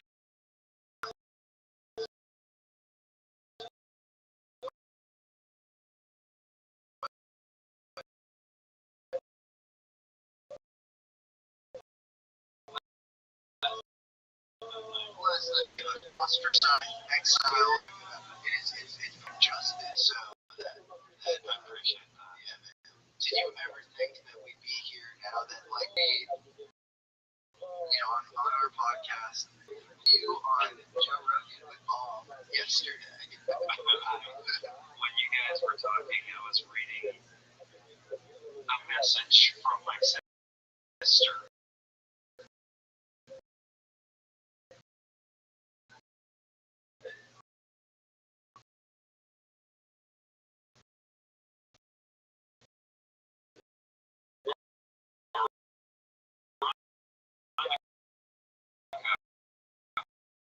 was bad. And, you know, I still don't know where it's going, but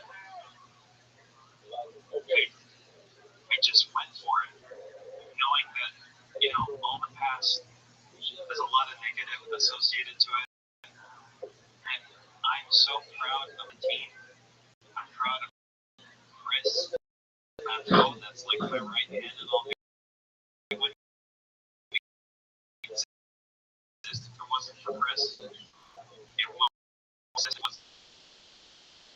taking care of everything. We all know who that is. It wouldn't exist. Vanessa show online and finding all we want to tell her tape if it wasn't for Vanessa. And this was scary. Project depleted your company to zero, and we were attacked. Nobody knows this, but we were attacked ferociously for over a year and a half. Yeah, and I know the full story, and we probably can't get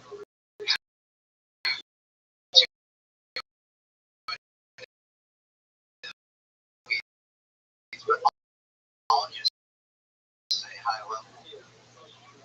There's some really kind of deep where it's like what sort of power these people have as far as the antibodies, you know, against you. Yeah, unbelievable stuff. Yeah, stuff that if you say it, it sounds so crazy that you don't want to say it because people Come on, yeah. Have you experienced that your whole life? Have you experienced like cool things? Oh yeah. But I didn't expect this to happen to Luigi. Yeah. Not coming from those people. Yeah. Getting, you know, demanding Luigi, we want all your communications with Bob was on a court document. Yeah, we were. You know what you're talking about. Yeah. Have you ever gotten something like, sir, we can't accept your payment here? Like what? Anything like that?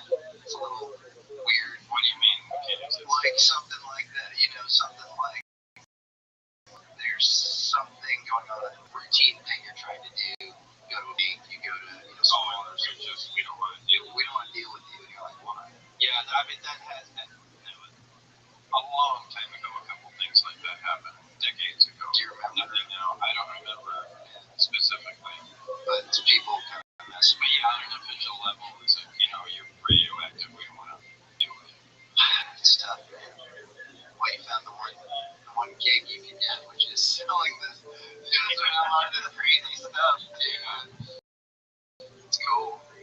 Well, this has been such an honor. I really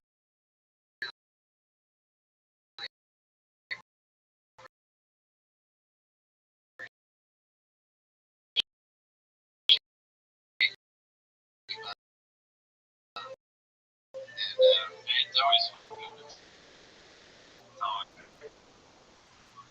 So research and crafts of non-human origin are being recovered at the bottom of our oceans all over the world by the Navy. Bob Lazar will either be forgotten entirely by history, as he predicts, or as I predict, he'll be heralded as a canary in the coal mine, the forerunner in a stampede of revolutionary new science. People believe or disbelieve it should be treated as with very real there's some as the first man on the moon, Neil Armstrong, uncryptically said, there are great ideas I discovered. Great tools available to those who can remove one of truth's predictable layers.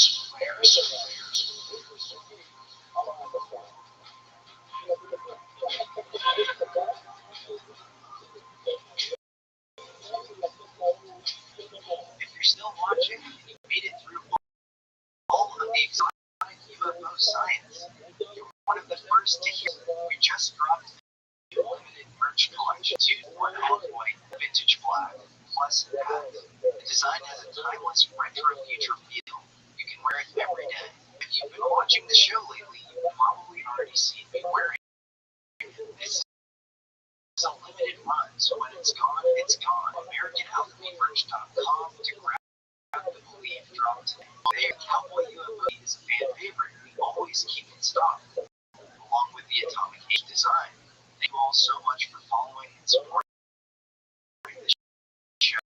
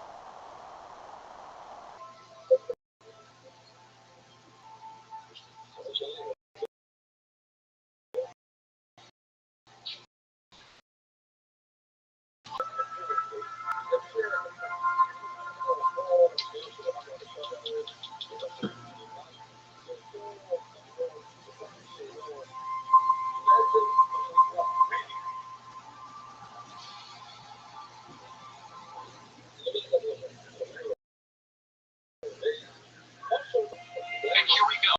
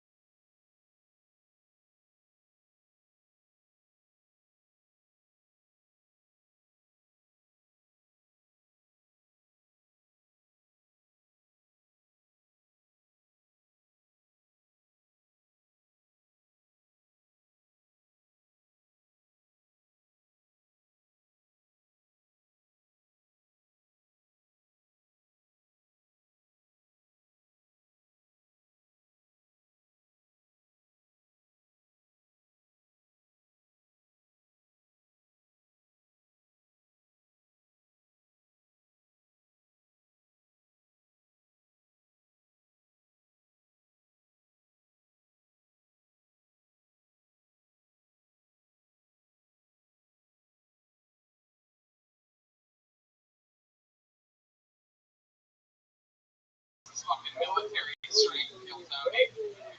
We're excited to be here on this lovely Friday night. We have Mother's Day coming around the corner, and it's a great time to get your mom something cool. And you can do that at ftv.com/Mother's Day, and do it. Yeah, it's cool. I mean, like flowers. Yeah. Get 25% off before it's we pay for mom using ftv.com/Mother's Day. That's Sunday night, Sunday day. Did you already get something for your mom? I already did it. I got